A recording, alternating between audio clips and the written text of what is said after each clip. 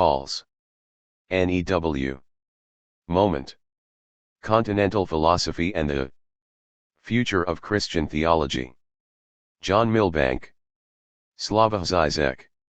Creston Davis with Catherine Pickstock. At a point when the capitalist world is coming apart at the seams, we may pause and ask ourselves, what has happened to serious leftist protests against the unjust and dehumanizing logic of global capitalism?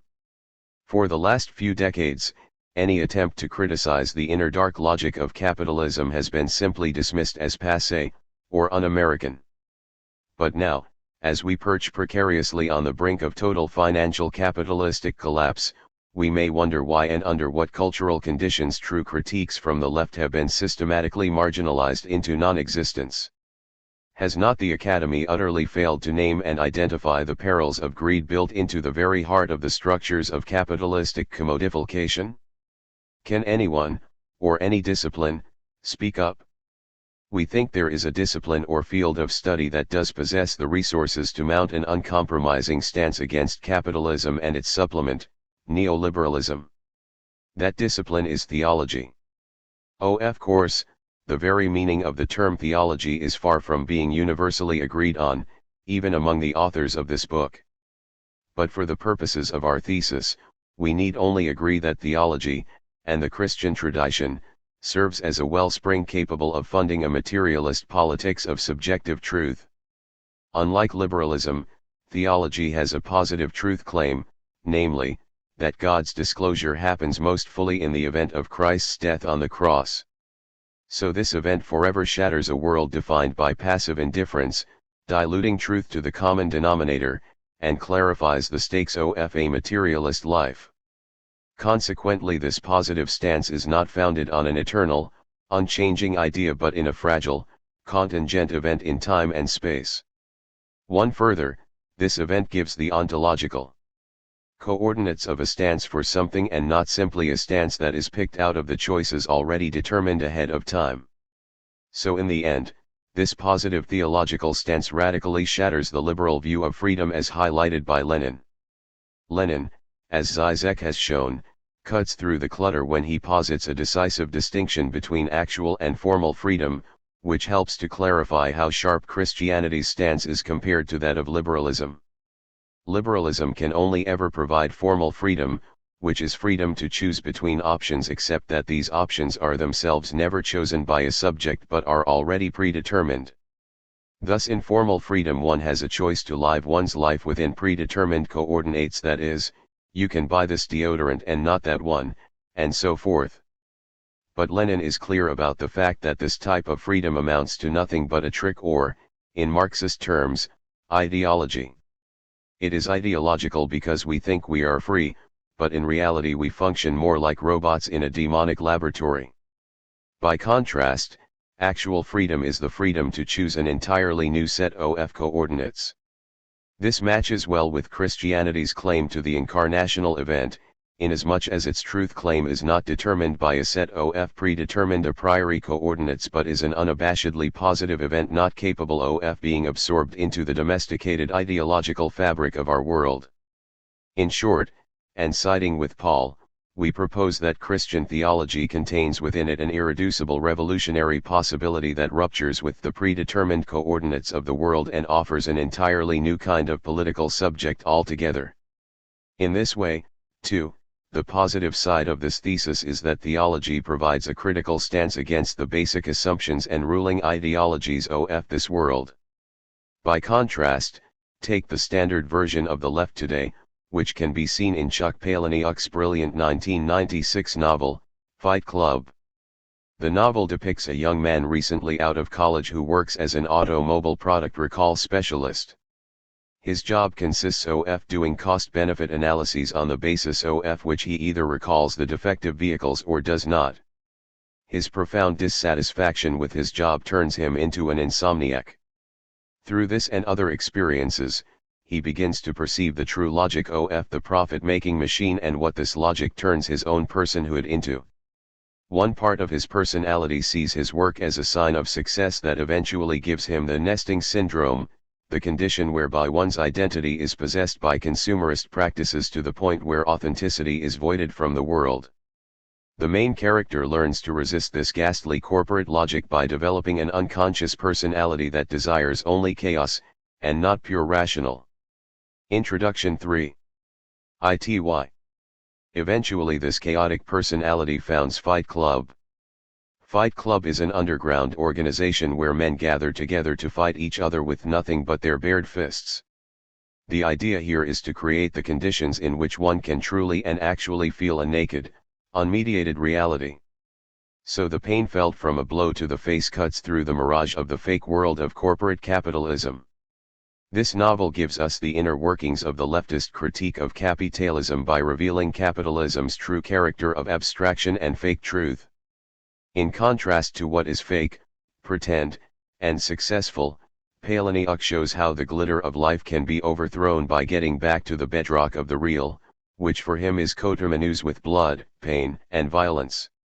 The revolutionary strategy for bringing down capitalism happens through the process of raising an army of space monkeys, increasing revenue by selling expensive soaps, whose ingredients are harvested from liposuction dumpsters, to the rich, and ultimately making bombs destined to blow up financial corporations, the cornerstone of capitalism. In the wake of the global financial meltdown, the leftist critique found in Fight Club seems totally superfluous. Within the literary horizon of Fight Club we witnessed capitalism by opposition. Capitalism opposes the fake, IKEA, with the real. He sleeps on a dirty mattress, the abstract, distant smiles in the office, suits, ties, and the like, with the concrete, a bloody fist bearing down, and the lie, American dream, with the truth. We are all equally insignificantly organic. But notice the hidden premise that undergirds the entire text, discovered when we finally get to the unadulterated real concrete existence. Concrete existence is composed of violence and is nothing less than a living nightmare. But is not this very premise exactly the same one that underlies capitalism? Is this not exactly what Hegel meant by his insight that the opposite of a thing contains within it the kernel truth of that opposite thing? This truth is borne out perfectly in light of the financial meltdown, because capitalism does not need militant revolutionaries in order for it to collapse. The truth of capitalism is that it will, as Marx rightly stated, collapse under its own terms. The real terrorists, the real destroyers of capitalism are not the space monkeys in underground organizations like Fight Club or even hardcore Marxist revolutionaries. They are, rather, the graduates of the MBA programs, bankers, and mortgage brokers who frame the meaning of value solely and reductively in terms of money, private property, and the heedless extract ions of natural resources from the earth. This raises the basic question: is there any alternative to capitalism? And with this a further question is raised: what are some of the philosophical and theological resources that can help articulate a countervailing life world that functions within the matrix of late capitalism? In other words, how do we follow the biblical injunction to live in the world, but not of the world? See, for example, John 17. The standard interpretation of this injunction today takes the form of two different views. The first, fundamentalist view, is simply to detach the material world from one's eternal soul. Thus the tension is neutralized. The world will finally vanish and does not ultimately matter. In that sense the world really does not exist after all, but is more like a passing illusion. The other and opposite interpretation comes from the liberal camp, which proposes that there is no real difference between the world and the Christian community of resistance. The problem with the liberal understanding is that the tension between being in the world and not being of the world is neutralized precisely by valorizing the world as if it is all there ever is and ever will be. But notice that these two apparently different interpretative horizons, fundamentalist and liberal, are united at a deeper, more secret level, for they each extract the struggle of Christian resistance either by giving up the world, fundamentalist, or by giving over the world, liberalism, to the powers. In contrast to this dualism, which in reality hides a secret monism, this book's main imperative is to challenge the American bourgeois interpretation of Christian faith that simply hands over the world to the corporation without a fight. We want to locate and characterize the point of tension established between the prepositions in, the world, and of, the world. Our thesis begins by examining the basic contours of contemporary philosophy to see if there are resources for the struggle we are announcing. Contemporary philosophy. According to Alain Badiou, contemporary philosophy takes on three different orientations: 3 Hermeneutical philosophy, Heidegger and G.A. Damer, in which the task of philosophy is the act of interpreting, that is, uncovering meaning in a linguistically obscure horizon of existence; analytic philosophy, Wittgenstein and Carnap, in which the task of philosophy is the policing of the rule of language, which is reduced to the question of what can be said coherently and or meaningfully in propositional form that alone can distinguish truth from falsehood; and postmodern philosophy, Derrida and Lyotard, in which the task of philosophy is a decisive act of destabilizing the foundations of modernity, of truth, and of the pure actions of thinking and the political subject. For the attempt of each of these three rival tasks of philosophy to exert its own procedural paradigm amounts to little more than the exertion of naked power in the market of ideas. This attests to the reality that philosophy is no longer concerned with the quest for the truth of the world, and so is reduced to a limited sphere, which only ensures the uninterrupted flow of capitalist markets. Truth as a philosophical category thus becomes enslaved to the unthinking markets of capitalism, philosophy at the service of the robber barons. Truth's instantiation is thus brutally reduced to the exercise of pure and arbitrary power in various domains of the world. In our contemporary world, true philosophy is dead. Philosophy is dead because it no longer believes in itself, in truth, in a world in which reflection is supported. The death of contemporary philosophy suggests that philosophy's original desire, which, and we follow Alain Badiou, is to instantiate the truth of being in the world, must find a way of traversing its contemporary conditions if its true destiny is to be preserved. This suggests that other theoretical and practical possibilities may provide some resources to which philosophy can appeal in order to circumvent its present ill-fated condition. In other words, for philosophy to survive its present conditions, it must appeal to other fields of knowledge external to itself. But when we canvass the various disciplines and their concomitant theoretical structures today, we are confronted with a barren wasteland of options. Truly we witness little short of a bankrupt conceptual, and thus practical, domain of thought, Marxism notwithstanding. In both John Milbank and Slavoj Žižek's first major arguments, Theology and Social Theory and the Sublime Object of Ideology, each published almost 2 decades ago, they unabashedly and equally identified the dead end of thinking in the Western tradition.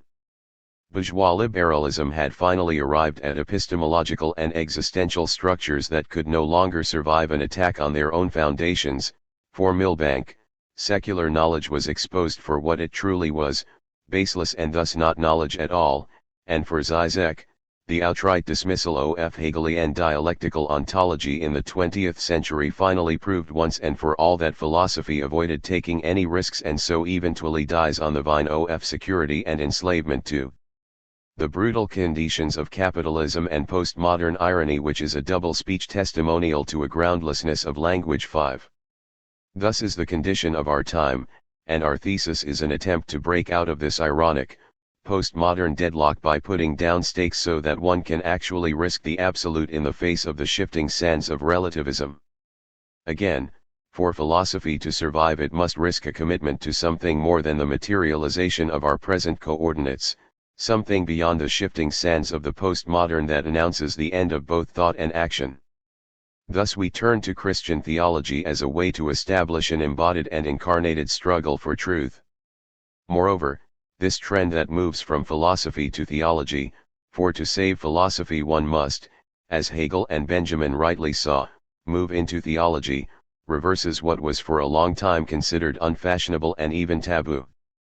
In the zenith of the high modern era of the 18th century, religion was considered a species of opiate that ran radically against reason, not simply to the point of the irrational six but also to the extreme of ideology and false consciousness. 7. At the end of modernity, After the collapse of any alternative ideology to global capitalism or empire, philosophy confronts its own terminal point and so is forced to seek out alternative resources, even if these resources require philosophy to go where it has feared to tread for centuries. The survival of true philosophy has been forced to hazard the ultimate risk: it must return to a theology in order to return to itself and its ultimate destiny. We say philosophy returns to theology because, from its historic inception onward, philosophy was inextricably bound up within the theological register. This can be seen in how the ancient philosophers, from Thales to Parmenides, appealed to the divine as a means by which their quests for truth were guided. The joint nature of theology and philosophy can be further seen by how these two fields of knowing finally split under the pressure of a reified force of reason sundered from both history and the divine. To understand the world, to imagine being in the world, as Martin Heidegger famously put it, was absolutely impossible without the operation of the religious as a presupposition to existence as such. And as we interpret philosophy, that makes this ultimate risk to return to its true destiny through the theological, the very composition of philosophy will inexorably change. So the question that brings this book into focus is, to what degree will philosophy need Christianity in order to survive both the death of philosophy and liberalist and fundamentalist Christianity? To understand this, our thesis states that Christian theology possesses the requisite ontological resources that deliver a revolutionary politics grounded in the incarnational event of God becoming human.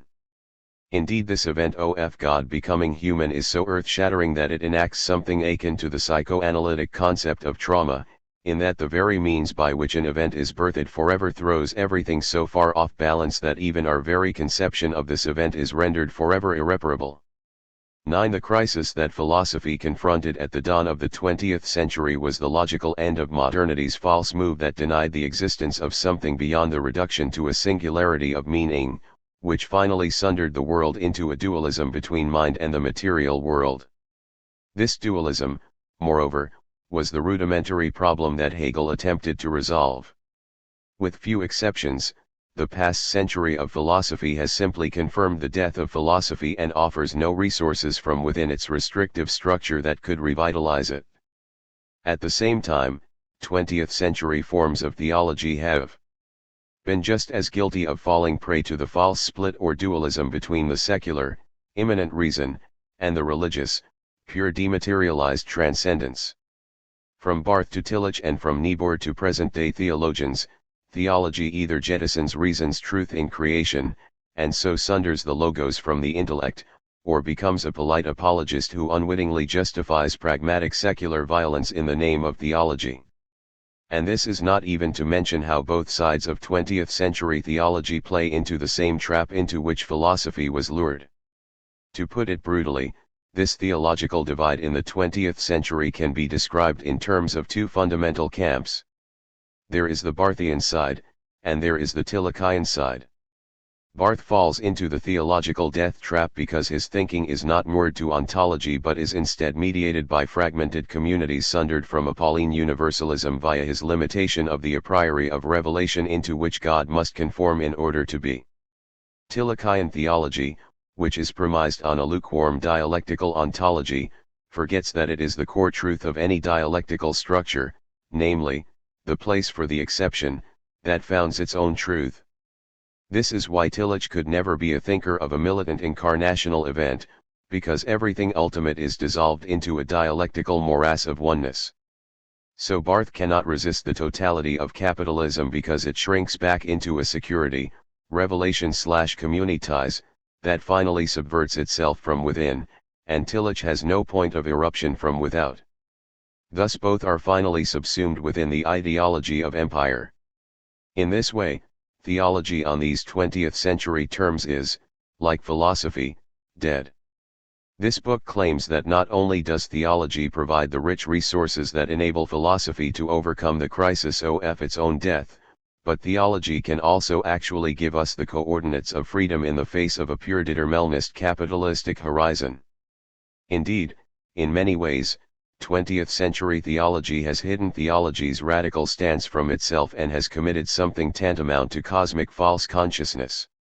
Our thesis, which is aimed at nothing short of emancipating theology from the clutches of bourgeois liberalism, will unfold by drawing on one figure and two different themes. The first part will draw on the figure of St. Paul, whose vision of the event of the cross and resurrection radically breaks with reified forms of knowledge and political structures. Thus Paul's radical thought, which breaks from the law, grounds our thesis in a particular event that opens up a radically new life world. It is this distinctively Christian event that finally reveals the intrinsic and subversive nature inherently bound up in Christian theology. Our thesis will unfold in the following three ways. First, there is Paul, who gives us the coordinates for a theology of liberation. Second, there is the liturgy, which puts the radical nature of Pauline theology into action. And finally, there is the question of how theology relates to the logic of mediation vis-a-vis Alain Badiou, and the death of philosophy, as well as to the future, especially the doctrine of predestination and apocalypse. Part 1, on Paul, is divided into 3 chapters. In the first chapter, Milbank sets the stage by positioning Paul with and against Agamben and biopolitics. In doing this, he further extends a devastating critique of modern liberalism, which he asserts is dominated by secular categories. Paul, Milbank argues, breaks with the collusion of secular logic by offering an alternative vision of the resurrection that returns justice to this world. In the second chapter, Zizek follows Milbank in further extending the nature and critique that the figure of Paul unleashes. Zizek articulates his clearest and most sustained treatment of Paul and, as an atheist materialist, arrives at rather surprising conclusions that Christianity must confront or be carried off in the winds of indifference. Part 1 concludes with a chapter in which Davis reads St. Paul as a revolutionary who gives Christianity the coordinates for a gospel of love and service rather than an imperialist set of doctrines that too often finds itself in bed with the principalities and powers of this world. In the second part, on the liturgy, we move from clarifying Paul's theoretical stance to fleshing it out in more concrete, materialist terms.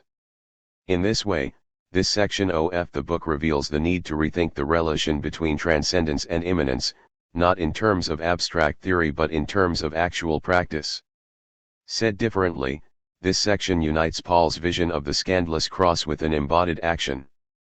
Thus the relation between infinity and finitude needs to be reconceived as an action and not as reductive abstraction left to theologians or philosophers. Indeed, is not this one of the many problems that plagued 20th century theology, where theology was simply divorced from practice? In this section, however, something of an internal debate surfaces within the book, as would be expected. The debate centers around the entire nature and validity of the liturgy itself. And here we have two sides. On the one side are Pickstock and Davis, who argue that the liturgy is the supreme action that intensely unites creation with the Creator. As Pickstock argues in Chapter 4, the impulse to worship precedes philosophical reflection about God, and yet the liturgy concludes and completes our highest abstract reflections and action.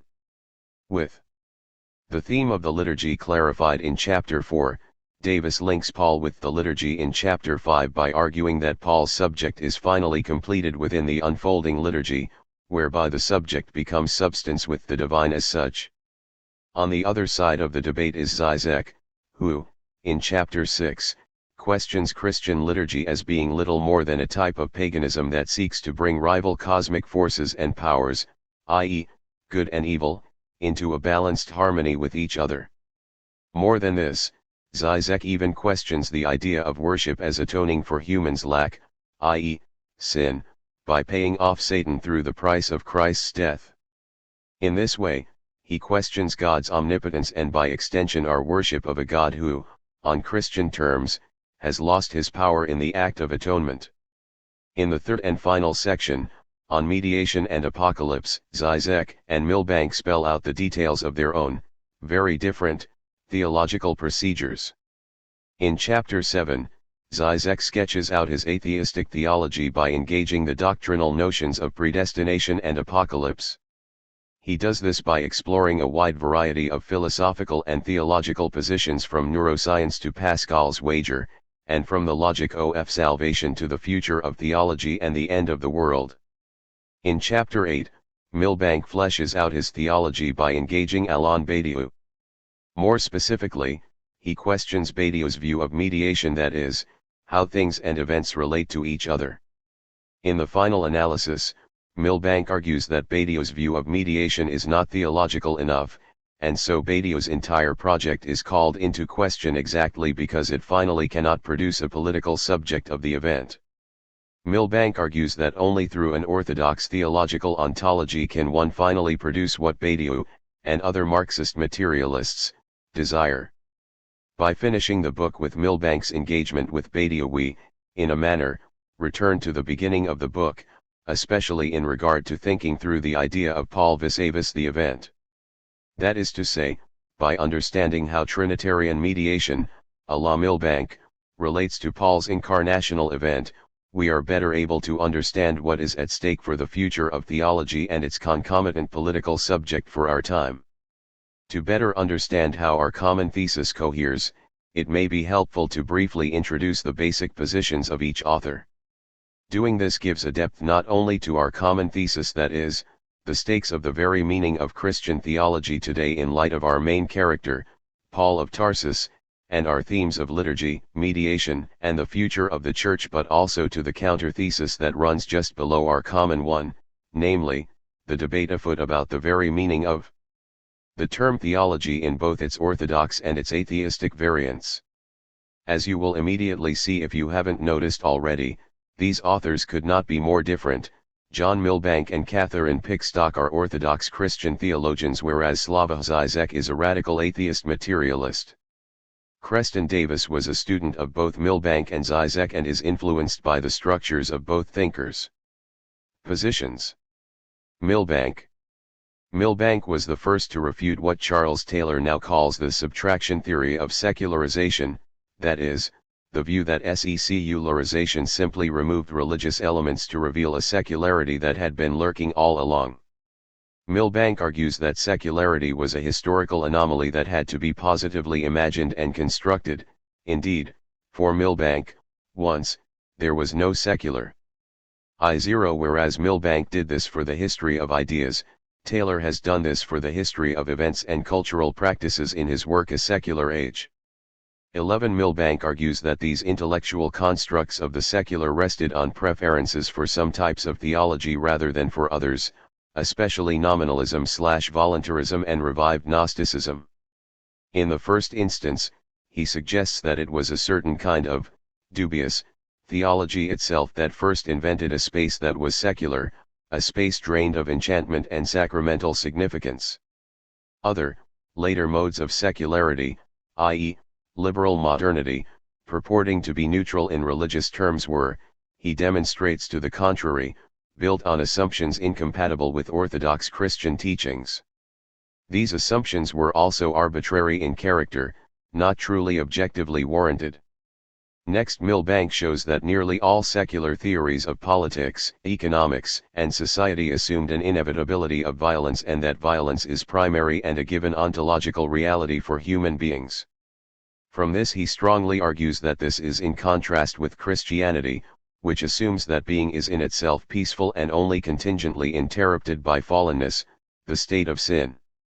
Redemption therefore believes in and works for the ultimate restoration of ontological peaceableness and harmony achieved through final justice. This trust in an ontology of peace is unique to Christianity and breaks with the ontological agonistic assumptions of classical antiquity, to which modern social theory returns in new, post-Christian ways. So Milbank argues that modern secularity, from the vantage point of Christian orthodoxy, was a mixture of the heterodox, the neopagan, and the anti-religious. And he argues that the humanism of secular modernity is bound logically to become postmodern nihilism. Milbank goes on to submit that from an internal theological point of view the notion of secular reason was rather dubious. From a secular perspective, secularity was only an existential choice for the heretical, the neopagan, or even the nihilistic. Put differently, he argues that once the claims to a rational foundation of modern social theory have been deconstructed and all religious commitments heretically Christian, neopagan, have been abandoned, then the only logical secular position is a Nietzschean, nihilistic one. From this he asks if this view is no more rationally objective than a Christian one. Both views see finite reality as indeterminate and aporetic, but nihilism opts to see this as a sign of the unreality of reason and the chaotic springing of all from a void. By contrast, Christianity opts to see this as a sign of the borrowedness of finite reality, as created from an infinite plenitudinous truth. So while the choice between the two is rationally undecidable, only Christianity, according to Milbank, allows differences to coexist peaceably, and so only this outlook really permits differences to flourish, and the neighbor to appear, because if they compete or are established only through a constant agon as for Deleuze, Derrida, and the like, they cannot really flourish or even survive. Clearly, then, in theological terms, theology and social theory radically broke with most 20th century theology in two principal ways. First, it refused to say that theology must conform to secular knowledge, which is regarded as established independently of theology, and it refused a Barthian-style fideism, which says that theology simply expounds the givens of faith and ignores rational deliberations. Second, it broke with the approach of most 20th century theology that thinks there is a sphere of secular theologically neutral knowledge. In contrast to this, Milbank argues that we should follow Henry de Lubac in seeing that the duality of faith and reason is itself a modern construct. 1-2 Theology and social theory thus puts an end to all the assumptions of modern Protestant thought about divisions between faith and reason, and demonstrates that liberal theology, more built up from reason, and neo-orthodoxy, more expounding faith, were both equally modern and indeed liberal. This applies also to much Catholic theology still taught within early modern scholastic paradigms, which deny that we have a neutral orientation to the supernatural as a single human end. This further means that the Nouvelle Theology orientation, of Lubac and others, alone looks forward to a 21st century theology that goes beyond the faith versus reason norms established in 20th century philosophy and theology. Zizek. Zizek's thinking, like Hegel's and Milbank's, is so global that it inherently resists summary. Indeed, to summarize his view, is to immediately get it wrong, as with the cliché that reduces Hegel's philosophy to little more than a thesis/antithesis/synthesis structure into which everything must fold in order for it to exist. So for our purposes, I will highlight some seminal points regarding Zizek's foray into Christian theology. Zizek rereads Christianity through the filter of an idiosyncratic Hegelian/Lacanian psychoanalytical perspective. What this basically results in is an open ontology of radical contingency, or lack, figured through Jacques Lacan's central ideas, the big other, subject supposed to know, the real, the symbolic, the imaginary orders, etc. Thus the starting point for Zizek is not contingent upon the authority of the Church or God's revelation in Scripture and tradition, nor even a Neoplatonic sacramentalist ontology in which the world is a transparent icon leading straight up into God's glory. To the contrary, Zizek's starting point could be said to take place within Paul's stance, "Now we see in a mirror dimly," 1 Cor 13:12, the world is, in the first place, a congealed void of obscurity whose outcome is far from being known. In this way, Zizek's starting point, not unlike the prophets of old, may be pessimistic, but it's also couched in a humble posture unwilling to hijack the future in the name of a predetermined orthodox eschatology, i.e., the ideal of Jesus's returning at the end of time. To assent to a conservative orthodox theology would be effectively stealing away the possibility of love and freedom, which for Zizek are crucial terms for any true materialist theology. For Zizek the world's outcome is radically open, evil may indeed win the day, and so calls one to participate in a materialist struggle in the here and now. This is why Zizek critiques Orthodox theology as being not truly Christian at all, precisely because Orthodox Christianity is too hubristic to live into a real and concrete materialist history where the outcome is not something to be taken for granted. Zizek will even say that the Orthodox Christian theologian John Milbank enacts a regression to paganism, whereas in Zizek's own atheism, he says, I am more Christian than Milbank. 1:3 Again, for Zizek the future vision of Christ's return at the end of the world's age prematurely determines the ethics of the present epoch. Moreover, Orthodox Christianity is complicit in this dematerialized, even Gnostic, politic, i.e., it doesn't care about the material world, for according to this view it does not need to because Jesus is coming back anyway to save his chosen elect. This is strange because Zizek is often accused of being a Gnostic himself, but here the table is reversed when he reveals that it is in fact Orthodox Main Street Christianity that is Gnostic in the sense that it continues existing as if it already knows the outcome of history as such. The knowing of the outcome before it actually takes place puts a twist on the meaning of one of Lacan's key notions, namely, subject supposed to know, sujet suppose savoir sss, that he fleshes out in Seminar XI. 1:4 for Lacan says, as soon as the subject who is supposed to know SSS exists somewhere, there is transference 1. 5 Zizek links this idea to another of Lacan's seminal notions, namely, the big other, in this case God, who is the one who knows all things and ensures, no matter how nihilistic and secular the world gets, that the end result will be guaranteed, namely, salvation. Thus what happens is that the very belief in God's work in history, as the big other who will redeem all things like the end of a cliché Disney film, radically neutralizes a materialist struggle in the present. In other words, the belief in God here is tantamount to a disbelief in one's very materialist existence in the present, which then cancels out the very ability to struggle for liberation and truth, the heart of the gospel itself. Zizek writes, such a displacement of our most intimate feelings and attitudes onto some figure of the other, i.e., God, or the cliché view of Jesus's romantic return is at the very core of Lacan's notion of the big other. It can affect not only feelings but also beliefs and knowledge. The other can also believe and know for me. In order to designate this displacement of the subject's knowledge onto another, Lacan coined the notion of the subject supposed to know 6. This gets to the heart of Zizek's critique of Orthodox Christianity, which contains an inherent perversion at the core of its existence. Why? Because on Christianity's own terms it commits its own negation, or in Pauline terms, a scandal that turns the entire world upside down. This happens when God in Christ utters the horrifying words, Father, why hast thou forsaken me? This is the darkest hour within Christianity because the narrative offers up a meaning that is unthinkable, namely, that God the Father is not safely up there in heaven ensuring that all things will work out to his own glory. And here the system and institutionalization of Christianity crack open, revealing its perverse core, a truth that there is no big other, no paternal God, but nonetheless one continues believing in God. This is Zizek's idea of disavowal. A disavowal takes place when one fully knows better. Indeed, even the Christian story of Christ dying on the cross demonstrates this truth, but the Christian continues to believe precisely because it is absurd. This sounds very close to the famous phrase often attributed to Tertullian, credo quia absurdum, I believe because it is absurd.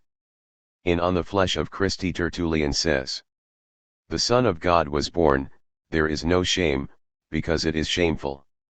And the Son of God died, it is wholly credible because it is incredible. And, buried, he rose again, it is certain because it is impossible. 1:7. But let us be clear here, Zizek is a total atheist. So he thinks that someone like Tertullian, or Milbank, is simply turning a fetishized disavowal, i.e., the reality that there is no God, into a paradox, in which the truth retains its integrity deep within, in order to continue believing in the victory of Jesus. Zizek's intervention into Christian theology unapologetically names Orthodox Christianity as simply ideological in the sense that the Church's theology merely helps support the status quo of Main Street liberal capitalism. But Zizek sees in the figure of Paul someone whose version of the Christ event on the cross is something that cannot be domesticated but that inherently upsets the status quo on every level of the cosmos. This is why Zizek thinks that Christianity alone is the religion that can found a true materialist struggle, not by systematically containing and covering over its radical nature, i.e., orthodox theology, but rather by living into the struggle in the here and now. This is why Zizek begins and ends his materialist theology with Paul, who says, "For our struggle is not against enemies of blood and flesh, but against the rulers, against the authorities, against the cosmic powers of this present darkness." F 6:12 NRSV. And Romans 12:2, "Do not be conformed to this world, but be transformed by the renewing of your minds." NRSV. The Christian Church, according to Zizek, following Althusser, has indeed conformed to this world. It does not pose affront to the unforgivable injustices that capitalism has unleashed upon us that Paul calls us to struggle against and to overthrow in the name of love. Davis. Creston Davis studied under both Milbank and Zizek, so his thinking, though still at an underdeveloped stage, can be seen as something of a synthesis of both. He first encountered Zizek and Milbank while he was a student of Stanley Hauerwas and Kenneth Surin at Duke University in the late 1990s. Davis was drawn to the logic found in both Milbank's theology and social theory and Zizek's sublime object of ideology, both of which not only identified the dead-end logic of neoliberalism with clarity and panache but also went beyond a conservative critical stance by offering a way past the deadlock of capitalism through communal or collective possibilities. What Davis perceived was not the difference in the very premises that define both Zizek's and Milbank's thought structures but rather the similarities. Davis's point of departure was the incarnation itself, and its aftermath, and from this vantage both Milbank's and Zizek's structures synthesize in terms that resist either an epistemological foundation or a postmodern deference of meaning. This book's thesis could be restated as the identification of the similar and converging premises that line up in both Zizek's and Milbank's thought. Davis has worked with Milbank and Zizek on a number of writing projects, including Editing Theology and the Political, The New Debate and the Monstrosity of Christ, Paradox or Dialectic. He has completed, with Zizek and Clayton Crockett, a book entitled Hegel and the Infinite and is working on a book on truth. Milbank and Zizek. Finally, it may be helpful to briefly narrate how Milbank and Zizek first met each other, a meeting that immediately sparked an intellectual fire that burns brightly even after several years. In September 2002, Davis organized an international conference, Ontologies in Practice, in which he invited Zizek to discuss theology with Milbank. After Milbank gave his lecture titled Materialism and Transcendence, Zizek stepped on stage in Old Cabell Hall at the University of Virginia and began a debate that mesmerized everyone for several hours. The basic parameters of the debate circled around the relationship between politics, ontology, and theology. After that event, it was clear that something special had happened. In the midst of this debate, a critique would emerge between these two thinkers that began to challenge nearly all the underlying assumptions that informed the areas of theology, sociology, politics, and philosophy, to name a few. This synergistic encounter has acquired a direct debate posed in oppositional terms that materialized in the monstrosity opound Christ. But in this book, the oppositional stance between Milbank and Zizek is overcome by the articulation of a common thesis that confronts the crisis of theology today, namely, the monstrous event of God becoming man. With this common thesis in place, we can observe that it both enhances and advances a new theological critique against capitalism and neoliberalism, from the standpoint of theology premised on an event, and not premised on an abstract ideal or a sick, lukewarm dialectic or a reductionist view of language. In this regard, this book extends the work of both Milbank and Zizek on their own terms, and especially in terms of the other's work. Perhaps, at the end of the day, one might still need to choose between either Milbank's or Zizek's position, but this book also presents a new option, namely, that one may not need to make such a choice after all. Part 1. John Milbank. The Modern Biopolitical. Today we live in a neo-Weberian moment. Capitalism, since it requires for its very operation, and not as mere ideological concealment, a belief in abstract fetishes and the worship of the spectacle of idealized commodities, is a quasi-religion. But in the early 21st century, capitalism appears to need to buttress itself with the approval and connivance of actual religion. Fundamentalist and evangelical Protestantism of certain stripes plays this role, and increasingly a segment of the Catholic Church, also so-called Whig Thomists, most notably in the United States and in Italy. 2. Why should this be the case? Why do we now have the sacred in a double register? Perhaps the answer has to do with the extremity of neoliberalism, mutated into neoconservatism, as such. As Walter Benjamin and later Michel Foucault argued, liberalism concerns the biopolitical. 3. For liberalism promotes an imagined self-governing of life through a certain capture and disciplining of natural forces of aggression and desire within the framework of a cultural game, governed by civil conventions and instituted laws. In this conception, life is as much a cultural construct as is law, although the naturalness of life, thought of as innately self-regulating, is always insinuated. Yet the life that biopolitics both unleashes and governs is also conceived as intrinsically wild and untamable and dynamically creative, since it has to do with the expression of egoistic passions. Both in politics proper and in economics, liberalism rejoices in an order that is supposed to emerge naturally from the clash of passions themselves. This may, as in contract theory, imply a point of rupture in which the clash is diverted from anarchic war to a regulated agonistic game, or else, as in the more sophisticated perspectives deriving from the Scottish Enlightenment, it may imply a pre-contractual tendency of passion to balance position, resulting in an unplanned and regulated order, political as well as political-economic. But in either case a threshold is invoked, whether this be one of contractual rupture or of almost imperceptible transition from anarchy to spontaneous agonistic self-ordering according to a hedonistic calculus of long-term interest, rather than mere unreflective passion, within a sequence of emergent and yet all the same tacitly or explicitly recognized cultural norms. In either case it is deemed that, by nature, a simultaneously competing and cooperating, through natural mutual sympathy, human multitude erects an artificial framework that will channel this spontaneity for further mutual benefit. Life itself is seen as generating contract and law. Contract and law are seen as disciplining life, but only in order to further it. In practice, however, there is nothing stable about this paradox. To the contrary, the regulative framework for economic competition periodically proves irksome to certain of the competitors. When, at the ceaselessly remerging limit, it frustrates their endeavors, they will resort to the illegal or the quasi-legal, to fraud, to deceit, to sheer seizure, sometimes involving military means. Primary accumulation does not stand only at the origin of the capitalist process enabling it to commence, rather, the built-in tension of this process itself requires a periodic return to the initial instance.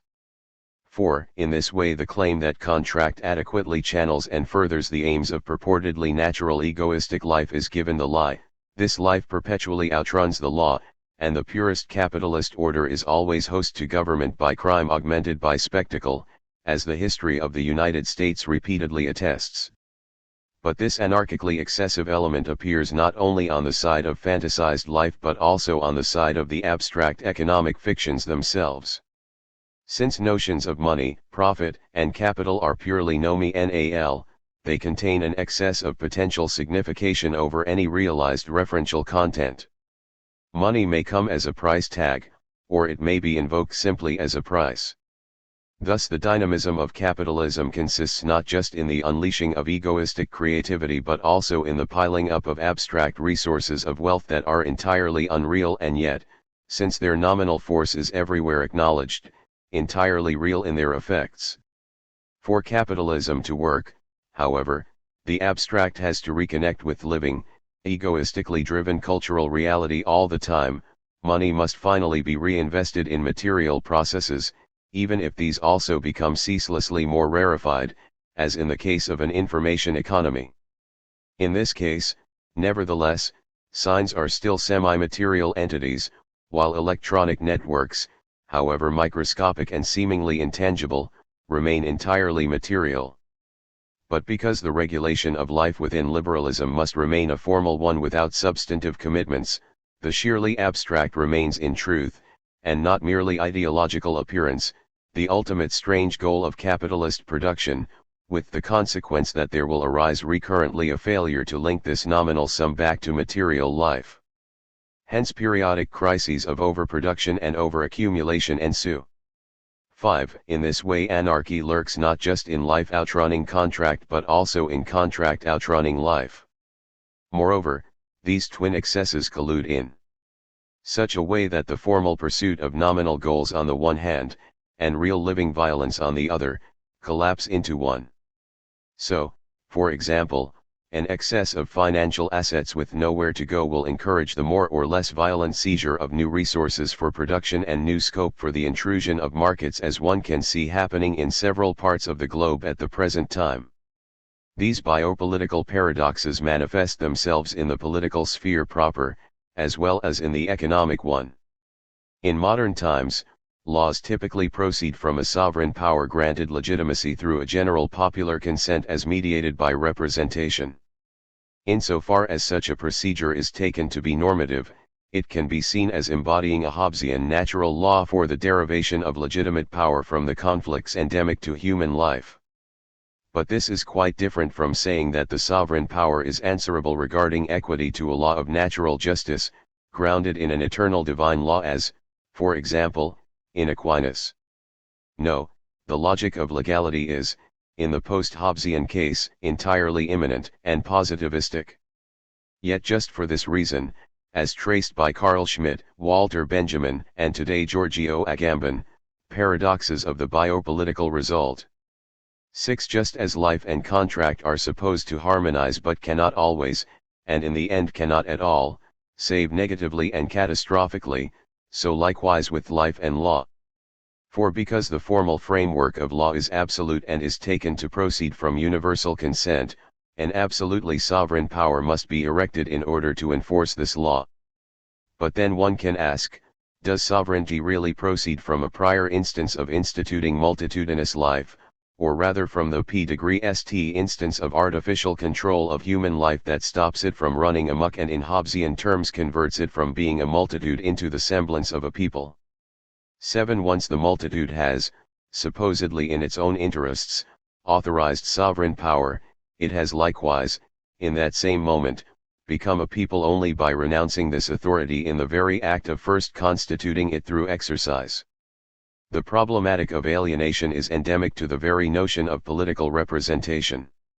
Moreover, in granting authority in general to the sovereign center, a people cannot in principle anticipate all the emergencies that the sovereign power will have to deal with. No number of plebiscites could cope with this conundrum, for even the selection of and posing of questions for referenda lie in principle, save for an infinite regress, outside democratic control.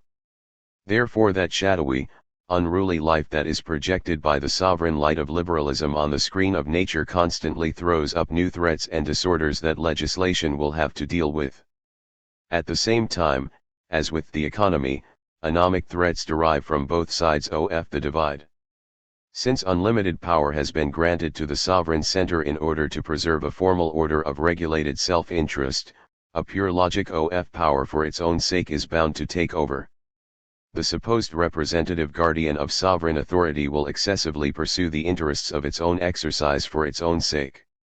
Division of powers installed at the center in order to mitigate this tendency can do so only to a certain degree, and ultimately, since the balancing occurs precisely at the center, it ends up reinforcing the unlimited power of the center by rendering the center itself the site of a constant power struggle.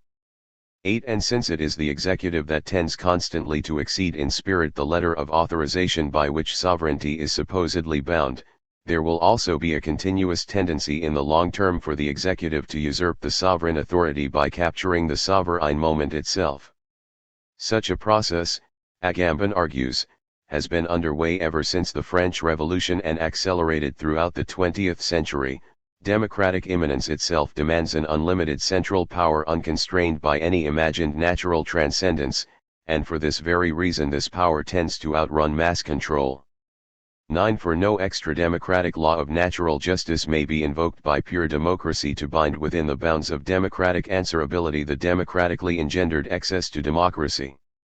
Despite recognizing the state of exception as a characteristically modern political phenomenon, Agamben also points to Roman theoretical and practical equivalents, particularly in the condition of indicium that was a suspension of the law following on a decree of Senatus Consultum Ultimum 10. Although Agamben does not make this clear, one can relate this foreshadowing of the modern to the relatively formalistic and proto-liberal character of the Roman Imperium, which had lost the tight cohesiveness of the polis and tended increasingly to make the protection of individual liberties paramount.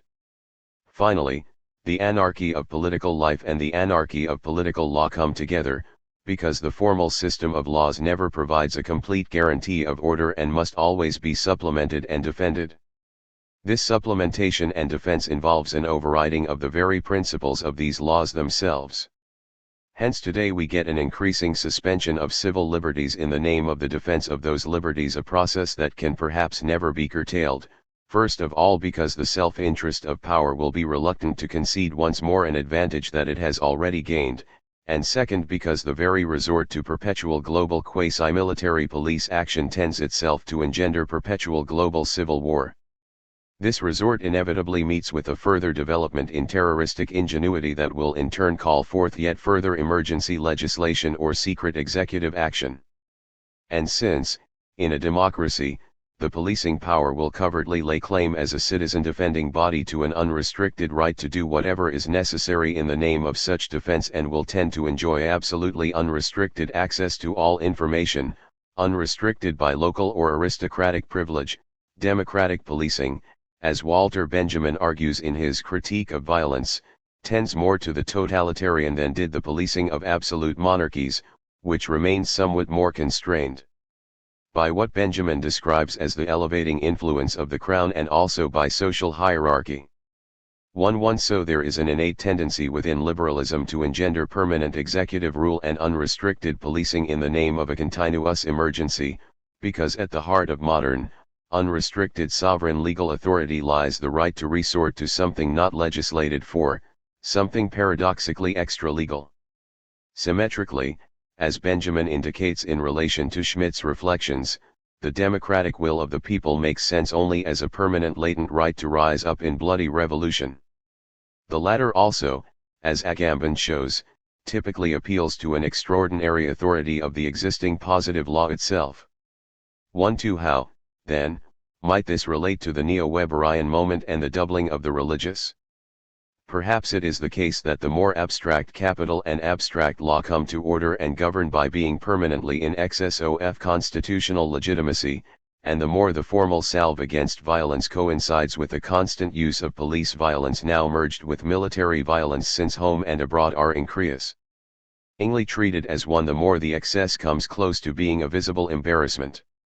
The more also it becomes difficult to view this excess as a bland, white mystery, a remarkably productive void, not unakin, as Slavoj Zizek argues, to the void of Western Buddhism, from Schopenhauer through to Heidegger, whose temporalized being is identical with nothingness. 1. Such elite mysticism, which is echoed in a mass consumerist gnosis, as portrayed in Don DeLillo's novel White Noise, becomes, one might suggest, insufficient for general consensus where the indeterminate abstractness of law and capital assumes increasingly the positive and personal guise of deliberate violence. In these circumstances, a new appeal to a positive transcendence is correspondingly made. While the law of the market is still seen as emerging from the logic of life as such life engendering such law is seen as itself embodying an order laid down by God regarded as the ultimate primary accumulator. In this way, a constitutive capitalist access to its own rule-governed market norms is finally underwritten by a positive transcendent instance. What I am positing here is a kind of Schmidtian addition to Marxist political economy. This parallels David Harvey's insistence that primary accumulation is not simply initial but is rather a spatial fix that must be constantly re-resorted to at the point where the signification of capital, the capitalist economic symbolic and the capitalist cultural imaginary in Lacanian terms, threatens to lose all relation to the material real that capitalism always encodes yet still requires as a different sort of truly natural excess that it must constantly colonize and recruit but does not of itself engender, by contrast with the cases of capitalized life and abstract capital itself. 1. For just as primary accumulation is constantly resumed, in such a manner that an old-fashioned, as it were kingly or feudal, violence is ceaselessly regenerated by the apparently post-military agon of the market itself, so likewise a personal God is periodically re-invoked as opposed to the usual immanent abstract fetish of generative capital. The latter is perhaps loosely underwritten by a vague bourgeois Buddhistic sentiment that reads the cosmos in effect as a mystical marketplace in which the guiding hand is less hidden than virtual and yet less prior than emergent, with dynamic processes themselves as their own implied but null transcendental ground.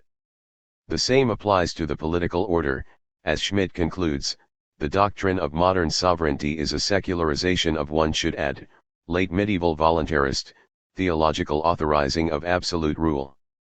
For Schmidt, the grounding of secular sovereign power in the right to assume exceptional authority in the case of exceptional circumstances involves an appropriation, and later a problematic secularization, of the divine right to overrule his own commands, rooted in his potentia absoluta. 15. However, Agamben is right to argue against Schmidt that the appeal to exception cannot lie within the law as an emergency power allowed by the law. Instead, since sovereign power authorizes the law, and yet the sovereign power is legally constituted, the exception that proves its rule lies apparatically both within and outside the law as the enemy that haunts all positive law as such. 1.6. In this way a constitutive excess escapes the field of formal authorization and, as with the case of resumed primary accumulation, an authorizing by void form gives way to a direct authorizing by personal decree and personally commanded violence.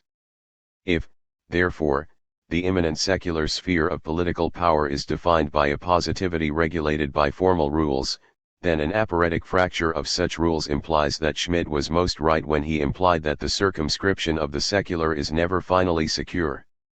A supposedly pre-modern political theology may always be re-invoked in an emergency, and perhaps will be continuously re-invoked by a rule that proclaims a continuous state of emergency. This could possibly explain why Bush's new American order was linked with his deliberate re-invoking of old-fashioned American religion. Where legal authority once more assumes a manifestly armed guise, the danger that this guise will give it an anarchic appearance may render it necessary to look for legitimation in terms of an absolute transcendent personal authority. The God of monotheism may not authentically be armed, but he has often been rendered so when invoked to underwrite the authority of single sovereign powers on earth. 1.7. For conservative evangelical Christianity in our day, it is consequently supposed that there would be anarchy without a constant police war on human sin waged by a sovereign power.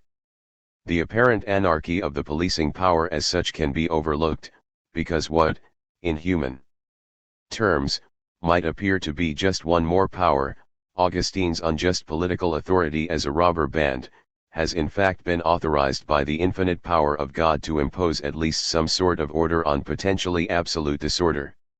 Yet while, in the fashion just delineated, a certain mode of religion can be seen as justifying and massaging the endemic excesses of neoconservatism, it is inversely the case that the same mode of religion sees its own values as being promoted by this political and economic tendency.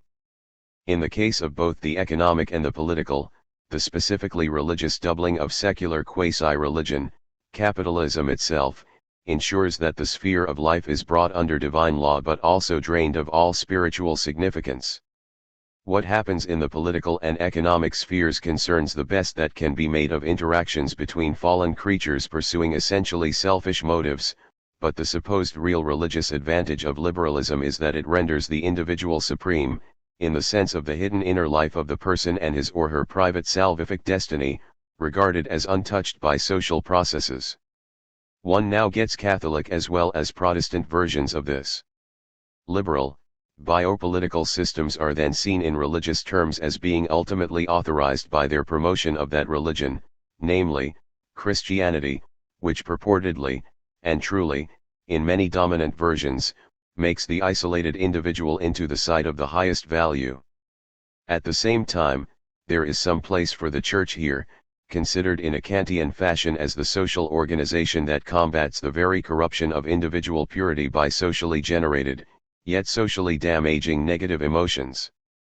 1.8 More specifically, the Church is regarded as a safety valve for biopolitical excesses, as a supplementary economizing of the abstract surplus to the material political economy itself, much as Kant thought that the Church engendered a general moral will that would exceed in purity the Rousseauian general political will.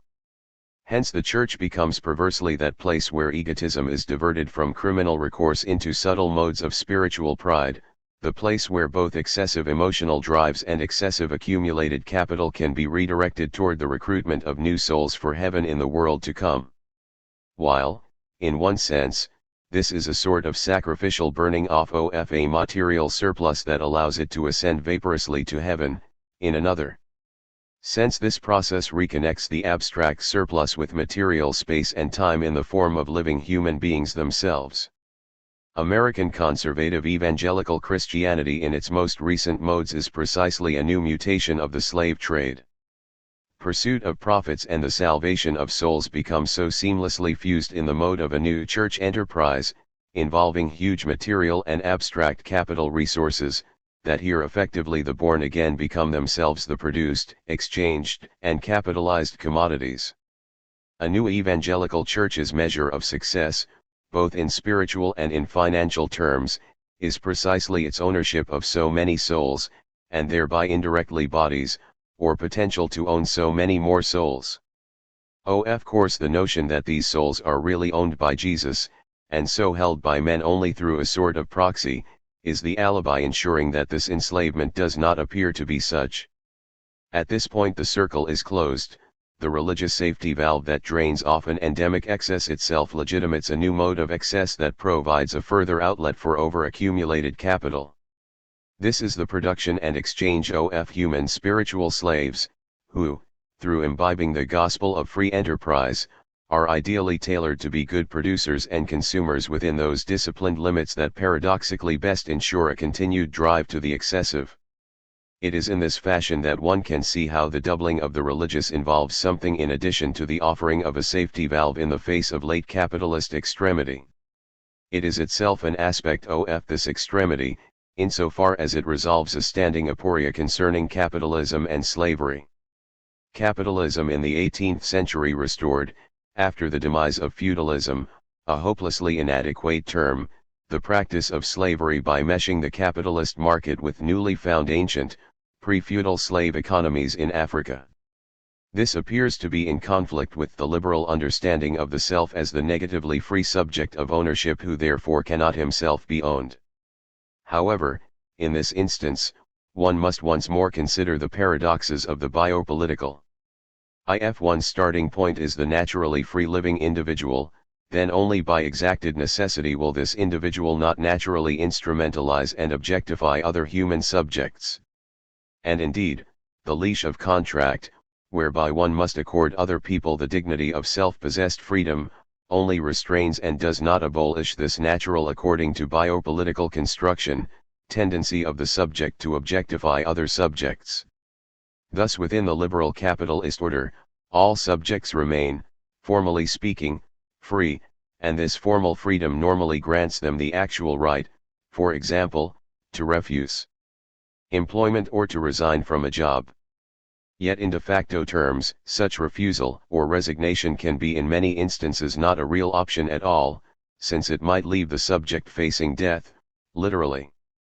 The absolute real degree of control over workers exerted by capital and its subordination of them to the status of mere instruments of production, or to that of consumers able to realize the profit value of commodities, means that workers can indeed be properly described as wage slaves.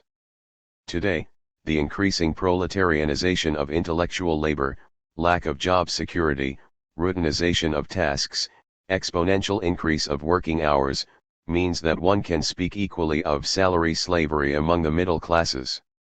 Nevertheless, a contradiction in principle exists between the liberal definition of one's own selfhood as a negatively free ego and the equally liberal potential reduction of all other selves to objects that might instrumentally serve one's own egotistic needs.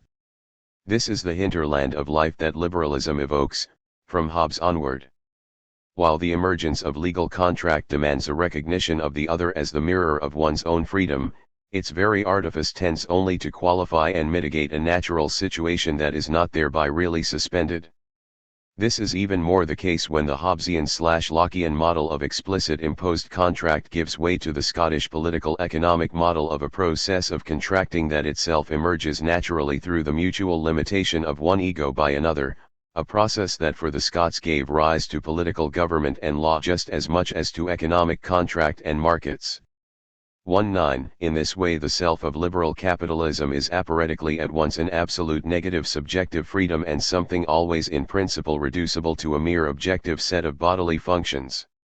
It is indeed, after Agamben, always potentially the outcast homo sacer, since the liberal guarantee of natural rights depends on upholding an artificial contract, and this contract, because of its very artificiality, can always in principle be suspended, and indeed must remain always partially in suspense, since it exists only to channel and manage a pre-contractual living state of affairs. Racism can be seen as one way of managing this aporia. Only white people possess full subjectivities, other races can be relatively objectified. But neo-evangelical Christianity resolves this aporia far more neatly. The ideal white, American, or quasi-American self is at once absolutely free in its submission to salvation and yet also absolutely the slave of Christ and so of the whole evangelical machinery that now operates just like a business corporation. This self has absolutely and freely sold itself into slavery.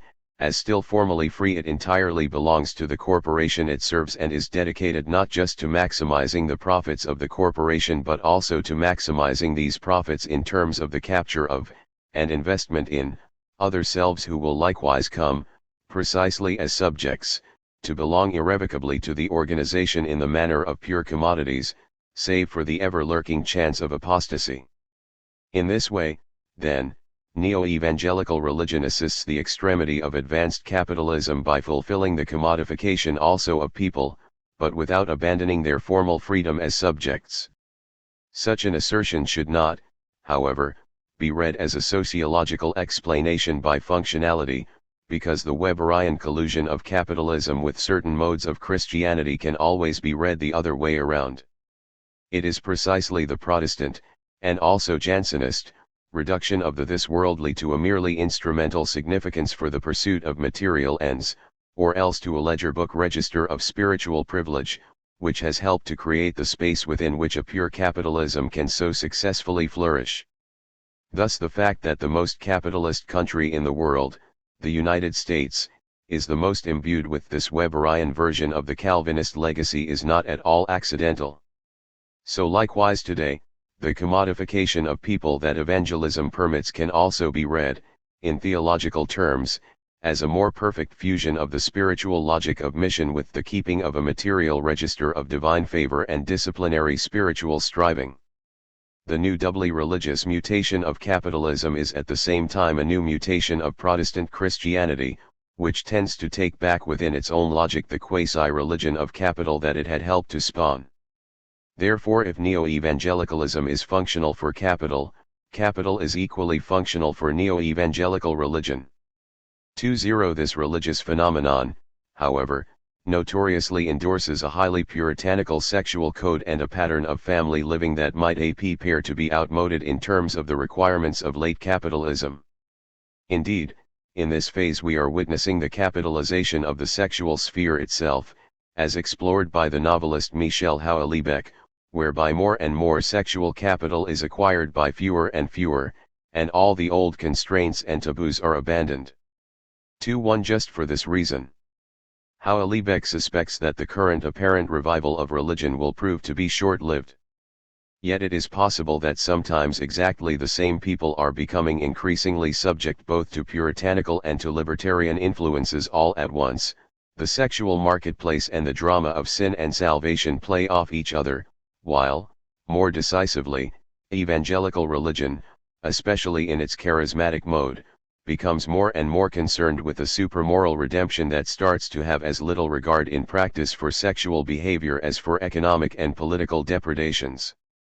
Donna Tartt's novel The Little Friend, set in the Bible Belt, shows in certain episodes how the born-again may be far from immune to chemical and sexual libertarianism or decadence. All the above considerations tend to suggest that, while the churches under such a regimen appear to temper the egotistic, this very tempering in the end only augments it. The anarchy of market and state is not really ecclesially qualified in any genuine sense. Instead, while it may seem that the churches are granted a new role in educating us into a compensating virtue and civility by Bush, Blair, and Berlusconi, in truth they become thereby quasi-capitalist corporations ultimately serving the ends of immanent abstraction and local branches of the state police working toward the same end. This is just what the Grand Inquisitor offers to the churches in our times. So biopolitics today reinforces itself with a sacral economy. But is there a secular, immanentist way out of the biopolitical? No. I shall now argue that there can be only an authentically religious route out of the biopolitical. The antique biopolitical. Agamben significantly concedes that medieval modes of governance escaped the paradoxes of the law of exception, since the resort to unlegislated power was here seen as necessary, not in apparetic terms of the exigencies of the law as such but rather in those instances where the written law no longer served justice. 2. Appeal was made, in other words, to a natural law of equity rooted in an eternal, divine law. Presumably Agamben thinks that such an appeal is impossible today. Indeed, he seems to consider, in a Marxist fashion, that some dialectical gain emerges from biopolitics. The gap that opens up between law and life supposedly reveals for him the possibility of a pure human practice that would be a creativity for its own sake, a pure means pursuing no end, a practice neither natural nor legislated. 2. Yet in response to Agamben here, one should say that there can be no human practice outside language, and language always assumes rules and projects goals. Elsewhere, indeed, Agamben himself sees a parallel between the law of the exception and the transcendental norms of all discourse.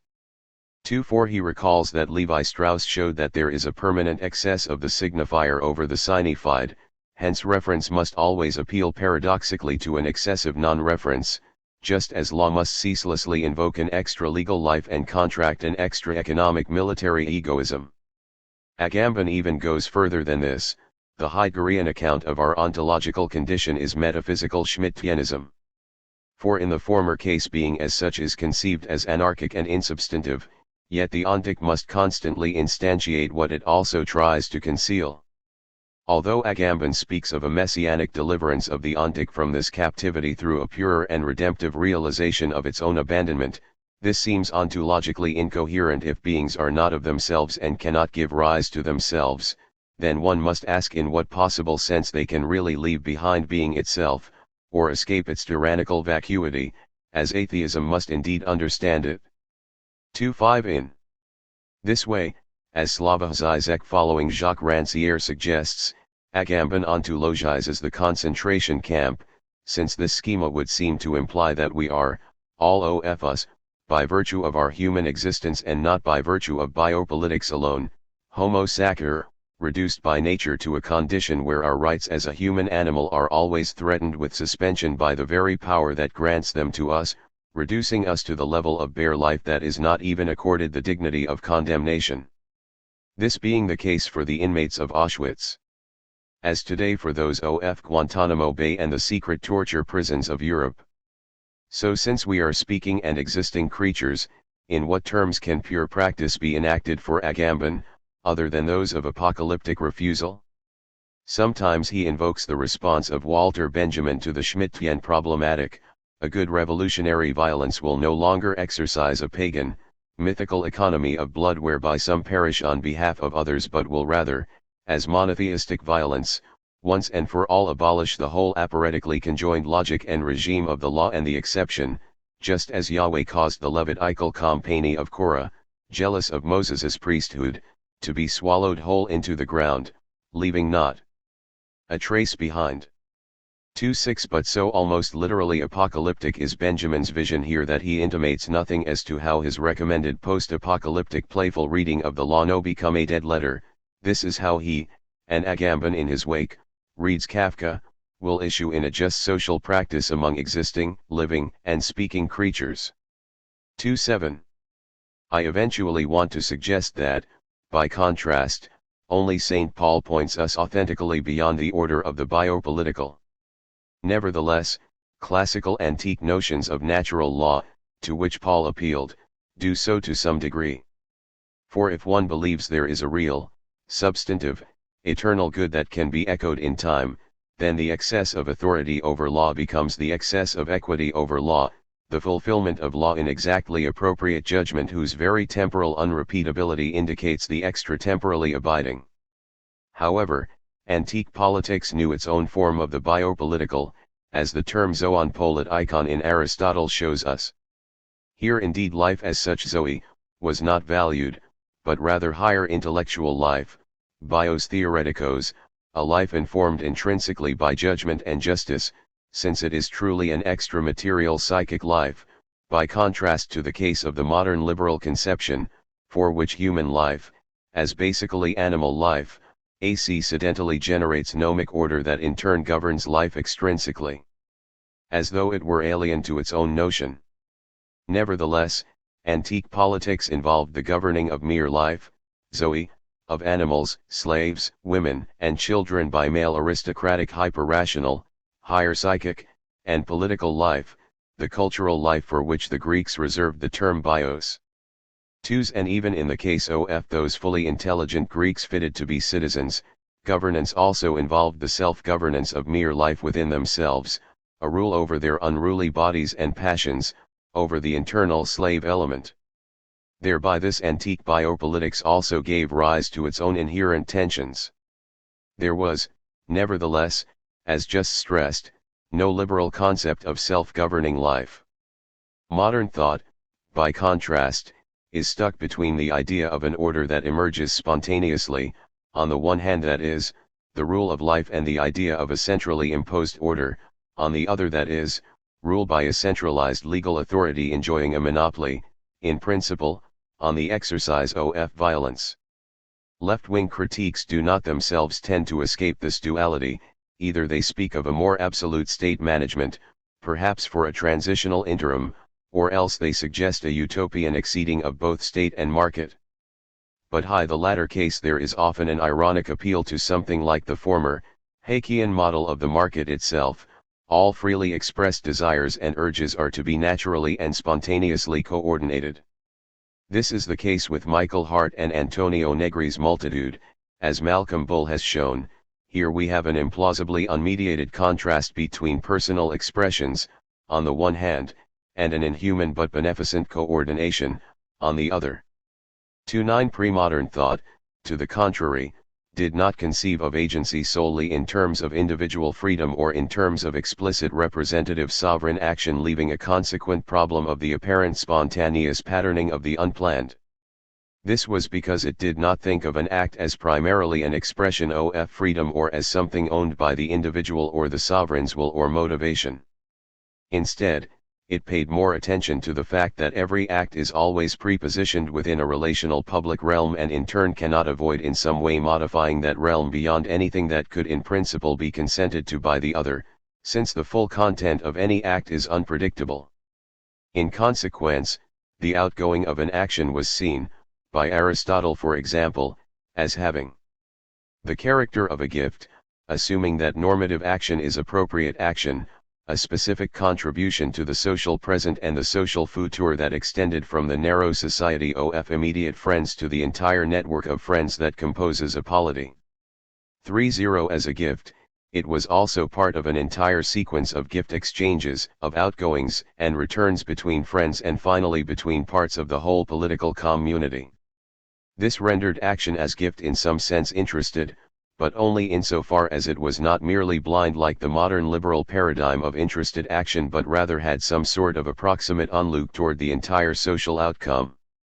Action as gift, unlike action as pure freedom, tends in this way to undercut the opposition between sheerly planned and sheerly unplanned collective social products. For action as gift envisages and anticipates, albeit in an imprecise way, something of the nature of likely responses to one's own action and the kind of total process this action will serve to build up. This is because action as gift has to consider who is a suitable and potentially grateful recipient. Who will deploy a gift well, it has also to consider what sort of gifts should be given to what sort of people, and in this way it already bears the freight of a consideration of ideal social roles and their intercoordination. Hence, for Aristotle the hierarchically supreme social role and locus of virtue was precisely that of the magnanimous man, the great-hearted and yet judicious giver and forbearer. 3.1 This is paralleled by pre-modern conceptions of thought and language. Here the relationship between the excessive signifier and the defined signified is not anarchic, since gift is implicitly taken as the third term between sign and thing within an order of meaning deemed to be fatally or providentially governed. 3.2 A gift, in order to be a gift, must be a thing and no mere sign, yet it must also exceed this thingness in terms of meaning if it is to convey to the recipient the message of generosity, and therefore it must be a thing whose adoption as a sign exceeds in turn its mere thingness. Here we have Levi Strauss's excess of the signifier, but this does not require, as he supposed, any mythic and ideological obfuscation of its apparent anarchy if the XSOF sign over thing is seamlessly taken to be a Mauscheian reading of all meaning as promise of further donation in an unending spiral that encompasses nature as well as culture.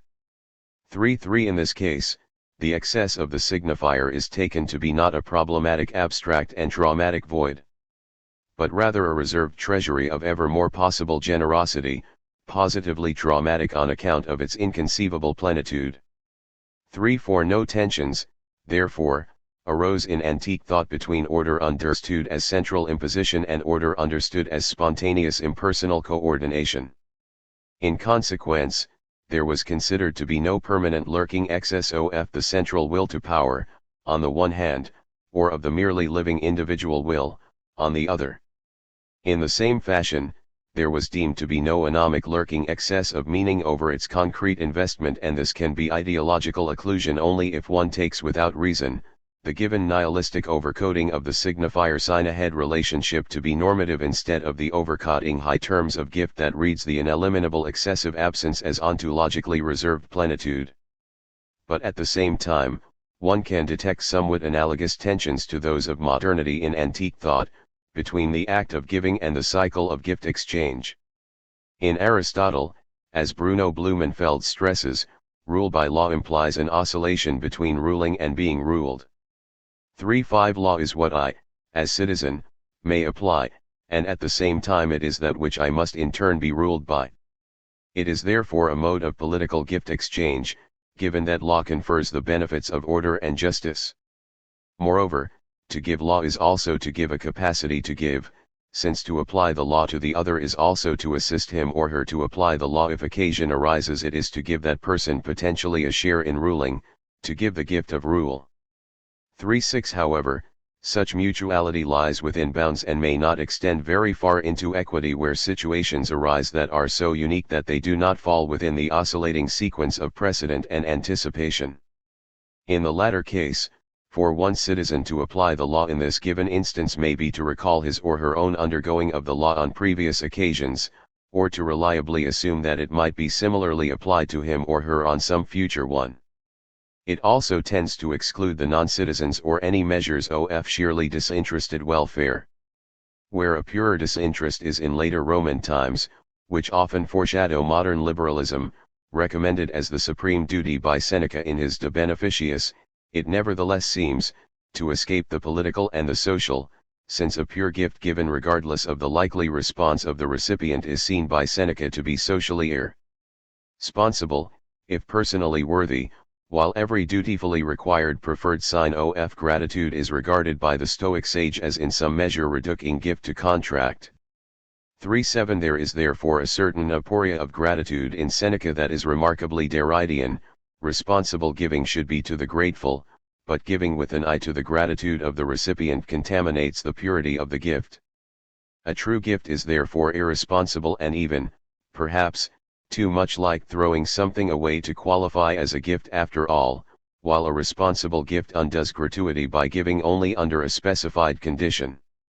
Insofar as Seneca resolves this, he seems to do so by anticipating modernity and privatizing the gift, while denying to public contract a fully ethical status.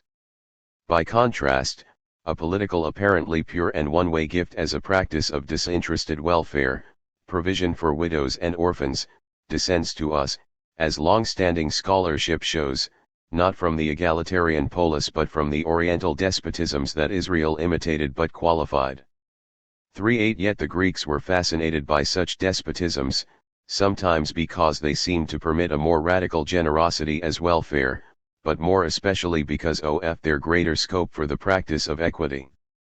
39 For Aristotle, the latter goes beyond the law and therefore requires an absolute authority not bound by the law's instituted norms.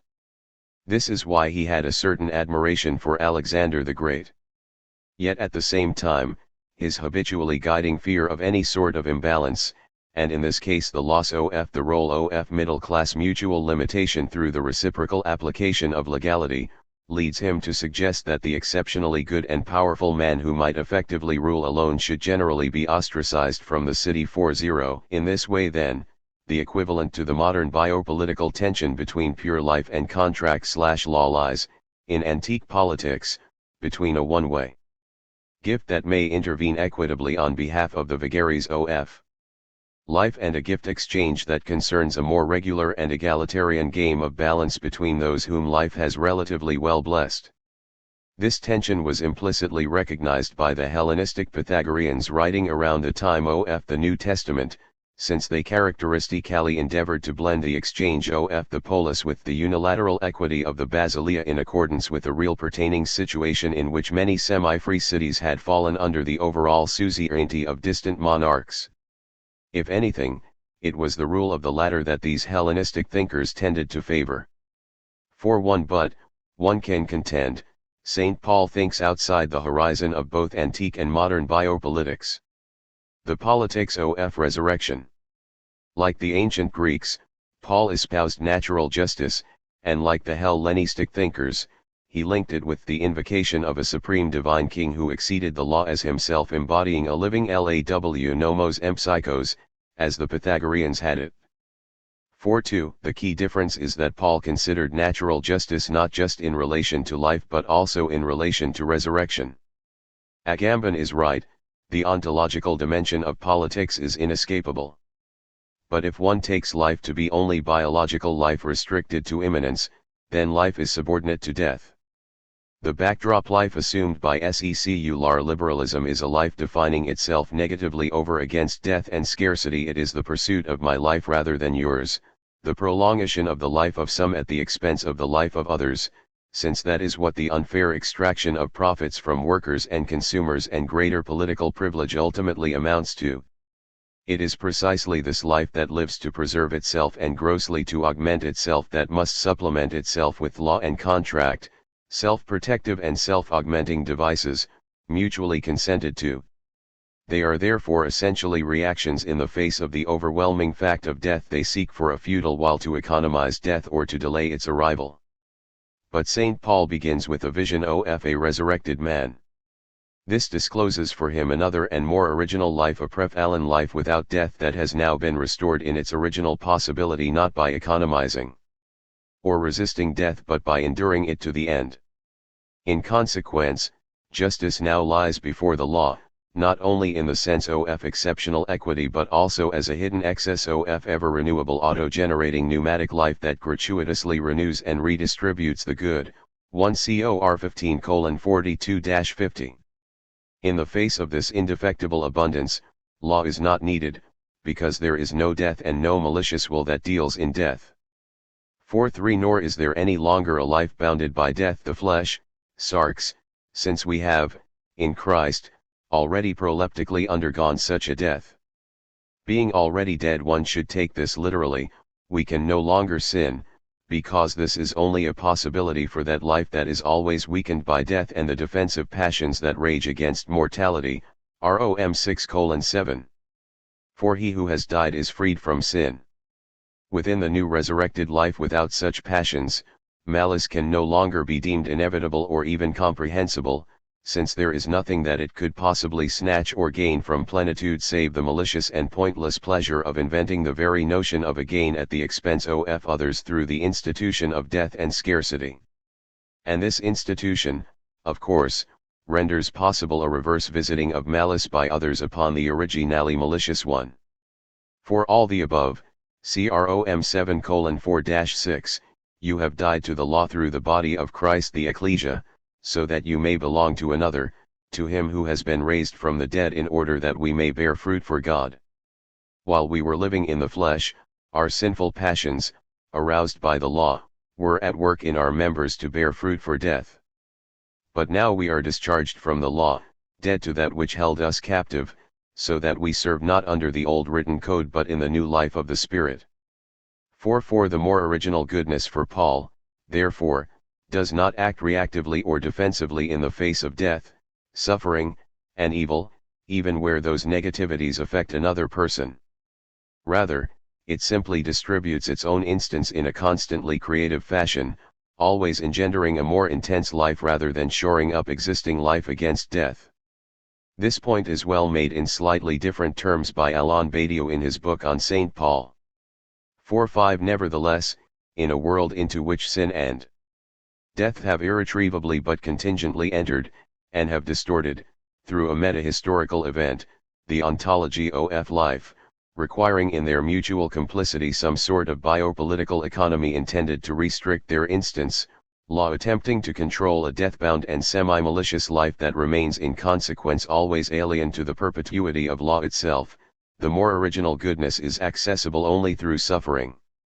That is to say, it is accessible only through enduring to the limit, Rom 8:17-23, the full negative consequences of sin, death, and the law, which reinforces sin and death by falsely assuming their irreducible ultimacy and so offers in the face of their violence a counter-violence, which alone defines the violence of sin as transgressive violence, rather than a removal of their ontological grip. Rom 4:15, for the law brings wrath, but where there is no law there is no transgression. 5:13, sin indeed was in the world before the law was given, but sin is not counted where there is no law. Hence Christ on the cross suffered death, the ravages of human malice, and the attempt by nomos, Roman and Jewish, to control and economize this malice for the sake of the seemingly best achievable welfare of the political community. According to Paul, to be a citizen of the ecclesia is constantly to repeat this founding trauma. Normally, in any human society, founding traumas must be at least partially covered over because of a collective memory of inaugural guilt or inaugural shame. Both original crimes and original defeats have to be massaged by memory.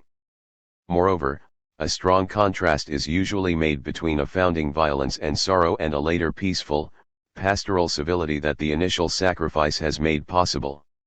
Yet in the case of the ecclesia, all this is reversed. Now to be a citizen is, ideally speaking, constantly to repeat the founding trauma in all its horror. Even though Christ's death was the final sacrifice and therefore the least repeatable, precisely for this reason it must be constantly dwelt within and constantly reactualized. For it was not a suffering of death in order that others need not die, nor that their death pangs should be lessened. Rather, it was a revelation that within a death and evil-dominated world, drastic and pointless sacrificial suffering is apparently the last word. Since the fallen human city and the fallen cosmos are all-encompassing, they must be met in the end with a lonely gesture of passive refusal. Rom 6:10-14. Thus Christ did not die on the cross merely instead of us, rather, having uniquely suffered the death of the innocent, he calls on all human beings to partake of this death, and in a measure to repeat it. However, all can now be suffered precisely because, beyond the cycle of life and death, there has been disclosed by the passage through the cross another, more living, actively receptive, and participatory life that knows no death. Gallen 2:19-20, I through the law died to the law. The life I now live in the flesh. This is the more original life that does not spring from death or alternate with death but is auto-generated. For life itself, as Leibniz and Bergson later saw, is not involved in an oscillation with death, in the way that lives are involved in an oscillation with deaths. Life as such knows no death, is more original than death, and survives every death. Indeed, as Leibniz argued, life as process knows only metamorphoses, not extinctions, such that of a dead creature we can only really say that it has ceased to appear as living, not that its life, its share in life, has ceased to be. 4.6 It is this transcendental life that Paul could conceive of as eternal and as rendering possible resurrection. Since this life informs all the organic creation, it is more basic than that modern self-governing life that guards itself egoistically against death, or any antique debased mere life that assumes the slavery of human passions to greedy and defensive impulses that presume scarcity. 4.7 While we are to suffer limitlessly on behalf of others and our own integrity, this suffering permits us negatively to resume contact with a wholly positive order of mutual ecstatic giving. Within this plenitudinous order there is nothing left to be resisted in the face of death or scarcity, and therefore all unruly passions can potentially be entirely purged away, such that only the ecstatic donating passion of agape, the surpassing road, as Blumenfeld so well translates the hyperbole Bodos of 1 Cor 1231, 4s remains, along with the practice it informs of unrestricted, superabundant generosity, 2 Cor 9:8. God is able to provide you with every blessing in abundance, so that you may always have enough of everything. 4. Every good work, v11, you will be enriched in every way for great generosity, which through us will produce thanksgiving to God, and see in general verses 6-15. This order then composes a higher organism, the resurrected body of Christ collectively participated in. This ecclesia is undying because it is not composed of sacrifices in the face of death for the sake of the endurance of a finite edifice that must one day collapse. Rather, in Benjamin's and Agamben's terms, it is composed only of pure means, of ecstatic living offerings of divinized bodies according to logical worship, logic latreia, Rom 12:1, 4-9 whose superfluous potential can always be resumed, in any circumstances. Yet the realization of an infinite ecstatic community is itself here seen as the penultimate true telos and as possible only within an ontological reality lured by an infinite transcendent harmony, God, who is the ultimate goal beyond goal of all human life, surpassing all contrasts between ends and means. Of course, Paul's solution here is incredibly drastic and to most people today must appear to pay an impossible price. He insists that we can found a just community only on the basis of a wholly counterfactual invocation of an undying reality. In this way, despite the fact that such developments were strongly anticipated by the Hellenistic Pythagoreans, particularly the pseudo-Archytas, he fuses together in the most radical manner achieved hitherto salvific, cosmic, and political categories and equates political freedom with psychic and corporeal salvation. 5.0 This means both that the classical antique notion that the highest life is to be discovered only within the civic order is not abandoned by Paul 5.1 and, equally and inversely, that a practice of detachment from the flesh bound to death, and an entering into a divinizing pneumatic sphere, is newly made the very condition for citizenship. The linking element between these two themes is the body. It is the body that both connects the spirit and soul to the public political sphere and remains itself conjoined to the spiritual, since it is a living reality only on account of its infusion by psychic power. One could argue that it is just for this reason that Paul now stresses the body/city analogy, where Plato and Aristotle had much more emphasized the soul/city analogy. 5.2 For the latter two thinkers, it was a matter of analogical, mathematically proportionate, comparison between two separate realms, but for Paul it is a matter of an analogy made possible only through the relational mediation that bodily interaction brings about and that ensures the civic is itself constituted by the psychic and vice versa. The same contrast then extends to the mode of invocation of a further analogy of soul and city to the cosmos both in the ancient Greek and in the Pauline case. In the latter instance, Christ's work of shattering all boundaries between the Creator and the creation and between life and death has ensured that the cosmic is now effectively one with the psychic and the political. So even though the existing Roman Greek political order is both recognized and secularized by Paul, the new, more fundamental political order of the Church that he insinuates within this regime, like a benign parasite, is theocratic in a quite unprecedented sense.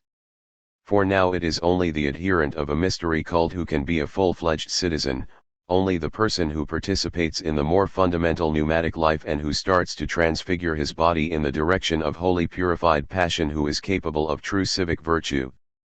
One could say that, for ancient Greek thought, it was already the case that there can be justice within a political bios only because human beings have non-material and even, for certain thinkers, immortal souls, something that responds to imperatives other than those of purely organic survival, growth, and material flourishing. And against secular liberalism, one should continue to affirm that only a belief in the soul provides any barrier against the various modes of political fascism. But to this Paul adds the precondition for a more democratic version of the ancient politics of the city, namely, corporeal resurrection. For if the body also is immortal, then the body is also potentially the site of a perfect harmony and goodness. This means that the once baser passions and the once subordinate categories of humanity can now fully participate in political processes, all of one's life as an individual, erotic, domestic, and economic as well as politically deliberative, can now become part of political life, while all stages, genders, and ranks of human life are fully brought within the scope of the highest friendship and love, agape, which is political in the most precise sense, 1 Cor 13. There are several decisive practical consequences of the notion of a theocratic order founded on resurrection life, that is to say, an original life before and without death, regained through an absolute endurance of death. Oikos merged with poles. First of all, the tendency of Hellenistic political thought to merge categories of oikos and poles, because of its strong bent toward personal, patriarchal rule, is taken still further. Because there is no more mere human life and true human life is now defined more as the ecstatic exercise of love agape, than as intellectual self-control or personal excellence, Paul rarely uses the word arete. As Blumenfeld points out, women, children, and slaves can now be, through baptism, fully citizens of this new sort of polity, Galen 3:27-29. 5:3. Indeed, in some sense Paul intimates that all living things, and even all things contained within the cosmos, will one day be fully included within this new and final political order, Rom 8:18-23, Philosophy 2:10. The overcoming of law and death by trust and life. In the second place, there is for Paul no longer any law/life duality precisely because there is no longer any life/death duality to be economized. Law, Paul suggests, colludes with fallen death-bound reality, including its malicious drives, because it can only resist it in an endless bad infinite and must thereby assume the force of its imperatives. And one should argue here, following Jacob Taubes and Dieter Georgi, that Paul, in a characteristically Hellenistic Jewish fashion, is thinking of nomos as such and hence of Roman and Greek as well as of Jewish law. 5:4. Moreover, since the law can only hold back and not overcome, it is ceaselessly improvised and approximate and must be endlessly revised. Law is therefore inherently diverse, law always means many competing law codes, as Paul esoterically acknowledges when he ascribes law not to the direct command of the one God but to the mediating agency of the many angels and demons. The law was ordained by angels through an intermediary.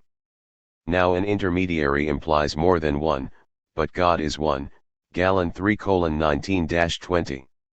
Hence the ultimacy of the law, as reactive, is for Paul incompatible with monotheism because of its incurable relativity that follows from the fact that it can only limit but never cure, 2 Cor 3:6, Galen 3:5.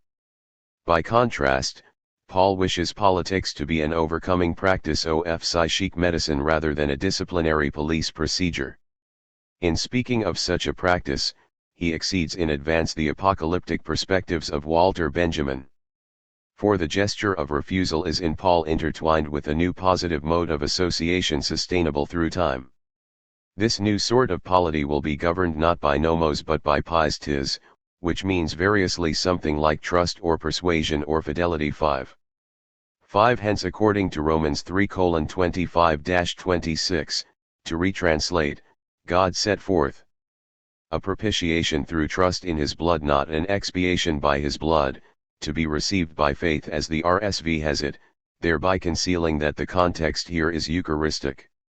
In his holding back of hostility anocha in order to indicate in diaxon a legal term of demonstration of evidence his justice in the current critical time, kairos in eis, not for the one, i.e., any ecclesial person who is himself just and is made to be just out of ek, not of the trust pistios of Jesus.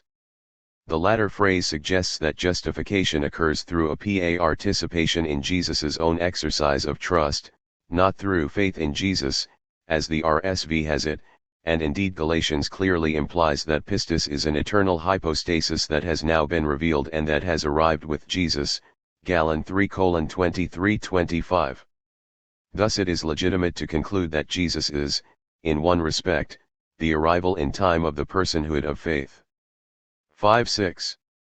It should, however, be said here that Paul also speaks of the rule of trust and of natural justice as constituting a more fundamental mode of eternal law, Rom 2:13, 3:31.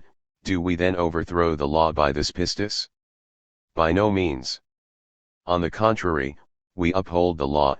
7:22, I delight in the law of God, in my inmost self, 8:2, Gal 6:2. And often within Judaism itself, as Giorgio Agamben points out, the most primal uncreated law is taken to be equitable justice, the Torah d'Atzilut for the Kabbalah, and as prior to notions of injunction or prohibition. 5:7. As Jacob Taubes has argued, from a Jewish perspective, Paul's critique of the law is not necessarily un-Jewish nor to be seen as the main bone of contention between Judaism and Christianity. 5:8. All the same, the Jewish sense of pure law, that is an authority before the law belonging to alone absolute and impenetrable unity, can sometimes, as with the messianism surrounding Sabbatai Sivai, whose apostasy to Islam was read within some Jewish mystical circles as paradoxically salvific, revert into the pure antinomianism that Paul avoids, with its thematic of the redeeming sin, in which terms one would have to read Judas, not Jesus, as the Redeemer, as in the famous story by Borges. A similar phenomenon can be traced at points in Islamic history itself, where the pure divine one is normally taken as mediated by the unity of law and the political terrain, but can also be exception ally read, as in Ismaili Shiism, as the mediated unity of the lone and possibly terroristic prophet, whose authority exceeds that of the law as so far given. 5:9. In Franz Kafka's The Castle also, the pure law has become terrifyingly senseless. Hence, rather than an appeal to a sense of an infinite primary equity that is strongly linked with the Christian sense of analogical eminence and the Trinitarian going out of the one itself toward the expressed diversity of logos or nomos, Judaism and Islam can invite a left-Schmittian recoil both from the provisional ly of written law and from the frightening reserve of the unknown legislating power, whose authority is constituted only by its capacity to legislate exceptions to its own legislating. The radical response here then takes the form of shutting the door of the law, as with Kafka, or of responding to the absolute divine ineffability with the religiously atheist and apocalyptic invocation of an equally unknown but hoped for purely human future. 6:0. Such an oscillation between a basically Gnostic extreme pessimism and an apocalypticism that dangerously suggests no positive political project can perhaps be traced in the secularized Judaism of Marx's philosophy and in certain handlings of Freud's psychoanalytic legacy. 6:1. In Lacan especially, the symbolic law of the Father becomes, in a logical development, entirely inscrutable, while the imaginative economies that seek to channel and mitigate it are equally arbitrary. Love seeking an exit to the real tries to escape both and cannot escape either. Its paradoxical affirmation of an excess to the all still binds it absolutely to an all whose authority can regard the escapism of desire only as a distracting pathology of alienation to be extirpated.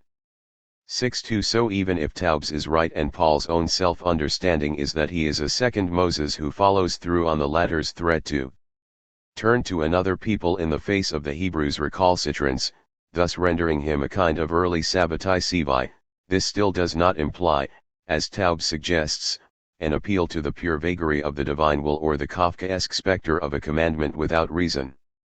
Just for this reason, Paul, as Taubes himself stresses, never suggests that God has gone back on his promises to Israel, only that for the moment the prime shoot of Israel has become paradoxically the wild Gentile branch that has been grafted into the domestic plant, itself now temporarily exiled from the divine garden. Rom 11:17-24. The metaphors here are notoriously stretched to catachrestic breaking point. 6:3 And indeed the moment of the Eschaton, of universal resurrection, is to coincide with the final reconciliation of these two branches, which are both, it must logically follow, branches at once of Israel and of the new ecclesia. See Galatians 6:15-16, neither circumcision counts for anything, nor uncircumcision, but a new creation. Peace and mercy be upon all who walk by this rule, upon the Israel of God.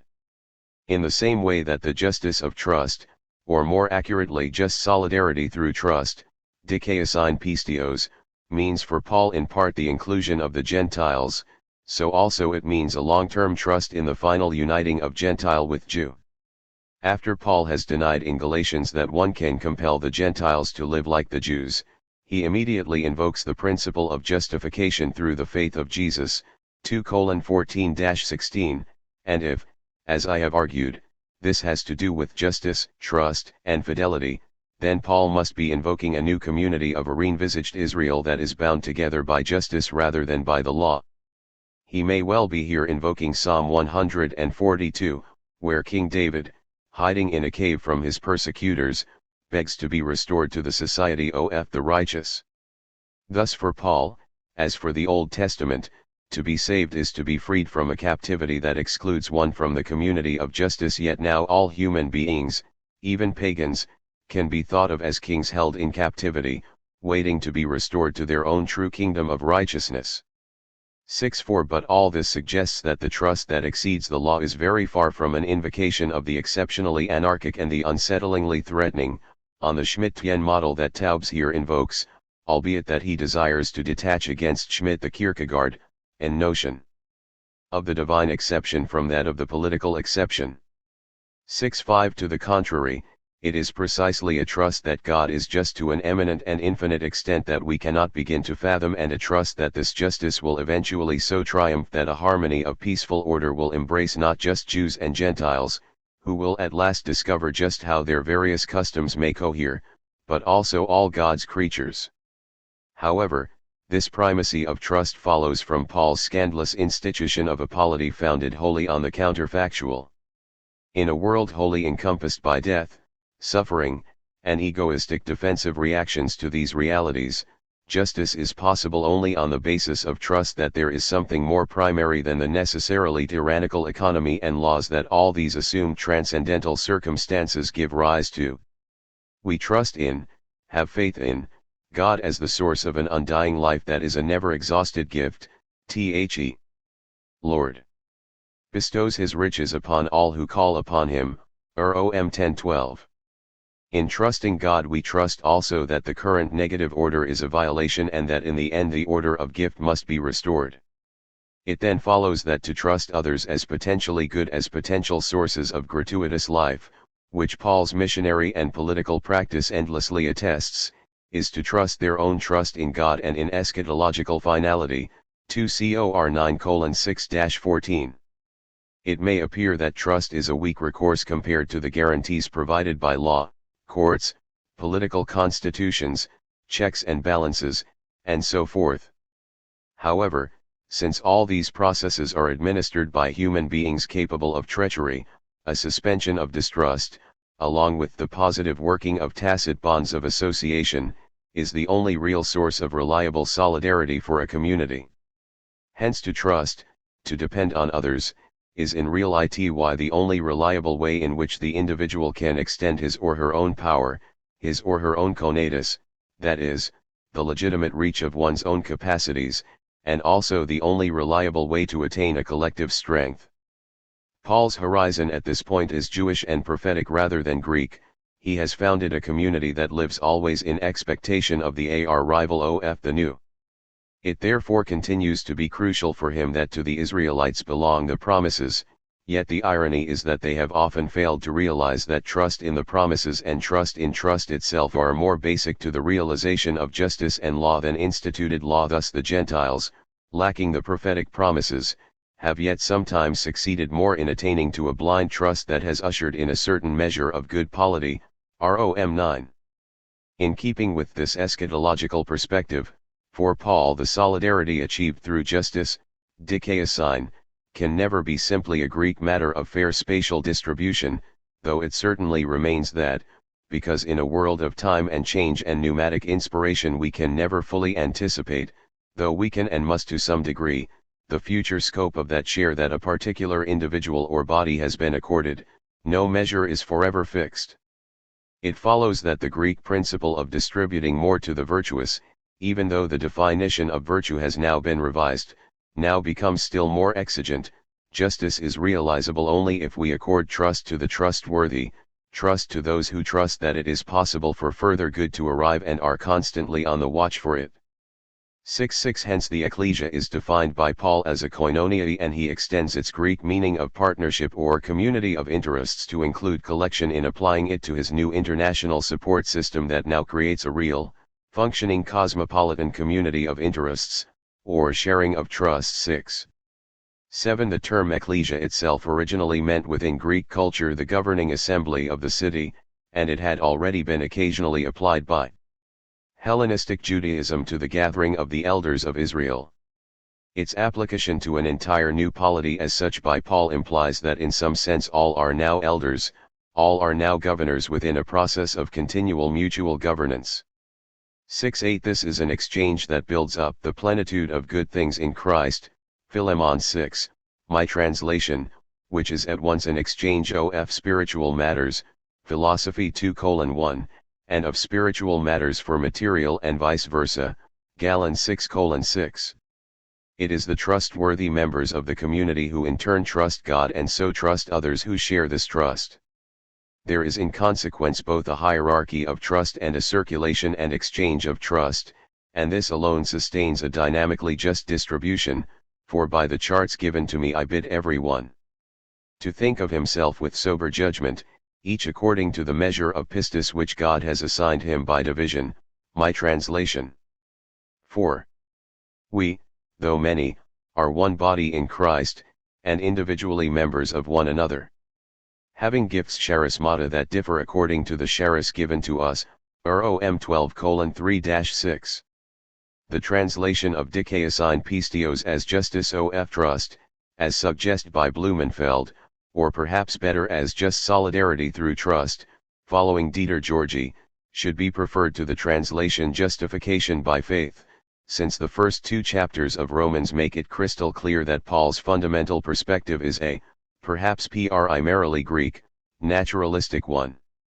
Paul believes that all people everywhere should have been able, and by implication have sometimes been able, to acknowledge the true God, and that all people everywhere are saved according to their obedience to the unwritten justice of God, in other words, according to ethical works, in the broadest sense.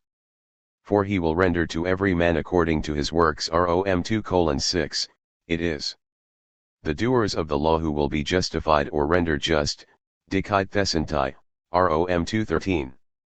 Whenever Paul discusses dikaiosyn pistios, as recent scholarship has time and again stressed, the context is always, as has already been indicated, the question of the Gentile-Jewish relationship.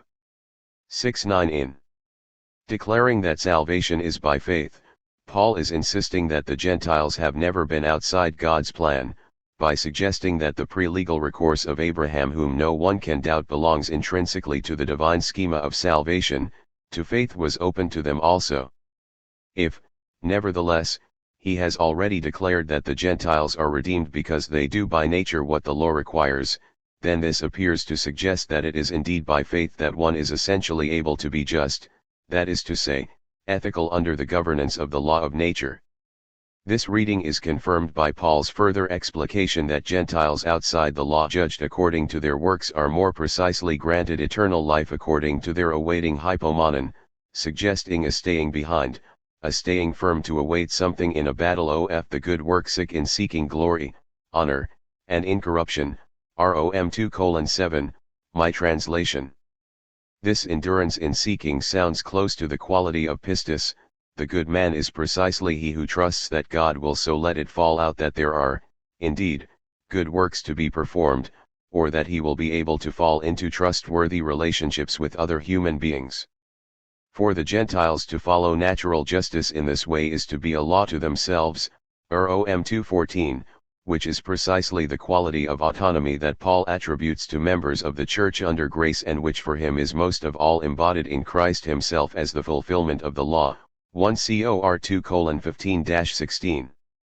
As the living law, Christ, as we have already indicated, is presented by Paul in terms somewhat close to descriptions of Hellenistic divine kings, who exceeded the law in terms of natural equity. This entire chain of echoes therefore strongly implies that to be just by faith and to exercise a sovereign equity beyond the written law lie very close together in Paul's mind. And dikaiosine always meant justice or a binding together in justice in the contemporary Greek or Judeo-Greek context and never imputed salvation, while any suggest likely Hebrew equivalents tended to have a similar primary focus. And certainly never implied anything imputational. 7. What is then added beyond the inherited Abrahamic or good Gentile perspective is an appeal to a purer equity based on the re-emergence of a purer nature, the resurrection life that does not in principle require the restraint of instituted written law at all. Paul directly links the universal natural perspective of creation ex nihilo with that of resurrection in Rom 4:17. God, who gives life to the dead and calls into existence the things that do not exist. The remaining point at issue, then, is what exactly Paul means by denying that one is saved by works of the law. Here one can suggest that he means at least the merely reactive and not originally donating or curative works of justice.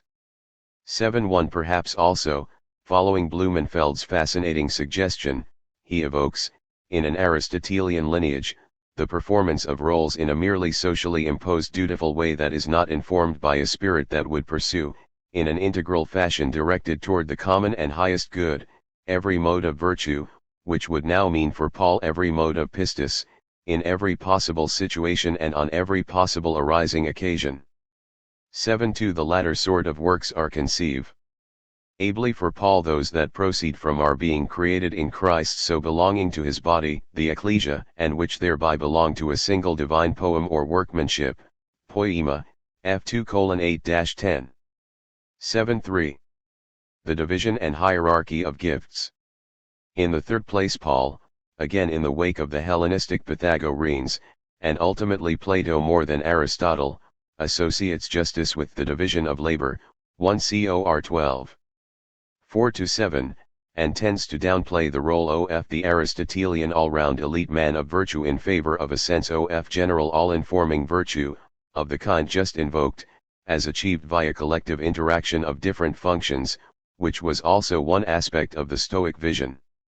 7. For he explicitly says that the same God operates through all the diverse human social operations in the ecclesia, which all by divine gift manifest the Spirit for the sake of a collective sytonphoron, or symphony, a term that in the Pythagorean legacy had at once musical and political connotations. Blumenfeld even suggests that we should read glossolalia in the context of the Greek legacy thinking of political peace in musical terms as a kind of daring atonality that can be incorporated into the surprising new ritual harmonies granted by Charis that help to build up the peace and harmony of the community. 7.5 But this uniting division is now according to various degrees of the possession of trust, pistis. Divine Charis, he says, gives us gifts of pistis, but he immediately makes it clear that this means a measured, which is to say politically economic, distribution of various different social roles within the body of the Church, Rom 12:38, f 4:7-13. These roles concern modes and hierarchical degrees of the exercise of trust, having gifts that differ according to the grace kata ten charon given to us, Rom 12:6, which also concerns something like the holding in trust without limits of the well-being of others. These roles are described in Romans 12 as being one's of prophecy, serving in the diakon. 8. Teaching, exhortation, sharing in simplicity, ascetic guidance, and performing acts of mercy. They are described in 1 Corinthians 12 as being the logos sopios, the logos nosios, the gift of pistis, gifts of healing, operations of powers, energmata dynamion, discerning of spirits, kinds of tongues and interpretation of tongues, and later in the same chapter as being apostleship, prophecy, teaching, operation of powers, gifts of healing, assisting, organizing of exchanges, and Antilempses means exchangers and suggests an economic role, governing, metaphorically piloting. Speaking in tongues, and interpretation of tongues, see also F4:11-13. Paul's placing of prophecy at the top of the hierarchy in Romans, and wisdom and gnosis as next in order, corresponding possibly to apostleship and prophecy, and so perhaps concerned with an eternally hidden order and that which is to come, see also 1 Cor 2:6-7, significantly underscores the way in which for him the visionary anticipation of a hidden eternal present and an eschatological future in which the resurrected life will be all in all is the architectonic foundation for the possibility of justice. The world awaits a final historical event already commenced that will be also the final disclosure of the meta-historical secrets of eternal outgoings from God. Just occurrences in historical time are just only to the measure that they prefigure and make apparent this apocalyptic dimension, while the eternal meta-narrative mysteriously and from all eternity includes the event of overcoming evil that has only been enacted in human time, on the cross. In the latter event, Christ trusted in an eternity of trusting justice that, nevertheless, only his fidelity both guaranteed and restored. To a lesser degree, and with an absolute assurance, the members of the body of Christ must also undergo this passage through an incomprehensibly vertiginous mystery that yet has about it a familiar ring. Trust when enacted secures the very reality and stability of trustworthiness that it at first could only trust in. So the gospel augments a circumstance that we already simply intimate. Trust as act in time presupposes itself as eternal reality, yet the unshakenness of this reality through the course of all time is established only through the act of trust and re-established only when trust is restored. The New Testament accordingly teaches most fundamentally an extraordinary circular mutual dependence between an Oriental and Gnostic permanent apocalyptic secret and an Occidental and exoteric contingent historical event, even if this has seldom been realized because of respective Eastern and Western biases. But trust, as we have just seen, also circulates more mundanely throughout the ecclesiastical hierarchy and can involve the exchange of spiritual for material gifts. Ultimately, the hope that is inseparable from trust and that people are capable of in different degrees will give way to the fulfilled reign of Agape, of which all are equally capable, Rom 12:9-13, 1 Cor 13. The monarchic blended with the democratic. In the fourth place, there is the question of how the resurrected Christ exerts his rule, and of the blend in Paul, again following Hellenistic thought, of the democratic with the monarchic. He does not explicitly speak of Christ as Basileus, perhaps because he is no ordinary sort of king, but he does speak of him in many terms that emphatically denote rulership over a basileia, and he clearly identifies him as a king when he says that he was descended from David according to the flesh and designated son of God in power, implying that he is the unique heir to the divine paternal monarchy, Rom 1:3-4. Crucial here, as Blumenfeld argues, is the link in Hellenistic Pythagorean thought between the idea of equity exceeding the law and the monarch who as a living law rules in constant exception to the law but with reference of course to natural, eternal justice. 7:6 But here the idea of Christ's grace as distributing to us a kind of one-way equity, whatever our circumstances might seem to be, is in a certain tension with the idea that the divine gift is precisely of a circulation of trust within the body of Christ. To mediate this issue, one needs to become more aware of the sheer peculiarity of what Paul proposes.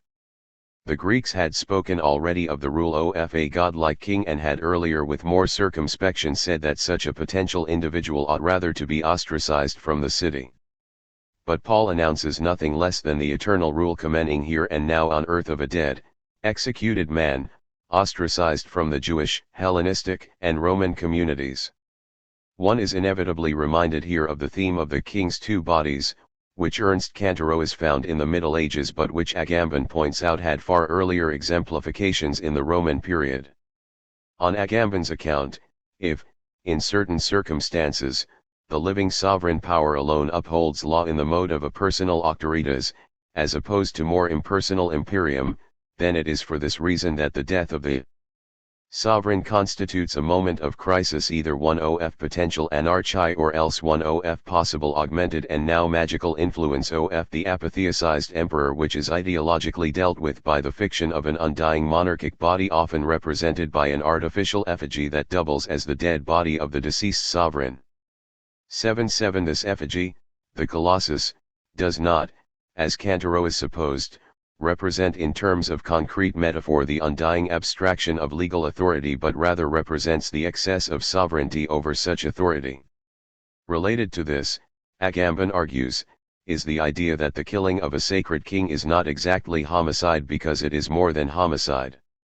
Death is seen as actually releasing and in a sense augmenting this excess, since its psychic or pneumatic character is precisely a power over all merely zoological life, a power to return all such life to a bare condition of a death that carries no regular religious, sacrificial, or legal, murderous, connotations. 7.8 The death of the sovereign himself is seen, Agamben argues, as a kind of paradoxical ultimate zero degree of the exercise of his own power. This power, once released by death, must either be neutralized by being relocated in a colossus that is burned or buried alongside the actual body of the emperor, as in ancient Rome, or else it must be talismanically passed on to the king's successor, as in medieval France and England. In the case of Christ, however, Paul evokes not a second body whose power is to be neutralized or recaptured but the real dead body of a divine man, which is now somehow brought again to life. This concurs with the fact that Paul sees in Christ not simply one godlike ruler but the incarnate rule of God himself, which has alone overcome the sway of death and reactive rule in the face of death. It follows that only Christ is fit to rule the human cosmopolity and also that Christ, once incarnate, having now achieved the divine-human fusion, cannot really, even though ascended, desert the physical cosmos. Hence the fiction, be it true or not, of his resurrection must be one that is to be forever upheld. However, there is also a further contrast. The Roman-derived theme of the king's two bodies suggests a certain uneasy interval between the instituting will to law and the rule of legality itself. Without the former, the latter may crumble, or with too much of the former the latter may become debased. Yet in the case of Christ, who is the incarnate Logos, there is no such interval. Christ does not primarily authorize the new law to which he stands in excess, he simply is this law in its fulfillment. And this means that his death is not so much aporetic as rather outrightly catastrophic. It does not open out a problematic gap between law and sovereignty but dramatizes the disappearance of both, since on this conception law is less authorized by personal will than it is thought of as something that can be personified and concretely exemplified only in a living life, since justice has no meaning outside the realm of living spirits.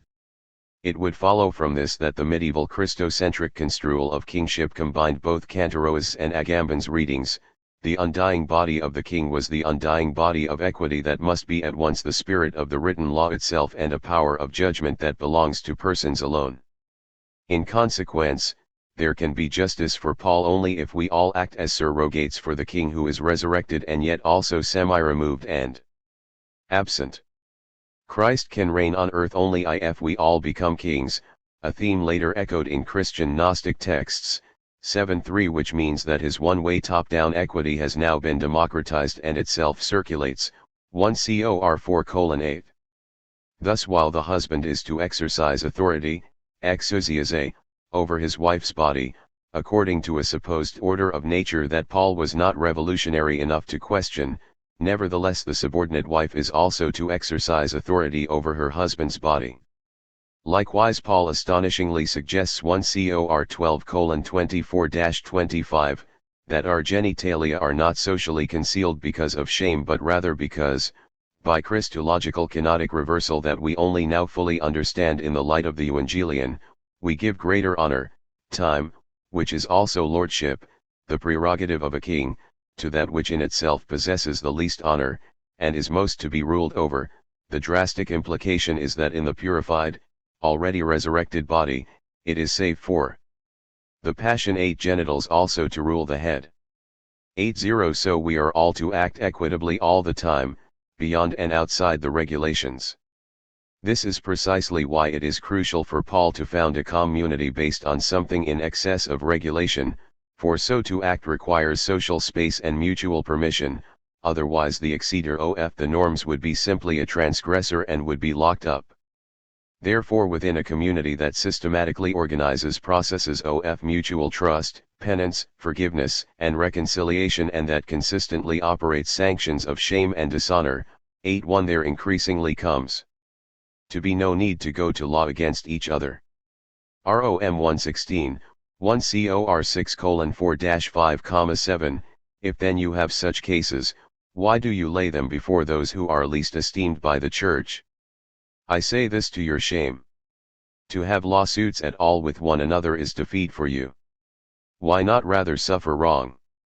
S2 If democratic circulation is now informed by monarchic equity, then, inversely, Paul democratizes monarchy. Christ ruled only because he was doulos a slave, obedient to the Father and to the needs of his human brothers and sisters, 1 Cor 127. This means that Christ the supreme giver was such only because he was also, as the divine Son, the supreme, infinite recipient, something also mediated to him by human acts of favor, like the anointing of his feet symbolically, for Jewish tradition, his genitals by Mary Magdalene. In this way Christ's supreme, unilateral rule was also involved in a certain kind of gift exchange and in such a fashion that, as Blumenfeld puts it, Paul thereby contrives to save the political game. 8:3 For this game, as Aristotle described it, with the Greeks, as we saw earlier, concerned the essentially reciprocal rule of law. The exercise of a supreme, sovereign equitable good seemed to exceed this game, engendering a further problematic within the antique notion of the biopolitical. The more one has superseding sovereign equity, the less it seems one can have social equality. Paul, however, resolves this problematic. The most hierarchical rule is supreme precisely by virtue of its greater degree of kenosis. To attend to particular needs is truly to receive a gift from the seemingly purely needy themselves. Inversely, the mutual application of justice, since it is now an exchange of positive gifts in mutual trust, non-identically repeated and asymmetrically reciprocal, constitutes a continuously magnanimous bestowal of equity by many kings, each to each. Frequently, this exchange is a mutual offering of suffering and its fruits, 1 Cor 4:10, 2 Cor 1:1-24, while it is also often a reparation of the exchange process through a forgiving forbearance in the face of a lapse in charity, generosity, and trust by one party or another, 2 Cor 2:5-11. Blumenfeld's understanding of how Paul reconciles the sovereignly unilateral with the democratically reciprocal in his understanding of gift and grace is to be preferred to Agamben's reading, which categorically declares that grace is not the foundation of exchanges and social obligations in Paul. I have already cited abundant evidence that, to the contrary, Paul always speaks of charts as giving charismata, which only make sense within, and are only given by the Holy Spirit for a reciprocal political interaction. Agamben does indeed helpfully point out that the division of love from law recalls the trace of Abrahamic pre-law, of magical pact or covenant birth, that lurks within the Mosaic Torah itself. However, because such a notion of bond already projects the notion of something legally binding or written, the reinvocation of law as pre-legal gift, or as love, by Paul tends, according to Agamben, to appeal only to the first executing moment of prestation and no longer to the exchangist counter-prestation, since this already implies norm. For Agamben, it appears, law is the counter-prestation to the original gift of unilateral love bonding from a spontaneous donor. Yet Agamben reaches this conclusion only because, like Taubes, he approximates love to a kind of exceptional and reasonless mercy or preference that is therefore situated in the same logical space as the Schmittian exception that constitutes sovereign power as such. In this way, Pauline love would still be trapped within a dialectic of law and love, or of contract and gift. Likewise there would be an unresolvable duality of unilateral monarchic giving power versus the give and take of democratically accepted legality. 8.4 For Paul, however, it would seem that there really can be an exception even to this aporetic bind. He conceives of the reception of grace and the giving of love as a social practice and economy that is binding without law, in the sense of written prohibitions and injunctions, because it works through the spiraling asymmetry and non-identical repetition of gift exchange with an accompanying exchange of sanctions of trust, honoring, shame, forbearance, and forgiveness. Love and mercy are not here exercised without measure, judgment, preferential discrimination, or due distribution, that Augustine would later term the ordo amoris. For what is sought is perfect peace through appropriate mutual placing and replacing, not the space for the exercise of excessive and purely negative emotions lacking all order and rhythm. 8.5 So by re-invoking the precedence of oral pre-law, and so of tacit trust, Paul is not rejecting all the magical binding that is inseparable from this horizon. Indeed, he rather pulls off the tour de force of associating modern written contract with magic in a demonic sense of slavery to a formula.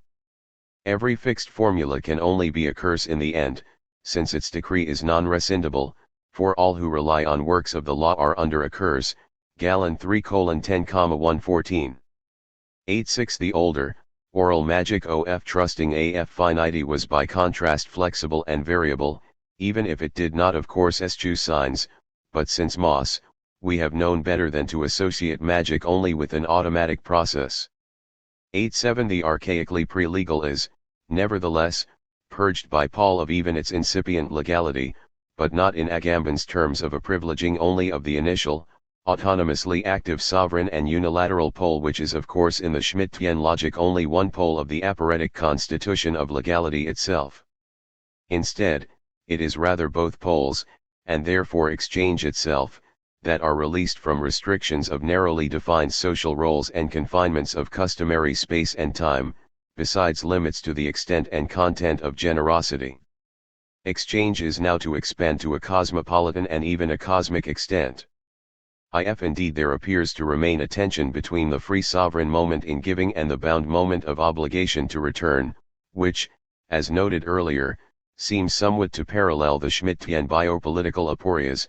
Then this tension is rendered benign by Paul in his new understanding of the hierarchically free and unilateral moment as itself only legitimate as service to others, as being always already a response, while inversely the democratically obliged response is never servile but always partakes of the creative freedom of sonship, the birthright of the heir to the throne.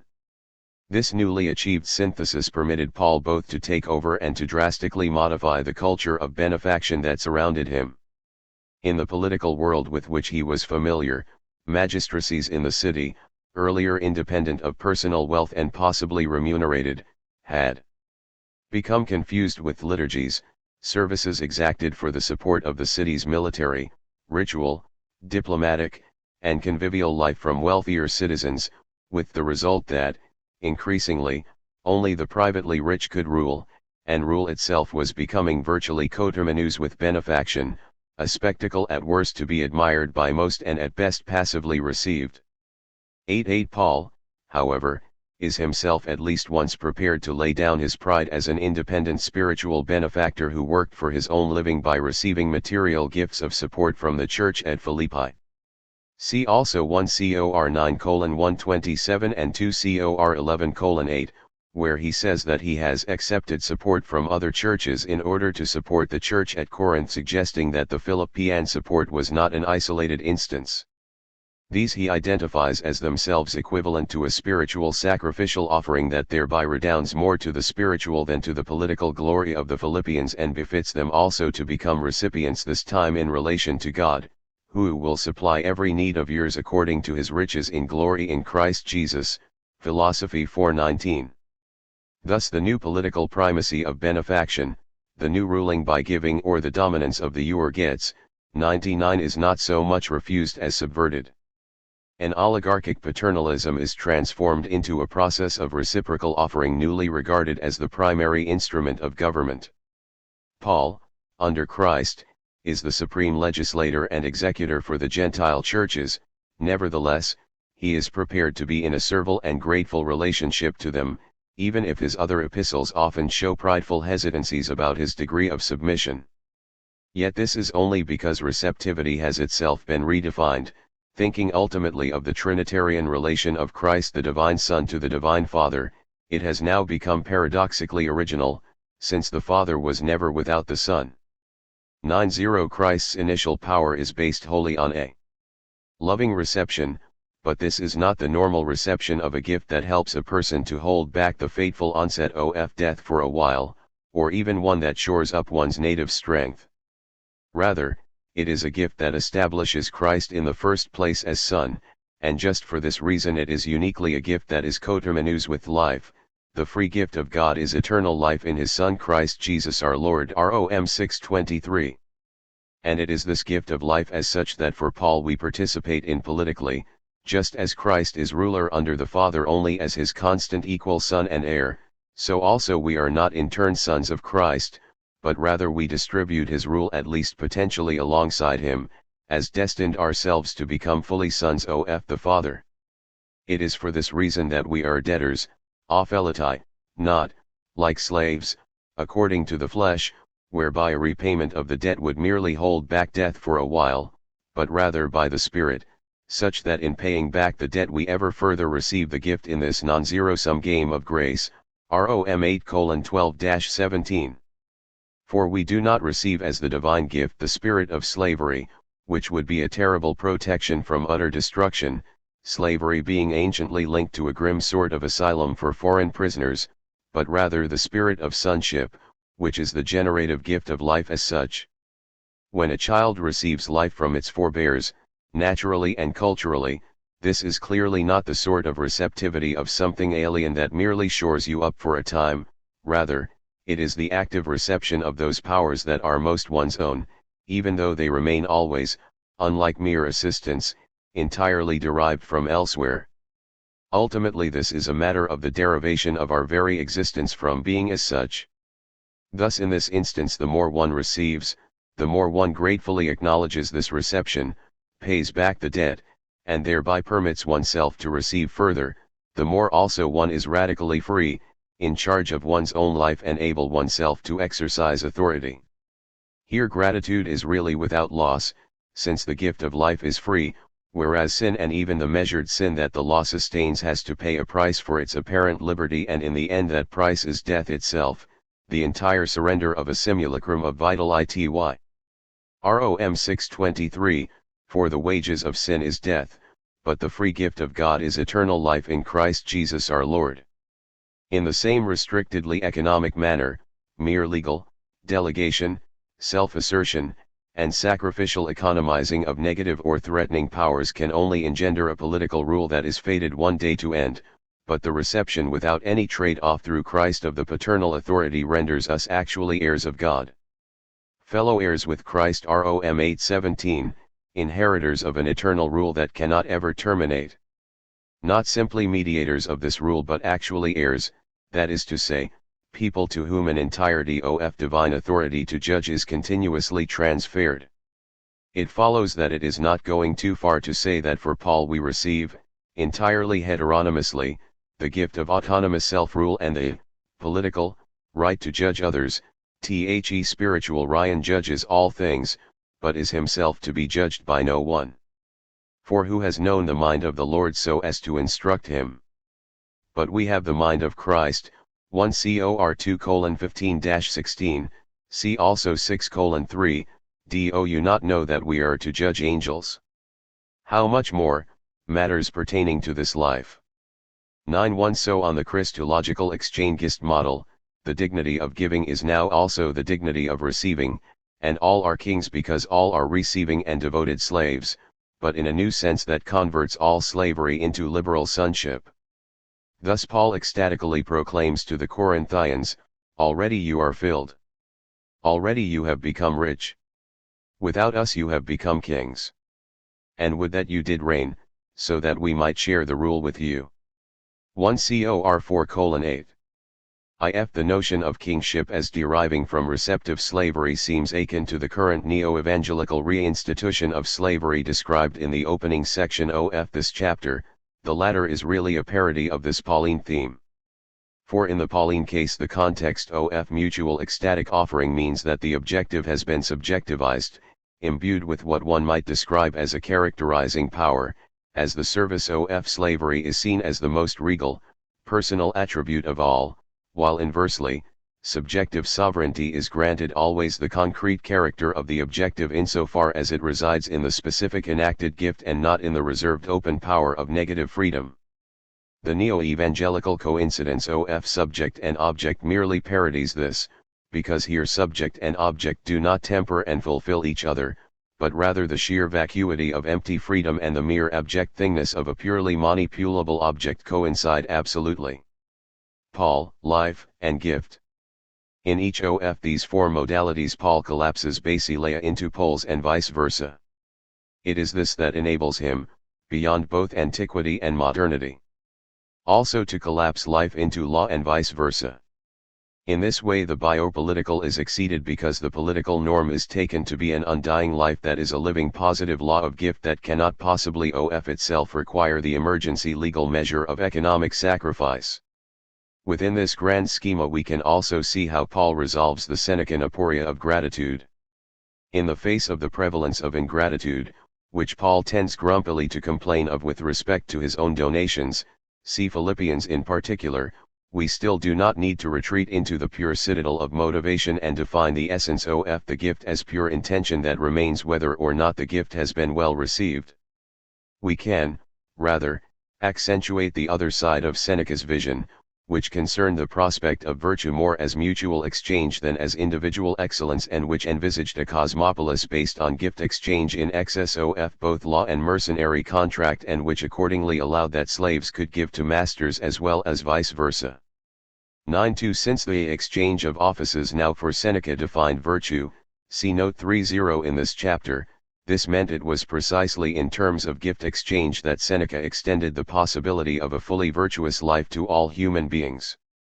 9.3 Since for Seneca this exchange is unpredictably and unquantifiably equitable, because the measure of equity is now the matching of gratitude to degree of generosity, given all the circumstances of donation, it is on this sort of basis, a Stoic vision with which Paul may have been somewhat familiar, that one can conceive of a social practice of gratitude, and hence one can project a society commensurate with cosmopolis. Namely the ecclesia, where for Seneca this remained a vaguely ideal notion fully realized only by the sage's resignation to cosmic fate. It follows that the Senecan problematic imperative toward responsible giving only to those likely to be grateful can be more unproblematically upheld, for in the ecclesia, unlike all other polities hitherto, those likely to be grateful are, in principle, more publicly identified, since prestige here is tied to trustworthiness and power to trust, which involves a constant openness to giving and receiving. Nevertheless, Seneca's equal sense that one should give even to the ungrateful and that the grateful might always prove too few can also be upheld. 9.4 For Paul offers the horizon of eschatological hope that all will one day prove to be grateful, rendering all people the worthy recipients of our gifts and even our apparently misplaced trust. But clearly there are no rules governing just when one should risk giving to the ungrateful. It is in terms of this eschatological hope that Paul can, beyond Seneca, restore the primarily exchangist sense of gift as always a passage in real objective space and time, incomplete unless it is received with gratitude. Because he trusts that one day this will always be the case, he no longer needs the guarantee of pure motive in order to ensure the absoluteness of gift for the giver. And since gift now abides in achieved and renewed ontological relation, the external sign of gratitude is, again beyond Seneca, itself an inherent aspect of gratitude and need not involve the degeneration of munus, gift, into commercium. An exchanged thing sign need not necessarily be a commodity because it can be imbued with a pneumatic unpredictability of arrival, surprisingness, and yet appropriateness of content. Finally, one can try to place Paul's vision within the wider context of the whole story recounted by the New Testament. Christ was born in the reign of Augustus Caesar, according to Agamben the first Caesar, to base his power solely on a personal, familial, and exceptional auctoritas rather than the regular rule of imperium. 5. Within the nets of his new surveillance, reported by Luke but nowhere else, Luke 2:17, he apparently located one Jesus Christ, but instead he was to be himself positioned, along with all humanity, by Christ's infinitely personal and absolute authority. Christ eventually died under Caesar's rule of the exception, 9:6. But if St. Paul is right, then ecclesia, as founded by Christ, names the only polity, or at least possibility of a polity, that collectively lives, beyond death, as an exception even to the law of exception, because it replaces the political animal with the pneumatic body of grace-given mutual trust. This is not, however, a utopian program. St. Paul did not propose to abolish the biopolitical order of the Roman Empire. Indeed, as Blumenfeld waspishly says, his proto-Constantinian program rather ensured that the Roman Empire is in reality still with us. So he did not deny that the second best of the exercise of imperative nomos in the face of scarcity, sin, and death would remain necessary. 9:7. Yet at the same time, he simply bypassed empire and did something else, filled it with a new and more primary content, which caused him to suffer and finally to die at its hands. 2 Cor. 11:24-29. This audac ity is witnessed to by the fact that Paul and his followers addressed the churches in Rome, Galatia, Corinth, Philippi, Thessalonica, Ephesus, and Colossae simply as if he were addressing the citizens of these places tout court: Romans, Galatians, Corinthians, Philippians, Thessalonians, Ephesians, Colossians. By insinuating a counter-polity ruled by a legally slain and divinely resurrected king, Paul uniquely opened the possibility that the unstable excesses thrown up by biopolitical processes, ancient or modern, might nonetheless gradually take on some of the character of a living excess of equity, both hierarchically and unilaterally encouraged and democratically and reciprocally exchanged. Yet is the price to pay too high? That of trust in a counterfactual absurdity? Surely it is better, like Albert Camus' Dr. Hero in The Plague, stoically to accept death and suffering as ultimate, yet to celebrate and promote human courage and sympathy in the face of this. Yet inevitably, in that case, the noblest and highest virtue must be considered recitative, the temporary holding back of final disaster. Moreover, if nature itself is a constant struggle for scarce resources and a backward race always to see who can die last, then the suspicion must indeed arise that the law of the exception and the concentration camp is the human expression of what, from a human point of view, can appear only an entirely sinister ontology. It may indeed appear ridiculous to speak of the current state of nature as fundamentally contaminated by evil, yet we can only not do so by a suspension in our souls of all human recognition of value, including the spontaneous recognition of nature as being fundamentally a good gift. 9. 8. It would seem that, to the contrary, any hopeful political project requires a sense that we inhabit a cosmos in which the realization of good and of justice might be at least a possibility. But that means, first of all, that we must consider the good to be more than a human illusion but rather in some sense an ultimate reality, ontologically subsisting before evil, both human and natural, including the natural negativities of death and suffering.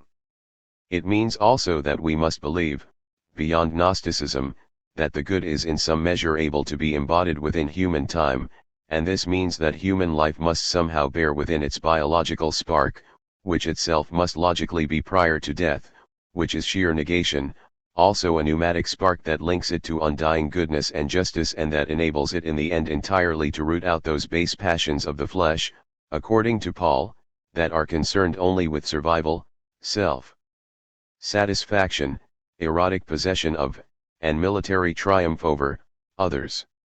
Against Heidegger, the ontic must be seen as participating in ontological plenitude, just as every act of signification by the living linguistic animal must be seen as participating in an infinite reserve of the signified as well as of the signifier.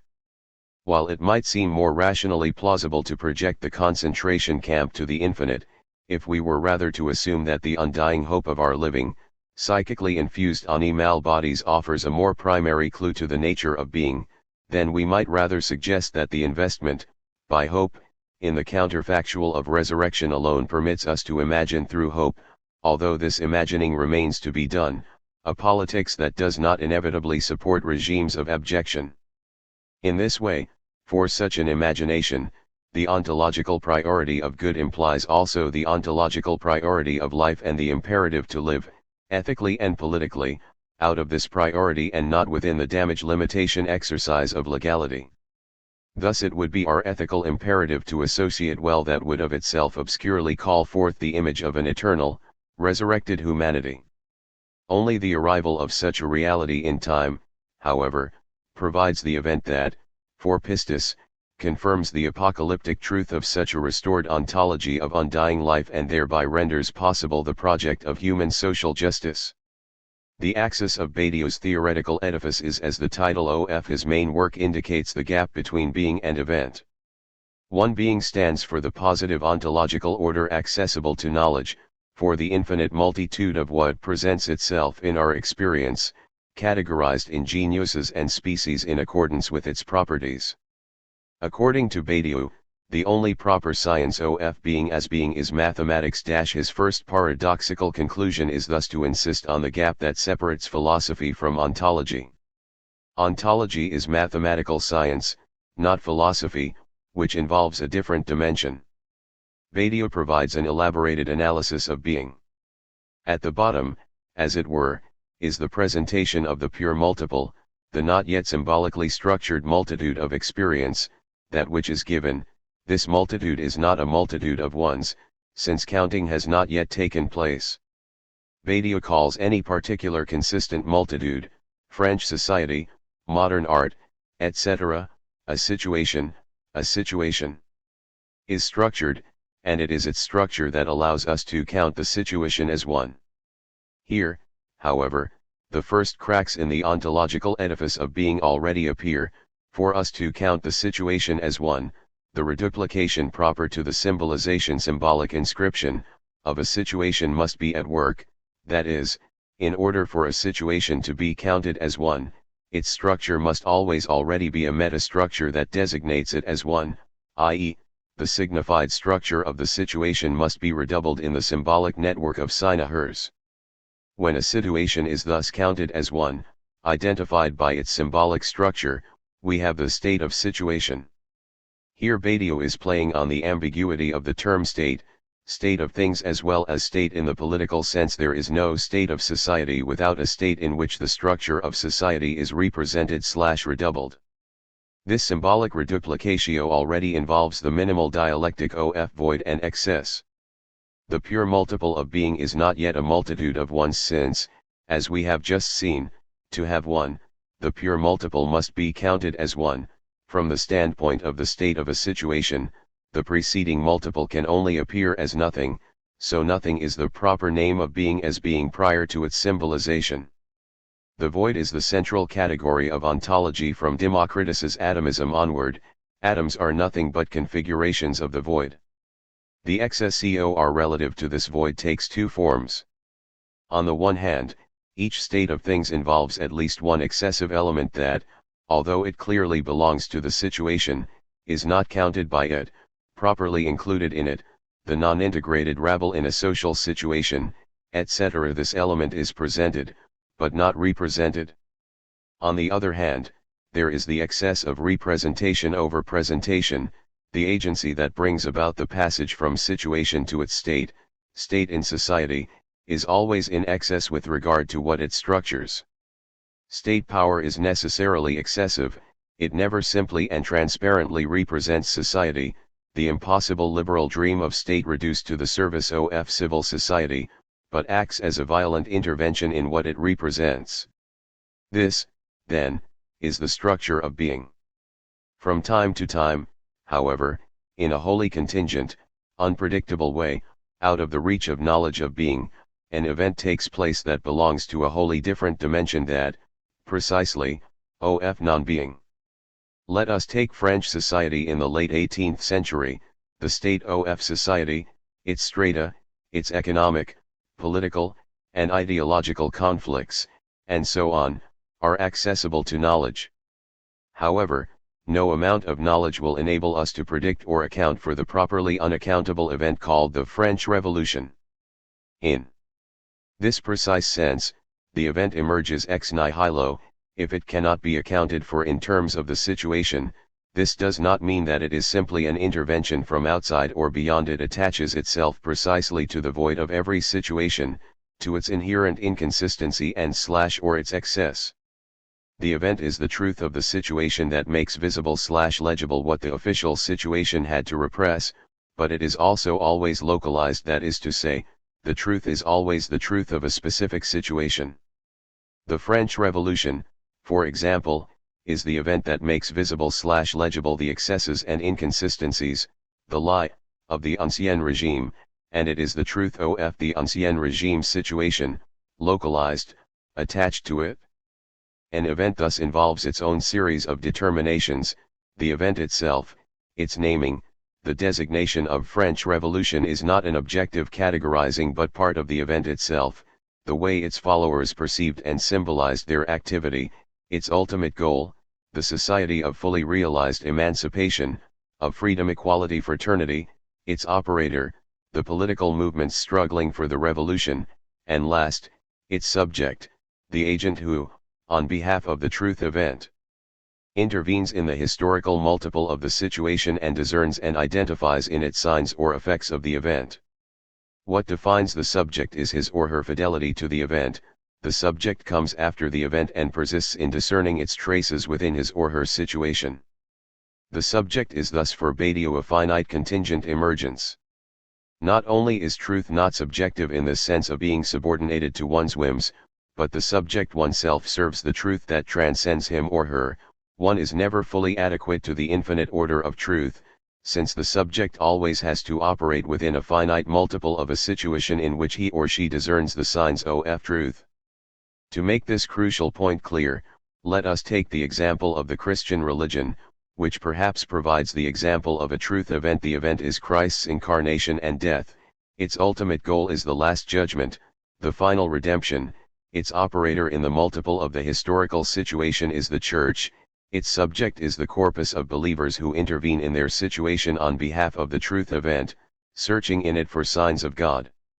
Or, to take the example of love, when I fall passionately in love, I become subjectivized by remaining faithful to this event and following it in my life.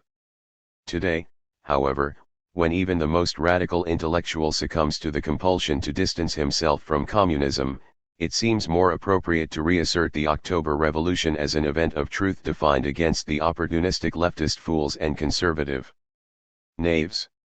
The October Revolution also allows us to clearly identify three ways of betraying the truth event: simple disavowal, the attempt to follow old patterns as if nothing had happened, just a minor disturbance, the reaction of utilitarian liberal democracy, false imitation of the event of truth, the fascist staging of the conservative revolution as a pseudo-event, and a direct ontologization of the event of truth, its reduction to a new positive order of being, Stalinism.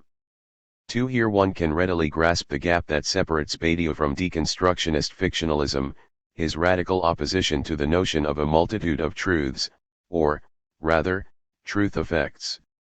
Truth is contingent, it hinges on a concrete historical situation, it is the truth of the situation, but in every concrete and contingent historical situation there is one and only one truth that, once articulated, spoken out, functions as the index of itself and of the falsity of the field subverted by it.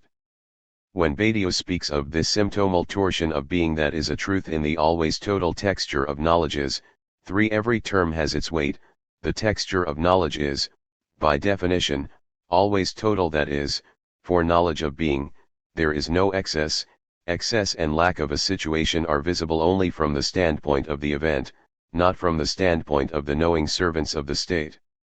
From within this standpoint, of course, one sees problems, but they are automatically reduced to local, marginal difficulties, To contingent errors, what truth does is to reveal that, what knowledge misperceives as marginal malfunctioning and points of failure are a structural necessity.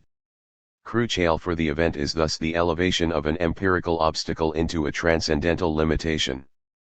With regard to the ancien regime, what the truth event reveals is how injustices are not marginal malfunctionings but pertain to the very structure of the system, which is in its essence, as such, corrupt.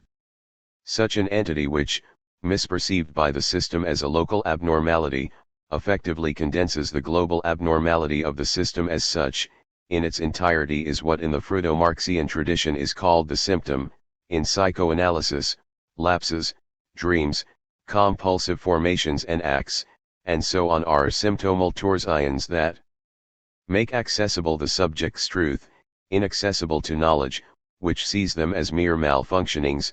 In Marxism, economic crisis is such a symptomal torsion. Here Badiou is clearly and radically opposed to the postmodern anti-Platonic thrust, whose basic dogma is that the era when it was still possible to base a political movement on a direct reference to some eternal metaphysical or transcendental truth is definitely over. The experience of our century proves that such a reference to some metaphysical a priori can lead only to catastrophic totalitarian social consequences. For this reason, the only solution is to accept that we live in a new era deprived of metaphysical certainties, in an era of contingency and conjectures, in a risk society in which politics is a matter of phronesis, of strategic judgments and dialogue, not of applying fundamental cognitive insights. What Badiou is aiming at, against this postmodern Dasein, is precisely the resuscitation of the politics of universal truth in today's conditions of global contingency. Thus Badiou rehabilitates, in the modern conditions of multiplicity and contingency, not only philosophy but the properly metaphysical dimension. The infinite truth is eternal and meta with regard to the temporal process of being, it is a flash of another dimension transcending the positivity of being. The latest version of the disavowal of truth is provided by the New Age opposition of the hubris of so-called Cartesian subjectivity and its mechanistic dominating attitude toward nature.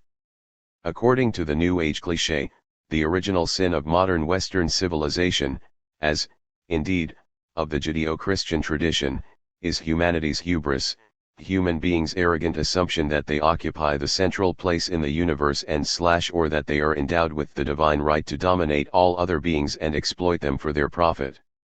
This hubris, which disturbs the rightful balance of cosmic powers, sooner or later forces nature to re-establish that balance. Today's ecological, social psychic crisis is interpreted as the universe's justified answer to humanity's presumption. Our only solution thus lies in the shift of the global paradigm. In adopting the new holistic attitude we will humbly assume our constrained place in the global order of being. In contrast to this cliché, one should assert the XSOF subjective ity, what Hegel called the night of the world, as the only hope of redemption. True evil lies not in the XSOF subjectivity as such, but in its ontologization, in its reinscription into some global cosmic framework. Already in Dasein, excessive cruelty is ontologically covered. By the order of nature as the supreme being of evil, both Nazism and Stalinism involved the reference to some global order of being. In the case of Stalinism, the dialectical organization of the movement of matter. True arrogance is thus the very opposite of the acceptance of the hubris of subjectivity.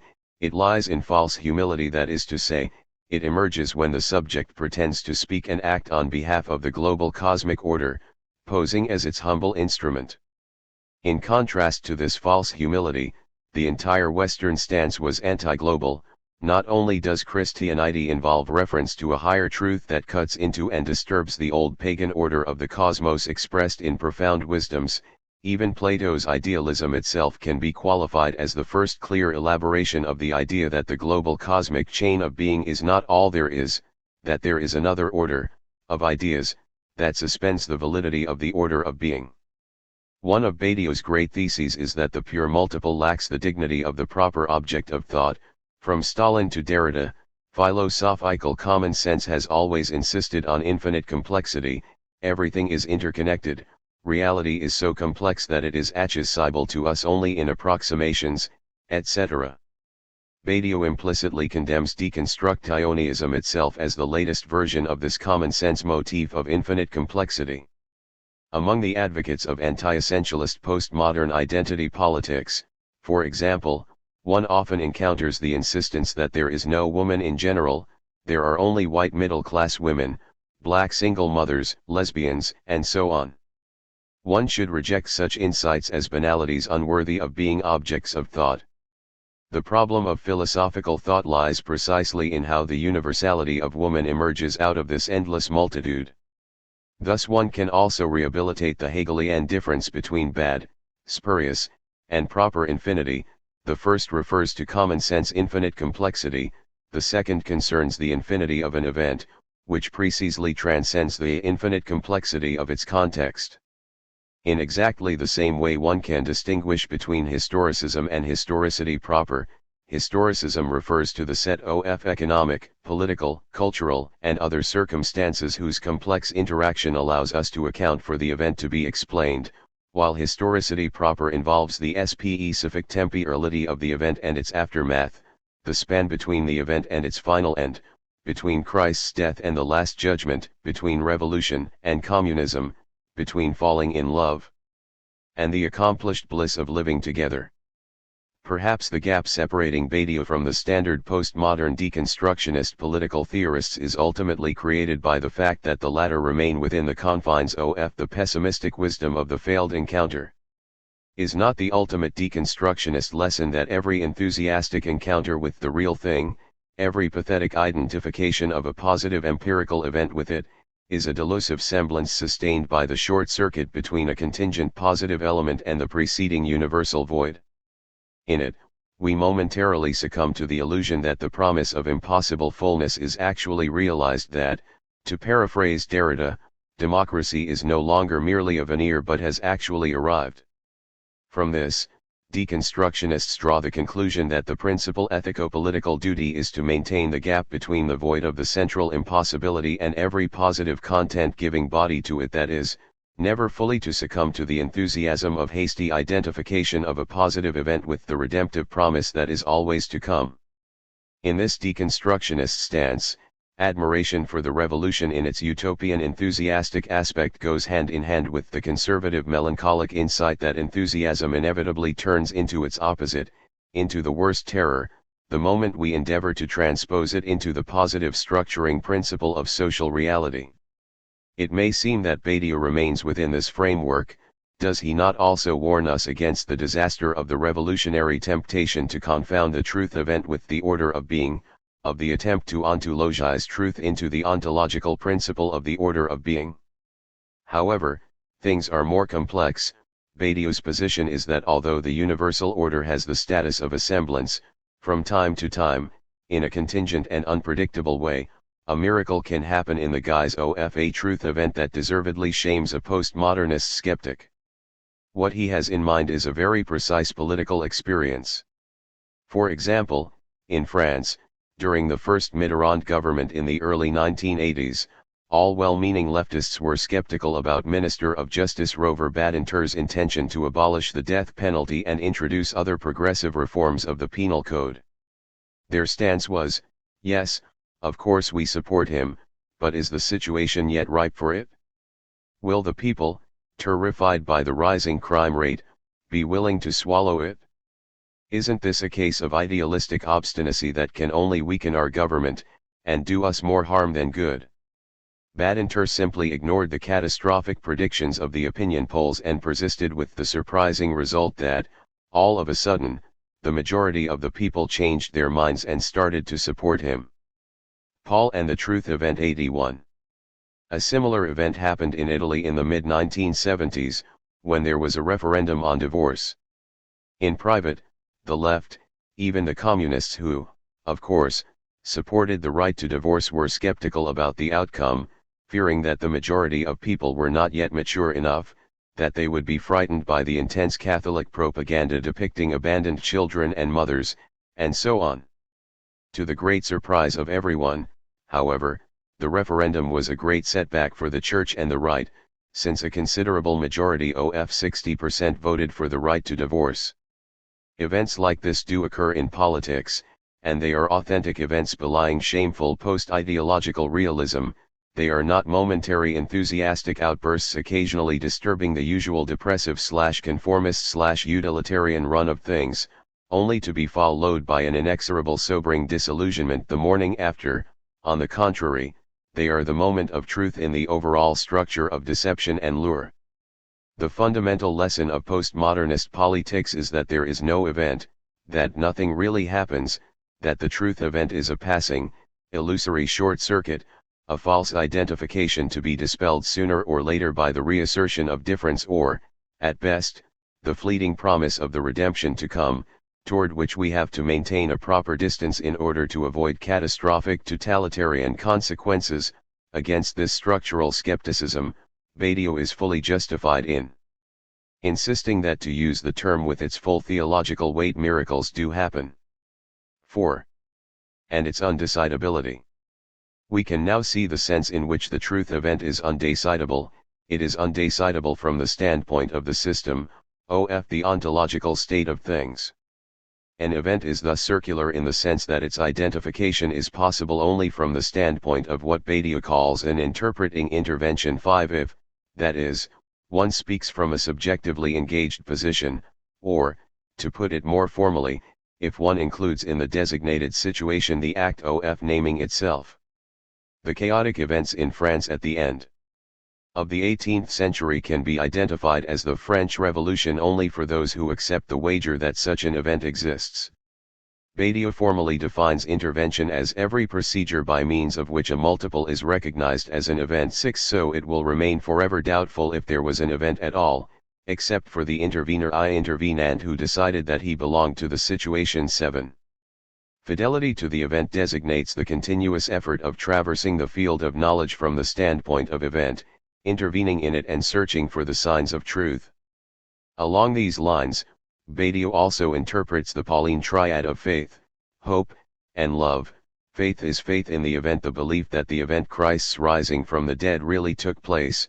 Hope is the hope that the final reconciliation announced by the event, the Last Judgment, will actually occur.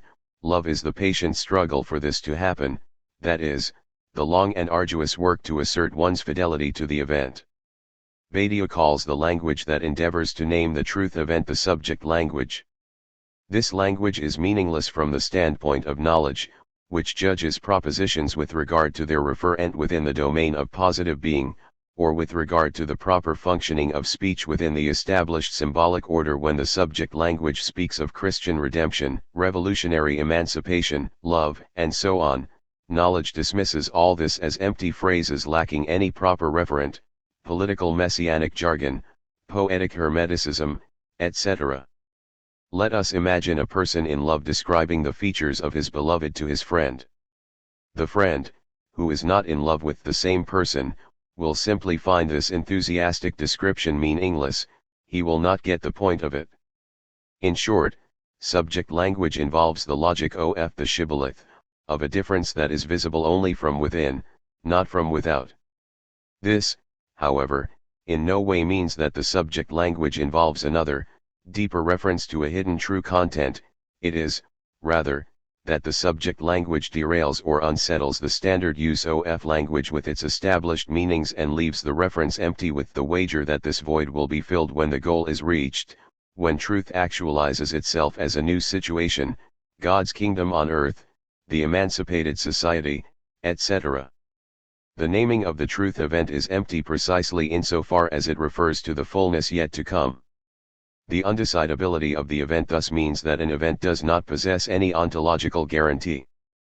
It cannot be reduced to, or deduced, generated from, a previous situation. It emerges out of nothing, the nothing that was the ontological truth of this previous situation. Thus there is no neutral gaze of knowledge that can discern the event in its effects. A decision is always already here, that is, one can discern the signs of an event in the situation only from a previous decision for truth, just as in Jansenist theology, in which divine miracles are legible as such only to those who have already decided for faith. A neutral historicist gaze will never see in the French Revolution a series of traces of the event called the French Revolution, but will see merely a multitude of occurrences caught in the network of social determinations. To an external gaze, love is merely a succession of psychic and physiological states. Perhaps this was the negative achievement that brought such fame to François Furet. Did not his main impact derive from his deventualization of the French Revolution, in adopting an external perspective toward it and turning it into a succession of complex specific historical facts? The engaged observer perceives positive historical occurrences as parts of the event of the French Revolution only to the extent that he observes them from the unique engaged standpoint of revolution. As Badiou puts it, an event is self-referential in that it includes its own designation. The symbolic designation French Revolution is part of the designated content itself, since, if we subtract this designation, the described content turns into a multitude of positive occurrences available to knowledge. In this precise sense, an event involves subjectivity. The engaged subject perspective on the event is part of the event itself. 8. The difference between veracity, the accuracy and adequacy of knowledge, and truth is crucial here. Let us take the Marxist thesis that all history is the history of class struggle. This thesis already presupposes engaged subjectivity, that is to say, only from this slant does the whole history appear as such, only from this interested standpoint can one discern traces of the class struggle in the entire social edifice, up to the products of the highest culture. The answer to the obvious counter-argument, this very fact proves that we are dealing with a distorted view, not with the true state of things, is that it is the allegedly objective, impartial gaze that is not in fact neutral but already partial, that is, the gaze of the winners, of the ruling classes. No wonder the motto of right-wing historical revisionists is "Let's approach the topic of the Holocaust in a cool, objective way, let's put it in its context, let's inspect the facts." A theorist of the communist revolution is not someone who, after establishing by means of objective study that the future belongs to the working class, decides to take its side and to bet on the winner. The engaged view permeates his theory from the very onset. Within the Marxist tradition, this notion of partiality as not only not an obstacle to but a positive condition of truth was most clearly articulated by George Lukács in his early work History and Class Consciousness, and in a more directly messianic, proto-religious mode by Walter Benjamin in Theses on the Philosophy of History. Truth emerges when a victim, from his or her present catastrophic position, gains sudden insight into the entire past as a series of catastrophes that led to his or her current predicament. So when we read a text on truth, we should be careful not to confuse that level of knowledge with the level of truth. For example, although Marx himself normally used proletariat as synonymous with the working class, one can nonetheless discern in his work a clear tendency to conceive the working class as a descriptive term belonging to the domain of knowledge, the object of neutral sociological study, a social stratum subdivided into components, etc., whereas proletariat designates the operator of truth, that is, the engaged agent of the revolutionary struggle. Furthermore, the status of the pure multiple and its void is also undecidable and purely intermediary. We never encounter it now, since it is always recognized as such retroactively, through the act of decision that dissolves it, that is, by means of which we already pass over it. For example, Nazism as a pseudo-event conceives of itself as the decision for social harmony and order against the chaos of modern liberal Jewish class warfare society. However, modern society never perceives itself in the first person as fundamentally chaotic. It perceives chaos, or disorder or degeneration, as a limited, contingent deadlock, a temporary crisis. Modern society appears as fundamentally chaotic only from the standpoint of the decision for order, that is, once the decision is already made. One should therefore resist the retroactive illusion according to which decision follows the insight into the open undecidability of the situation. It is only the decision itself that reveals the previous state as undecidable. Prior to decision, we inhabit a situation that is enclosed in its horizon. From within this horizon, the void constitutive of the situation is by definition invisible, that is to say, undecidability is reduced to and appears as a marginal disturbance of the global system. After the decision, undecidability is over, since we inhabit the new domain of truth. The gesture that closes/decides the situation, again, absolutely coincides with the gesture that, retroactively, opens it up. The event is thus the void of an invisible line separating one closure from another. Prior to it, the situation was closed, that is, from within its horizon. What will become, the event necessarily appears as skandalen, as an undesirable, chaotic intrusion that has no place in the state of the situation, or, to put it in mathematical terms, that is supernumerary. Once the event takes place and is assumed as such, the very previous situation appears as undecidable chaos. For an established political order, the revolutionary turmoil that threatens to overthrow it is a chaotic dislocation, while from the viewpoint of the revolution, ancien regime itself is a name for disorder, for an impenetrable and ultimately irrational despotism. Here Badiou is clearly opposed to the Derridean ethics of openness to the event in its unpredictable alterity. Such an emphasis on unpredictable alterity as the ultimate horizon remains within the confines of a situation and serves only to defer or block the decision. It involves us in the postmodernist indefinite oscillation of how do we know this truly is the event and not just another semblance of the event. How are we to draw a demarcation line between a true event and its semblance? Is not Badiou compelled to rely here on a metaphysical opposition between truth and its semblance? Again, the answer involves the way an event relates to the situation whose truth it articulates.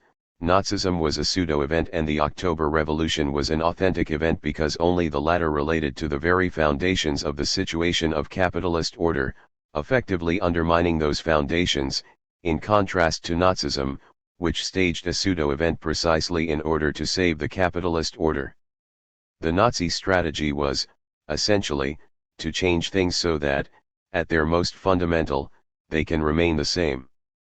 We all remember the famous scene from Bob Fosse's Cabaret, which takes place in the early 1930s in a small country in near Berlin. A boy, in Nazi uniform, as we learn in the course of the song, starts to sing a sorrowful elegiac song about the fatherland, which should give Germans a sign that tomorrow belongs to them, and so on. The crowd gradually joins him, and everyone, including a group of decadent nightlifers from Berlin, is impressed by its emotional impact. This scene is often evoked by pseudo-intellectuals as the moment when they finally grasped what Nazism was about, how it worked. One is tempted to add that they are right but for the wrong reasons. It is not the pathos of patriotic engagement as such that is fascist. What actually prepares the ground for fascism is the very liberal suspicion and denunciation of every form of unconditional engagement, of devotion to a cause, as potentially totalitarian fanaticism. That is to say, the problem lies in the very complicity of the atmosphere of incapacitating cynical decadent self-enjoyment with the fascist event, with the decision that purports to introduce order into chaos. In other words, what is false about the Nazi ideological machine is not the rhetoric of decisions as such, of the event that puts an end to decadent impotence, etc., but on the contrary the fact that the Nazi event is aestheticized theater, a faked event effectively unable to put an end to the decadent crippling impasse. It is in this precise sense that the common reaction to the Nazi song from Cabaret is right for the wrong reasons.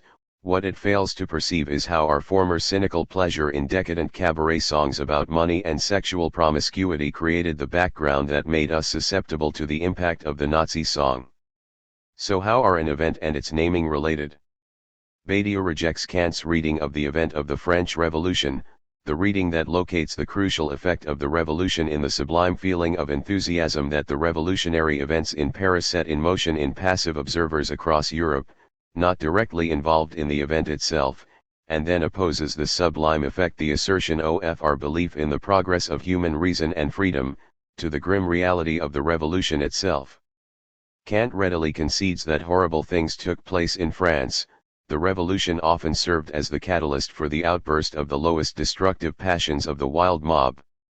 Badiou sarcastically remarks that such an aestheticization of the revolution, admired from a safe distance by passive observers, goes hand in hand with the utmost loathing for the actual revolutionaries themselves.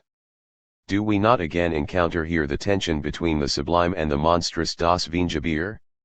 What appears from a proper distance to be the sublime cause of enthusiasm turns into the figure of monstrous evil once we approach it too closely and get directly involved in it. Against this Kantian celebration of the sublime effect on passive observers, Badiou insists on the immanence of the truth event. The truth event is truth in itself for its agents themselves, not for external observers.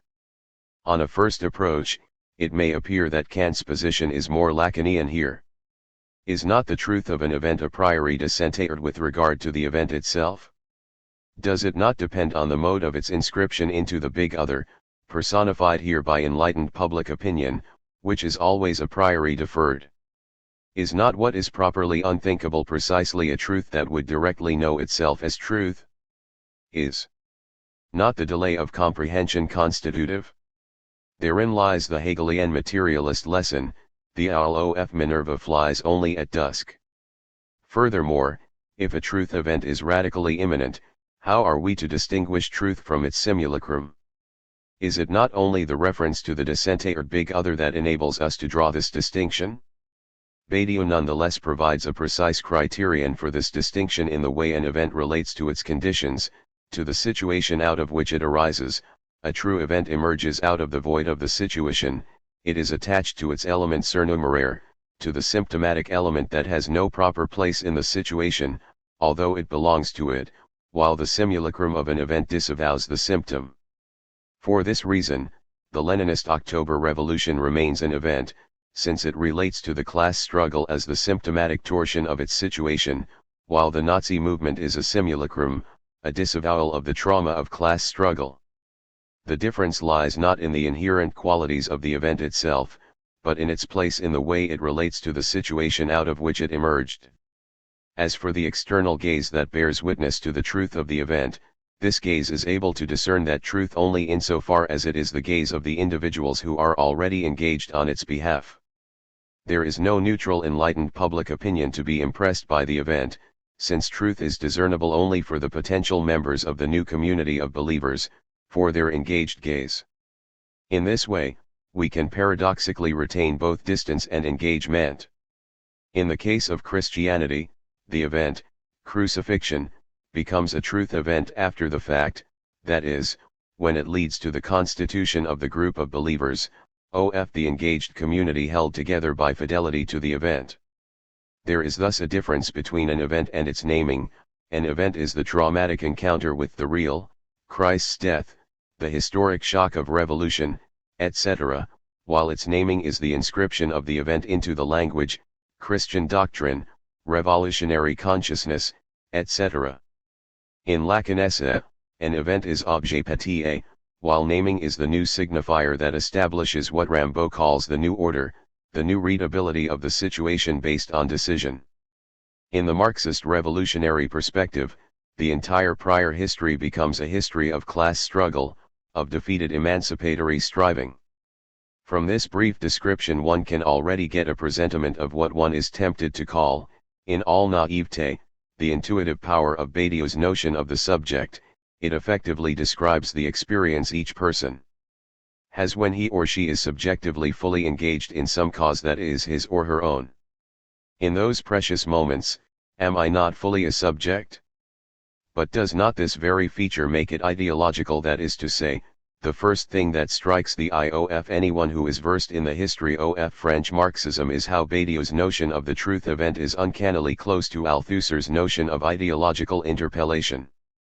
Furthermore, is it not significant that Badiou's ultimate example of the event is religion, Christianity from St. Paul to Pascal, as the prototype of ideology, and that this event, precisely, does not fit any of the four generiques of the event he enumerates, that is, love, art, science, and politics? 9. So perhaps if we take Badiou's thought itself as a situation of being, subdivided into four generiques, Christian, religion itself is his symptomal torsion, the element that belongs to the domain of truth without being one of its acknowledged parts or subspecies. This seems to indicate that the truth event consists in the elementary ideological gesture of interpellating individuals, parts of a situation of being, into subjects, bearers/followers of truth. One is tempted to go even a step further. The paradigmatic example of the truth event is not only religion in general but, specifically, Christian religion centered on the event of Christ's arrival and death. As Kierkegaard had already pointed out, Christianity inverts the standard of metaphysical relationship between eternity and time. In a way, eternity itself hinges on the temporal event of Christ. So perhaps Badiou can also be read as the last great author in the French tradition of Catholic dogmaticists from Pascal and Malebranche on. We need only to recall that two of his key references are Pascal and Claudel. For years the parallel between revolutionary Marxism and Messianic Christianity was a common topic among liberal critics like Bertrand Russell, who dismissed Marxism as a secularized version of Messianic religious ideology. Badiou, in contrast, following a line from the later Engels to Frederick Jameson, fully endorses this homology. This reading is further confirmed by Badiou's passionate defense of St. Paul as the one who articulated the Christian truth event Christ's resurrection as the universal singular, a singular event that interpellates individuals into subjects universally, irrespective of their race, sex, social class, and so on, and the conditions of the followers' fidelity to it. 10. Of course here Badiou is well aware that today, in our era of modern science, one can no longer accept the fable of the miracle of resurrection as the form of the truth event. Although the truth event does designate the occurrence of something that, from within the horizon of the predominant order of knowledge, appears impossible, think of the laughter with which the Greek philosophers greeted St. Paul's assertion of Christ's resurrection on his visit to Athens. Today any location of the truth event at the level of supernatural miracles necessarily entails regression into obscurantism, since the event of science is irreducible and cannot be undone. Today one can accept as the truth event, as the intrusion of the traumatic real that shatters the predominant symbolic texture, only occurrences that take place in a universe compatible with scientific knowledge, even if they move at its borders and question its presuppositions. The sites of the event today are scientific discovery itself, the political act, artistic invention, the psychoanalytic confrontation with love, among others. That is the problem with Graham Greene's drama The Potting Shed, which endeavors to resuscitate the Christian version of the shattering impact of the impossible real. The life of the family of a great positivist philosopher who dedicated his whole effort to fighting religious superstitions is thoroughly shattered by an unexpected miracle. His son, the object of the philosopher's greatest love, is mortally ill and already proclaimed dead when, miraculously, he is brought back to life by means of what, evidently, cannot be anything but a direct intervention by divine grace. The story is told in retrospect, from the standpoint of a family friend who, after the philosopher's death, writes his biography and is puzzled by an enigma in the latter's life. Why, a couple of years before his death, did the philosopher suddenly stop writing? Why did he lose his will to live, as if his life was suddenly deprived of meaning, and enter a period of resignation, passively awaiting his death? Interviewing the surviving family members, he soon discovers that there is a dark family secret no one wants to talk about, until, finally, one of the family members breaks down and confesses to him that the shattering secret is the miraculous resuscitation of the philosopher's son, which rendered his entire theoretical work, his lifelong engagement, meaningless. Intriguing as it is, such a story cannot effectively engage us today. Apropos of St. Paul, Badiou tackles the problem of locating his position with regard to the four generics that generate effective truths: science, politics, art, love, that is, with regard to the fact that, today, at least, Christianity, based on a fabulous event of resurrection, can be counted not as an effective truth event but merely as its semblance. His proposed solution is that St. Paul is the anti-philosophical theoretician of the formal conditions of the truth procedure. What he provides is the first detailed articulation of how fidelity to a truth event operates in its universal dimension. The excessive, Surnumerare real of a truth event, resurrection, that emerges by grace, i.e., cannot be accounted for in the terms of the constituents of the given situation, sets in motion, in the subjects who recognize themselves in its call, the militant work of love, that is, the struggle to disseminate, with persistent fidelity, this truth in its universal scope, as concerning everyone. So although St. Paul's particular message is no longer operative to us, the very terms in which he formulates the operative mode of the Christian religion do possess a universal scope as relevant for every truth event. Every truth event leads to a kind of resurrection through fidelity to it and a labor of love on its behalf. One enters another dimension irreducible to mere service de biens, to the smooth running affairs in the domain of being, the domain of immortality, of life unencumbered by death. Nonetheless, the problem remains of how it was possible for the first and still most pertinent description of the mode of operation of the fidelity to a truth event to occur apropos of a truth event that is a mere semblance, not an actual truth. From a Hegelian standpoint there is a deep necessity in this, confirmed by the fact that in our century the philosopher who provided the definitive description of an authentic political act, Heidegger in Being and Time, was seduced by a political act that was undoubtedly a fake, not an actual truth event, Nazism. So it is as if one is to express the formal structure of fidelity to the truth event, one had to do it apropos of an event that is merely its own semblance. Perhaps the lesson of all this is more radical than it appears. What if what Badiou calls the truth event is, at its most radical, a purely formal act of decision, not only not based on actual truth but ultimately indifferent to the precise status, actual or fictitious, of the truth event it refers to? What if we are dealing here with an inherent key component of the truth event? What if the true fidelity to the event is dogmatic in the precise sense of unconditional faith, of an attitude that does not ask for good reasons and that, for that very reason, cannot be refuted by any argumentation? So back to our main line of argument, Badiou defines as generic the multiple within a situation that has no particular properties, reference to which would enable us to classify it as its subspecies. The generic multiple belongs to the situation but is not properly included in it as its subspecies, the rabble in Hegel's philosophy of law, for example. A multiple element/part of the situation that does not fit into it, that sticks out, is generic precisely insofar as it directly gives body to the being of the situation as such. It subverts the situation by directly embodying its universality. And, with regard to Badiou's own classification of generic procedures in four species, politics, art, science, love, does not religious ideology occupy precisely this generic place? It is none of them, yet precisely as such it gives body to the generic as such. Is not this identity of the truth event and ideology further confirmed by futur and terror as the specific temporality of generic procedures?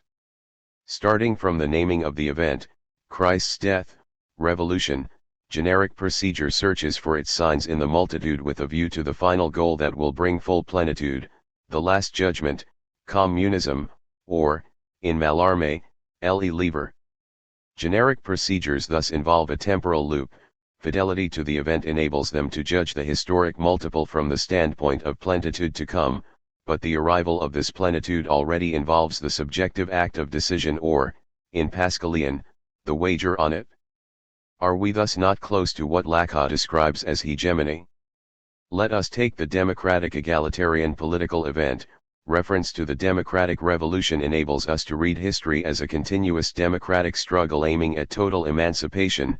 The present situation is experienced as fundamentally dislocated, out of joint, the corruption of the ancien regime, class society, fallen terrestrial life, with regard to the promise of a redeemed future.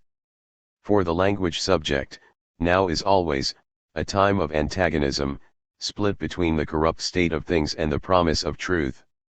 So, again, is not Badiou's notion of the truth event uncannily close to Althusser's notion of ideological interpellation? Isn't the process Badiou is describing that of an individual interpellated into a subject by a cause? Significantly, In order to describe the formal structure of fidelity to the truth event, he uses the same example as Althusser in his description of the process of interpellation. Is not the circular relationship between the event and the subject serves the event in his or her fidelity, but the event itself is visible as such only to an already engaged subject, the very circle of ideology. Prior to constraining the notion of the subject to ideology to identifying the subject as such as ideological, Althusser entertained for a short time the idea of the four modalities of subjectivity: the ideological subject, the subject in art, the subject of the unconscious, the subject of science. Is there not a clear parallel between Badiou's four generics of truth, love, art, science, politics, and these four modalities of subjectivity, where love corresponds to the subject of the unconscious, the topic of psychoanalysis, and politics, of course, to the subject of ideology? The paradox is thus that Badiou's opposition of knowledge and truth seems to turn exactly around Althusser's opposition of ideology and science. Non-authentic knowledge is limited to the positive order of being, blind to its structural void, to its symptomal torsion, while the engaged truth that subjectivizes provides authentic insight into a situation. According to a deep albeit unexpected logic, the topic of Pauline Christianity is also crucial for Badiou's confrontation with psychoanalysis.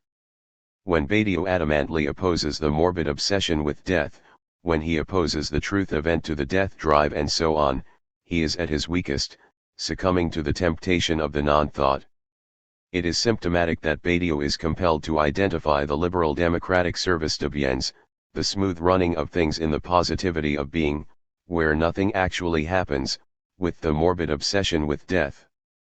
Although one can easily see the element of truth in this equation, mere service de biens, deprived of the dimension of truth, far from being able to function as healthy everyday life, not bothered by eternal questions, necessarily regresses into nihilistic morbidity, as Christians would put it. There is true life only in Christ, and life outside the event of Christ sooner or later turns into its opposite, a morbid decadence. When we dedicate our life to excessive pleasures, these very pleasures are sooner or later spoiled.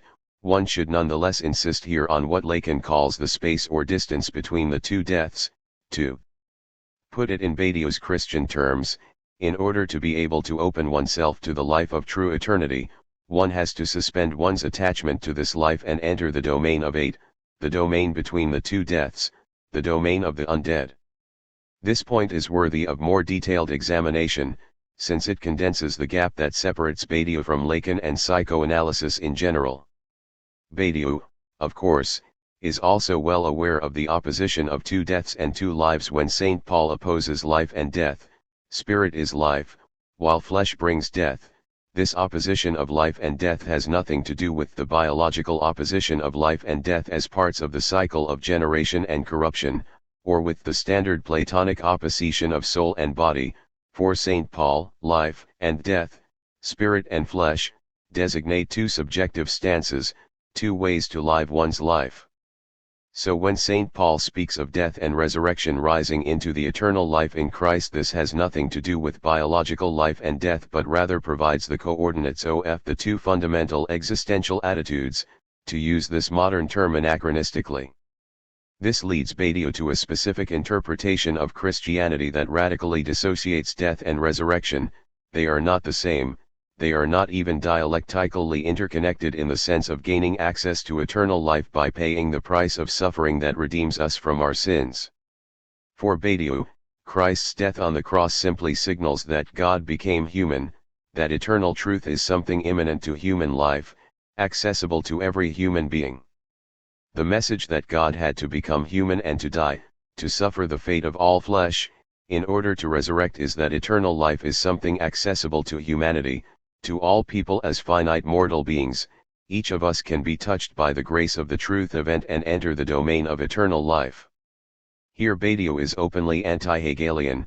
There is no dialectics of life and death in the sense of the truth event of resurrection emerging as the magic reversal of negativity into positivity when we are fully ready to tarry with negative, to assume our mortality and suffering at its most radical. The truth event is simply a radically new beginning, it designates the violent, traumatic, and contingent intrusion of another dimension not mediated by the domain of terrestrial finitude and corruption. One must thus avoid the pitfalls of morbid masochistic mortality that perceives suffering as inherently redeeming. This morality remains within the confines of the law, which demands from us a price for the admission to eternal life, and is thus not yet at the level of the properly Christian notion of love. As Badiou puts it, Christ's death is not in itself the truth event, it simply prepares the site for the event, resurrection, by asserting the identity of God and humanity. The fact that the infinite dimension of immortal truth is also accessible to a human finite mortal. What ultimately matters is only the resurrection of the dead, i.e., human mortal, Christ, signaling that each human being can be redeemed and can enter the domain of eternal life, that is, participate in the truth event. Therein lies the message of Christianity, the positivity of being, the order of the cosmos regulated by its laws, which is the domain of finitude and mortality. From the standpoint of the cosmos, the totality of positive being, we are merely particular beings determined by our specific place in the global order. The law is ultimately another name for the order of cosmic justice, which allocates to each of us his or her proper place, is not all there is another dimension, the dimension of true life in love, accessible to all of us through divine grace, so that we can all participate in it. Christian revelation is thus an example, although probably the example, of how we, human beings, are not constrained to the positivity of being, of how, from time to time, in a contingent and unpredictable way, a truth event can occur that opens up to us the possibility of participating in another life by remaining faithful to the truth event. The interesting thing to note is how Badiou here turns around the standard opposition of the law as universal and grace, or charisma, as particular, the idea that we are all subjected to the universal divine law, whereas only some of us are touched by grace and can thus be redeemed. In Badiou's reading of St. Paul, on the contrary, it is law itself that, universal as it may appear, is ultimately particularist. A legal order always imposes specific duties and rights on us. It is always a law defining a specific community at the expense of excluding the members of other, for example, ethnic communities, while divine grace is truly universal, that is, non-exclusive, addressing all humans independently of their race, sex, social status, and so on. We thus have two lives, the finite biological life and the infinite life of participating in the truth event of resurrection. Correspondingly, there are also two deaths, the biological death and death in the sense of succumbing to the way of all flesh. How does St. Paul determine this opposition of life and death as the two subjective, existential attitudes? Here we touch the crux of Badiou's arguments, which also directly concerns psychoanalysis. For Badiou, the opposition of death and life overlaps with the opposition of law and love. For St. Paul, succumbing to the temptations of the flesh does not simply mean indulging in unbridled terrestrial conquests, the search for pleasures, power, wealth, etc., irrespective of the law, of mortal prohibitions. On the contrary, his central tenet, elaborated in what is probably, deservedly, the most famous passage in his writings, chapter 7, verse 7 in the Epistle to the Romans, is that there is no sin prior to or independent of the law. What comes before it is a simple innocent prelapsarian life forever lost to us mortal human beings. The universe we live in, our way of all flesh, is the universe in which sin and law, desire and its prohibition, are inextricably intertwined. It is the very act of prohibition that gives rise to the desire for its transgression, that is, fixes our desire on the prohibited object. What then should we say? That the law is sin? By no means. Yet, if it had not been for the law, I would not have known sin. I would not have known what it is to covet if the law had not said, "You shall not covet." But sin, seizing an opportunity in the commandment, produces in me all kinds of covetousness. Apart from the law, sin lies dead. I was once alive apart from the law, but when that commandment came, sin revived, and I died, and the very commandment that promised life proved to be death to me. For sin, seizing an opportunity in the commandment, deceived me and through it killed me. Do not understand my own actions. For I do not do what I want, but I do the very thing I hate. Now if I do what I do not want, I agree that the law is good. But in fact it is no longer I that do it, but sin that dwells within me. For I know that nothing good dwells within me, that is, in my flesh. I can will what is right. But I cannot do it. This passage, of course, must be seen in its context. In the whole of this part of the epistle, the problem St. Paul struggles with is how to avoid the trap of perversion, that is, a law that generates it transgression, since it needs it in order to assert itself as law. For example, in Romans, St. Paul fires off a barrage of desperate questions, but if our injustice serves to confirm the justice of God, what should we say? That God is unjust to inflict wrath on us. But if through my falsehood God's truthfulness abounds to his glory, why am I still being condemned as a sinner? And why not say, as some people slander us by saying that we say, let us do evil so that good may come. This let us do evil so that good may come from it is the most succinct definition of the short circuit of the perverse position. Does this make God a closet pervert who brings about our fall so that he may then redeem us through sacrifice, or, to quote Romans 11:11, NRSV, have they stumbled so as to fall, that is, did we stumble, become involved in sin? In the way of all flesh, because God needed our fall as part of his plan of ultimate redemption? If this is how things are, then the answer to the question, should we continue to sin in order that grace may abound? Rom 6:1 NRSV, is affirmative. It is only and precisely by indulging in sin that we enable God to play his part as our Savior. But St. Paul's entire effort is to break out of this vicious cycle in which the prohibitive law and its transgression generate and support each other. In his philosophical notebooks, Lenin made the well-known statement that everyone who aims at really understanding Marx's Capital should read the whole of Hegel's logic in detail.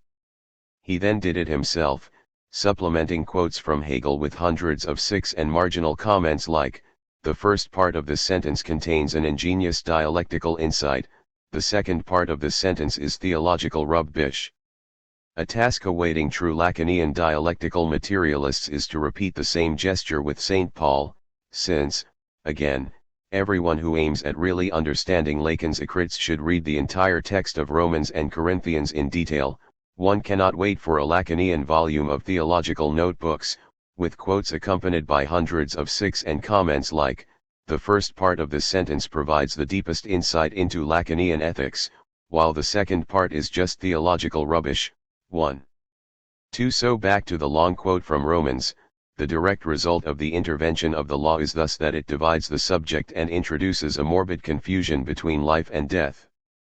The subject is divided between conscious obedience to the law and unconscious desire for its transgression generated by the legal prohibition itself. It is not I, the subject, who transgress the law, it is non-subjectivized sin itself, the sinful impulses in which I do not recognize myself, and which I even hate.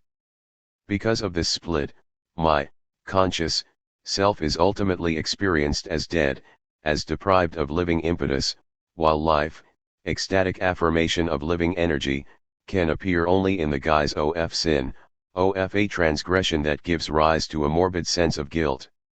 My actual life impulse, my desire, appears to me as a foreign automatism that persists in following its path independently of my conscious will and intentions. St. Paul's problem is thus not the standard morbid moralistic one, how to crush transgressive impulses, how finally to purify myself of sinful urges, but its exact opposite, how can I break out of this vicious cycle of the law and desire, of the prohibition and its transgression, within which I can assert my living passions only in the guise of their opposite, as a morbid death drive? How would it be possible for me to experience my life impulse not as a foreign automatism, as a blind compulsion to repeat, making me transgress the law, with the unacknowledged complicity of the law itself, but as a fully subjectivized, positive yes to my life? Here St. Paul and Badiou seem fully to endorse Hegel's point that there is evil only for the gaze that perceives something as evil. It is the law itself that not only opens up and sustains the domain of sin, of sinful urges to transgress it, but also finds a perverse and morbid satisfaction in making us feel guilty about it. The ultimate result of the rule of the law thus consists of all the well-known twists and paradoxes of the superego. I can enjoy only if I feel guilty about it, which means that, in a self-reflexive turn, I can take pleasure in feeling guilty, I can find enjoyment in punishing myself for sinful thoughts, and so on. So when Badiou speaks of the morbid fascination of the death drive, and so forth, he is not resorting to general platitudes but referring to a very precise Pauline reading of the psychoanalytic notions he uses. The entire complex entanglement of law and desire not only elicits sinful desires that go against the law but also this morbid intertwining of life and death in which the dead letter of the law perverts my enjoyment of life itself, changing it into a fascination with death. This perverted universe in which the ascetic who flagellates himself on behalf of the law enjoys more intensely than the person who takes innocent pleasure in earthly delights is what St. Paul designates as the way of the flesh as opposed to the way of the Spirit.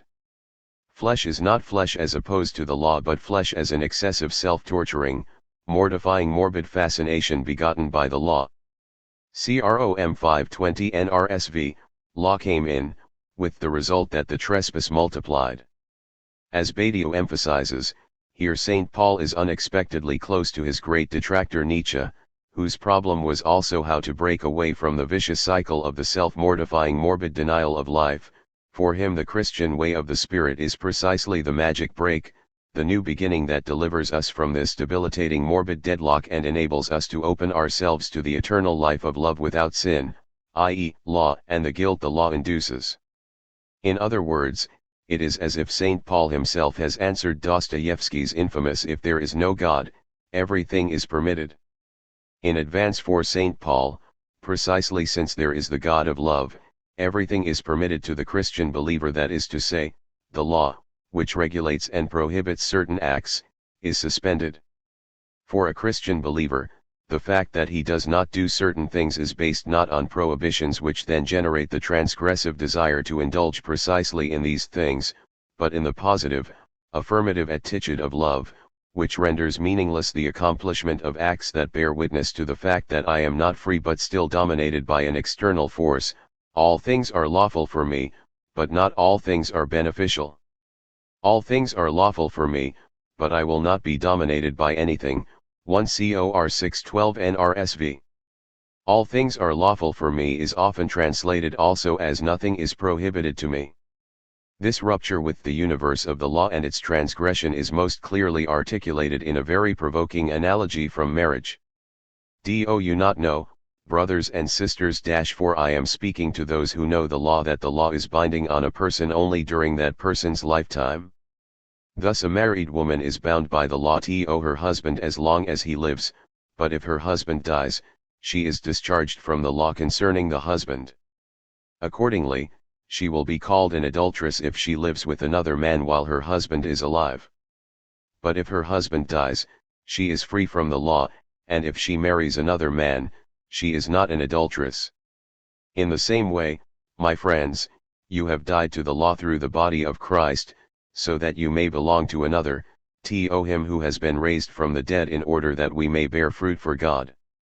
While we were living in the flesh, our sinful passions, aroused by the law, were at work in our members to bear fruit for death. But now we are discharged from the law, dead to that which held us captive. To become a true Christian and embrace love, one should thus die to the law, to break up the vicious cycle of sinful passions, aroused by the law. As Lacan would have put it, one has to undergo the second, symbolic death, which involves the suspension of the big other, the symbolic law that hitherto dominated and regulated our lives. So the crucial point is that we have two divisions of the subject that should not be confused. On the one hand, we have the division of the subject of the law between the conscious ego, which adheres to the letter of the law, and the dissente or desire, which, operating automatically against the subject's conscious will, compels him to do what he hates, to transgress the law and indulge in illicit jouissance. On the other hand, we have the more radical division between this entire domain of the law/desire, of the prohibition generating its transgression, and the properly Christian way of love, which marks a new beginning, breaking out of the deadlock of law and its transgression. One can witness a great neurosis in the very act of Slavoj Žižek's engagement with St. Paul. Žižek expresses so much interest in Paul's radical stance that it is much like watching him engage his philosophical twin, as if he and St. Paul were separated at birth. But what is at stake here exactly? For Žižek, the basic point with his engagement with Paul is his understanding of the idea of the law and its precise relationship to love. His provocative engagement is seen in a number of different places among his vast works, but is visible most poignantly in his reading of St. Paul's letter to the Christians in Rome, Rom 7:7-18.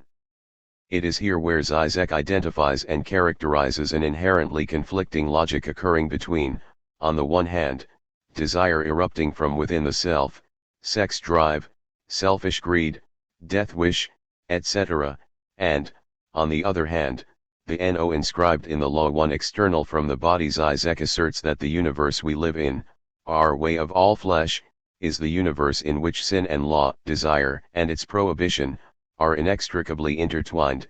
It is the very act of prohibition that gives rise to the desire for its transgression, that is, fixes our desire on the prohibited object too.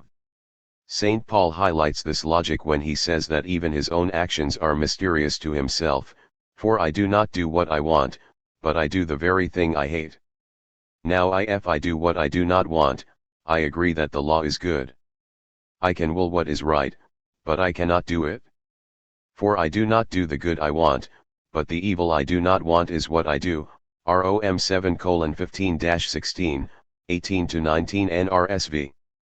Paul's sensitivity to his own interior fragmentation is what Lacan identifies as the break from the mother, that is, a primordial oneness, that introduces into the world an insatiable desire that longs to overcome the lack, created in the very break with the mother, in an ultimate return to a point where desire is totally neutralized. The very appearance of the law here enacts the point of lack and a logic of fragmentation shot through life. Paul's formulation thus perfectly expresses the deadlock that the law presents to the world in its very existence, at once the conditions for sin, for without the law there is no sin, and yet the precise way to traverse sin. Put differently, the prohibition of the law simultaneously establishes the desire to transgress that prohibition and the prohibition as such. And these two couplings actually generate a vicious cycle. This circle of law/prohibition/desire/transgression/law ad infinitum is that very thing that produces a need to be rescued from this very entrapment. As Paul says, he is held captive and asks, who will rescue me from this body circularity of death? Rom 7:24 NRSV. With all the fanfare of the return to Paul in Continental philosophy, it is Žižek above all who most accurately identifies the vicious circulation between desire and death. Of course, his comrade Alain Badiou's own version, as seen most prominently in his book St. Paul, The Foundation of Universalism, largely influences Žižek's Paul. 3. It is in his assessment of Badiou's version of St. Paul that Žižek best situates the radical stance of Christianity by juxtaposing two basic oppositions. On the one side is the positivity of being, the order of the cosmos regulated by its laws, which is the domain of finitude and mortality. From the standpoint of the cosmos, of the totality of positive being, we are merely particular beings determined by our specific place in the global order. The law is ultimately another name for the order of cosmic justice, which allocates to each of us his or her proper place. On the other side, Žižek insists that this is not all there is another dimension, the dimension of true life in love, accessible to all through divine grace. 4. These two sides include the impersonal law of cosmic justice on the one hand, and on the other, love, which is the true universal but only grasped through the reversal of divine grace. V. Having posited these two sides of law vis-a-vis grace, Žižek, both with and without, and both informed by and taking his distance from Badiou, gives the coordinates through which the circularity of desire and death that Paul articulates in Romans 7 can be circumvented. But there is a twist: what may appear to be universal, that is, the universality of the law, is in truth turned on its head. The universal is effectively reduced to the mode of particularity, whereas the particular, seen in its exceptionality, which cannot fit into the coordinates of the law/prohibition/transgression matrix, as divine grace, paradoxically becomes the foundation of universality. Grace becomes the universal precisely because its eventual happening radically ruptures the accept and normative truths of how the world really works. Here is how Zizek frames grace. In a contingent and unpredictable way, a truth event can occur that opens up to us the possibility of participating in another life by remaining faithful to the truth event. The interesting thing to note is how Badiou here turns around the standard opposition of the law as universal and grace, or charisma, as particular, the idea that we are all subjected to the universal divine law, whereas only some of us are touched by grace and can thus be redeemed. In Badiou's reading of St. Paul, on the contrary, it is law itself that, universal as it may appear, is ultimately particularist. A legal order always imposes specific duties and rights on us. It is always a law defining a specific community at the expense of excluding the members of other, for example, ethnic communities, while divine grace is truly universal, that is, non-exclusive, addressing all humans independently of their race, sex, social status, and so on. 5. It is the exceptional event, the truth event in Badiouian parlance, that founds the truth, a truth that cannot fit into the apparent universality of law and so reveals itself as being the exceptional truth that opens the way for the true universalism beyond the law. So the truth event breaks out of the circulation of death and entrapment. Moreover, the example of this truth event for Badiou is the resurrection of Christ, which nicely shows how the logic of the circulation of death, law/sin, is subverted, for the law of a human-centered universe is broken in God becoming human, and in an Athanasian twist, man becomes God.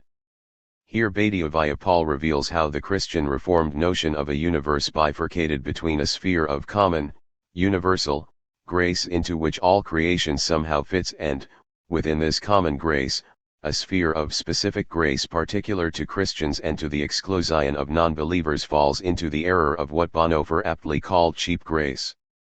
For common grace is just assumed, like the law, as if it were already built into the material universe as the order of creation.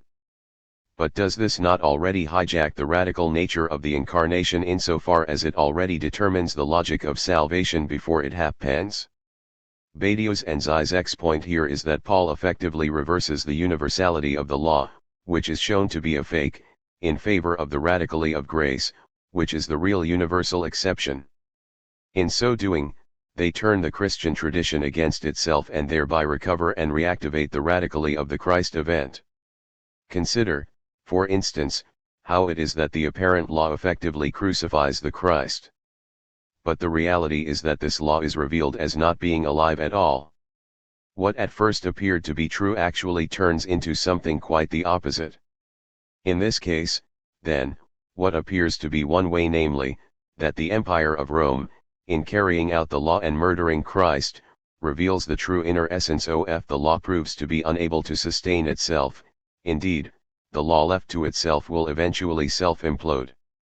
One can think of the recent film Robot, in which the logic of the new generation of robots is so rational and coherent that it finally has to break the foundation of all robotic laws in order to actually fulfill them.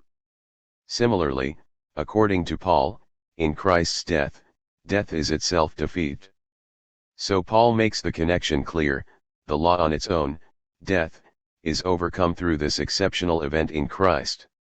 What is thus introduced here is a logic of folly that the law is ultimately hollow and self-destructive.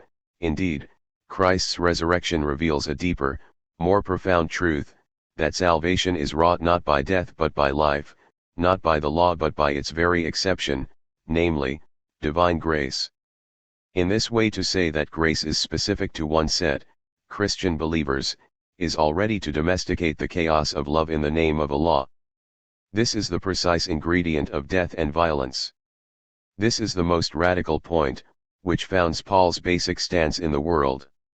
Love is found not by being a nice, morally upright citizen who pays her taxes and debts on time, nor is it even reserved for a subset of human beings, read, Christians, but is better seen in taking a radical stance for the other that makes sense only according to the event of Christ's crucifixion on the cross.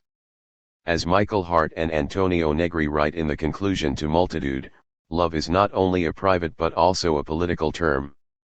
6. In this way love is better understood. American Samoa taking the ultimate risk as paradox, in death there is life, in life there is death. Love then is that stance that arises in the most unlikely of places, namely, in the very grip of death. But, of course, this basic approach to love cannot be comprehended directly, as if its very disclosure violently empties out its core content without reservation, neither propositions, universal axioms and other bare-bone truths, nor any subgroup of people can capture the truth of love. Love does not, if you will, display its heart on its sleeve, rather, love is like the unconscious, which operates on a deeper, more indirect level that takes time, patience, and a relationship to know it, and yet its appearance is never predictable. This is precisely the point in Albert Camus' famous novel The Plague, in which the city of Oran is confronted by its imminent death. The plague establishes the true conditions of life such that the inhabitants of the city move from indifference prior to the plague toward a deeper appreciation of life by staring death down. And here we arrive at my central thesis, which is that Paul has identified love's very truth by his insight into love's unfolding through a negative, or subtractive, logic, a logic totally unavailable and out of reach to those unwilling to risk living into the journey that love calls us to follow, a journey that involves every aspect of our lives. As Paul writes in his letter to the Romans, we are living sacrifices. In this way, reading Paul along the lines of Zizek's universal exception provides us with a rich theological synthesis between John Milbank's robust universal, Catholic, ontology and the Barthian, fragmented, and incommensurate linguistic structure. It is Zizek's reading of Paul that may provide us with the theological resources to construct a synthetic and dynamic structure that sublates both universalism and fragmentation. I will unpack this chapter's thesis by first situating Paul's radical notion of love within the context of the ancient philosophical argument concerning the basic structure of the world as either one or multiple. After setting up this philosophical ontology, I will then turn to Socrates, whose very method opens a way into Paul's subtractive, incarnational, ontology. From here, I conclude with and against Hegel, who, I argue, expresses a logic of Pauline love that finally outflanks ancient Greek philosophy through a radical subtraction that eliminates any attempt to delimit incarnation within the walls of thought, logic, and traditions founded on unbending truths. Ancient Greek ontology, Parmenides' question and the law. The question that St. Paul raises when we think through the relationship between ontology and the political pertains first and foremost to the basic status of being qua being. By this question, we directly confront, in a precise anti-postmodern key, two basic options posed in a singular question: is this world fundamentally stable or unstable? Put differently and in the parlance of ancient philosophy we may ask, is the world ultimately one or is it multiple? As this essay will show, St. Paul radically opens up and uncovers the most fundamental logic of the world, a logic founded not on a stabilizing principle but rather on its opposite, a destabilizing multiplicity that goes against the law.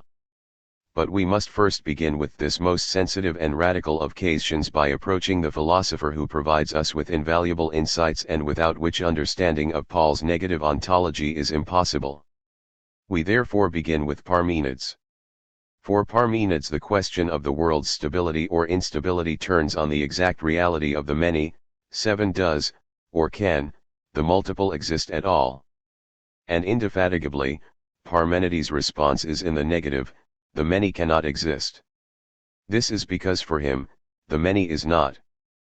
But the attachment of the negative with the many presents a positive and curious insight. If the many is not, then the opposite of the many, namely the one, must be. The one is. The logic from this insight nicely sets up the following hypothetical statement: if the one is not, then perforce, nothing can be.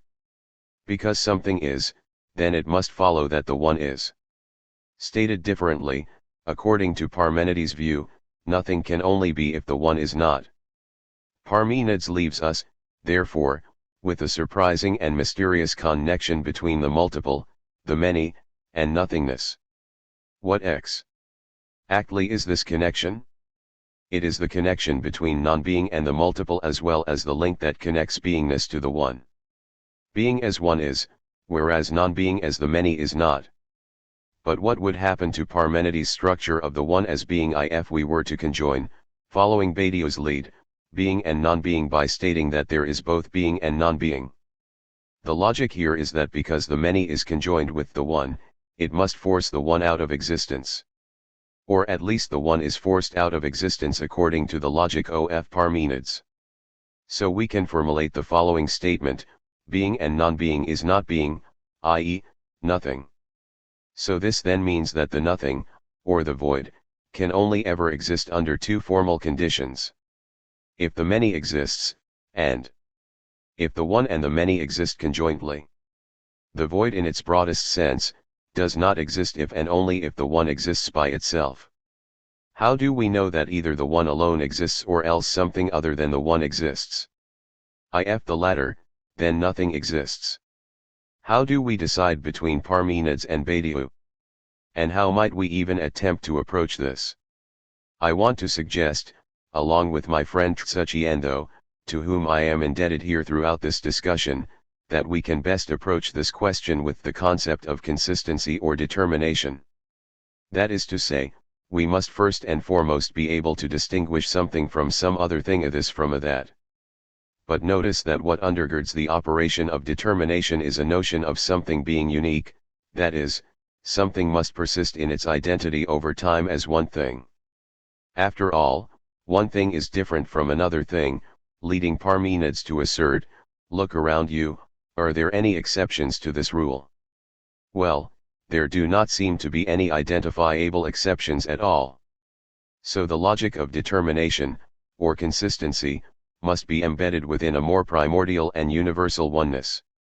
And because there are no exceptions to this rule of determination, then, as Creston says, the fundamental intelligibility of being is tied to the intelligibility of oneness. 8. Therefore, Parmenides concludes, oneness is the ground for consistency. This further entails that being is forced into the composition of oneness, otherwise being is forever rendered unknowable, unintelligible, and ultimately incoherent. Another conclusion we can draw here is that if being is unintelligible, then it is not being, that is, it is nothing. But once again we come back around to the hypothetical statement, if the one is not, then nothing is. And if the nothing is, then there is nothing but the multiple. If all there is to being is the multiple, then we are left only with chaos or disorganized multiplicity. It is this precise line of thinking that brings us closer to St. Paul's basic destabilizing, indeed apocalyptic, stance on reality. To be sure, St. Paul does not subscribe to the Parmenidean view of the world as reducible to the one, for this would be the same logic of reducing all things to the authority of the law alone, but neither does he go completely dark, falling, as it were, off the cliffs of reason and into the mouth of the void. Paul finds himself in a moment in which he neither accepts the law as final nor can he ignore it by simply dismissing it. Paul's position here is not totally dark, as if his thinking arrives from out of chaos, and neither is it arrogant in that he rests all things on the law. Something else opens up for Paul, some other logic that is foolishness when seen from Greek foundational logics and fails to conform to the status quo. Paul has located some other unforeseen form of truth that resists both a reduction to the one and a fragmentation of the multiple, left to itself. And this truth is scandalous to those in power, or to those who interpret the world in terms of power or the law. Paul claims, in Jesus Christ, a different logic that does not fit into the normal predetermined coordinates that determine the truth of the world before it happens. We must be precise here. Paul does not perceive the scandal of the cross, the Creator Christ dying at the hands of the created, in light of the law. The law cannot shed its light on such incoherence. Nor does he see the crucifixion as a total moment of chaos. Rather he sees it by its own light, the light of the irrational paradox that cross, over and yet holds the two oppositions of law and chaos together. This cross-ing logic that Paul announces works subversively. That is to say, it works under the cover of its veiled truth, which discloses itself on its own terms, the terms of a universal beyond the status quo. In this way, the truth of Paul's cross-ings appears under a truth condition determined not by an a priori foundationalism of power or philosophy but by infinite love. For Paul, therefore, the meaning of the crucifixion is fundamentally disruptive without being totally chaotic. There are several figures in the history of philosophy that embody Paul's logic. I want to flesh this out in one respect by the example of Socrates, who articulates truth claims not in the possessive, arrogant sense but in the negative, humble sense of letting the truth emerge by paradox, by crossing between the one and the many. Before we relate this Parmenidean ontology of the one as being to St. Paul's unstable ontology, I want to first relate this to the Socratic structure of wisdom. In so doing, we will see a movement of the void, or the negative, understood differently than is often conveyed, especially in recent theology. In Plato's account of Socrates' Athenian trial, in 399 BCE, there is a basic contention established between the fundamental opposition of the law, of the polis, and divine wisdom. While Athens is under a great exertion of pressure from the militant state of Sparta, ultimately falling to it in 404, the desire to neutralize all threats to the law and security of the polis is correspondingly heightened. In the wake of this imminent social anxiety, Socrates is brought to trial by Meletus, Anytus, and Lycon and charged with several offenses, from atheism to corrupting the youth and even sophistry. Of course, the charge of atheism is not only the disbelief in God or gods but is rather more interesting than the modern or even Victorian reified form of atheism. Socrates is accused of not believing in the Athenian gods of the state, which is the basic charge lodged at the early Christians in the first few centuries under Roman rule. The upshot is that the Senate interprets Socrates' atheism as seditious and thus pits him against the very foundations of the state.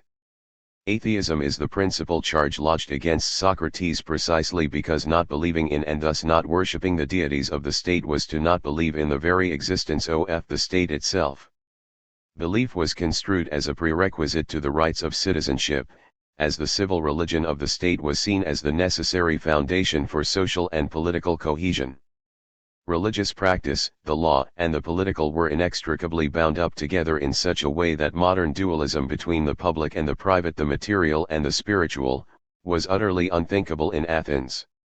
The second basic charge against Socrates is that he is systematically corrupting the youth.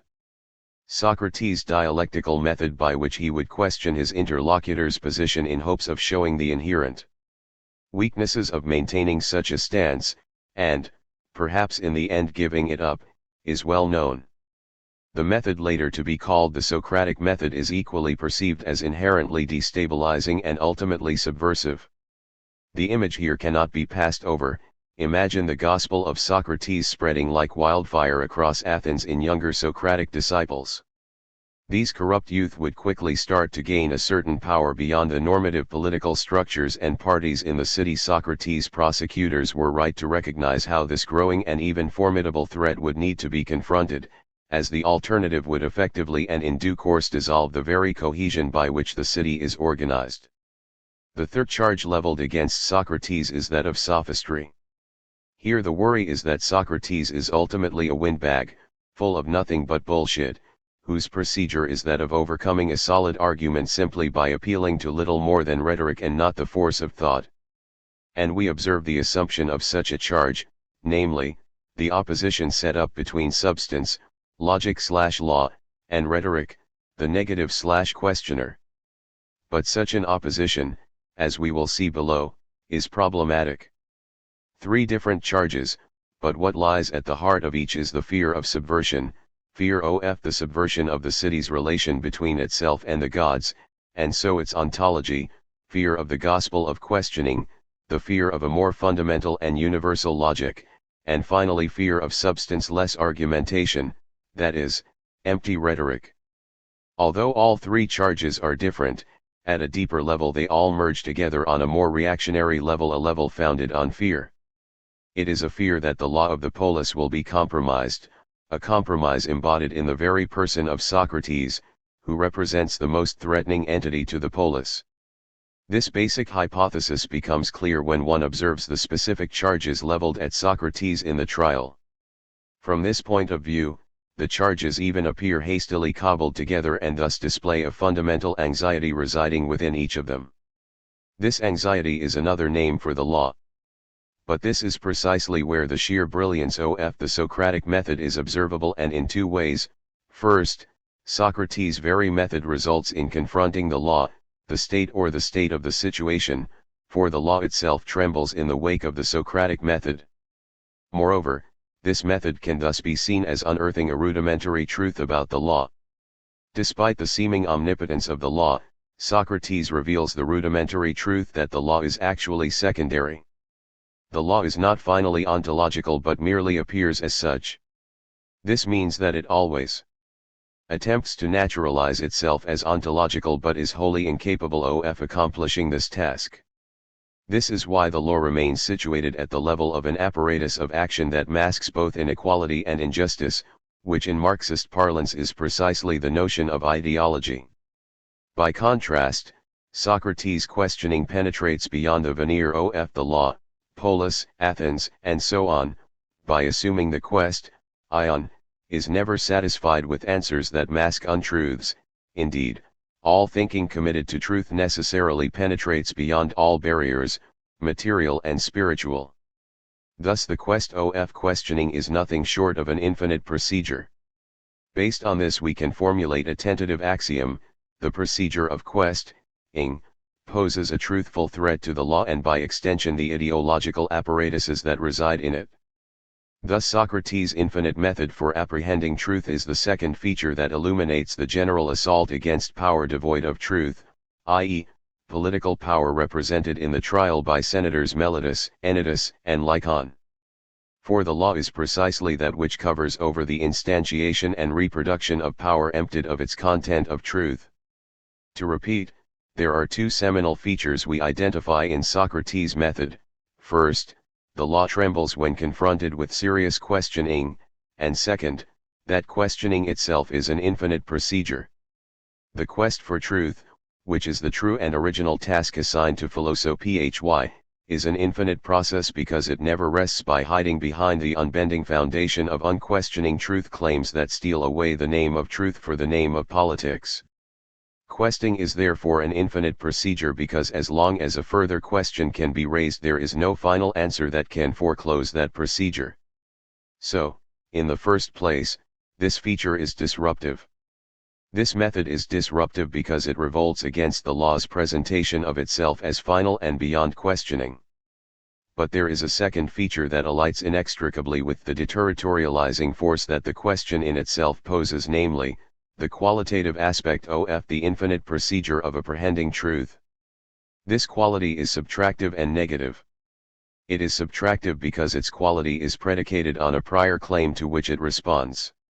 Subtraction is the logic of Socrates' questioning in the exact sense that questioning confronts positive assertions whose assumption is always possessive in form. Claims inherently put stakes in the world, carving out what is possessed from what is not.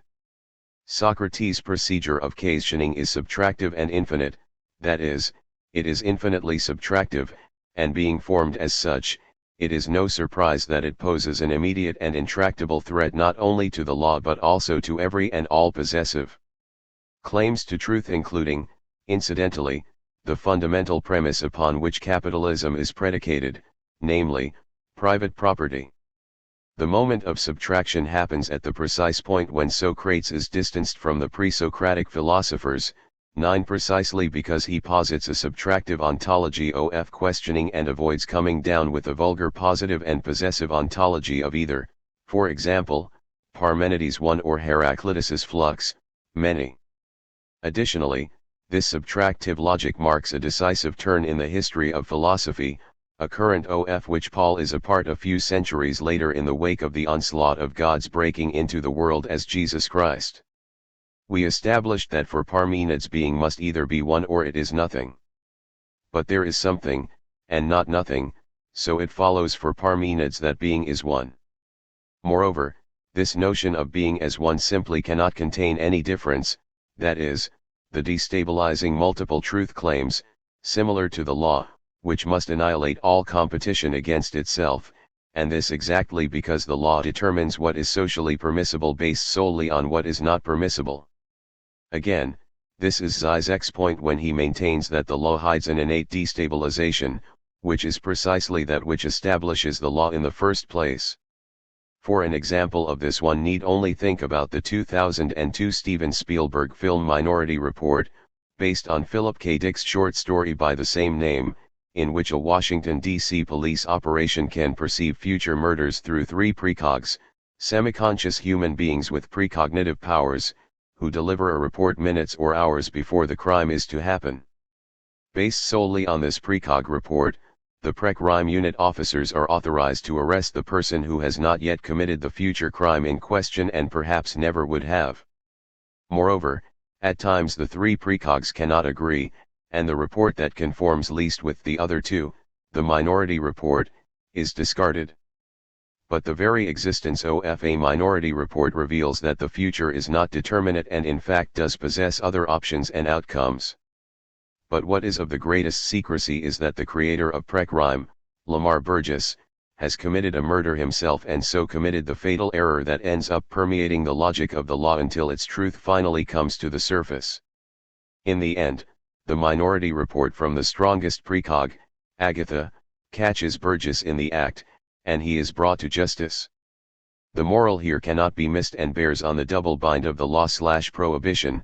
The very existence of PreCrime is analogous to the existence of the liberal nation-state, because the law that allows it to run smoothly presupposes a necessary hidden violence on which the law itself must rest in order to be. John Milbank makes the same point, showing in his path-breaking book Theology and Social Theory that the entire notion of a secular political law and state requires the unwarranted sacrifice of innocent blood. In short, the law is the big cover-up that presents the world as stable but all the while hides from view the truth of its own violence. It is precisely this hidden truth of the law that Paul uncovers in the shadow of the death of Christ. But one fundamental aspect of Paul is his thoroughgoing disdain for any category that persists in the name of a fake truth. For example, if one's identity persists in being reducible to surface characteristics, as important as they may be, such as gender, race, class, nation, and so on, then it is literally captured not by the deeper truth of the world's actual difference but rather by its fake appearance in the name of difference. This is precisely what makes Paul a militant for the universal exception and that which reverses truth in the name of the Father for truth in the name of a world radically thrown off balance. In this regard we can see in Paul a surplus logic that transcends the current coordinates of the world. The world is more than what it appears to be, for it is reducible neither to pure oneness nor to the many. More radically still, for Paul all things are more than what they are, being is more than its reduction to itself such that there is a kind of surplus to existing beings. Said differently, all things ultimately give way to a more fundamental truth, and for Paul that truth is the shattering truth of incarnation. God became human. It is precisely this radical intervention by God, the transcendent one, who breaks into the material, immanent domain of being, that shatters both the law of transcendence and the logic of immanence at once. For if the logic of transcendence operates on the level of infinity, eternity, and the unchanging, and if the logic of immanence works on the order of limitation, the bounded, and flux, then when God breaks into the created order something is introduced into the matrix of being, after which nothing is ever the same again. This new logic of incarnation is something that neither transcendence nor immanence, in themselves, can reconcile while remaining true to their respective logics. What Paul grasps here is the radicality of this new incarnational logic in all its awesome fallout. The logic of incarnation is an irreducible logic of the neither/nor. It is neither transcendence, closed off from everything external to itself, that is, the law, nor immanence, closed off from all things beyond itself. As Stanislas Breton nicely puts it, it is the cross that unites those whom an apparent wisdom divides, as if there were an ever-concealed affinity between the nothing and the one. 1-0. In other words, it is a logic that poses itself in opposition to the either/or either this or that, and this breaks with what we mentioned above in regards to the Parmenidean law of consistency, that is, the law of the one. The world must be either this thing or that thing. The world is supposed to follow the rules of intelligibility, but here, Paul breaks with the Parmenidean one and founds a new logic of the neither/nor, a logic of a new universal, the universal exception. The standard idea of a universal is that which holds true at all times and in all circumstances. For example, all bachelors are unmarried men. But Paul's new universal breaks out of a universal founded on formal logical foundations. Indeed, this new universal, that is, neither transcendence nor immanence, throws off the standard appeals that protect and preserve such categories and enters the realm of absolute risk, which wholly abandons the security of the law. As Paul expresses in his meditation on love in 1 Corinthians 13, NRSV. If I speak in the tongues of mortals and of angels, but do not have love, I am a noisy gong or a clanging cymbal. And if I have prophetic powers, and understand all mysteries and all knowledge, and if I have all faith, so as to remove mountains, but do not have love, I am nothing.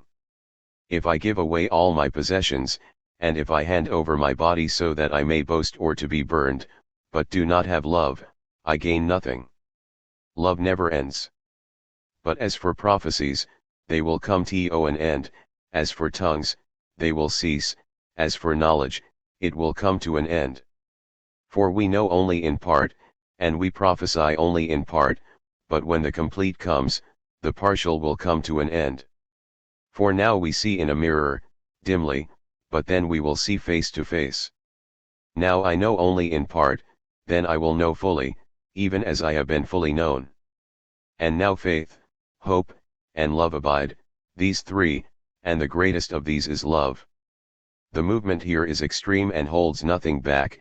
Indeed, it is nothing short of a leap into the absurd, because nothing preserves the subject who risks love. There is no insurance or security for risking love, as it leaves the safety net of the banks and bureaucracy behind. There is not even an insurance policy in case love simply does not work out. When we fold this radical idea back to the truth of the one and its opposite, pure flux, it becomes clear that love is irreducible to either transcendence, for love is a risk founded above all in relation to someone else, or immanence, for it does not rely on a positive source of power for it to be. What we thus have here is a universal truth insofar as love is infinite and beyond the power of logic to guarantee the process of inference and connection. Here love calls us to abandon all structures that return glory back upon anything at all. What then is love but nothing short of foregoing the ethical doctrine of consequentialism, among other things, which states that one must always measure the consequences of an action and make a decision based on the preferred outcome among rivaling possibilities.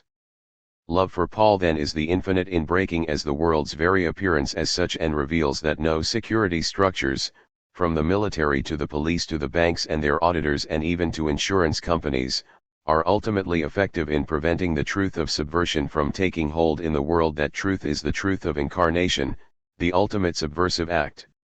For the love of Hegel. Like Paul, Hegel is obsessed with the logic of love. In his early work, before his system closes in upon itself, Hegel attempts to define love in a fragment written a year or so before his The Spirit of Christianity and its Fair. Here Hegel struggles with the idea of fragmentation and competitive opposition founded between humans, within the human himself, between humanity and nature, and finally between humanity and God. Like Paul, Hegel's view of love ultimately seeks an ontological principle in and through which harmony and peace emerge as the mode of the world's truth, not reducible to either the whole, the one, or the many. In other words, Hegel seeks to overcome the view that the world is premised on a false division in which hatred and opposition found the logic of the world. Of course, on the surface, division and hatred seem omnipresent and even expected, not unlike this joke, which taps into the truth of this perspective. A bachelor finally finds the woman of his dreams and asks her to marry him. He tells his mother he wants her to meet his fiancée, but he wants to make a bit of a game out of it. He says he will bring the girl over with 2 other women and see if his mother can guess which is the one he wants to marry. His mother agrees to the game. That night he shows up at his mother's house with 3 beautiful young ladies. They all sit down on the couch, and everyone has a wonderful evening talking and getting to know one another. At the end of the evening, the young man asks his mother, "Okay, Mom, which one is the woman I want to marry?" Without any hesitation at all, his mother replies, "The one in the middle." The young man is astounded. "How in the world did you figure it out?" "Easy," she says. "I detest her." The core of the joke gets at the very kernel of the truth of the world premised on opposition and division. If a good friend of yours is excited about your meeting her longtime friend, you instantly think the axiom, a friend's friend is necessarily an enemy, whereas an enemy's foe is a friend. This line of reasoning follows from one of the basic premises that grounds Carl Schmitt's conception of the political, namely, the friend-enemy distinction, which is the first and original step that structures the entire domain of political life. Schmitt defined the foe/enemy as someone who is in a specially intense way, existentially something different and alien, so that in the extreme case conflicts with him are possible. 1 Against the appearance of violence and hatred, Hegel penetrates deep into the world in an attempt to circumvent a logic predicated on opposition and loss, lack, which presuppose that subjects are reduced to mere objects, a presupposition so dire and depressing that finally the subject cannot bear to think himself in this nullity. For he exists only as something opposed to the object. 1-2 This stance turns the subject into an inert object, which is as good as dead. This is the basic insight that inspires Marx's notion of the commodity fetish. By contrast, Hegel states that true union, or love proper, exists only between living beings who are alike in power and thus in one another's eyes living beings. 1-3 In the end, this genuine love excludes all oppositions. And this for Hegel overcomes the law as premised on opposition founded on the understanding, whose relations always leave the manifold of related terms in a knot and whose unity is always a unity of opposites qua opposites, and reason, because reason sharply opposes its determining power to what is determined. By contrast, love neither restricts nor is restricted, it is not finite at all. 1-4 Love is the irreducible infinite appearing in the world as the world. The upshot reveals that Hegel's solution, which overcomes the problem of violence by transcending ontological opposition, in a movement of living relation between subjects, is that love is the very process of jettisoning a secure place of power, calculation, and comfort for the sake of something external, something new and living. But do we not here discover a basic opposition founded in the locus of Hegel's ontology? On the one hand, there is love consisting of a living, dynamic relationship, and, on the other hand, there is the brutality of fear imbued by commodification, objectification, and finally death. But this dualism, when read through Paul, gives way to the revelation of the breaking of the fake universal of competition, whose reality is shown to be meaningless because such a truth presupposes the primacy of the law that, once again, hides the inner violent truth of the one. In sum, love is made love by risking the very possibility of subjectivity in the face of commodified objectivity inherent in the very core of the brutalizing matrix that has matured into the logic of late capitalism. Attempting to break out of the deadening non-existence of objectivity, and commodification, was one of the basic problems that animated Karl Marx and Friedrich Engels' communist project in the mid-19th century, a project that has been inadvertently passed on to the Christian Church in the 21st century. Love risks something absolutely new and unknowable. It is the opening of the infinite in terms of a superfinite being, but no longer wholly transcendent. In short, it is an emptying out of transcendence enclosed in on itself. Love is, to use another one of Paul's central concepts, kenosis. Kenosis, a cosmic fallout shelter. Kenosis is a seminal idea located in the heart of Paul's radical philosophy. The central passage of this idea is found in Paul's letter to the Philippians. He writes, "Do nothing from selfish ambition or conceit, but in humility regard others as better than yourselves. Let each of you look not to your own interests, but to the interests of others. Let the same mind be in you that was in Christ Jesus." Philosophy 2, 3-5 NRSV. And then Paul breaks into a hymn. Who, though he was in the form of God, did not regard equality with God as something to be exploited, but emptied himself, taking the form of a slave, being born in human likeness and being found in human form. He humbled himself, and became obedient to the point of death. Even death on a cross. In Hegel's terms, as interpreted by Zizek, the God of absolute transcendence, God the Father in the Trinity, decides on the basis of love to empty himself into the world, in his Son, Christ, without any reserve whatsoever. God thus commits an absolute risk, a certain suicide, if you will, because he abandons the very thing that keeps him from the material world, and so he remains stuck in his bubble of the total protection of transcendence. But the other side of this risk is decisive. By emptying himself of all content of his total self-contained transcendence, God abandons all contingent plans to back up his existence. In this decision to risk everything for the sake of the world, the Almighty God suddenly becomes as vulnerable as a fragile newborn baby, which in due course will be crucified on a Roman cross. Following Zizek's analysis further, for love to work on this cosmic level, God gives up the preservation of God's own life in order to save the life of the world. In this fashion, then, the very appearance of God in the world is itself the appearing of this risk, as such the risk that goes all the way to the absolute limit, a humiliating death on the cross of empire. 1:5 This is why Christ's death as the complete exposure of total risk and love is so difficult to comprehend in all its brutal perversity. It is literally too much to bear. But in the process of this absolute self-emptying, God leaves his own fate entirely in human hands. God's survival is thus wholly dependent on the memory of the Church and its actions, and the Church's language and action make sense only in light of this cosmic perversion. Humanity must now live into its truth. Humanity has now become God. Zizek's stance here is no different from traditional 19th century humanism. This is why Zizek follows Hegel's lead, for in the latter part of his Phenomenology of Spirit Hegel reverses the roles of consciousness, finitude, and the absolute. Alenka Zupancic nicely summarizes the role that this finite/absolute reversal plays for Hegel. If, prior to this section, the principal role belonged to consciousness which, in the spirit of the world, had to come to its own absolute, the main role now goes to the absolute, which has to achieve its self-consciousness. 1.6 What this means is that God as the absolute transcendent being must come to terms with the meaning of self-emptying, kenosis, that is, the self-consciousness of itself as fully contingent.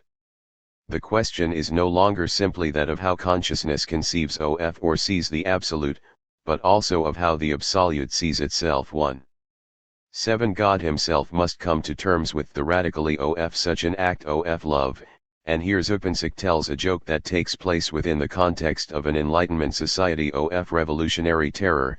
A man is put in prison because he believes in God. By various means, but above all by means of an enlightened explanation, he is brought to the knowledge that God does not exist. When he is freed, the man comes running back and explains how scared he is of being punished by God. Of course he knows God does not exist, but does God know it, too?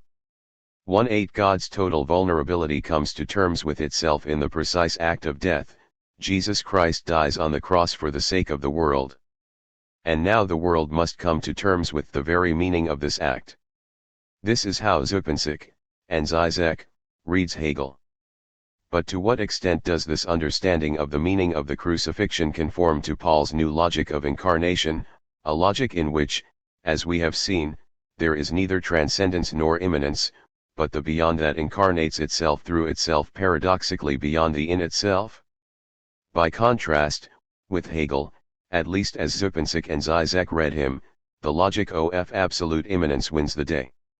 This contrast should allow us to approach Paul's logic again, focusing specifically on the question of what exactly a neither/nor, or subtractive, logic looks like. In addressing this question, we must first discuss what Paul identifies as the universal. For Paul, the inner core of the universal is unknown even to itself.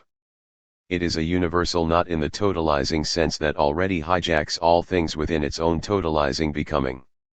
It is a universal totally devoid of the security of transcendence, in itself, and immanence, in and for itself. The point here is that the perverse incarnational logic must risk giving up the security that guarantees its own egocentric truth in order to continue its movement toward emancipation and salvation from death.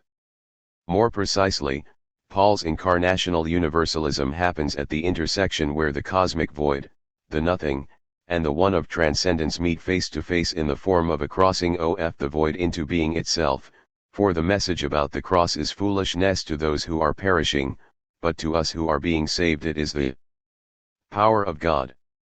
For it is written, I will destroy the wisdom of the wise, and the discernment of the discerning I will thwart, 1 Cor 1:18-19 NRSV.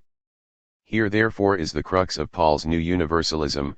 God chose what is foolish in the world to shame the wise, God chose what is weak in the world to shame the strong, God chose what is low and despised in the world, things that are not, to reduce to nothing things that are, so that no one might boast in the presence of God. 1 Cor 1:27-29 NRSV, italics mine. It is this universal that is difficult if not impossible for power to identify and target, this because its power is harnessed within its kernel of unknowing. And yet paradoxically it can be known, but in a humble, dispossessive way. It is not as if what Paul points to is totally unknowable and beyond the reach of comprehension. But this knowing or comprehension must be thought of as holding a precious gift like a baby, in opposition to what is supposed in analytic philosophy, that to know something is to possess it, to carve out one's own egocentric intellectual private property. In this sense, Paul's idea of the cross is a cosmic type of intellectual communism, communionism, in that ownership, method, no longer has a claim, but the truth of the world after the cross becomes a dispossessing gift of wonderment and awe. Indeed, method becomes something like a vanishing cause, appearing as if to make something temporarily visible but then ineluctably fading into thin air, as if it never happened. Truth arrives as a cosmic destabilization in the form of the cross and is revealed in the movement of self-emptying, a subtractive movement, as God in Christ took the form of a slave being obedient to the point of death by following the outpouring trajectory of God, who, on the one hand, set aside transcendence but, on the other hand, did so without being subsequently swallowed up in pure immanence, as Zupančič, via Hegel, reads it. To make the latter mistake is to fail to see the crucial nuance of an emergent and subtractive ontology. The logic of pure immanence renders the cosmos in simply either/or terms, either it is everything or it is nothing, either the absolute or death. But is not the radical truth of incarnation, as Paul saw it, much more interesting in that it fails to be arrested by another a priori logic of either theology's transcendence or a totally banal materialist's immanence? Abstract concepts like transcendence and immanence, far from clarifying the logic of truth, actually occlude its materialization. There is a children's story by Eugene Trevisan titled The Three Little Wolves and the Big Bad Pig, in which the traditional folktale The Three Little Pigs is turned on its head. In Trevisan's revision, the big bad pig is the antagonist who seeks to devour the three little wolves. The three little wolves, like the three little pigs in the traditional folk tale, seek protection first in a wooden house, but the pig blows it away. Next, they move to a house made of concrete. But this too is blown away. Finally, and this is where Trevisa's story really takes a different turn, when the wolves are totally out of options they end up weaving their house out of beautiful flowers, which effectively neutralize the evil and destructive power of the pig, for the house cannot be blown away. The moral here is as simple as it is romantic: precisely by living in a house that is hopelessly fragile, the house paradoxically becomes a great and formidable dwelling that resists evil. In other words, the real truthful security actually happens in a reverse logic, or what I am here arguing for, namely, an incarnational logic, from the normative operating one. Security happens not in building walls or dumping an irrational amount of money into the military-industrial complex, but rather in the beauty delivered from the grip of nihilism, which is to say, the greed that runs a capitalist system into its own demise. Paul's basic truth claim that we have identified and traced out here pairs indirectly its truth turns on its subtraction, its tarrying with the negative. In this sense, Paul's claim that truth abides in the negation, and subversion, of a positive and arrogant corpus of knowledge claims hijacked by apparatuses of power is thereby repulsive to the basic premises that found Western philosophy. This is the case not only because Western philosophy, as founded by Socrates and as intensified by the likes of Descartes and Kant, is premised on the law of illusion, a fundamental misperception of reality seen only in terms of possession whereby knowledge equals power and vice versa.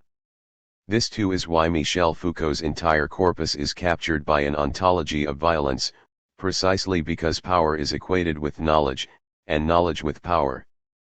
Paul's claim radically departs from both Greek and modern philosophy because its power and strength happens by the very act of the impossible. The truth appears in the world not by owning it but by its very disownership and dispossession, a communism. By not owning or mastering it, one can be possessed by it. It is the truth of death on the far side of its own logic. Death's grip on reality suddenly slips.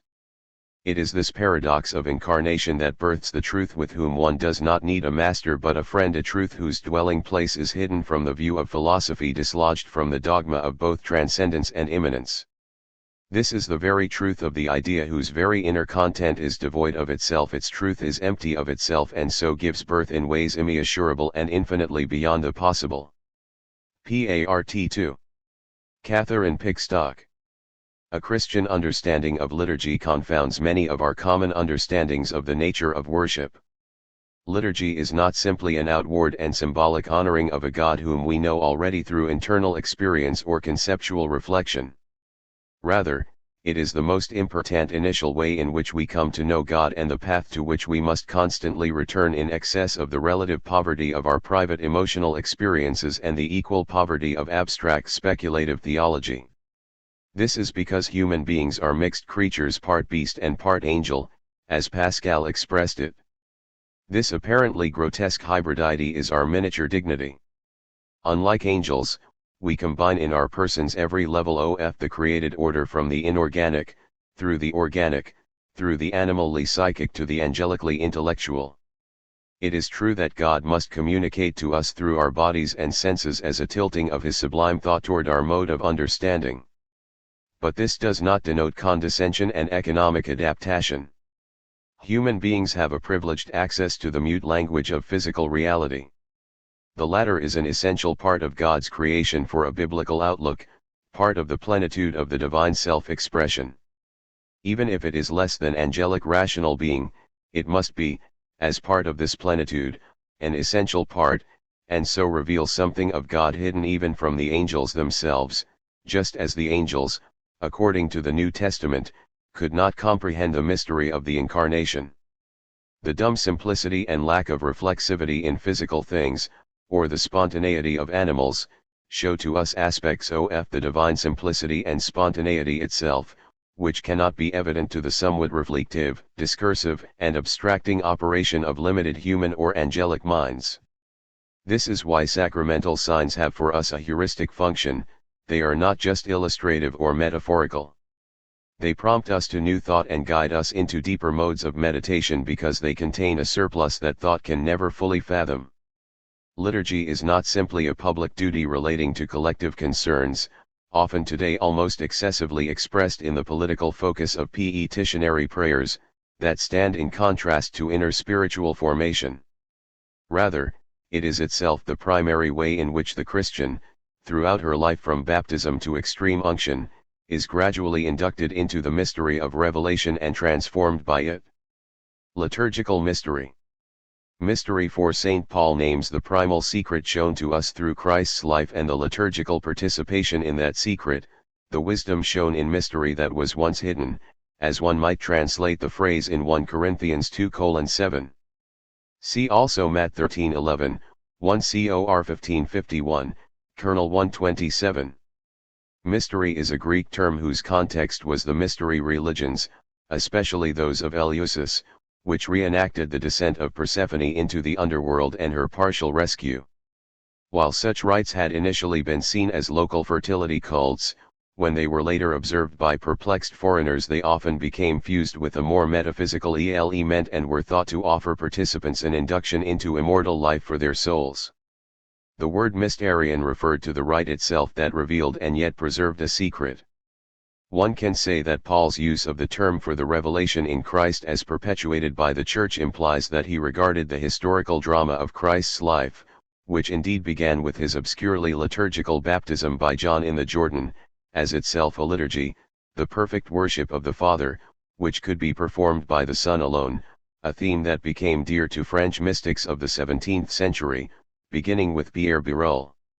However, Paul implicitly saw the liturgy of the Church as a genuine making present again, and even a continuation of the original salvific drama.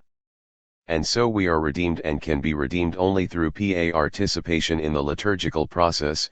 This is at once a speaking, acting, sensorial, and contemplative process, as the 20th century German liturgist Dom Otto Kassel insisted. 1. The Christian mystery, like the pagan mysteries, concerns an induction into things shown, said, and done, the latter being the dromena of the pagan cults. Otherwise, Christ would be only a human example and not the God-man who infused into us a new sharing in the divine life by joining his own body with the body of the Church. However, the Christian mystery, unlike pagan mysteries, is an initiation offered to all, to slaves and metics as well as to freemen, women, and children.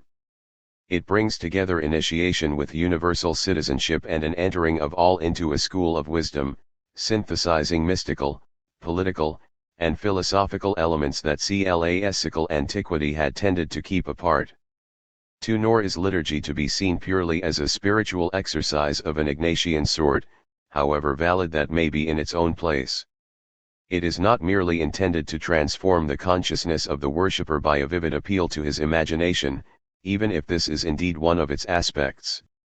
Rather, as the early 20th century German Catholic philosopher and priest Romano Guardini emphasized, liturgy is a kind of play, something carried through like a game for its own sake and not for the sake of anything else. 3. Indeed, the only real reason for performing a liturgy is that there might be more liturgies and that we might eventually offer ourselves in the eschatological liturgy.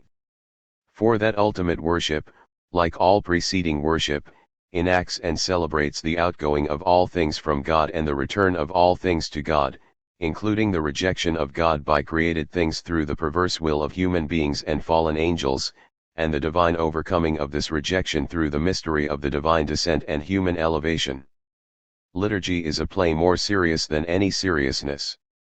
It incorporates the drama of cosmic redemption in the fashion just mentioned, a drama of descent and elevation, because to be fallen means to be without the capacity of rising again on one's own account.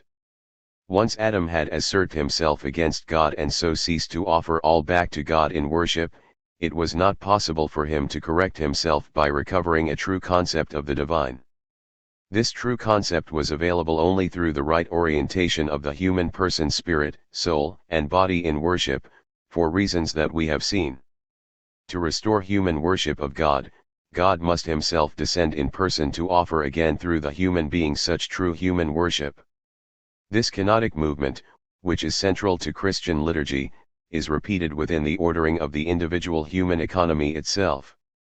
Even though the body and the senses can constantly teach the mind something that the mind does not know, requiring the mind's humility if it is to be properly proud, it is nonetheless the case that the mind should govern the body on account of its greater capacity to abstract, judge, and comprehend, just as for St. Paul the man should rule the woman in marriage, even though she has an indispensable contribution to make, beyond that of childbirth, unlike Augustine's perhaps more reductive reading.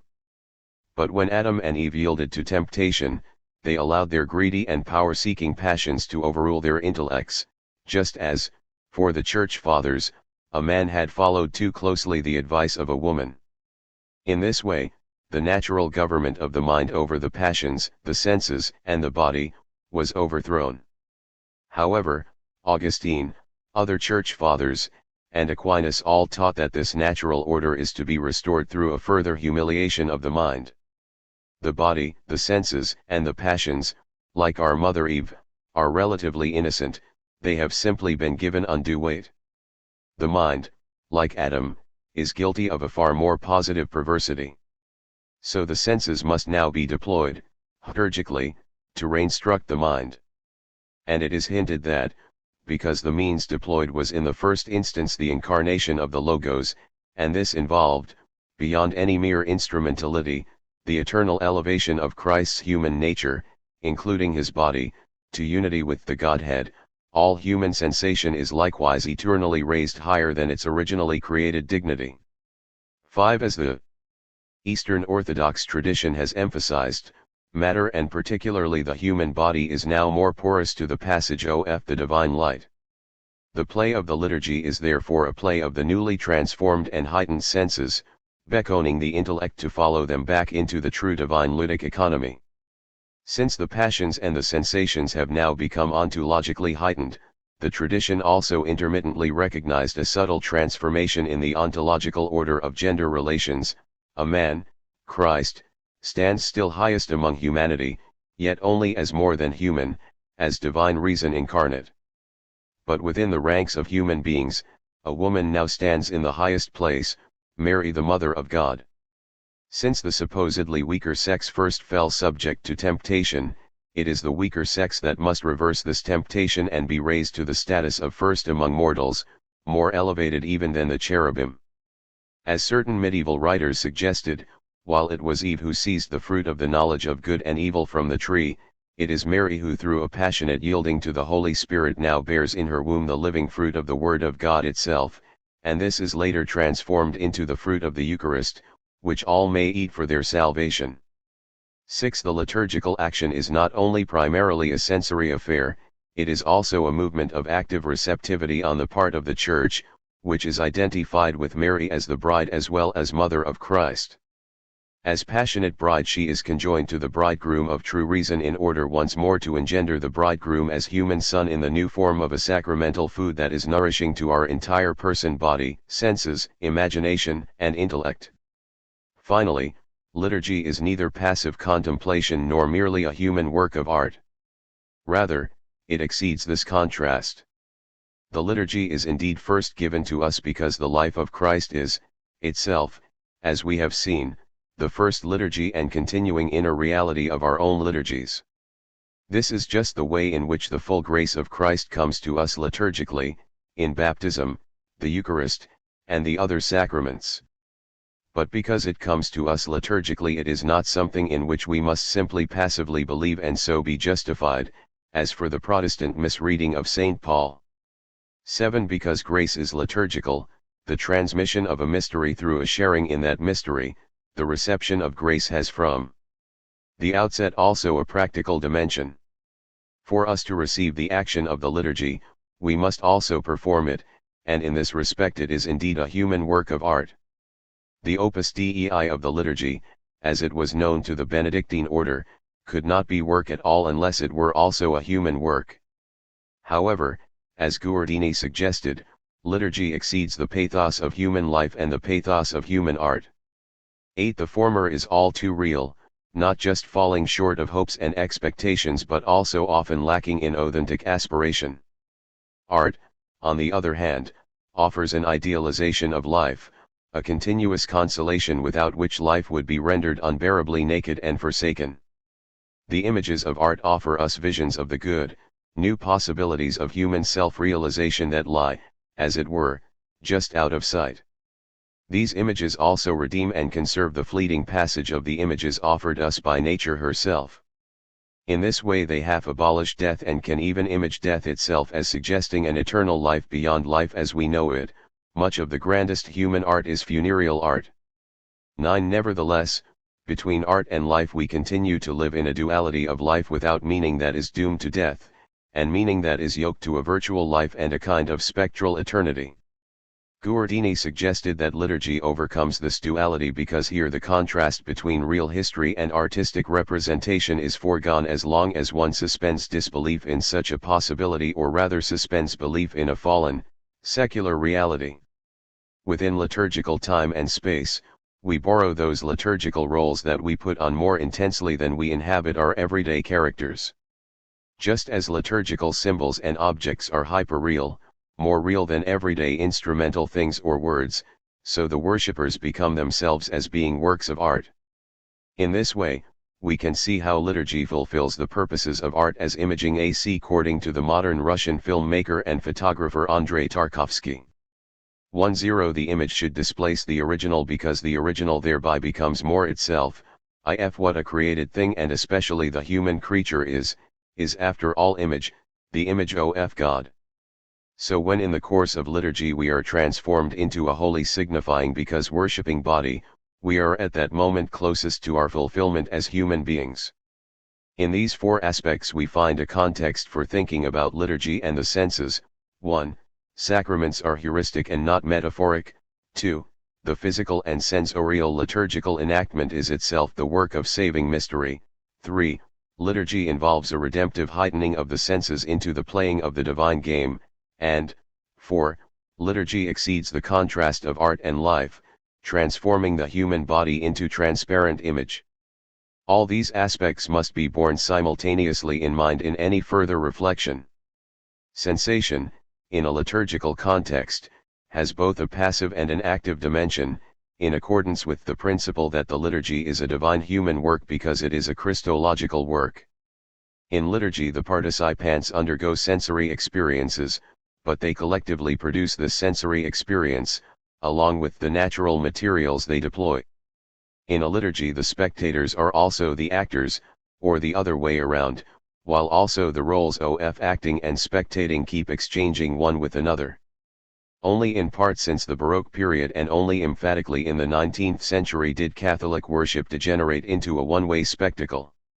Even though, in the Latin Middle Ages, there was, as in the East, a sharp division between chancel and nave, at least in the earlier phases of this epoch the laity, admittedly mostly the male laity, except in the pre-conquest British churches, one would on some occasions sit in the choir, while the bishop or priest would come down into the nave to sit on a sub-throne reserved for him. 1. First, let us consider the sensing, spectatorial aspect, remembering that this cannot readily be divided from the sensation-forming, acting aspect. Sensory experience in liturgy is not a kind of prompt or cue for the intellect to speak the real lines of the drama in its interior chamber. It is not an instrumental pedagogy of the mind. Indeed, insofar as the sensory and aesthetic experience of the Mass is a mode of instruction adapted to our humanity, as the Latin Middle Ages, including Thomas Aquinas, emphasized, it is seen as inciting our spiritual desire to penetrate further into the secret and worship ever more ardently. 1. Were the smell of incense or the sight of the procession or the savor of the elements mere triggers for the recollection of concepts, they would do their work once and for all. But the fact that they must constantly be repeated and returned to suggests that they are vehicles for the moving of our spiritual desire, which can never entirely be disincarnate and so separate from these physical lures. This point can appear to be contradicted by the long Christian tradition of the spiritual senses. It was linked with meditation on Solomon's Song of Songs, an erotic poem about the love between an unidentified man and an unidentified woman, which the Church has read allegorically to refer both to the love between God and the soul and between Christ and his bride, the Church. Since this poem involves an active catalogue of bodily parts and sensations, a luxuriant allegorist sought to find both spiritual and ecclesial equivalents for every one of these physical aspects. It spoke, for example, following certain beginnings with St. Paul, of the eyes of faith, of the neck as representing steadfastness, of hair that cannot suffer even when cut as representing spiritual endurance, of the ears as actively obedient to God's word, of the lips as pouring forth the honey of divine praise, of the feet as the hearts following in the footsteps of previous saints and hastening to welcome Christ the bridegroom. 1. For it might seem that this amounts to the operation of a rather mechanical sort of metaphor. The senses as they function within the liturgy are natural symbols for an inner attentiveness and responsiveness to divine meaning. However, we need to recall the point that the sacraments are heuristic rather than metaphorical, and add that we can think of all the gestures and actions of liturgy as sacramental in character. If then sensations are essential lures for our true thinking, and all the more so in the order of redemption after the fall, can it be simply that the spiritual sensations are all that really matter? Jean-Louis Chrétien has shown in his book about the tradition of commentary on the Canticles, the Song of Songs, why this is not the case. First, the idea upon the spiritual senses, or the notion that there are psychic equivalents for physical sensations and even parts of the body, is a tradition traceable to the Church Father Origen, as thinkers such as Karl Rahner and Hans Urs von Balthasar have already pointed out. It is a tradition rooted in the Bible rather than in Greek thought, since the Bible speaks of the heart of a human being in a way that is both physical and spiritual, and includes both thinking and willing, as well as suggesting a kind of concentration of the whole human personality. This sense is preserved today in the liturgical Sussum Cordis, lift up your hearts. It is, however, the Christian reading of Canticles as referring to our love for Christ, who is God incarnate, that seems to have suggested a kind of physicalization and diversification of the biblical heart, which, in Origen, becomes more commonly thought of in terms of the soul, or anima, though Augustine often reverts to heart, or cordis. One should not read this, Chrétien argues, as simply many analogues for the essential unity of the heart or soul. Only in God is it the case that the diversity of the spiritual senses is mysteriously one in pure simplicity. Rather, there is a real diversity in the human soul, on account of its close link with the body of which it is the form, in Greek philosophical terms. The soul hears, for example, in its imaginative recollection or in its mental attention to God because it is primarily conjoined to the hearing function of the physical body. 1.5 However, Chrétien implies something more radical. The point just made can be reversed. It is not that, in a secondary move, sensation is metaphorically transferred from body to soul, rather, it is the case that sensing has a dual aspect, outer and inner, from the very outset, in accordance with the double biblical meaning of the term heart. When we see something in the first place, we see it only because we simultaneously imagine and grasp it to some degree with our minds. Unless we see something with the eye of the mind from the outset, we will not see anything with our physical eye at all. The same is true for all our sensations, and it is for this reason that, as Chrétien mentions, Martin Heidegger suggested that we have ears because we can hear just as much or even more than it is the case that we hear because we have ears. Likewise, Jean-Paul Sartre suggested that we have sexual organs because we are sexual creatures rather than the other way around. 1.6 A related and equally crucial point is that if we see from the outset also with the inner eye, then from the outset we relate one mode of sensation to another. Clearly our seeing dark trees against the far background of the setting sun is deeply affected by our awareness that we can touch the one and not the other. And were it not for our sense of hearing, we would never be able to see the organ in a church as an organ, a musical instrument, at all. The mysterious mental operation of synesthesia, often heightened in creative personalities such as Charles Baudelaire and Olivier Messiaen, lurks from the outset whenever just one of our physical sensations is at work. The Church Fathers sometimes spoke in synesthetic terms when they suggested that our eyes should listen, our ears see, or our lips attend like ears to the Word of God through a spiritual kiss, suggesting that in our inner sense contemplation is also active obedience and vice versa, while all our speaking to and of God must remain an active attention to His presence.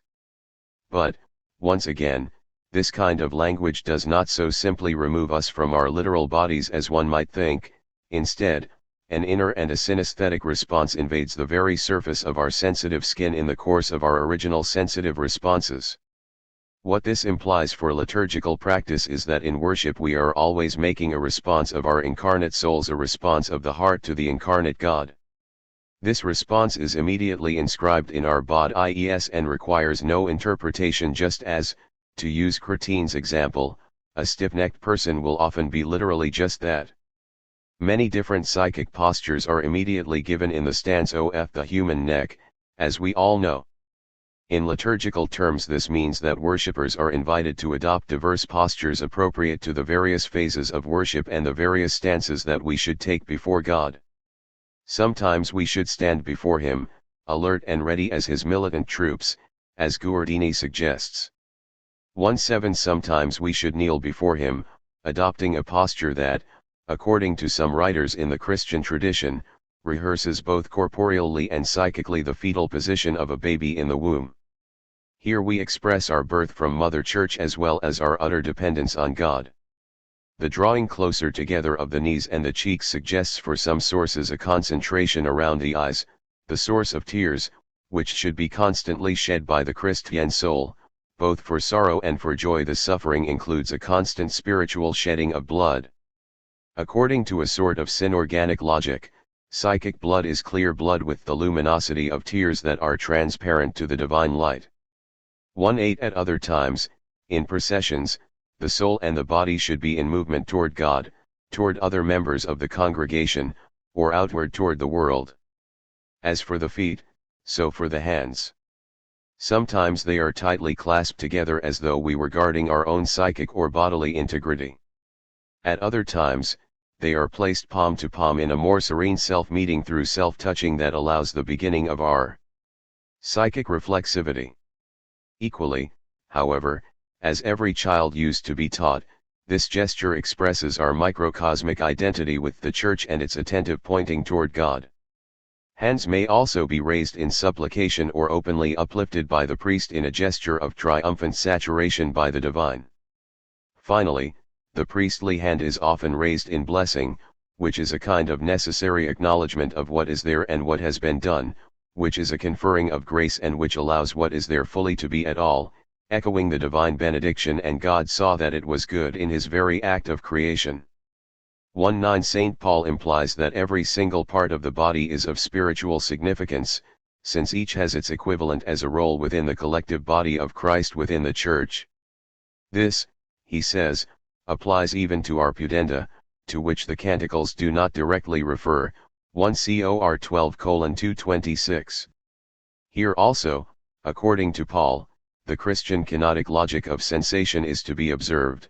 The most shameful part of either the individual or the social body is now elevated to play a significant role, since we treat our pudenda with the greatest of all honor by modestly concealing them. But here Paul's daring has scarcely been followed through by later commentators who, concerning the most secret and so most mysterious parts of our body, have tended to remain silent, even though they will have been aware that their role is implied by the entire nuptial imagery to which they are making appeal. This Pauline thematic allows us to say that a certain aspect of the Eucharistic rite is only fulfilled in the sacrament of marriage by its ritual and actual consummation. If, as we have seen, bodily postures are also inward, then conversely, inner sensation has an outward aspect. Because sensation has an inward aspect from the outset, it becomes possible for this inward aspect to be deepened, and so for the sight of material things to turn into the sight of spiritual things. However, the very possibility of this deepening is paradoxically connected with the excess of material things over ratio NAL thought. The mind can exceed abstract reflection in the direction of mystical encounter, the inward absorption of the liturgical mysteries, which was always one of their crucial aspects, only through the constantly renewed prompting of corporeal sensing of the sacramental realities. The distance of material things from us is a vehicle for conveying the infinite distance of God from us. And indeed, because of the Incarnation, in the Eucharistic liturgy these two distances become one and the same. This is the valid sense in which the Eucharist can become an object of contemplation that extends beyond the Eucharistic service itself. Here one has to be judicious. There is certainly a danger that the reserved sacrament or the elements carried in a Corpus Christi procession will become a mere spectacle linked with the loss of a real sense that they become the body and blood of Christ only in the context of bringing about the Church as the true living body of Christ. 2-0 And certainly this danger was historically realized. Yet the encouragement of Corpus Christi devotion that one finds in Thomas Aquinas involved no substantial step towards such degeneracy. He did not conceive of transubstantiation as a miracle merely to be gazed at, but rather completed the Dominican reaction against the Cathar heresy, which regarded matter as evil, by insisting on the physical manifestation of God within current time and space and our need to dwell upon this wonder. In a similar fashion, the use of complex music can and has encouraged the reduction of the Eucharistic service to the level of a concert for mere listeners. And yet we can recognize, far more than traditional theology was prepared to, that a complexity of musical response which perhaps reached its acme in Bach's B minor Mass does not betray the message of the words it accompanies so much as it accentuates the hearing of the word in such a way that it acquires a physical richness commensurate with the other sensory and performed elements of the Mass. The accentuated flow that music provides serves to convey more powerfully the truth that the Mass is the repetition and making present of the fundamental story of the world as such. If the Eucharist renders the distance of matter from us also the distance of God from us, then when we partake of the Eucharistic elements, God comes to be as close to us as food and drink entering our stomach. Hegel suggested that human religion began when people stopped seeing nature as simply something to be eaten and started to contemplate it instead. But this would be to suggest, as it were, that sacramentality began with the reservation of nature. It is rather the case, following modern anthropological research, that specifically human eating has always had a ritual dimension. Religion began with a sacred doing, not a sacred looking, even though the latter was involved as an aspect of the former. And ritual eating has always been at the heart of most religion, conjoined with sacrificial practices. Eucharistic worship sustains this human universality. But with the radical stress that the Supreme Creator God has Himself been sacrificed for us and offers Himself to us more than we offer ourselves to Him, since He sustains us through a spiritual feeding. 2-1 In the Eucharistic rite, moreover, we find a strange combining of spectacle with feasting. Not merely is the sacred food accompanied by ritual, it is itself the supreme ritual object and the very thing that is most displayed, in the elevation by the priest. Albert the Great spoke of the supreme beauty of the Eucharistic host in terms that once more combine inner and outward aspects. The elements, like the crocus flower, exhibit claritas, subtilitas, and agilitas, since they show the splendor of the fullness of grace, penetrate to the height of deity, and flow with the fragrant odor of the virtues. 2-2 There may seem to be something shocking in the idea that we then proceed to eat beauty, but as Anastel has shown, this idea was thematized in the Middle Ages. Whereas under ordinary circumstances to eat beauty would be to destroy it, here we are partially assumed by the very beauty we consume, and so our own being is transfigured and shines with a new inward and outer light. By a further process of synesthesia, we are called on in the Mass to taste and see, not first to see and then to taste, but through tasting literally to see further. 2-3 And yet the Middle Ages did not neglect the ugliness of the crucified Christ or the sorrows of Mary, which had distorted the appearance of a woman whose beauty was held to exceed even that of Helen of Troy. The Christ of the Eucharist is the Christ of the Passion, a grotesquely wounded divine human form. However, by grace even this grotesqueness is transfigured into beauty, just as the destruction visited upon Christ on the cross is transformed into a positive voluntary self-destruction of the body of Christ through our eating, which permits Him to nourish the Church as His body. 2-4 Hegel saw in the Passion of Christ the source of romantic art, an art that combines the symbolism of the monstrous found in most pagan art with the beauty of divinized human form found in Greek art. But for Hegel this spelled the end of art and its displacement into philosophy and politics, since the sacred was here shown in the ordinary, the ugly, the discarded, all the sufferings of the human subject through which it develops and which exceed the idea of beauty. But from a Christian viewpoint, the perspective of art is infinitely opened up and cannot be superseded. In the light of the cross, the ugly is not discarded but integrated into the divine beauty itself. God is not identified with the abandoned ordinary by which we come to an abstract self-realization. Instead, all our specific human narratives of suffering become suffused with a significance that allows them in their specificity to mediate the divine. So instead of Christ abandoning his broken body for internal consolation, he appears as the resurrected Christ whose wounds are now glorious. And instead of Christian people abandoning the bread and wine as only that, in order to fulfill human unity in the political state, they must again and again find the source of this unity in the transubstantiated physical elements themselves. This is the Christian truth of paradox rather than the truth of dialectic. The latter never exceeds a merely negative relation between opposites. 2.5 For a paradoxical perspective, God is also man, not God as mere manhood, but both God and man at the same time. By analogy, body and blood are also bread and wine, and our inner senses remain conjoined with our outer ones. It is this very outerness that allows our interior being to rise to new heights. The sensory aspect of the liturgy is, however, not merely something passively received by the individual worshipper, it is also actively and collectively produced. All together we pray, sing, process, look forward, exchange the pacts through mutual touch. The resultant sensory experience can to some degree be received by an individual worshipper, but it exists more fundamentally for an angelic and a divine gaze. A unity of souls and community. The collective body of the congregation is nonetheless made up of individual bodies.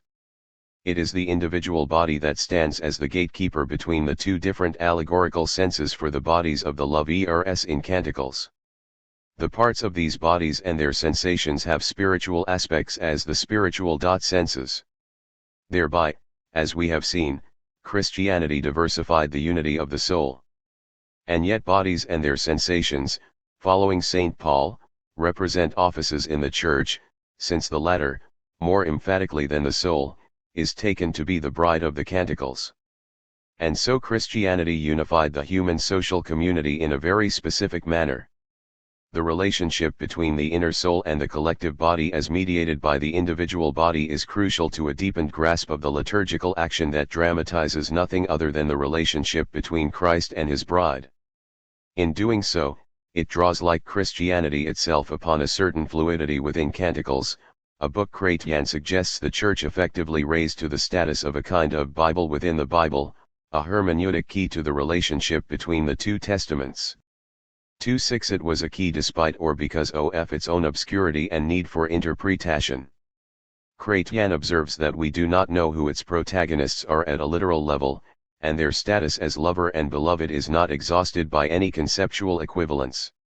They are God and Israel, Christ and the Church, Christ and the soul, but also human marriage partners given the Pauline notion that these signify Christ and the Church, as the supreme model of interhuman love, and so by extension they also represent any human loving relationship. We can see a pattern here. A sensory image elevates us but does so because and not despite the fact that it is a sensory image. It can further elevate us only if it is constantly returned to, just as we can grow in love for God only if we are constantly reconfronted with the challenge of our human neighbor. In the liturgy, all these loving relationships are at stake. Yet the individual, sensing, physical body is their pivot. Just how are we to understand its mediating role? One can start with the earlier observation that while Christianity diversifies the soul, it also grants organic unity to the human collectivity.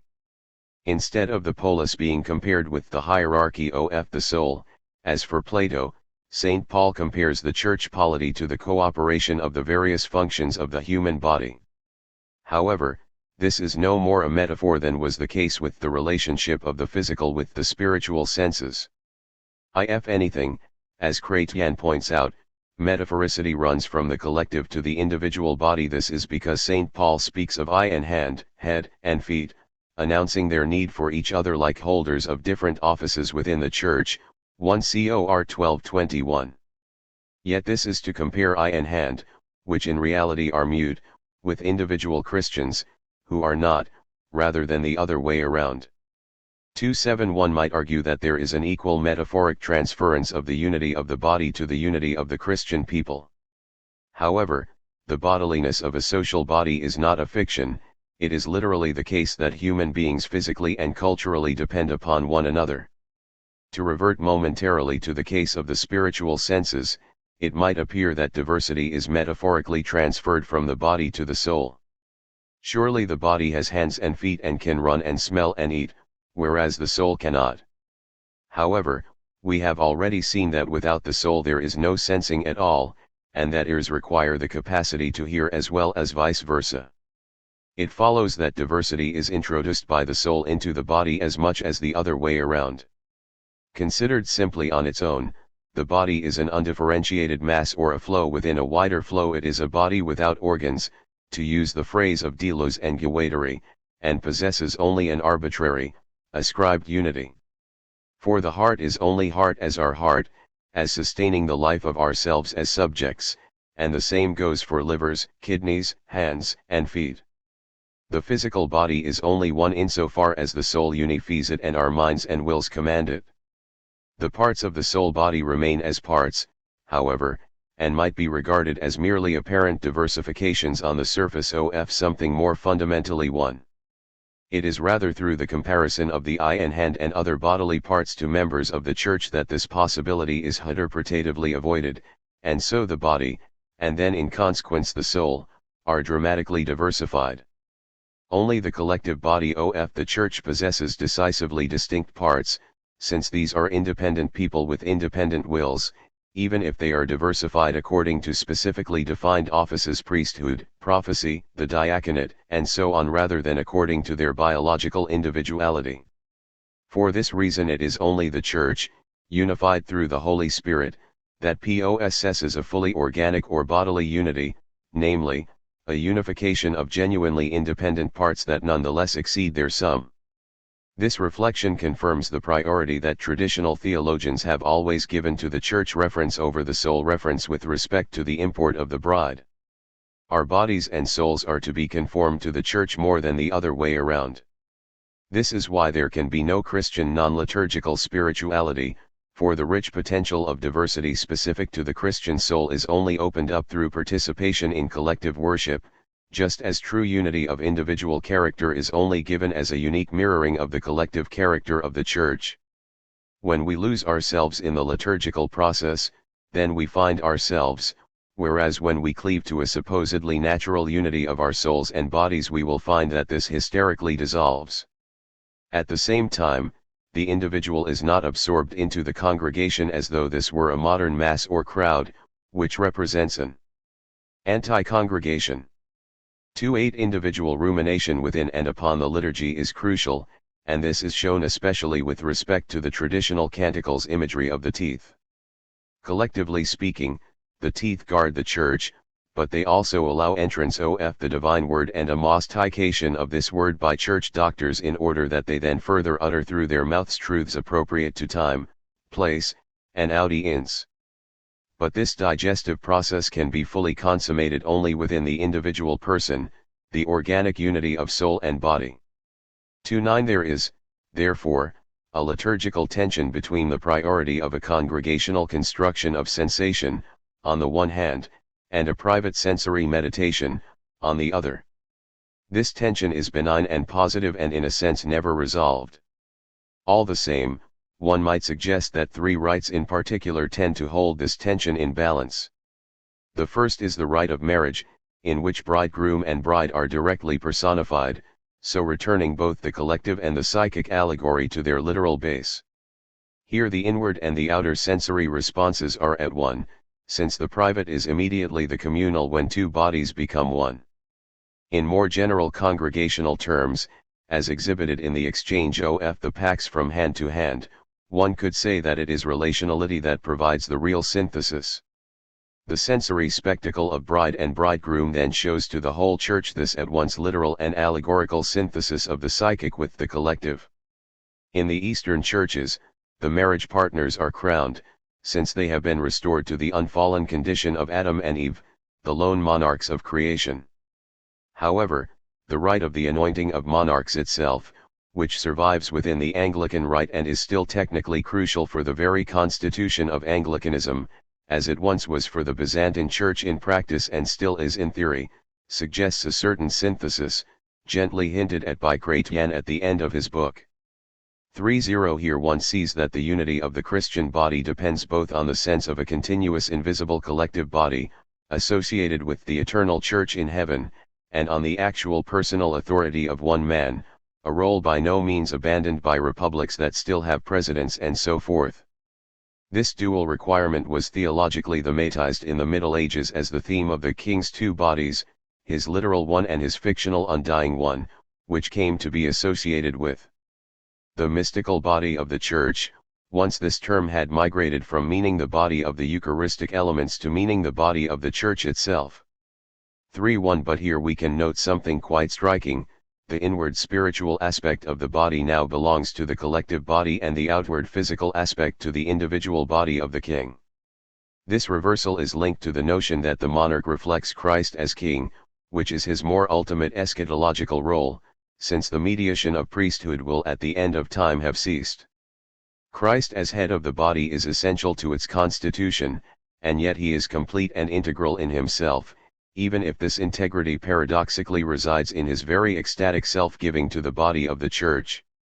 The same modification of the usual picture occurs, in the third place, with respect to his eternal priesthood. Christ as the one high priest is conjoined to the Church and yet in excess of it. As represented by the bishop or priest in the rite of ordination, Christ in his concrete person constitutes the Church in its, here relatively ethereal, collectivity. But because of this reversal, the synthesis achieved by coronation and ordination is not as complete as that achieved in marriage, for in the latter case concreteness and mystical symbolism stand equally on either side of the relationship. From the examples of coronation and ordination, we are reminded nevertheless that the Church is not only an organism but a hierarchic organism. Since hierarchy is always after Dionysius a matter of instruction and elevation of person by person, not of fixed positions, we can see how hierarchy itself tends in general to fuse the individual with the collective. The hierarchical offices of the Church are provided liturgically and are reproduced through liturgical performance, which is always sensible in character. They concern the relative verbal activity of the priesthood and the relative verbal passivity of the laity. On the other hand, they also concern the relatively contemplative vocation of the clergy and the relatively active vocation of lay people in the outside world. We are always talking therefore of a mixture of seeing and hearing, or of looking at and enacting the word.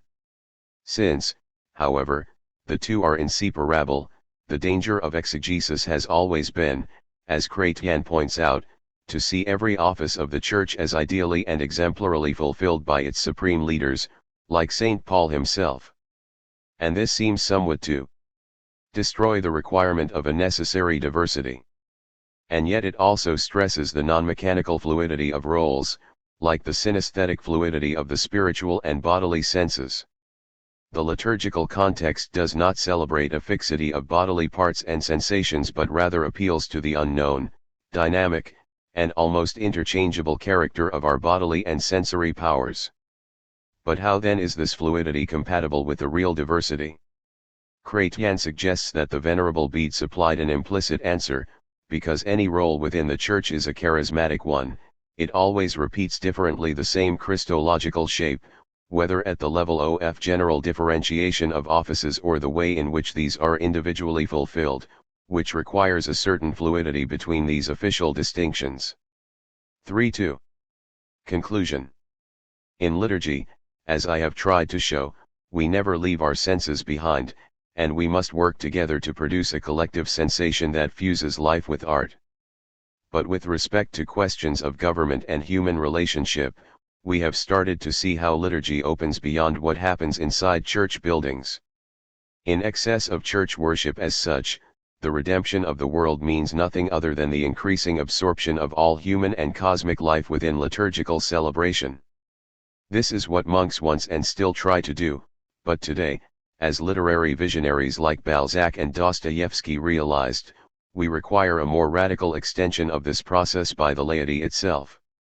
Individually and collectively we need to conjoin the Christian mystery with those natural sequences that were the origin of the pagan mysteries, to remember at each twilight that this moment, in the light of the resurrection, is the dawn of the next day, and so to treat each night not only as the herald of our death but also as the expectation of heaven. On the feast of Saint John the Baptist, who was beheaded for announcing Christ, we need to recall that this is also Midsummer Day, the start of the decline of the light, and the time of year at which Tammuz Adonis was thought to have descended into the underworld, mourned by his bride, Inanna, during the ensuing dog days of intolerable heat and unnatural luxuriance that he was thought to fertilize. Supremely, at the feast of Easter, we need to recall that this is also the festival of natural rebirth upon which our very lives as human beings depend, but which modern worship of mere power has thrown into jeopardy.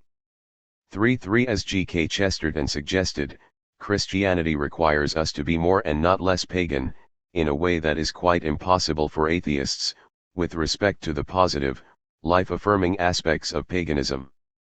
In exactly the same way, Christianity requires us to be more and not less attentive to our bodily senses, in order both to fulfill their infinite capacities and yet to rise beyond even their astonishing compass. Creston Davis. The Plurality of Being and Mind. In this chapter I would like to take the conclusion I arrived at in chapter 3 and attempt to square it with the Christian liturgy. My precise point in chapter 3 was that the constitution of the world's most basic reality takes place not through a positive and possessive ownership of truth such as propositional truth, but rather through a negative, subtractive, movement. Thus truth appears not as a dominant institutional apparatus but rather in a moment of radical dispossession, one, as Paul says, a self-emptying movement that lays claim to truths organized in the betweenness of the world's appearing. This subtractive ontology enables the world to relate to itself but not through a mode of mediation that traverses self-mediation, Hegel's notion of the in itself, nor through a mode of total fragmentation, but rather through a negative movement that, in William Desmond's terms, always keeps in mind the excess of being's plenitude that is never exhaustively mediated by us too. Mediation of the world happens, but its happening takes place through our mindfulness and activity, and yet, and this is the crucial part, mediation is never exhausted by our mindfulness or activity within the negative unfolding process of the world. Thus the act of thinking does not sublate being through its very mode of thinking. Mind, in other words, does not determine being's process or phenomenological show in and of itself as mind. The basically Cartesian picture of how thinking operates is a good example of a positive and rather unfortunate ontology. The possessive movement of thought does not determine how things appear or materialize because, as Desmond rightly argues, being's plenitude always traverses mind, within which the mind is as it participates in being's subtractive unfolding. Being's excess gives itself over for thought but does so without leaving the power of thinking in the dust of the nihil. Thinking only ever exists insofar as it empties itself out of being's happening. In other words, thinking happens, and its happening is real and in a way determinative, but its determination does not tyrannically shape the world's truth to itself as the only and unchallenging power that exists, as with Kant. This is precisely why thinking is subtractive from being and yet is also not pitted against being. There is something of a brokenness to being's structural unfolding, and yet that too remains a negative determinacy that penetrates through being's brokenness. Indeed, being's brokenness can be said to be the very condition of truth. So we can establish that existence is other to the mindfulness of being, forming something broken from being, and yet mindfulness nevertheless remains determinative and meaningful as the very condition of brokenness. There is an otherness to the mind thinking, and yet this otherness to the mind is also integrally connected but not in a possessive way. Potency, as this forcing of the positive, would soon enough overtake and outstrip the broken gap between being and our thinking being from within, and in subtractive difference from it. This weaving of otherness to thought's differentiational thinking and to its togetherness that unites thinking and being beyond pure identity is ontologically ambiguous. And insofar as this subtractive mode is ambiguous and nuanced, it seems to fly in the face of modernity's desire to nail everything down into its predetermined, scientifically assigned compartment in which there can be no surprises, there are only blind and mechanical reproductions of itself as automata. Ontology as the study of being qua being has too often yielded to this unambiguous scientism, and instead of abiding within the flow of the world's relational nuance and eruptive ambiguities that continue to call us and the whole world, continually into question, it opts out too quickly for a sterile logic of reification and the banal. Modern ontological structures such as dualism, the equivocal, and the univocal are all examples of arresting ontology by a prior logic of the unsurprising and the predictable. By contrast, the subtractive incarnational mode calls one to the edge of their seat but without throwing all to the whims of chaos and the void of unpredictability. It is this nuance of being that is always concretely in the middle of beings and that merges with the poetical. It is an honest way of attempting to account for the world's truth without prematurely committing to a logic that arrests the truth of the world prior to the world's unfolding of itself. The turn away from the mechanical ontology's univocity, equivocity, and dualism, results in responding to the logic of the world's unfolding openness in a manner that is both poetical and nuanced. The world's logic is poetical in that there is a real sense of playfulness in being's disclosure and enclosure of itself. There is a certain openness to the formation and makeup of the political subject, which springs from a subtractive incarnational space of liminality. It is nuanced because its disclosure and enclosure, or what Desmond refers to as the determinate and the indeterminate three, is not simply a mechanical reproduction of itself but instead requires much more of an organic model that overcomes the temptation to merely represent the world's unfolding through a possessive capitalistic modality that for all its force simply fails to capture the truth of the world's nuance, owing to its pathos and its limiting view of the world. In his discussion of the relationship between determination and indeterminacy, Desmond employs the word play as a means of metaphorically grasping this relationship. We discover a relativity between beings, one being contributing to the determination of another, another being bringing about the opening of yet another being, in the continuing of a dynamic process of becoming. So not only do beings in their singular play resist exhaustion in terms of determination and self-determination, beings in their communal interplay escape beyond singular dialectical determination. The community of beings in interplay is not a dialectical self-mediating whole, it reveals a metaxological intermediation between beings who are open wholes unto themselves, without being completely determined in themselves. Their relativity to others and of others to them shows multiple mediations that cannot be finalized, for the ontological freshness still flares there too. 4. This play of the community of being in the between is poetical and open. The mind moves out beyond itself like a dance that sets the mind at rest all while being in motion. 5. Joseph Piper nicely identifies this engaged and yet relaxed intellectual tension and grasping in his example of what happens when the eyes gaze upon a rose. He asks, what do we do when that happens? And his response is like Desmond's notion of playfulness. Piper's response, our mind does something, to be sure, in the mere fact of taking in the object, grasping its color, its shape, and so on. We have to be awake and active. But all the same, it is a relaxed looking, so long as we are merely looking at it and not observing or studying it, counting or measuring its various features. 6.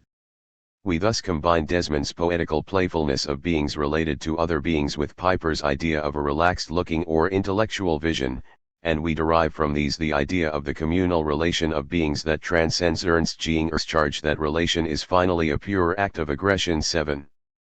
Instead of perceiving beings as relating via a fundamental competition or act of aggression, we perceive the communion of being as harmony that enacts the dance of relation as the interrelation or even a poiesis or a living poem.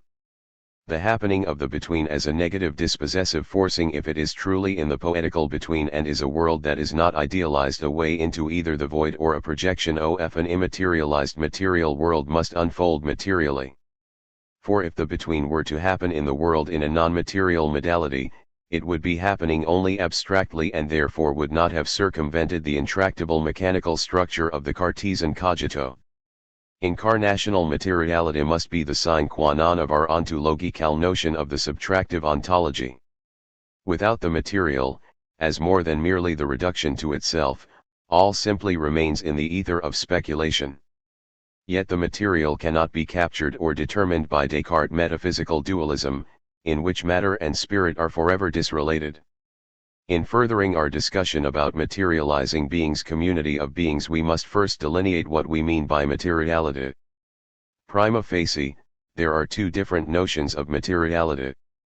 There is first a banal and reductive materiality. This view of materiality is inherited from dualism and cannot within itself escape from it. John Milbank defines this view of materiality as atomistic, mechanical, passive, and inert, and tends to explain away meaningful action and volition as illusionate. The second and more productive way of thinking about materiality is a non-reductive version of matter, which Milbank tells us, is the site of a spontaneous and unpredictable energy 9. This spontaneous and always surprising energy corresponds to a specific but crucial aspect of Desmond's metaxological ontology, in which there is an irreducible and always renewing and renewable surplus or plurivocity of beings happening. Beings happening is plural and always arrives in refreshing newness as recently birthed from the eternal void. Something beyond, some form of otherness is, and its very singularity exists somehow together with being's consciousness of itself as mindfulness. Indeed, it is precisely this surplus and ecstatic plenitude in being's happening that allows mind to escape from the tautological circuit of pure self-consciousness. We can relate this to my chapter on Paul, chapter 3, in which this ecstatic plenitude of being's happening is finally and fully expressed in the incarnation, which prevents the reduction of all to the one and the multiple to pure fragmentation and flux. This surplus energy as material, in other words, is the only event that happens within being's happening, which finally becomes the true alternative from being's suffocating asthma of capitulating to the view that all is finally consciousness becoming conscious of itself as self-consciousness. This surely is the trap that gives rise to an ontology, the framing of the world, that prematurely commits itself to a quasi-transcendence within the horizon of immanence. The modernist view that takes materiality as the all-in-all marks the death of being, relegating it to the dungeon of anthropocentricism sundered from transcendence.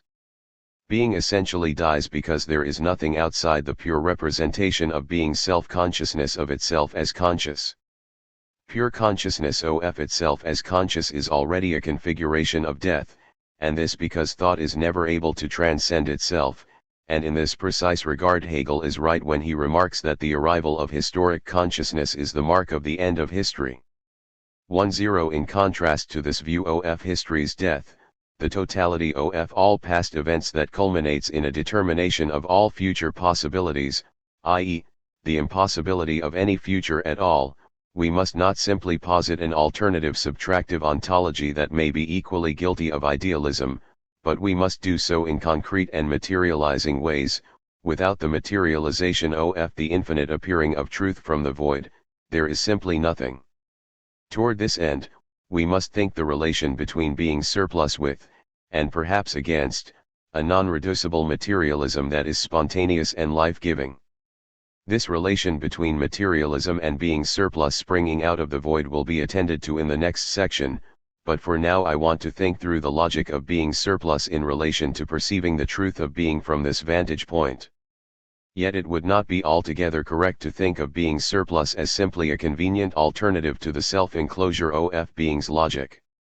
To think of the surplus of being as merely a way out of being's self-representation would be to reduce its existence to a mere function premised only on the primary existence of being's terminal but inevitable self-enclosure.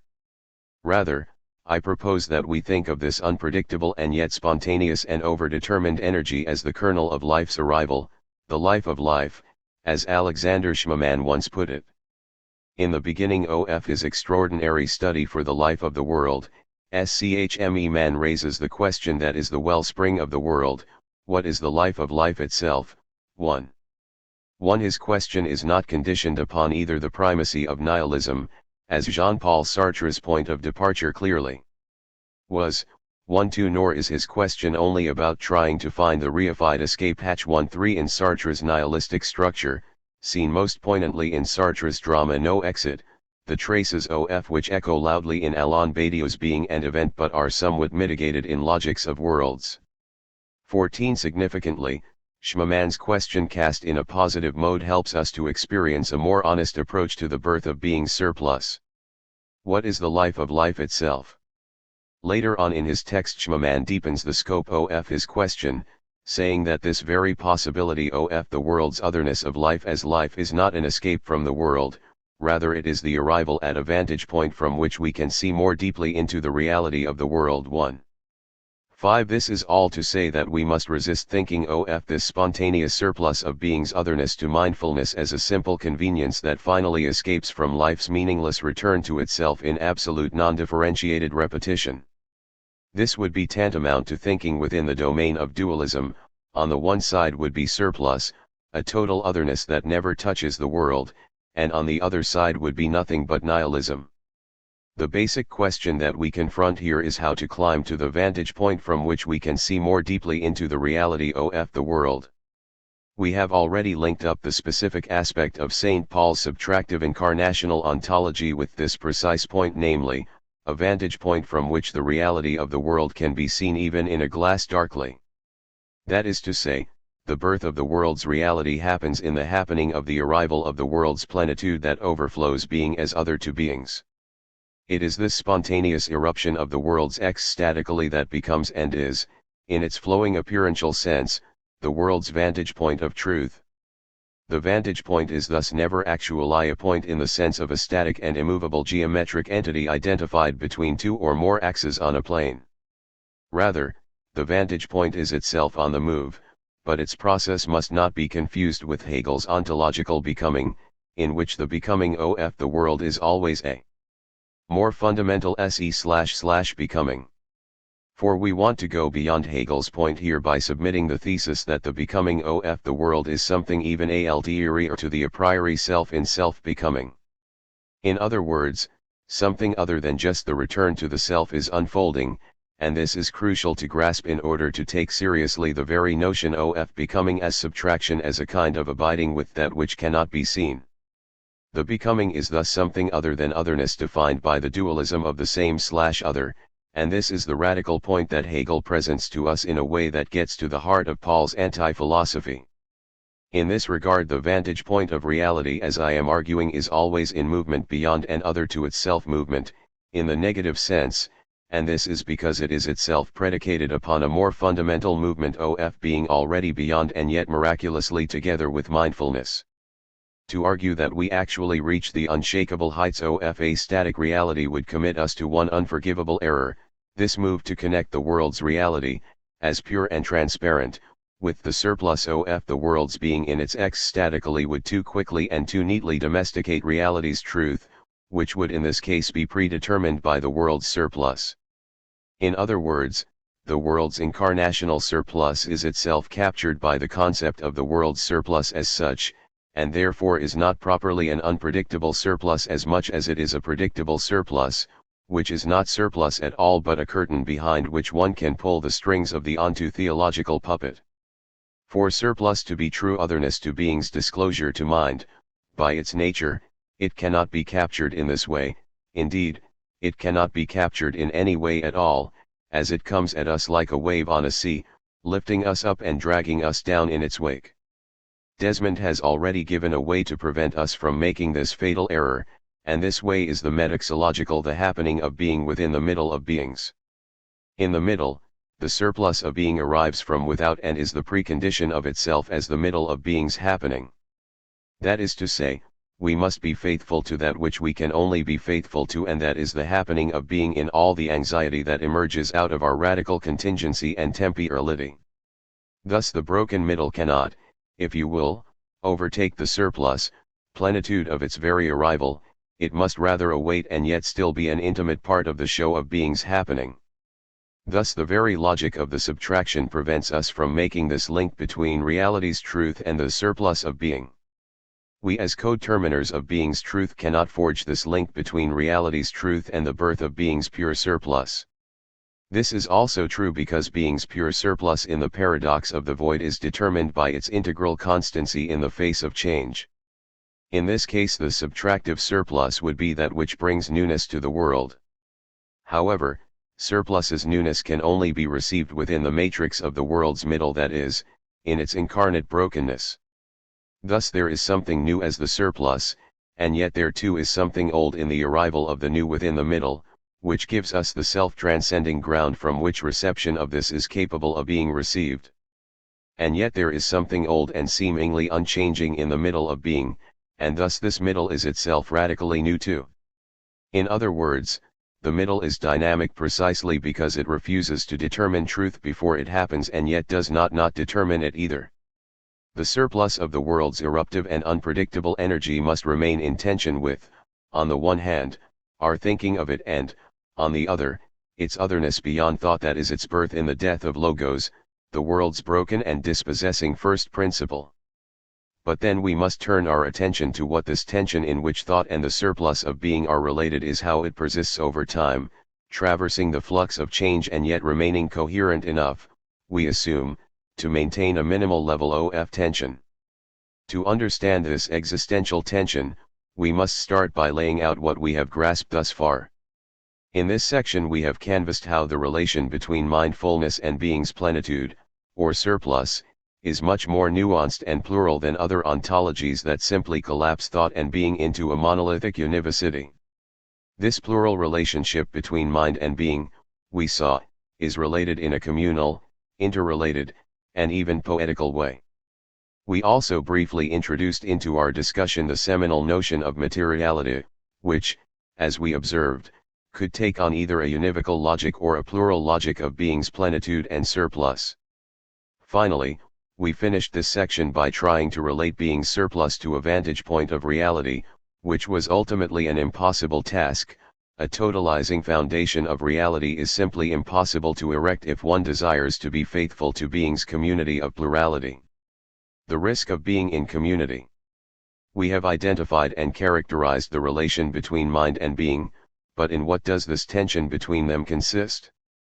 We know that being is always on the move, and we know this because there is always something more to mind thinking itself, and this is what we have identified as being's surplus. Moreover, this surplus that arrives like a gift does so in a manner that cannot be accounted for by reducing its origin to either transcendence alone or to pure univocal immanence, but rather arrives as surplus in a middle brokenness that alights within the tension of being's unfolding and our mindfulness of it. Being therefore unfolds in at least two senses. First, there is something more to thought thinking itself, contra Descartes, that is, surplus, and second, the mind thinks by traversing this very surplus in relation to itself as mind. It is within these two senses of being's surplus and of the surplus of thought thinking itself in relation to itself as thought, that this tension indwells. In this respect, this notion of the indwelling tension of being and mind is another way to understand what we name as an ontological community. I say community because of the interconnectedness of the poetical play of beings that happens in the incomplete betweenness of being. This community of being and mind is the locus that births singularity, or oneness, and yet there coexists with oneness difference or subtractive multiplicity within itself. 1/6 The community of the synthesis is one united plane on which being and mind relate without cancelling themselves out in a dialectical overcoming, and yet the community is composed of difference. There are many minds, and there are many different differences of the world's display of itself in various modes. In Aristotle's words, being is said in many senses 1:7 This idea of community, the community of being and mind that richly gives unity and difference, can never, by its nature, be a self-determining community. This community does not determine being, it cannot because it is not being in itself, which is impossible, but it nevertheless unfolds within being's dynamic unfolding. That is, the community of being rests upon a dynamism and flux that inherently resists an ontological closure of truth captured and domesticated. Moreover, this community cannot determine mind either. Thought thinks relation and difference beyond community, and yet community persists as that which reunites thought to itself differently and being's arrival in surplus beyond thought and in mind thinking the surplus in relation to itself. Without community, being and thought would unite, and we would return again to either a monism or a dualism, and the incarnational tension would give way to onto theology. Ontological community thus gives us an abiding structure that is always changing, and incomplete, and yet remaining true to itself as community.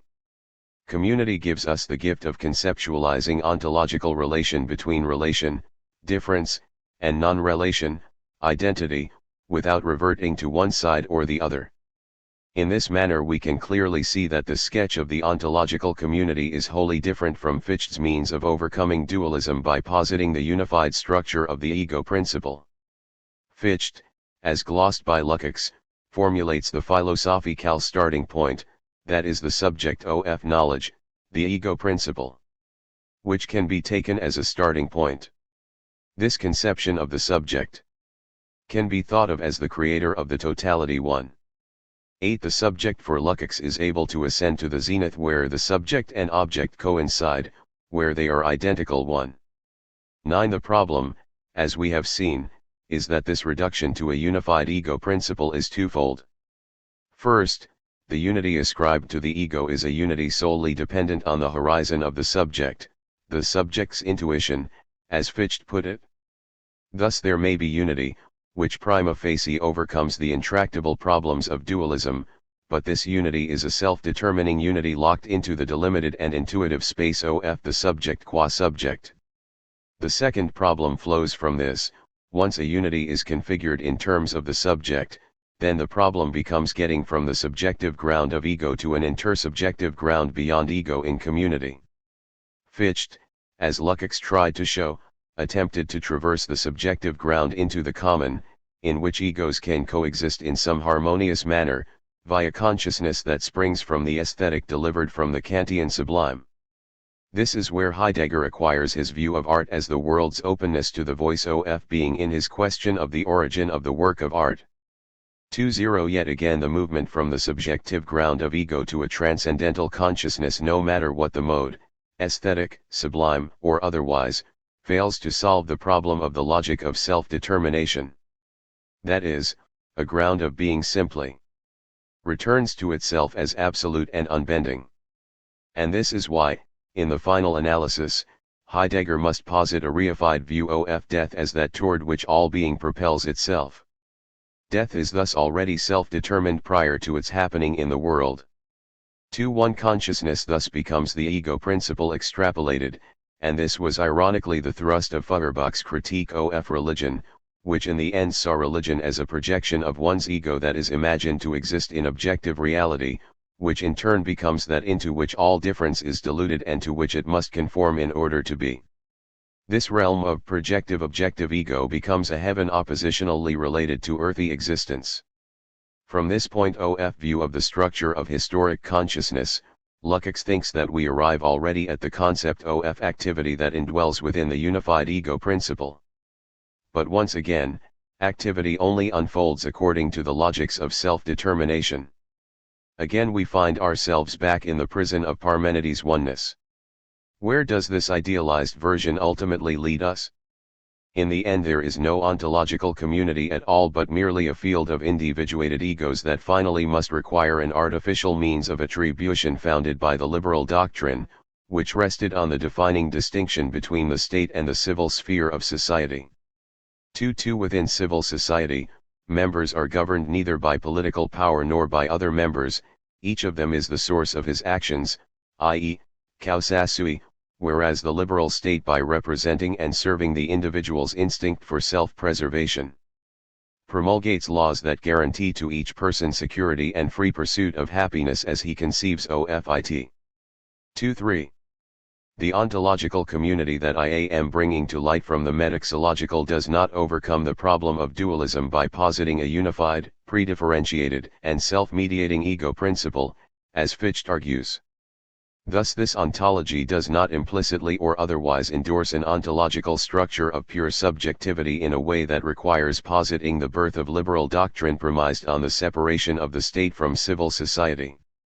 An inquiry into the precise relationship between an ontological community of the sort I am espousing here and political authority falls outside this study's purview.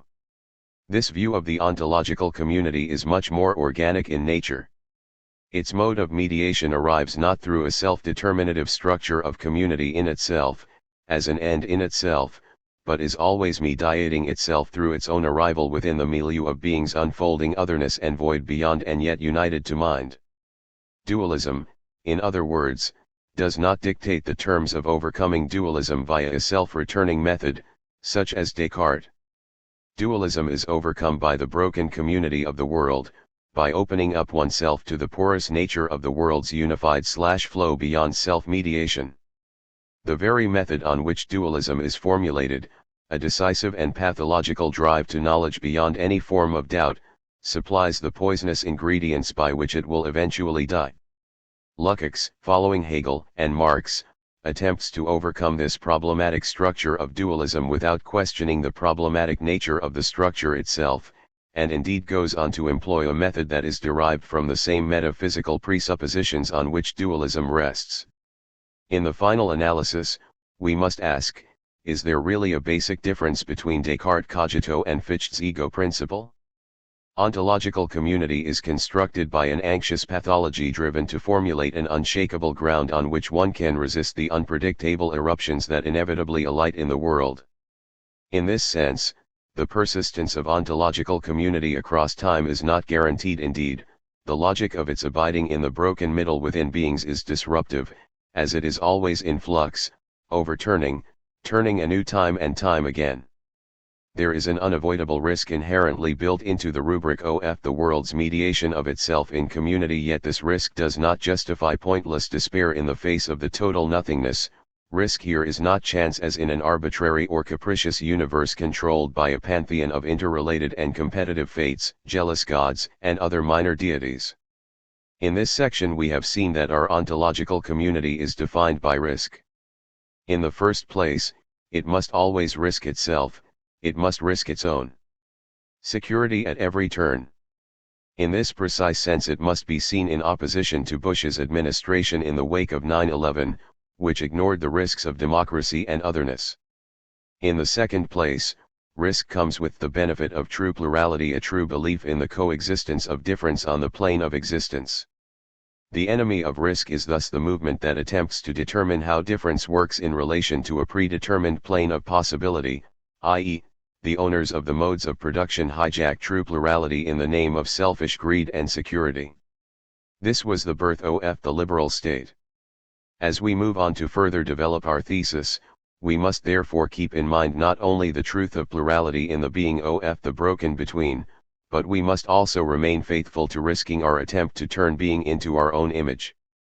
Having argued for these two truths thus far in this chapter, I want to devote the next section to comparing our ontological view, through which the world's mediation mediates itself, with philosophy's first hypotheses.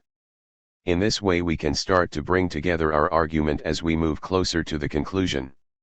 On materializing the ontological community. Let us review the argument up to this point. In this argument, I have tried to characterize a cosmic balance of the world's mediation in which creation participates without hijacking or overtaking the world's mediation in self-mediating terms, i.e., a vulgar humanism, or to put it more brutally, Marx's notion of species being. Indeed, as I have argued elsewhere, the birth of philosophy is founded in its characterization of a cosmic balance known as first principles. 2-4 By contrast, modern philosophy has failed to attend to the crucial conditions of mediation, opting instead for taking the easy way out via a metaphysical dualism seen supremely in Descartes and later in Kant. The philosophers Hegel, Marx, and Lukács attempted to overcome this dualism, but doing so came at the great cost of positing a mediational drive in which the human became the determiner of all reality through itself as human.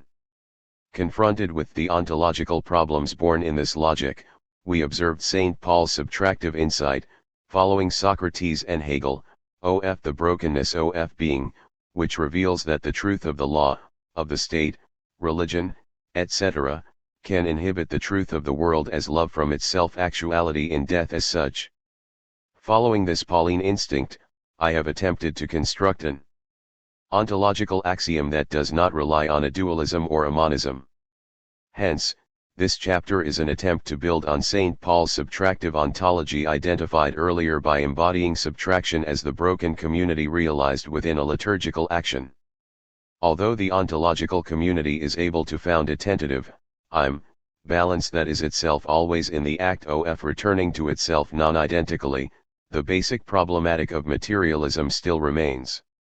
At this stage of the argument we are in danger of being guilty of all the problems that we have attempted to engage. Unless we are able to show that the subtractive incarnational ontology has within its own structure a true materialism, then our argument will finally fall short, amounting only to senseless talk. At this stage we now must inquire into the possibility of the ontological community expressing itself in the world as material.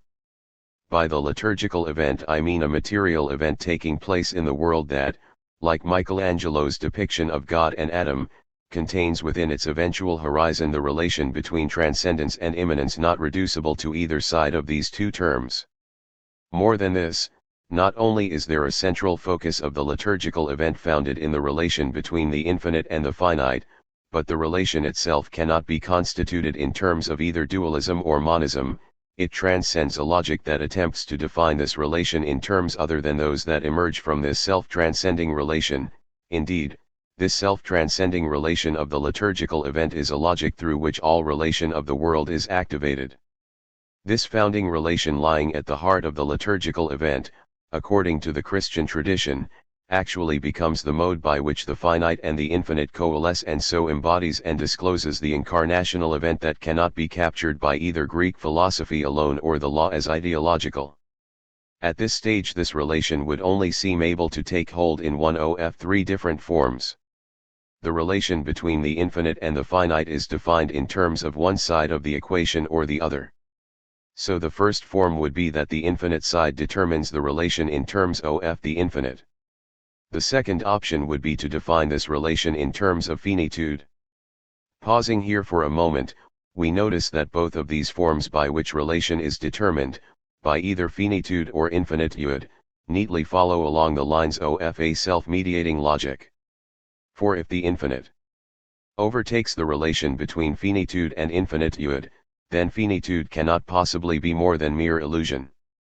Conversely, if this relation is determined by the logic of finitude, then not only is the infinite an illusion but the meaning of finitude itself can only ever be a self-defining logic, unfolding in terms of itself, which, as I have argued in this chapter, is impossible.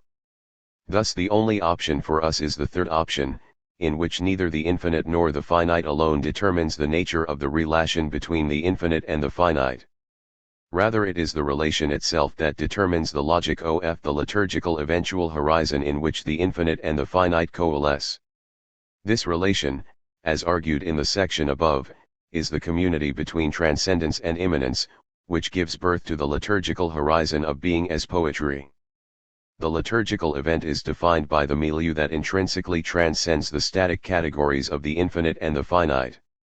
Or to put it slightly differently, the liturgical event is the milieu in which the meaning of the infinite and the finite arrives through itself as self-transcending relation beyond self-relation. This is not to say that the infinite, as infinite, is defined by something less than infinity, and thus to steal away the very meaning of the infinite. On the contrary, the core relation of the liturgical event is itself the very arrival of the infinite in as finite materiality. The two logics merge into a non-collapsible and non-dialectical logic that reveals the true relation of all things beyond self-relation and absolute non-relation.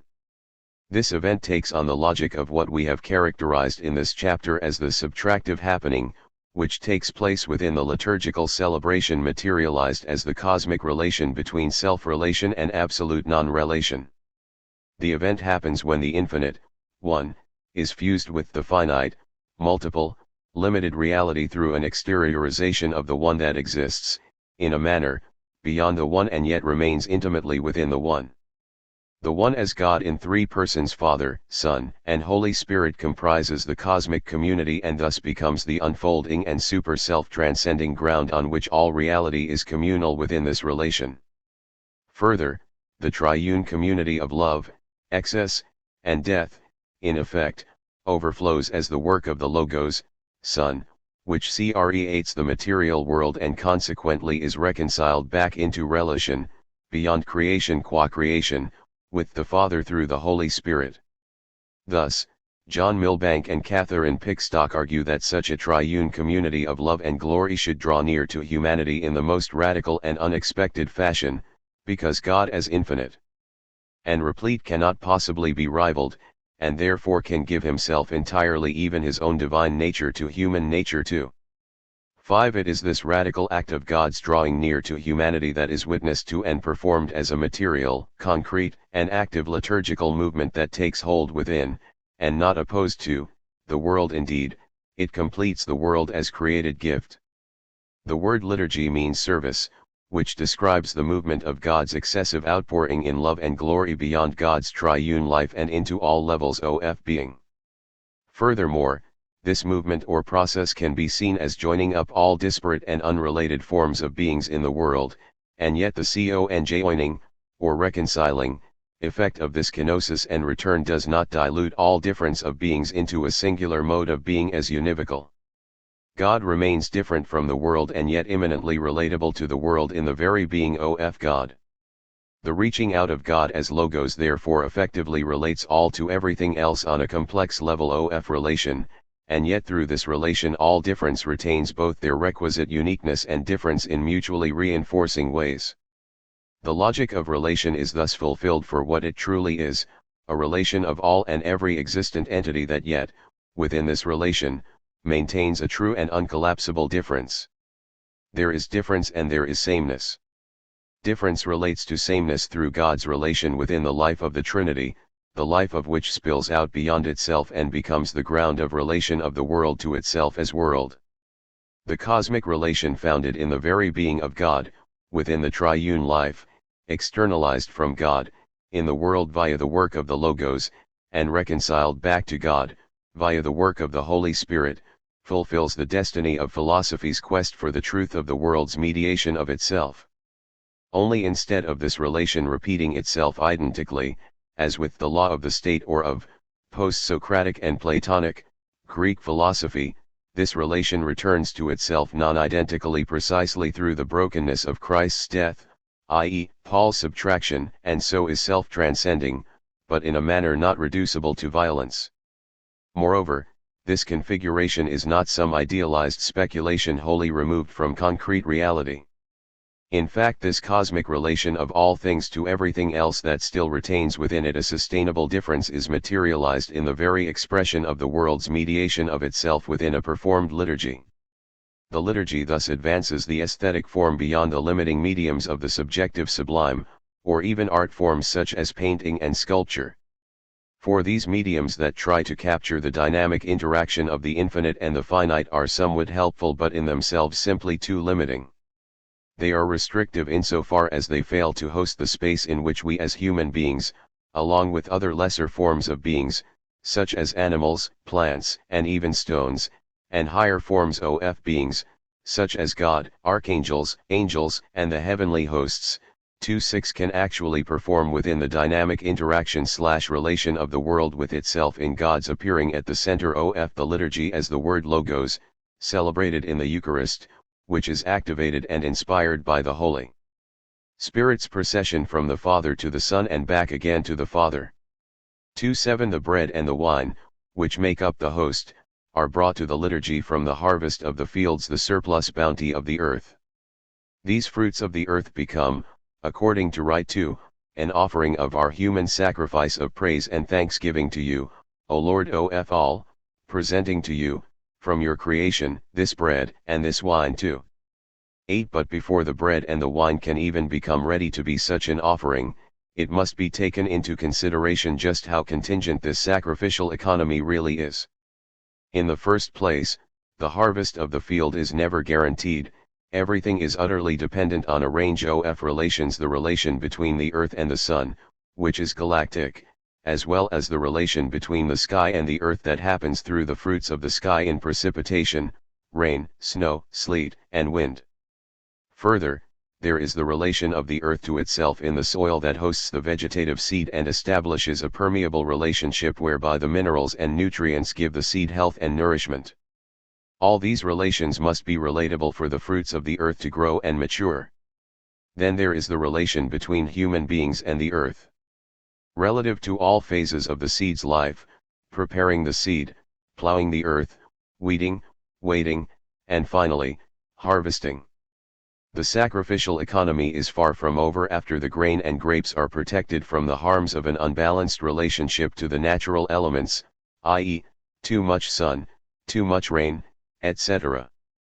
To prepare for the Eucharistic liturgy, the wheat must be ground to flour, the yeast must be measured, and yet another complex relational ensemble must be carefully traversed.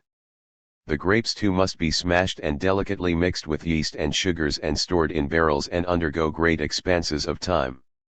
The bread rises and the grapes ferment, and after all this process nothing is guaranteed, for all may turn too flat and too sour and thus become unworthy of relating to human beings. Because there are no guarantees in the outcome of the making of bread and wine, there is something quite magical about the entire process from seed to the finished products of bread and wine. From this perspective, human interventions in this process of relation and transmutation, although crucial, are in some ways disproportionately small. Being aware that the fruits of the earth are reliant on all these fitting and meet relationships, from the cosmic to the mundane and even to the magical, reveals that the liturgy, as the world's relation to itself and beyond, is not defined in terms of space or time. The liturgy is not a place but the relation of all relation beyond self-relation. Thus one does not so much bring our sacrifice of praise and thanksgiving to the liturgy as one participates in the liturgy as it is always already unfolding through the world beyond one's own doing. And yet the liturgy of the world mysteriously accommodates, or hosts, our human intervention/subjectivity into its own positive and exceeding logic in such a way as to be enhanced by all participatory and meet action within itself. In this way, it becomes exceedingly clear that the Eucharistic elements of bread and wine are not in fact a result of mere human sacrifice but are more rightly perceived as a result of a cosmic excess and birth of something beyond itself. But once again, as we have already observed in this chapter, this surplus or excess of being does not overtake and sublate the way in which the surplus relates to the mundane and quotidian rhythms of being. Indeed, the surplus and the mundane all fold into being's unfolding without either side overtaking the other. That is to say, even in the world's bountiful surplus of bread and wine, they are paradoxically more than surplus insofar as they are inextricably bound up within all cosmic relation to itself as self-transcending. That is why the central idea of Eucharistic sacrifice in the liturgy cannot possibly be understood outside the context of the entire cosmic procession of the liturgy. From this cosmic perception can we not say that the Eucharistic liturgy is itself related to the cosmic excessive relation to itself as self-transcending? The Eucharistic liturgy is related as a product of the cosmic liturgy and yet is also the very enactment of the destiny of all cosmic relation in its performative unfolding. That destiny is, in short, the very joy of the world. That is why, in the movement up to the climax of the cosmic liturgy in the Eucharist, no one can hold back the world's celebration, or the maintaining of an excessive feasting to nine and a conjoining of all the different voices into a singular song. Holy, holy, holy Lord, God of power and might, heaven and earth are full of your glory. Hosanna in the highest. Blessed is he who comes in the name of the Lord. Hosanna in the highest. The liturgy links up all cosmic antinomies. Heaven and earth are no longer sundered but are joined, non-competitively, in the fullness of glory, the joy of the world. Nothing can block this cosmic embrace of glory's enfolding logic of all difference back into the singular one but without diluting these differences. In the glow of glory, difference, in a sense, transcends itself into a different difference that is neither absolute oneness nor defined by difference in and of itself.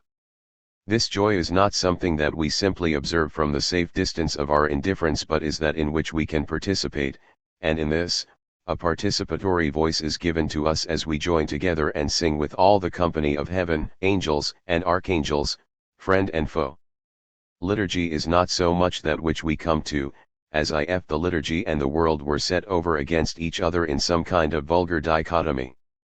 To the contrary, the liturgy enraptures us, taking us up into its own logic, and thus this movement is more like a journey whose very destiny is the journey itself, or as Catherine Pickstock asserts, liturgy is therefore not a constitutive representation now and then of what is praiseworthy, but constitutes a whole way of life. 3.0.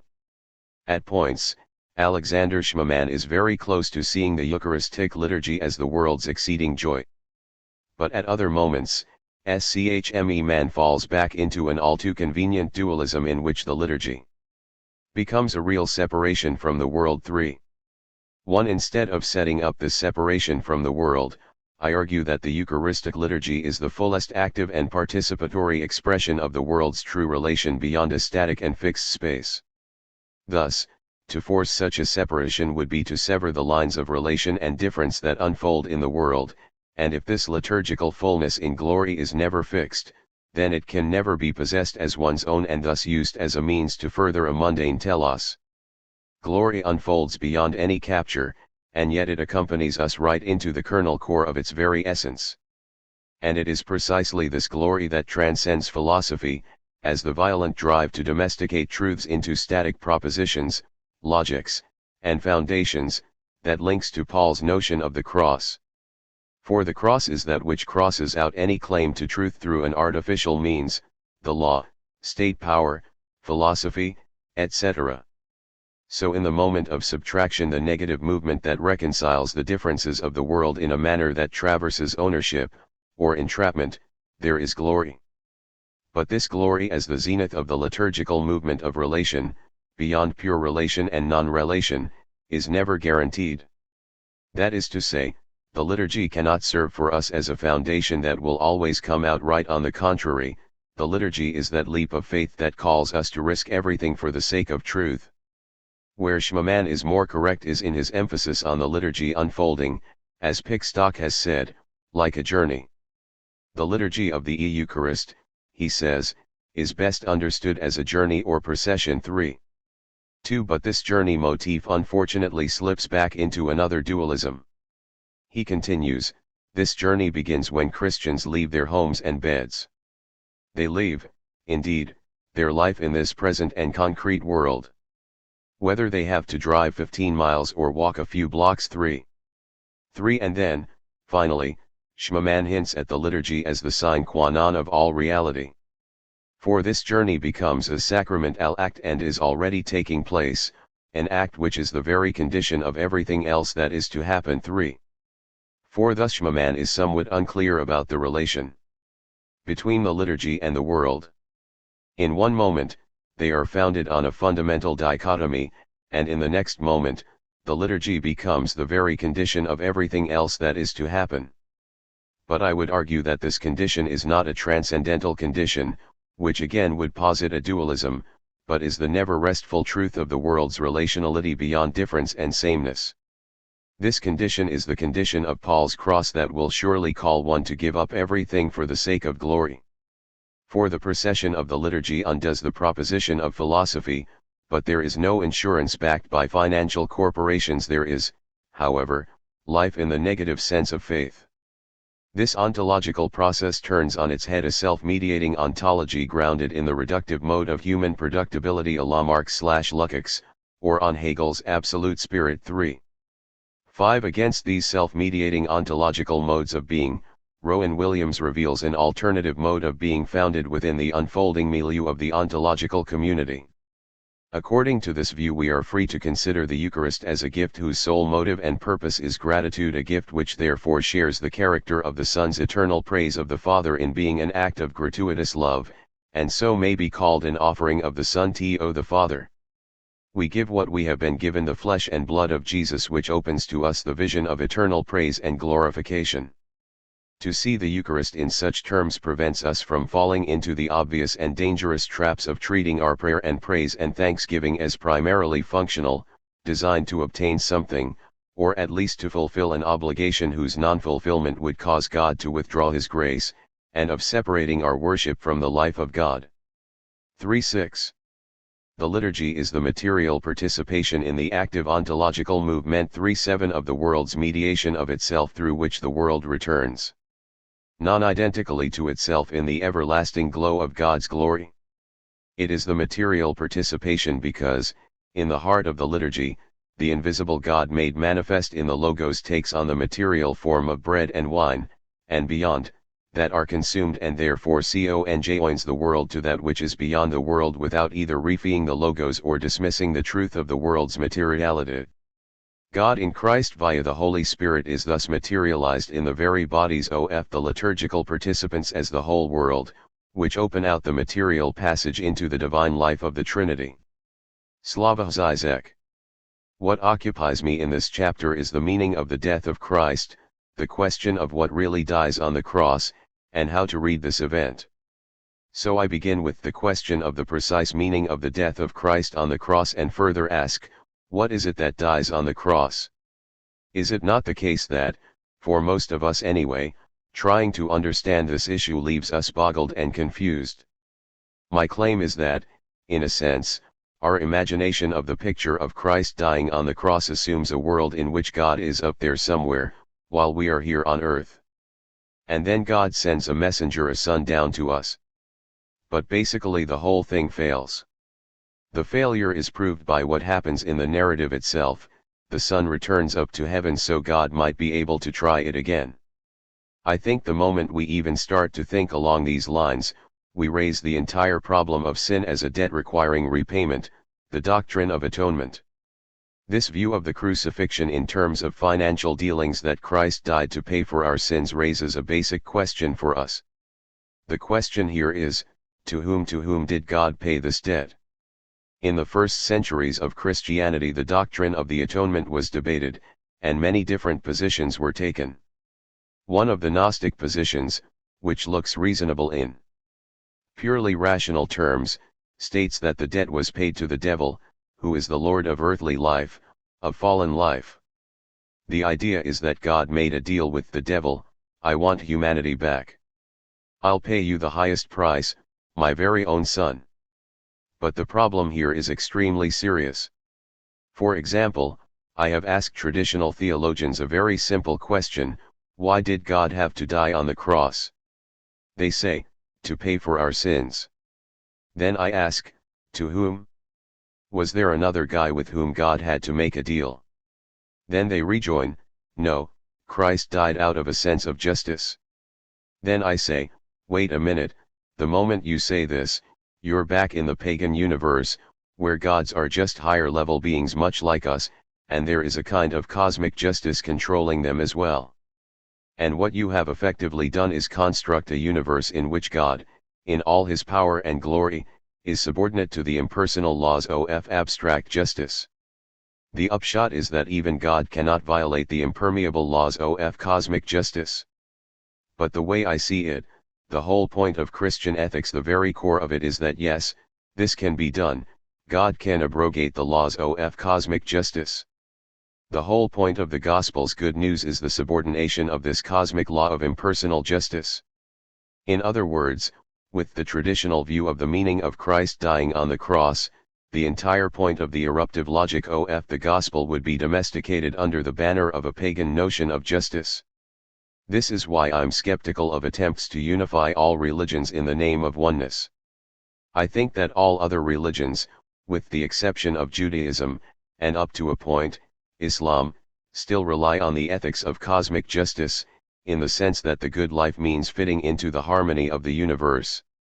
Evil is when a part of the whole excessively attaches importance to itself, and justice means banishing the excessive part so that cosmic balance is re-established. The most elementary form of this ethics is found in Confucius. When asked, what is a good life?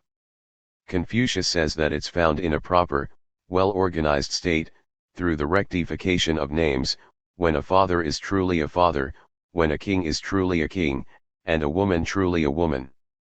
In other words, we participate in the harmony of the universe when each of us fulfills, respects, and fully identifies with our particular role.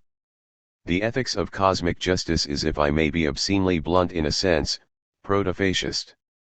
The definition of fascism is an obsession with organic unity. This is why fascists hate liberalism. What fascists hate about liberalism is the idea, the fundamental idea of political liberalism, that you, as an individual, independently of who you are, black, white, man, woman, have a right to direct contact with the universal. This idea, apart perhaps from Buddhism, appears primarily in Christianity, which holds, I'm not only what I am, man, woman, and so on. What makes me great, or even immortal, is that I cannot be reduced to what I am in my particular existence. I will argue for this thesis by using Michelangelo's drawing Christ on the cross. The first thing that may be noticed about this drawing is that it's unfinished, and the very reason why it's unfinished is interesting. We know that Michelangelo gave it to his close friend Vittoria Colonna, a passionate, intimate friend, not sexually but intellectually. Colonna was a wealthy woman, a patron of great artists of the time, and in her own way she was an inspiring person. Then something mysterious happened. Michelangelo, immediately after giving Lady Vittoria Christ on the cross, wrote her an urgent message demanding to be given back the work, since there was something terribly wrong with it. She, in a hypocritical way, pretended to have lost it. Oh, I must look for it, but then admitted in a letter that she was aroused by it and asked him why he needed to have it returned. She stared at the drawing, even resorting to using a magnifying glass, looking at it from every angle imaginable, and putting it beside a mirror, intrigued, hoping to find what might be wrong with it, as if the drawing contained some forbidden detail Michelangelo was afraid would be discovered. And if we look at it now, we can clearly see a few interesting details. The drawing renders the critical moment of Christ's doubt and despair, the famous my God, why have you forsaken me?" Matt 27:46, CFPS 22:1 NRSV. As far as I know, for the first time in the history of painting, an artist attempted to capture Christ's abandonment by God the Father. This moment was not one of pure ecstatic rapture but, on the contrary, was a moment of despair. With this in mind we may ask, why are Christ's eyes more or less turned upward? His face expresses not devoted acceptance of suffering but simply total raw suffering, combined with what here, if we examine the drawing carefully, we can't help but notice a series of unsettling details that indicate an underlying attitude of angry rebellion, of defiance, and not of devoted acceptance. First, the two legs are not symmetrical. One leg is raised, and here an amateur was already breaking the rules of how this event is to be depicted, as if Christ is caught in the middle of an attempt to rise up. Christ is attempting to liberate himself. But the truly shocking detail is the right hand. This is what perplexed Lady Vittoria. The finger is raised in a gesture that was commonly understood at that time. The gesture is identified in Quintilian's Rhetorics, Institutio Oratorio, the standard manual of the era, and a work that was known to Michelangelo. According to Quintilian's work, this gesture functions as a sign of rebellious challenge. It signifies, no, I don't give way. I persist in my rebellion. So again, Christ's my God, why have you forsaken me?" is not a resigned or even a passive, why? That gently questions the Father. It is rather an aggressive and accusatory why. More precisely, there is in the drawing an implicit tension in the expression of Christ's face. On the one hand, there is despair and suffering. But on the other hand, we can't avoid reading the aggressive rebellion in his face, the defiant rebellious attitude signaled by his right hand, as if the hand articulates the attitude the face doesn't dare to fully express. I would like to develop this idea of the hand, the fist, as an autonomous object of rebellion, a rebellion that asserts one's freedom. We can relate this to classical fairy tales, mythology, and popular culture. For example, take the film Fight Club, with Brad Pitt and Edward Norton, a very disturbing film, which is problematic for some. The most fascinating, painful scene is when Ed Norton's character confronts his boss. Recall that instead of hitting the boss, he starts hitting himself. And consider how the scene is shot. The act is not one of a unified subject. When he's confronting his boss, his fist starts to act as an object with its own will. He tries to control it, but it rebels against his own body. The significance and rebelliousness of the fist might also be seen in other contexts. According to one anecdote, Martin Heidegger, a philosopher for whom I have great appreciation, was visited by another philosopher in Rome when Heidegger was in his pro-Nazi period. The visiting philosopher asks Heidegger, "How can you be for Hitler? He's such a vulgar guy. Listen to his speeches." Heidegger replies, "No, no, forget about the speeches. Look at his fist, at his hand, while he's talking. That is the mystery. There's something about the movement of the hand, it expresses more." And turning to German mythology, there is a wonderful story, one of the fairy tales by the brothers Grimm, called The Egotistical Child. In this story, a child is so evil that God punishes and kills him. But then, in a scene reminiscent of a Stephen King novel, his fist begins protruding up from the grave. They repeatedly add dirt to the grave, but the boy's fist still protrudes. His mother then comes with some tools and starts hitting the fist, until finally the boy accepts his own death. This attitude of irrationality, not in the sense of madness but irrationality in the sense of an inability to justify matters in terms of a rational utilitarian calculation, is crucial. We find it, for example, in Antigone. The story is well known, but what may have been overlooked is that if we read Antigone with fresh eyes, we should think, yes, I am for Antigone. But why am I for Antigone? I will not repeat the story here, but when we read it again, we might see that our reason for supporting her is not so self-evident. What Creon tells Antigone, when he prohibits the funeral of her brother Polynices, is quite rational. From the standpoint of a rationally functioning state power, whose primary concern is to maintain public order, Creon is absolutely right. Creon explains, "Listen, we just had a civil war. If I allow the public burial of Polynices, with all the proper funeral rites, then civil war will erupt again. The whole city would be ruined." And typically Antigone doesn't deny this reasoning but simply insists on carrying out the funeral. My point here is not to condemn her but to emphasize that every rebellious movement has to begin with such incessant insistence. Let's look to a figure that we might see as an American Antigone, Rosa Parks, the hero in the fight against racism, a black woman on a bus who didn't want to stand up to let a white man sit down in her seat. I can imagine the rational response, thinking, yes, African Americans are suffering, my God. But why do you insist so forcefully here? Resist in a more organized way. You will just cause further trouble. But isn't this very rational attitude precisely an illusion? At some point action must be taken, even from a purely utilitarian standpoint. The act of defiance might appear excessive, even when engaging with something that is in itself trivial, because it insists, no. I will go to the end here.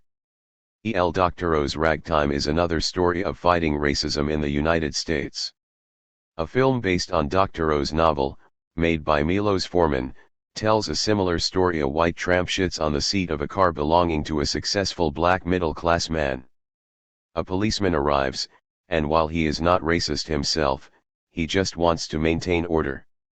The policeman says, "I know this white guy is trash. I know he's a problem. But please, let's not make a bigger problem here." But the black man insists, and practically causes a civil war in the city. This is the attitude I am referring to. This brings me back to Michelangelo's drawing. Can we not ask, doesn't Christ, even if only for a moment, succumb to the temptation of egotistic rebellion? Who is who in the scene that somehow articulates the formula of Goethe that no one but God himself can stand against God? How can this attitude be read? I think some very interesting theoretical and practical conclusions can be drawn from it, beginning with a wonderful slip that Hegel makes when talking about the difference between Western Christianity and Eastern Orthodox Christianity. It is clearly a mistake because, from reading Hegel's other texts, we can establish that he knew the mistake he was making. Theologically, one of the great divisions between the two churches pertains to the question of the origin of the Holy Spirit. For Western Christianity, the Holy Spirit originates from God the Father and the Son together. For Eastern Orthodox Christianity, this was thought to limit the authority of God the Father too much, so the Holy Spirit originates only from God the Father. Hegel states, however, that in Orthodox Christianity the Holy Spirit originates from both Christ and Father, but in Western Christianity the Holy Spirit originates only from Christ, only from the Son. A very curious mistake. I think we may read this as an honest Freudian slip. I think Hegel was right in a way. Why? Let me present a few quotes from G.K. Chesterton, whom I consider to be one of the best Catholic theologians from Britain. This is how he defines what he calls the central mystery of Christianity, and the link between what he saw as the mystery of Christianity and Michelangelo's drawing will be immediately clear. When the world shook and the sun was wiped out of heaven, it was not at the crucifixion but at the cry from the cross, my God, why have you forsaken me, the cry which confessed that God was forsaken of God. And now let the revolutionists choose a creed from all the creeds and a God from all the gods of the world, carefully weighing all the gods of inevitable recurrence and unalterable power. They will not find another God who has himself been in revolt. Nay, the matter grows too difficult for human speech, but let the atheists themselves choose a God. They will find only one divinity who ever uttered their isolation, only one religion in which God seemed for an instant to be an atheist. 1. That is Chesterton's key point, which is not to say that he was not a deeply respected Catholic. I think he took the implications of this point to the end, a point that I'll return to below. Recently at a debate in Vienna, I asked a few bishops a very simple question. They were perplexed and didn't give me a clear answer. I asked, when Christ says, my God, why have you forsaken me, is he bluffing or not? If he is in fact bluffing, and by bluffing I mean that he is simply saying this aloud but secretly knows that he is God, then the crucifixion is not serious. It is just a spectacle staged for humans. But if we take Christ's statement seriously, then the implication is extremely radical. We must not forget that in Christian theology, Jesus Christ is not thought of in the same way as messiahs in other religions. Christ is not a representative of God, he is God. This means that God is radically split. A part of God doesn't know what God is doing. There is a kind of inconsistency in divinity itself, which is I think the crucial insight of Christianity. This is why I ask, how can we rejoin God? In other religions God is a simple transcendence, we are here in our sinful, terrestrial life, but if we purify ourselves, it's possible for us to get closer to and be rejoined with God. In Christianity, when it's said that the only way to God is through Christ, I think what's implied is precisely this Christ at the moment of doubt on the cross. This is why for Christianity you can, paradoxically, reach God only through this moment of doubt. As Chesterton put it, God himself becomes, for a moment, an atheist. The idea is as follows: we experience the utmost despair and alienation. We are here, God is there. We are totally abandoned by God. How then in authentic Christianity do we reach God? Not by somehow magically overcoming this gap, but just by means of a shattering insight at the very point when we are abandoned by God. There we occupy the position of Christ. What was thought of only as alienation from God is the position of Christ himself, God abandoned by God. That is why, for Chesterton, Christianity is terribly revolutionary. That a good man may have his back to the wall is no more than we knew already, but that God could have his back to the wall is a boast for all insurgents forever. Christianity is the only religion on earth that has felt that omnipotence made God incomplete. Christianity alone has held that God, to be holy God, must have been a rebel as well as a king too. We could go on tracing out the implications of this in political theology. The film V for Vendetta with Natalie Portman may be considered here, although in the end it wasn't radical enough. What I thought would happen in that film simply did not. Evidently, the filmmakers were too afraid and didn't want to take it to the end. In the film, Britain is reconstituted as a totalitarian country with a dictator who is only seen through television screens, and a famous masked rebel fights against him. A series of signs hints at the link between the two. If the film had been courageous enough, in the end, when the rebel dies and his mask is removed, we would have seen that the rebel is none other than the dictator, fighting himself. But unfortunately, the film was not radical enough. Now Chesterton is fully aware that here we are approaching a matter dark and awful, one that is difficult to discuss, a matter that the great saints and thinkers justly fear to approach. In the terrific tale of the Passion is a distinct emotional suggestion in some unthinkable way, not only of agony but also of doubt. Returning to Christ's my God, why have you forsaken me? Christ himself commits what is for Christians the ultimate sin, wavering in one's faith. So again, while in other religions, there are people who do not believe in God, it is only in Christianity that God does not believe in himself. And here Chesterton reports an insightful anecdote from a visit to Jerusalem in the early 20th century. He tried to ask an Arab boy who spoke a bit of English, "Where is the garden?" The boy asked if he meant the place where God himself prayed. Chesterton claims that this is unique. In other religions you pray to God, but only in Christianity does God pray to himself. 3. Job and inexplicability. The image of a suffering Christ who does not believe in himself brings us back to the Old Testament, to the book of Job, which is praised by Chesterton as the most interesting of ancient books. But then Chesterton adds that it is also the most interesting of modern books. Now in what, according to Chesterton, does the modernity of the book of Job consist? I recommend returning to this text and reading it again carefully. I find the book of Job, if read closely, to be the first example of what we today call the critique of ideology. Why? To begin with, it is really a shattering piece, not because of the obscenities that we all know, God and the devil having a nice after-dinner conversation, with drinks, and God exclaiming, "Oh, I have a sucker who believes in me. No way can you corrupt him. Forget about that." And I wholly buy into the story that the narrative is probably the remainder of some previous pagan mythology. But there is another absolutely crucial thing that happens in the text. We know the story. Things go really badly for Job. He loses, and I always liked this obscenity in the Bible, his children, goats, chickens. Basically things look really bad for Job, but then what happens? 3 theological friends come, and each of them tries to convince Job of something. Here we must be very precise. They try to convince him that if things are bad for him, he must have earned it somehow. The reasoning of the first theological friend is that if you suffer, even if you don't know what for, you must have done something to deserve it. The second and third give more articulate, refined merits. For example, one of them replies with something along the lines of, "Maybe God is testing Job."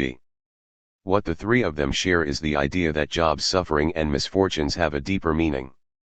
That is their basic message. It isn't just a trauma without meaning, there's a deeper significance to the event. If we read Job's answers closely, we don't see him insist that he's innocent. He doesn't play the part of the pure, beautiful soul who says, "I didn't do anything. Why this?" Rather we see him insist, "No matter what I did, I don't accept that this terrible event has some deeper meaning." And then comes the big surprise, when God appears at the end and says that everything the 3 theological idiots said was wrong, and every word that Job said was true. God directly takes the side of Job. And what is God's answer? Again, it is usually misread as implying a simple divine absolute otherness. "Who are you even to talk to me? Who are you, miserable idiot? I created this and that, and you must just accept my radical transcendence." Don't even think, how dare you to think, that you can even begin to understand me. This is the usual reading of the book of Job. Trust in God, but accept the divine absolute transcendence. In other words, the final reply of God is usually read as implying that there is a deeper meaning, but that there's no way we will get it. Just trust that I know. It's not yours to know. I claim that this is exactly what we shouldn't do. If the book is read more closely, I think we will arrive at the conclusion of Chesterton. What is his conclusion here?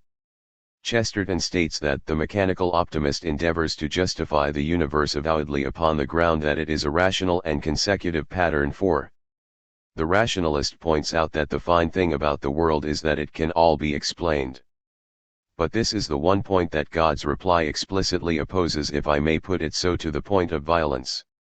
God says, in effect, that if there is one fine thing about the world, as far as people are concerned, it is that it cannot be explained. He insists on the inexplicableness of everything.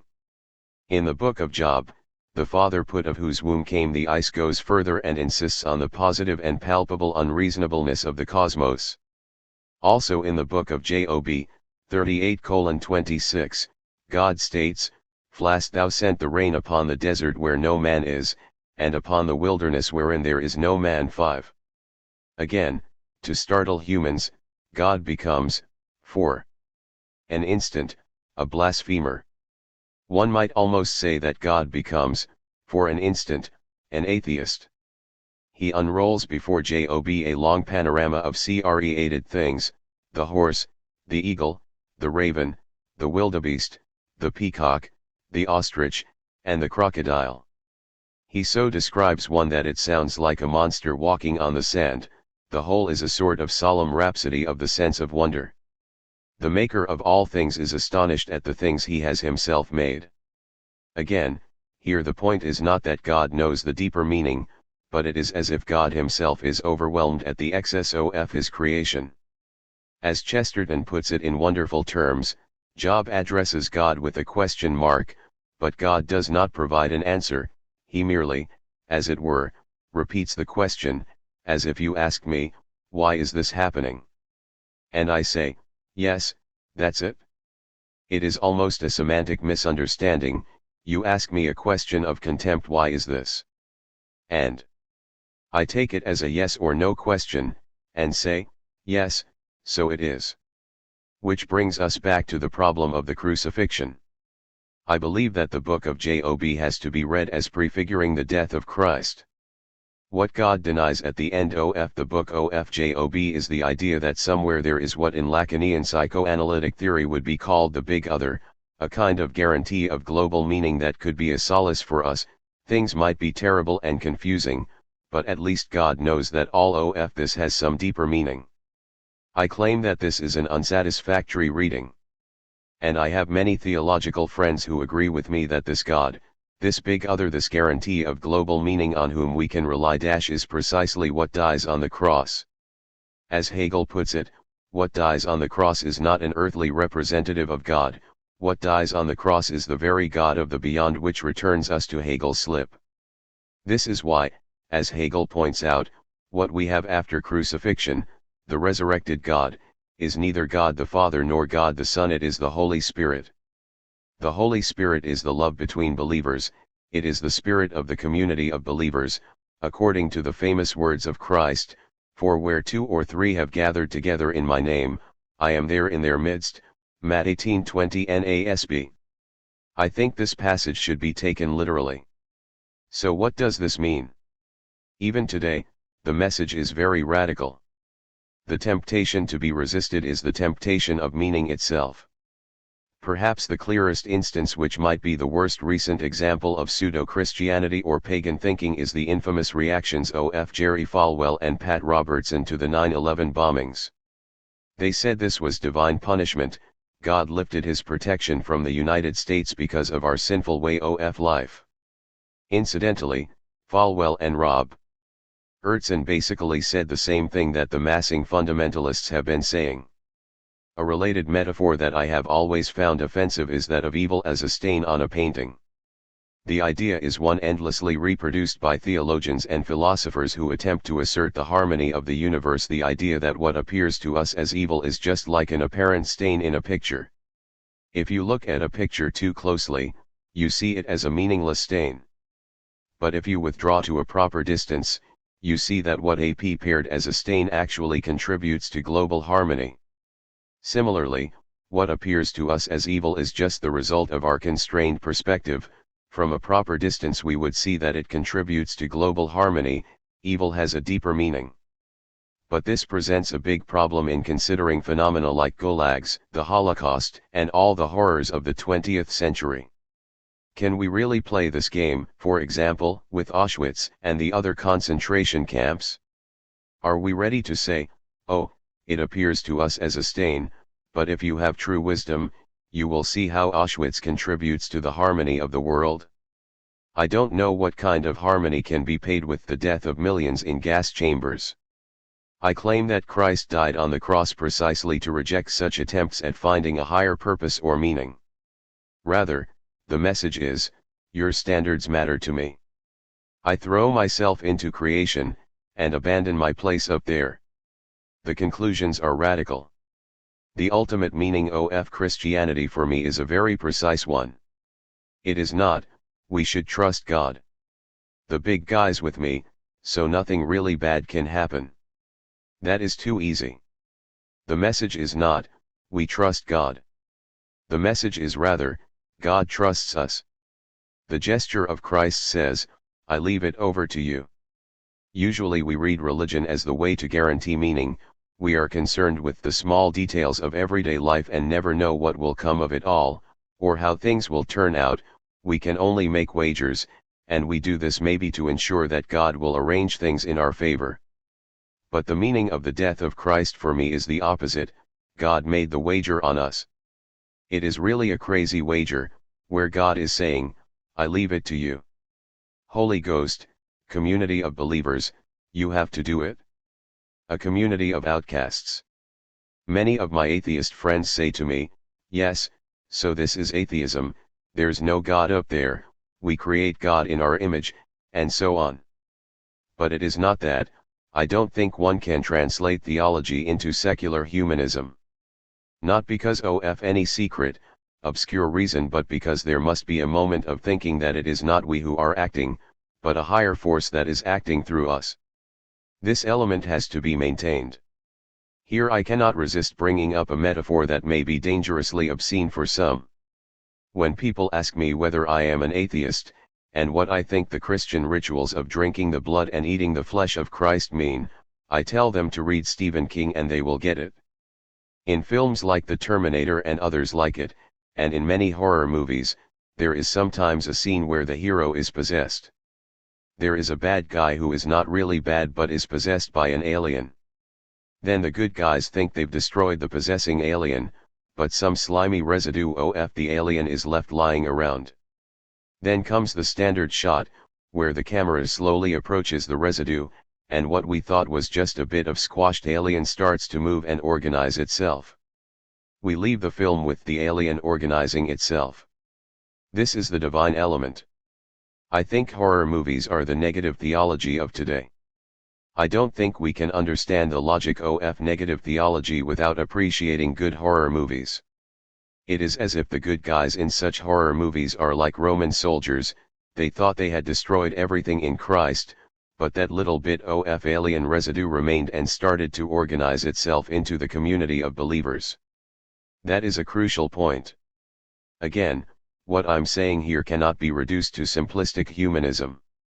I think this is the legacy of Christianity, this legacy of God not as a big other or guarantee but God as the ultimate ethical agency who puts the burden on us to organize ourselves.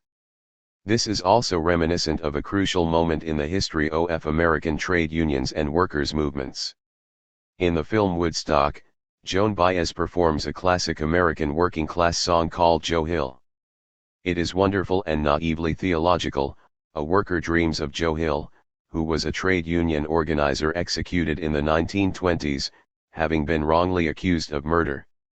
When Joe Hill appears in the dream, the worker says, "But Joe, you're dead. How can you be here?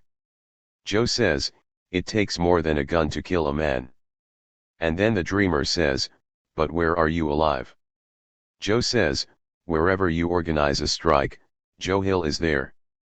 This is a working class, trade union version of the process of organization, of what happens whenever two or more organize themselves.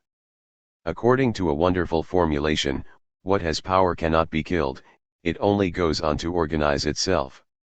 This link between Christian community and the progressive movement is crucial. And here I'm not playing a cheap game of identifying radical political movements as a kind of religious community. What I'm referring to is the idea of a radical community of believers. The ideal is that of neither blind liberal individuals collaborating with one another nor the old organic conservative community. It is a community along the lines of the original Christian community, a community of outcasts. We need this today, this idea of an egalitarian community of believers that is neither the traditional heretical community nor the liberal multiplicity.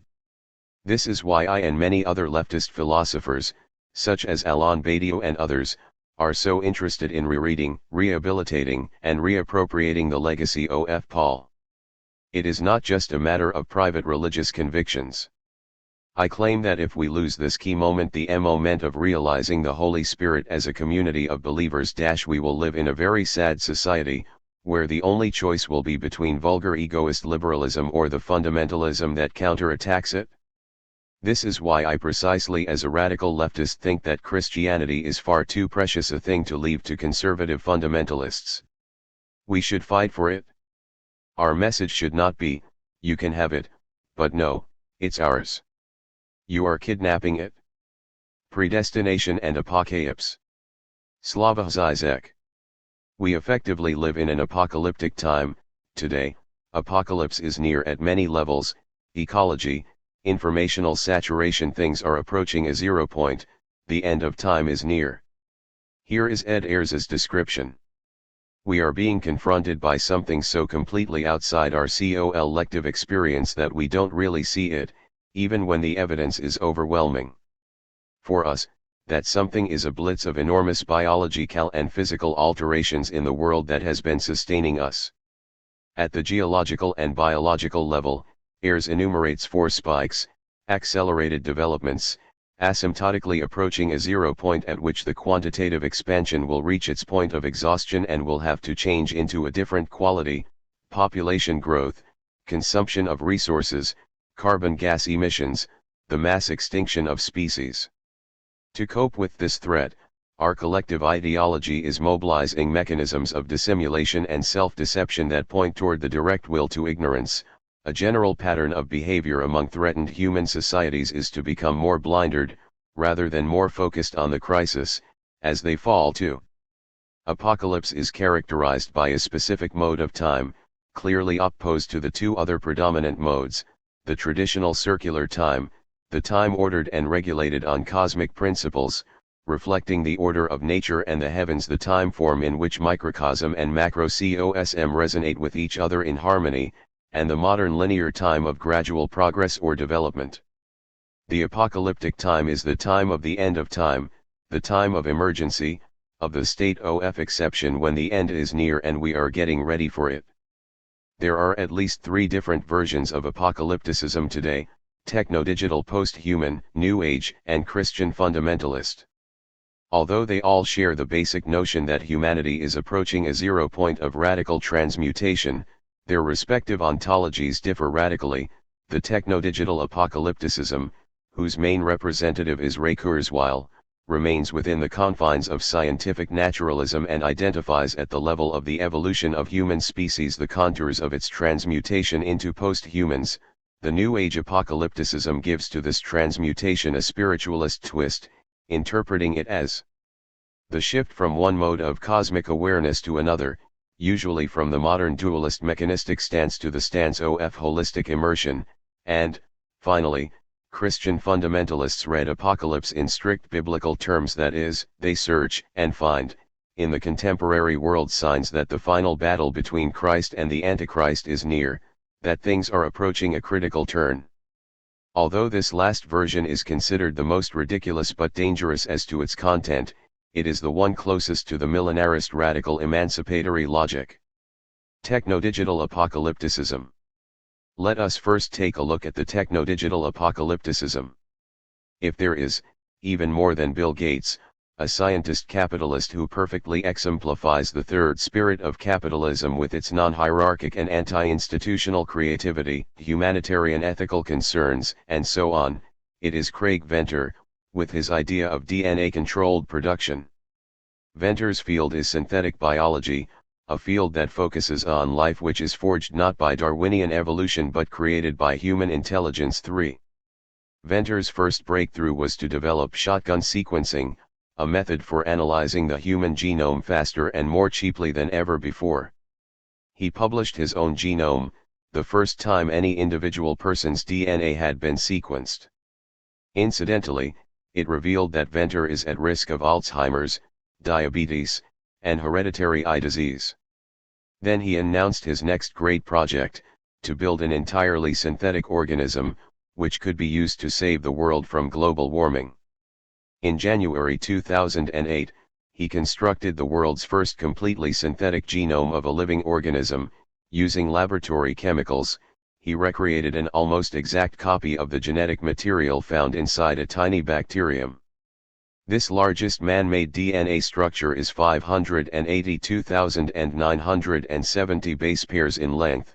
It was pieced together from 4 smaller but still massive strands of DNA by utilizing the transcription power of yeast, and it is modeled on the genome of a bacterium known as Mycoplasma genitalium. Mycoplasma genitalium is a bacterium common to the human reproductive tract. It was chosen purely because it has a relatively tiny genome. The lab-made genome has thus far not resulted in a living microbe that functions or replicates, but Venter has said it is just a matter of time before scientists figure out how to boot it up by inserting the synthetic DNA into the shell of another bacterium.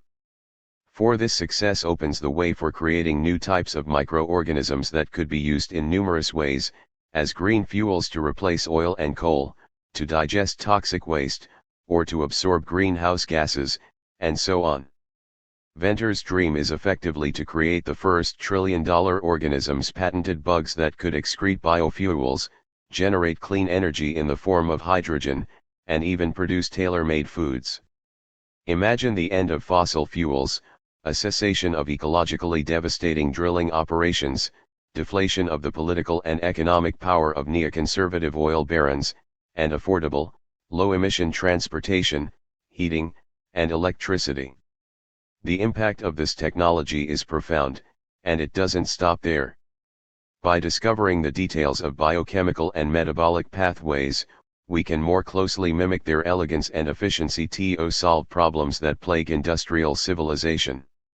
Maybe we'll engineer a primitive, self-sustaining biorobot that feeds on C02 and excretes OR. Perhaps we could remove mercury from our water supplies. The limitations are not known, but the possibilities are awe-inspiring. There are, as Venter admits, also more sinister possibilities. It will also be possible to synthesize viruses like Ebola, or to build new pathogens.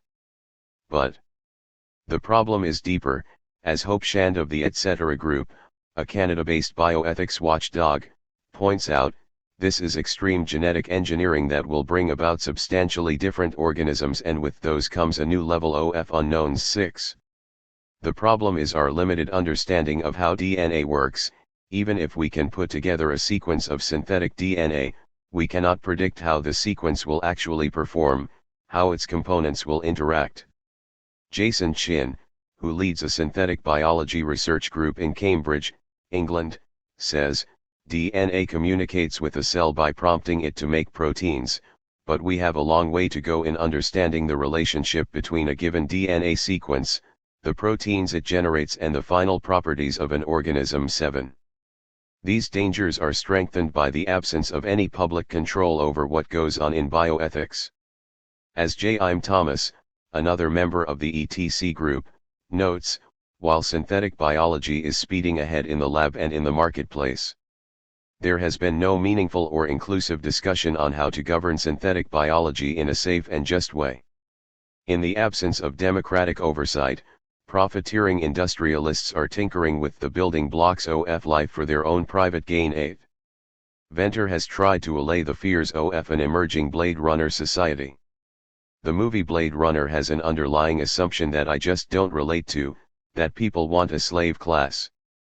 As I imagine the potential of engineering the human genome, I think, wouldn't it be nice if we could have 10 times the cognitive capabilities we do have? But people ask me whether I could engineer a stupid person to work as a servant.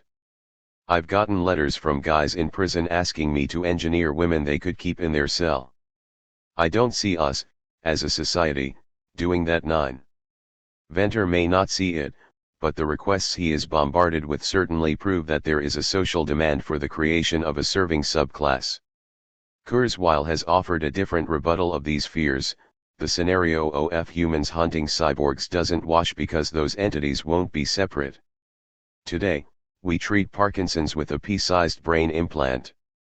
Increase that device's capability by 1 billion and decrease its size by 100,000, and you get some idea of what will be feasible in 25 years.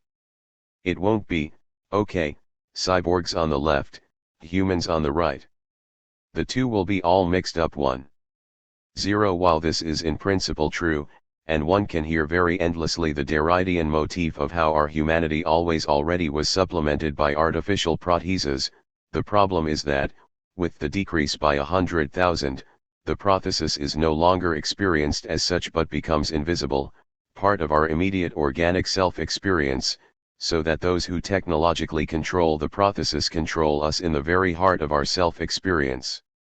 The paradox is that, insofar as the recreation of artificial life is the accomplishment of one of the strands of modernity, it is Habermas himself who abstains from accomplishing the project of modernity, that is, who prefers modernity to remain an unfinished project, setting a limit to the unfolding of its potentials. There are even more radical questions to be raised here, questions that concern the very limit of our desire and readiness to know. What will prospective parents do when they are informed that their child will have Alzheimer's genes? The recent new buzzword previous IVR, a person who does not have cancer but possesses a genetic predisposition to develop the disease, a pre-survivor, renders perfectly the anxiety of advanced knowledge. Chinese scientists at the Beijing Genomics Institute have completed the 4th human genome to be sequenced worldwide. They plan to use their genome database to solve problems related to Chinese-specific genetic diseases, as well as to improve diagnosis, prediction, and therapy. One such phenomena are just the tip of the iceberg of a process going on in China, a process of which not much is heard in a media preoccupied by the Tibet troubles and the like, the expansion of biogenetic revolution. While in the West we are bothered with endless debates on ethical and legal limits of biogenetic experiments and procedures, yes or no to stem cells, questions about how we should be allowed to use the genome, i.e., only to prevent diseases or also to enhance desired physical and even psychic properties in order to create a newborn that fits our desires, etc., the Chinese are simply doing it without any restraints, and in a model example of the smooth cooperation between their state agencies. Say, their Academy of Sciences, and private capital. In short, both branches of what Kant would have called the private use of reason, state and capital, have joined hands at the expense of the absent public use of reason, a free intellectual debate in the independent civil society about what is going on, how it all infringes on individual status as ethically autonomous agents, and so on, not to mention the possible political misuses. Things are proceeding fast on both fronts, not only toward the dystopian vision of the state controlling and steering the biogenetic mass of its citizens, but also toward fast profit making. Billions of US dollars are invested in labs and clinics, the biggest one in Shanghai, to develop commercial clinics that will target rich Western foreigners who, due to legal prohibitions, will not be able to get this kind of treatment in their own countries. The problem is, of course, that, in such a global situation, legal prohibitions are becoming meaningless. Their main effect will be the commercial and scientific advantage of the Chinese facilities. To repeat a cliché, Shanghai has all the chances of becoming a dystopian megalopolis like the anonymous city in Blade Runner. How, then, does the digitalization of our lives affect the hermeneutic horizon of our everyday experience? What looms at the horizon of the digital revolution is nothing else than the prospect that human beings will acquire the capacity of what Kant and other German idealists called intellektuelle Anschauung, intellectual intuition, the closure of the gap that separates passive intuition and active production, that is, the intuition that immediately generates the object it perceives, the capacity hitherto reserved for the infinite divine mind.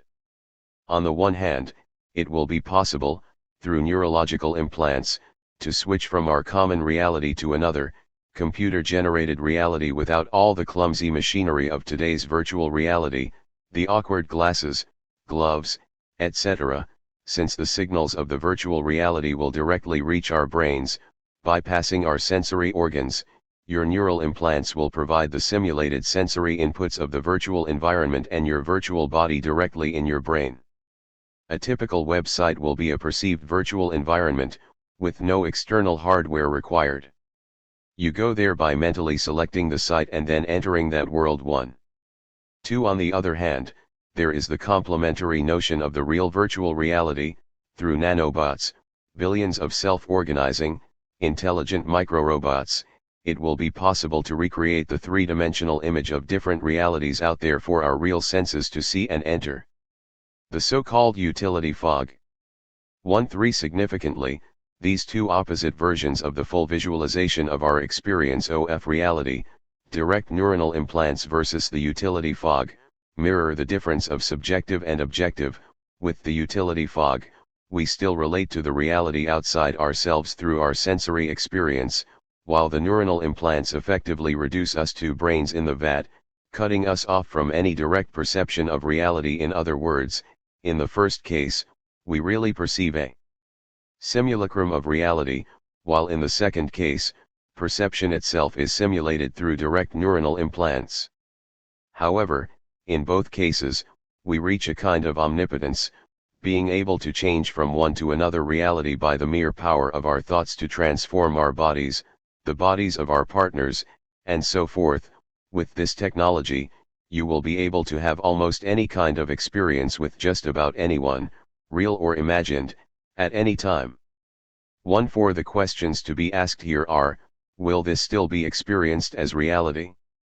Is, for a human being, reality not ontologically defined through the minimum of resistance? Real is that which resists, that which is not totally malleable to the caprices of our imagination. As to the obvious counterargument that everything cannot be virtualized, there still has to be the one real reality, that of the digital or biogenetic circuitry itself that generates the very multiplicity of virtual universes. The answer is provided by the prospect of downloading the entire human brain, once it is possible to scan it completely, onto an electronic machine more efficient than our awkward brains. At this crucial moment, a human being will change its ontological status from hardware to software. It will no longer be identified with, stuck to, its material bearer, the brain in the human body. The identity of oneself is a certain neuronal pattern, the network of waves, which, in principle, can be transferred from one to another material support.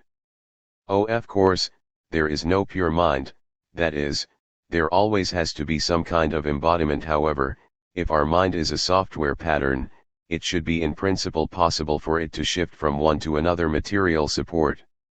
Is this not going on all the time at a different level? Is the stuff our cells are made of not continuously changing? The idea is that this cutting off of the umbilical cord that links us to a single body, this shift from having, and being stuck to, a body to freely floating between different embodiments will mark the true birth of the human being, relegating the entire hitherto history of humanity to the status of a confused period of transition from the animal kingdom to the true kingdom of the mind. New Age apocalypticism. Brought to this extreme, the techno-digital apocalypticism assumes the form of the so-called technosis and passes over into the New Age apocalypticism. One of the preferred Janus-faced notions mobilized by the New Age spiritualists is the quantum physics notion of synchronicity, the instantaneous link between two events or elements, that is, faster than the time the light needs to travel between the two. The precise quantum notion of synchronicity, two separated particles are interconnected so that a spin of one of the two affects the spin of the other faster than their light connection, is read as a material manifestation/inscription of a spiritual dimension that links events beyond the network of material causality. Synchronicities are the jokers in nature's pack of cards, for they refuse to play by the rules and offer a hint that, in our quest for certainty about the universe, we have ignored some vital clues. 1. 5. Here is the New Age spiritualist description of the new social order that is expected to emerge as a secondary effect of the more substantial spiritual shift. If we are graduating from nation-states to a noospheric state, we may find ourselves exploring the kind of non-hierarchical social organization, a synchronic order based on trust and telepathy that the Hopi and other Aboriginal groups have used for millennia. If a global civilization can self-organize from our current chaos, it will be founded on a cooperation rather than winner-takes-all competition, sufficiency rather than surfeit, communal solidarity rather than individual elitism, reasserting the sacred nature of all earthly life. 1. 6. Does this description, if we scratch away its spiritualist coding, not render a kind of communism? How, then, are we to get rid of this coding? The best antidote to the spiritualist temptation is to bear in mind the basic lesson of Darwinism, the utter contingency of nature. Why are bees dying massively, especially in the United States, where, according to some sources, the rate of decline has reached up to 80%? One of the hypotheses is that the extensive use of fertilizers and insecticides has rendered the plants poisonous for the bees. Is this not a nice example of how an ecological catastrophe might look? A break in the weakest link of the chain of natural exchanges derails the entire edifice. The problem here is that one cannot be absolutely sure that all we have to do is to return to natural balance. To which balance? What if the bees in the United States and Western Europe were already adapted to a certain degree and mode of industrial pollution? Or take the recently discovered vast frozen peat bog in western Siberia, the size of France and Germany combined. It started to thaw, potentially releasing billions of tons of methane, a greenhouse gas 20 times more potent than carbon dioxide, into the atmosphere. This hypothesis should be read together with the report, from May 2007, 17, that researchers at the Albert Einstein College of Medicine have found evidence that certain fungi have the capacity to use radioactivity as an energy source for making food and spurring their growth. Their interest was aroused 5 years ago when a robot sent into the still highly radioactive Chernobyl reactor had returned with samples of black, melanin-rich fungi that were growing on the ruined reactor's walls. The researchers then set about performing a variety of tests using several different fungi. Two types, one that was induced to make melanin and another that naturally contains it, were exposed to levels of ionizing radiation approximately 500 times higher than background levels. Both of these melanin-containing species grew significantly faster than when exposed to standard background radiation. Investigating further, the researchers measured the electron spin resonance signal after melanin was exposed to ionizing radiation and found that radiation interacts with melanin to alter its electron structure, an essential step for capturing radiation and converting it into a different form of energy to make food. Ideas already circulate for the radiation-munching fungi to be on the menu for future space missions. Since ionizing radiation is prevalent in outer space, astronauts might be able to rely on fungi as an inexhaustible food source on long missions or for colonizing other planets. Instead of succumbing to terror at this prospect, it is in such cases that one should remain open to new possibilities, bearing in mind that nature is a contingent, multifaceted mechanism in which catastrophes can lead to unexpected positive results, as in Robert Altman's Shortcuts, in which a catastrophic car accident brings about an unexpected friendship. Such an openness for radical contingency is difficult to uphold. Even a rationalist like Habermas was not able to sustain it. His late interest in religion breaks with the traditional liberal concern for the humanist, spiritual, and other content hidden in the religious form. What interests him is this form itself, people who really fundamentally believe and are ready to put their lives at stake for it, displaying the raw energy of belief and the concomitant unconditional engagement missing from the anemic skeptic liberal stance, as if the influx of such unconditional engagement can revitalize our post-political drying out of democracy. Habermas reacts here to the same problem as Chantal Mouffe in her agonistic pluralism, how to reintroduce passion into politics. Is he, however, thereby not engaged in a kind of ideological vampirism, sucking the energy from naive believers without being ready to abandon his basic secular liberal stance, so that full religious belief remains a kind of fascinating and mysterious otherness? As Hegel already showed apropos the dialectic of enlightenment and faith in his phenomenology of spirit, such an opposition of formal enlightenment and fundamental substantial beliefs is false, an untenable ideologico-existential position. What should be done is to fully assume the identity of the two opposed moments, which is precisely what the apocalyptic Christian materialism can do with its unification of the rejection of divine otherness and unconditional commitment. How are we to combine such radical openness with the apocalyptic certainty of the end of time approaching? It is here that one should bear in mind the properly dialectic reversal of contingency into necessity, that is, of the retroactive nature of the necessity of the forthcoming catastrophe. This reversal was described by Dupuy. The catastrophic event is inscribed into the future as a destiny, for sure, but also as a contingent accident. It could not have taken place, even if, in futur antérieur, it appears as necessary. If an outstanding event takes place, a catastrophe, for example, it could not have taken place. Nonetheless, insofar as it did not take place, it is not inevitable. It is thus the event's actualization, the fact that it takes place, which retroactively creates its necessity. 8 Dupuy provides the example of the French presidential elections in May 1995. Here is the January forecast of the main polling institute. If, on next May 8, Ms. Bahadur will be elected, one can say that the presidential election was decided before it even took place. If accidentally an event takes place, it creates the preceding chain, which makes it appear inevitable. This, not the commonplaces on how the underlying necessity expresses itself in and through the accidental play of appearances, is in nous the Hegelian dialectics of contingency and necessity. In this sense, although we are determined by destiny, we are nonetheless free to choose our destiny. This, according to Dupuy, is also how we should approach the ecological crisis, not to realistically appraise the possibilities of the catastrophe, but to accept it as destiny in the precise Hegelian sense. Like the election of Balladur, if the catastrophe will happen, one can say that its occurrence was decided before it even took place. Destiny and free action, to block the if, thus go hand in hand. Freedom is at its most radical the freedom to change one's destiny. So if we are to confront properly the threat of a cosmic or environmental catastrophe, we have to introduce a new notion of time. Dupuy calls this time the time of a project, of a closed circuit between the past and the future. The future is causally produced by our acts in the past, while the way we act is determined by our anticipation of the future and our recession to this anticipation. This, then, is how Dupuy proposes to confront the catastrophe.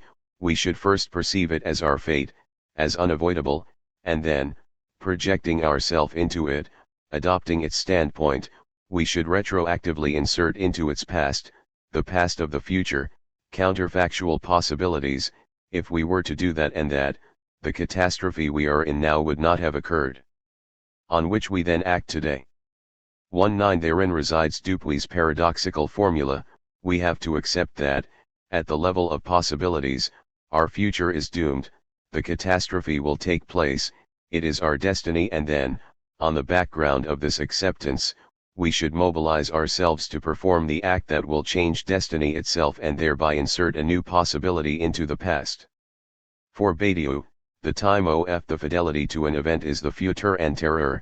Overtaking oneself toward the future, one acts now as if the future one wants to bring about is already here.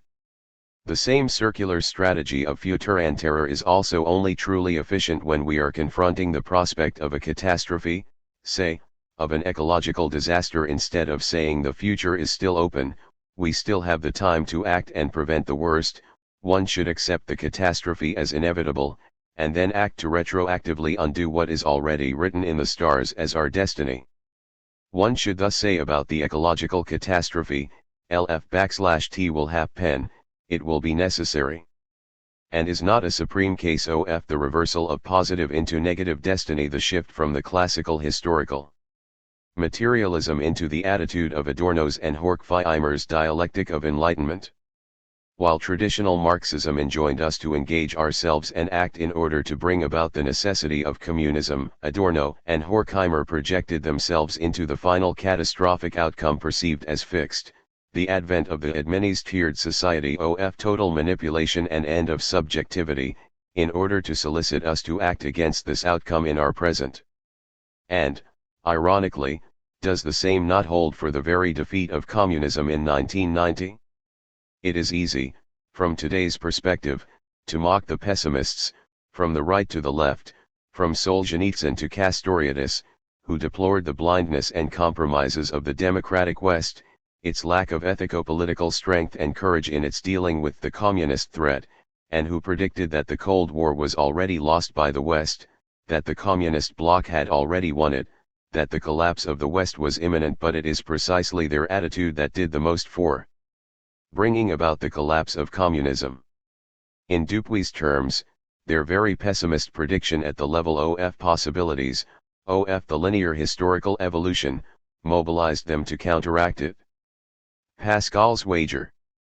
There is thus only one correct answer to the leftist intellectuals who desperately await the arrival of a new revolutionary agent that will perform the long-expected radical social transformation, the old Hopi saying with a wonderful Hegelian dialectical twist from substance to subject.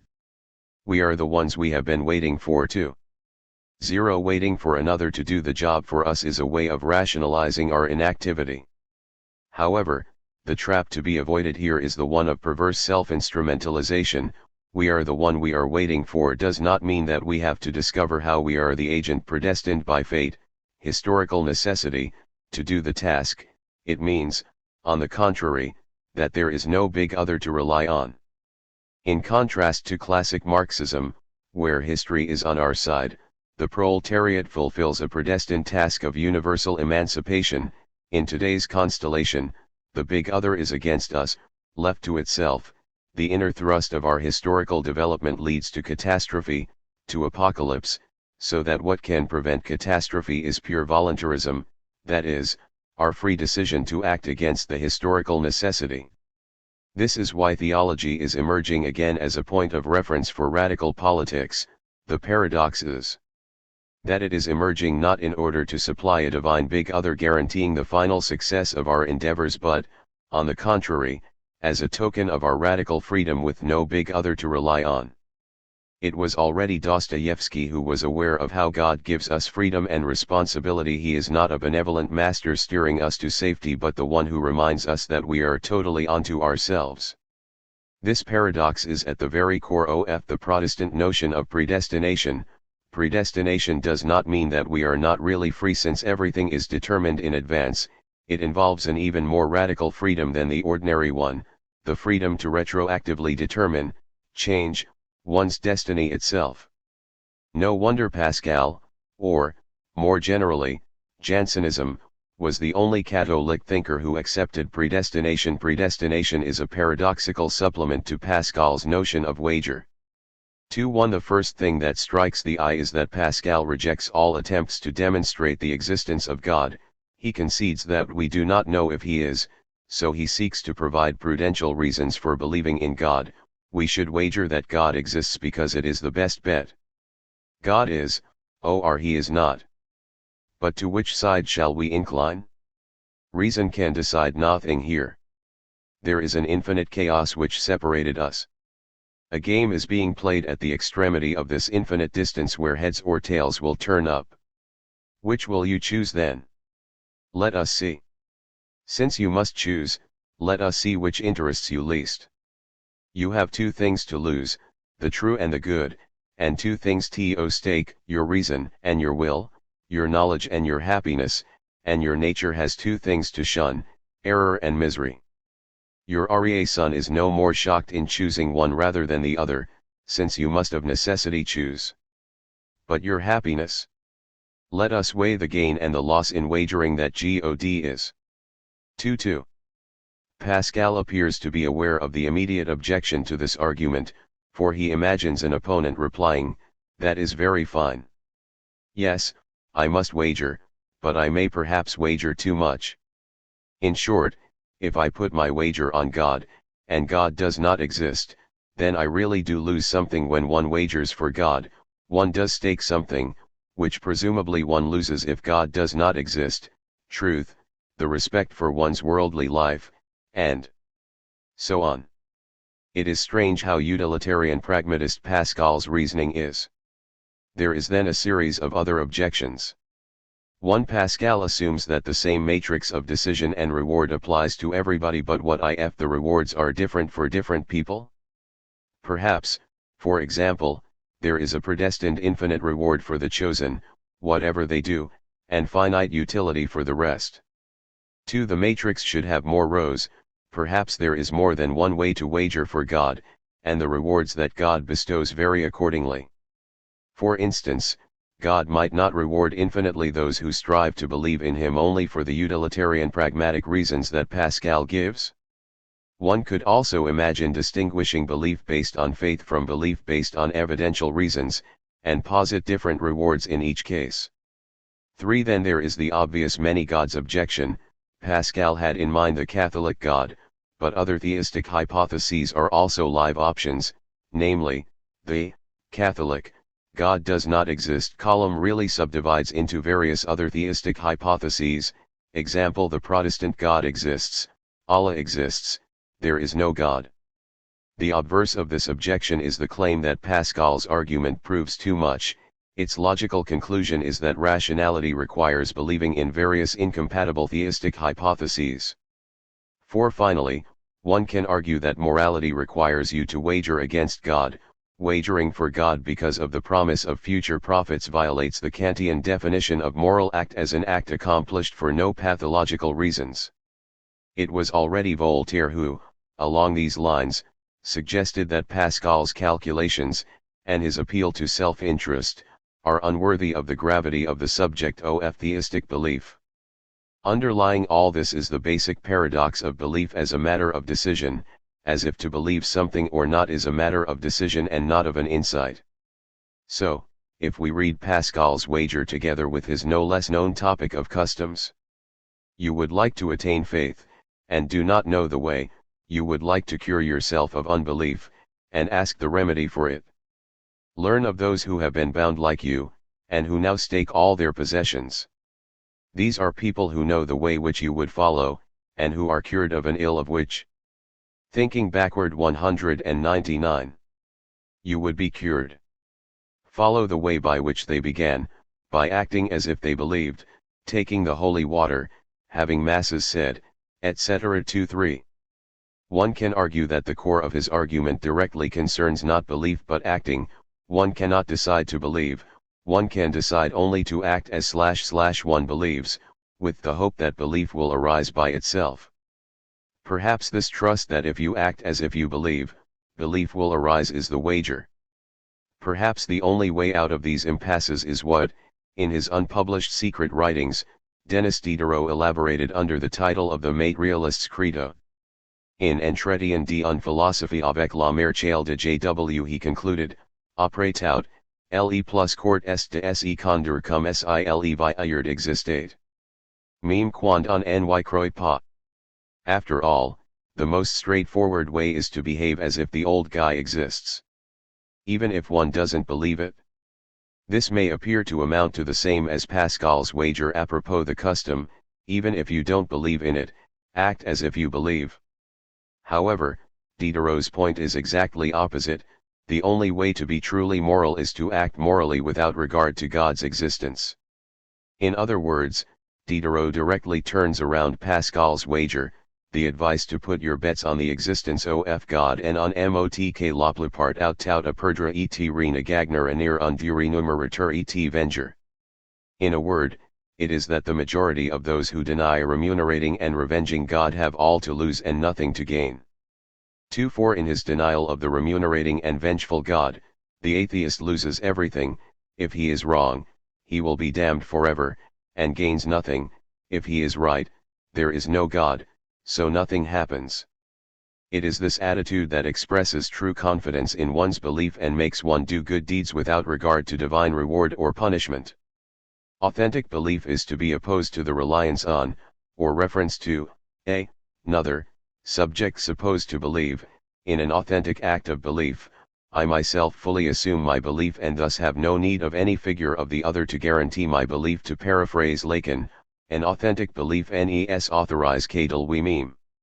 In this precise sense, authentic belief not only does not presuppose any big other, is not a belief in a big other, but, on the contrary, presupposes the destitution of the big other, the full acceptance of the inexistence of the big other.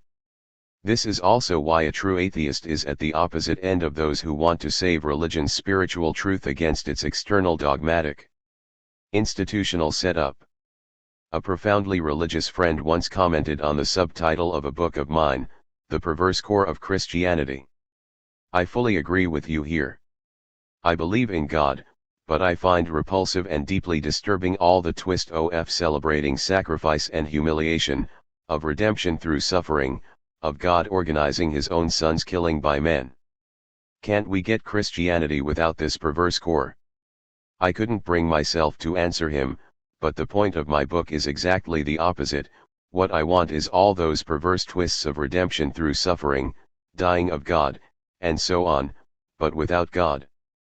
Season directed by Scott McGehee and David Siegel, based on a novel by Mila Goldberg, one of the better Hollywood melodramas, can be of some help in making clear this crucial point. The film focuses on a modern American family whose picture-perfect surface conceals an underlying world of turmoil. Initially, the Naumans are presented as a harmonious family living in a great craftsman house outside Oakland. Saul Nauman is an ardent religious studies professor at Berkeley. Though he's a bit of a control freak and an intellectual bully, he is also a warm, loving father and husband, a good cook, and a classical violin player. When he realizes that his 11-year-old daughter, the almost eerily quiet, self-effacing Eliza, is a spelling champion, he takes an aggressive interest in her future wins and starts to coach her. For him, Eliza's triumph is a sign that she possesses a metaphysical gift he may be lacking. Saul's obsessive interest in Eliza, or really, his own success, by proxy, leads him to take over his daughter's training in the secret science of permutation. His once favored son, Aaron, a socially awkward adolescent, is left to make his own spiritual discoveries. Saul's wife, Miriam, doesn't notice that her husband is turning her daughter into an ancient mystic or that her son is becoming a Hare Krishna, as she is too busy stealing objects from other people's homes to recreate the flawless world shattered years ago by the death of her parents in a car accident.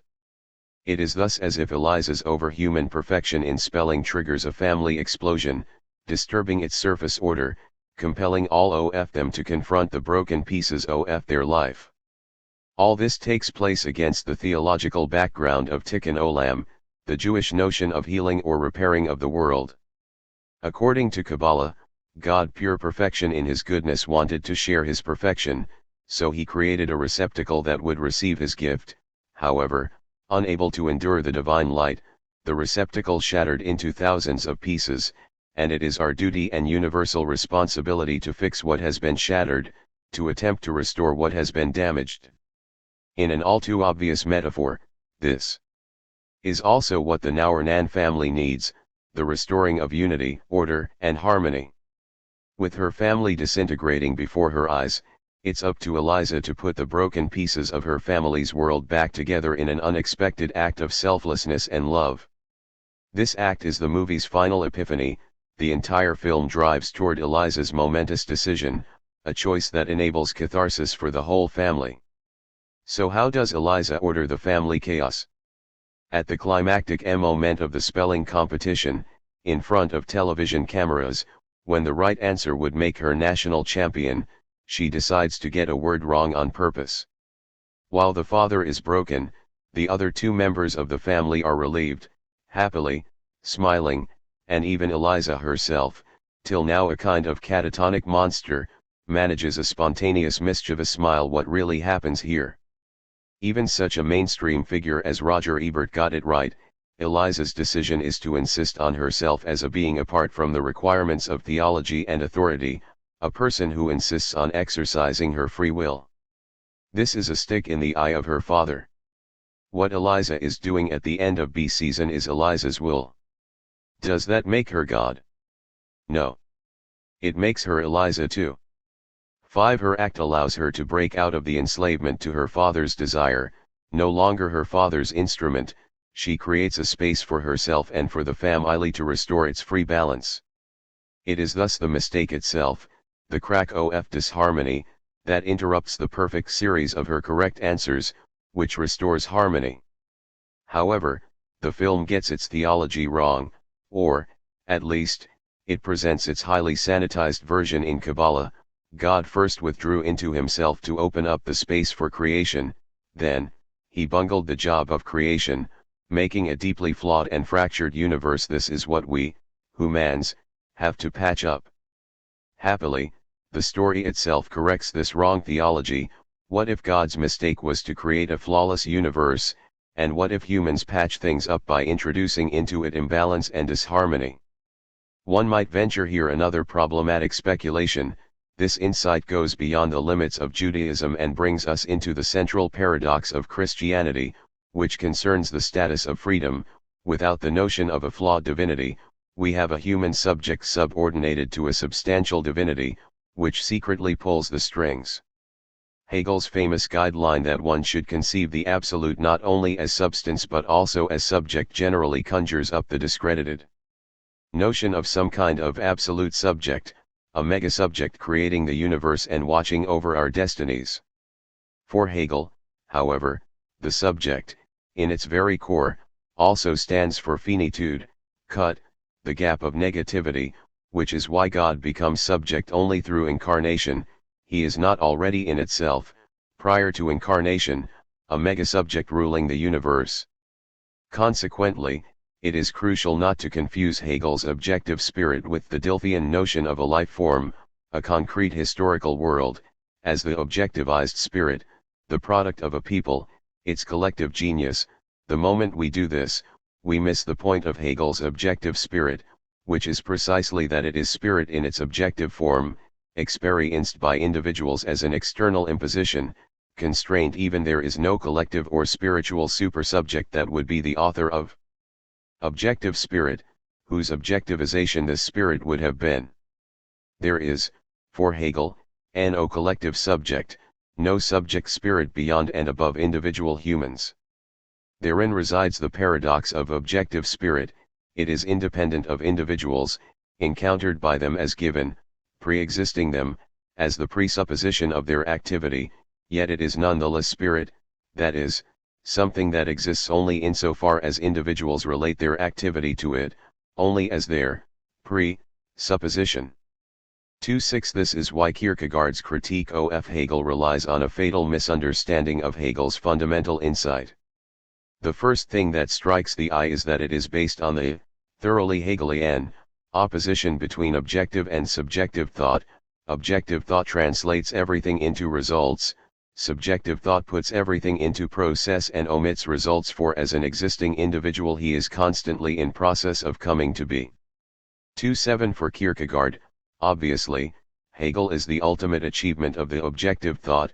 He does not understand history from the point of view of becoming, but with the illusion attached to pastness understands it from the point of view of a finality that excludes all becoming too. 8 Here one should be very precise not to miss Kierkegaard's point. For him, only subjective experience is effectively in becoming, and any notion of objective reality as an open-ended process with no fixed finality still remains within the confines of being. Why? Because any objective reality, processual as it may be, is by definition ontologically fully constituted, present as the positively existing domain of objects and their interactions, only subjectivity designates a domain that is in itself open, marked by an inherent ontological failure. Whenever a particular existence has been relegated to the past, it is complete, has acquired finality, and is in so far subject to a systematic apprehension. But for whom is it so subject? Anyone who is himself an existing individual cannot gain this finality outside existence, which corresponds to the eternity into which the past has entered to. 9. What if, however, Hegel effectively does the exact opposite? What if the wager of his dialectic is not to adopt toward the present the point of view of finality, viewing it as if it were already past, but, precisely, to reintroduce the openness of future into the past, to grasp what was in its process of becoming, to see the contingent process that generated to existing necessity? Is this not why we have to conceive the absolute not only as substance but also as subject? This is why German idealism already explodes the coordinates of standard Aristotelian ontology, which is structured around the vector running from possibility to actuality. In contrast to the idea that every possibility strives to fully actualize itself, one should conceive of progress as a move of restoring the dimension of potentiality to mere actuality, of unearthing, in the very heart of actuality, a secret striving toward potentiality. Recall Walter Benjamin's notion of revolution as redemption through repetition of the past. Apropos the French Revolution, the task of a true Marxist historiography is not to describe the events the way they really were, and to explain how these events generated the ideological illusions that accompanied them. The task is rather to unearth the hidden potentiality, the utopian emancipatory potentials, that were betrayed in the actuality of revolution and in its final outcome, the rise of utilitarian market capitalism.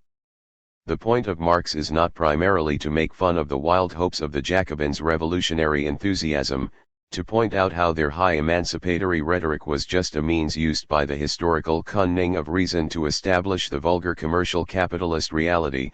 It is to explain how these betrayed radical emancipatory potentials continue to insist as a kind of historical specter and to haunt the revolutionary memory, demanding their enactment, so that the later proletarian revolution should also redeem, put to peace, all these past ghosts. These alternate versions of the past, which persist in a spectral form, constitute the ontological openness of the historical process, as it was again clear to Chesterton. The things that might have been are not even present to the imagination. If somebody says that the world would now be better if Napoleon had never fallen, but had established his imperial dynasty, people have to adjust their minds with a jerk. The very notion is new to them. Yet it would have prevented the Prussian reaction, saved equality and enlightenment without a mortal quarrel with religion, unified Europeans and perhaps avoided the parliamentary corruption and the fascist and Bolshevist revenges. But in this age of free thinkers, men's minds are not really free to think such a thought. What I complain of is that those who accept the verdict of fate in this way accept it without knowing why. By a quaint paradox, those who thus assume that history always took the right turning are generally the very people who do not believe there was any special providence to guide it. The very rationalists who jeer at the trial by combat, in the old feudal ordeal, do in fact accept a trial by combat as deciding all human history. 3. Why, then, in an apparent contradiction to what we are aiming at, is the blooming genre of what-if histories hegemonized by conservative historians? The typical introduction to such a volume as a rule begins with an attack on Marxists who allegedly believe in historical determinism. Their conservative sympathies become clear as soon as one looks at the tables of contents of the leading what-if volumes. The favored topics oscillate between the major premise how much better history would have been if a revolutionary or radical event were to be avoided, if King Charles were to win the Civil War against the Parliament, if the English Crown were to win the Civil War against the American colonies, if the Confederacy were to win the U.S. Civil War, aided by Great Britain, if Germany were to win the Great War, if Lenin were to be shot at the Finland station, etc. And the minor premise how much worse history would have been if history were to take a more progressive twist, if Thatcher were to be killed in the Brighton IRA bombing in 1984, if Gore were to win over Bush and be the president on 9/11, etc. So what should the Marxists' answer be here? Definitely not to rehash the old boring Georgy Plekhanov ratiocinations on the role of the individual in history. Even if there were no Napoleon, another individual would have to play a similar role, because the deeper historical necessity called for a passage to Bonapartism logic. One should question the very premise that Marxists, and leftists in general, are dumb determinists rather than entertaining such alternative scenarios.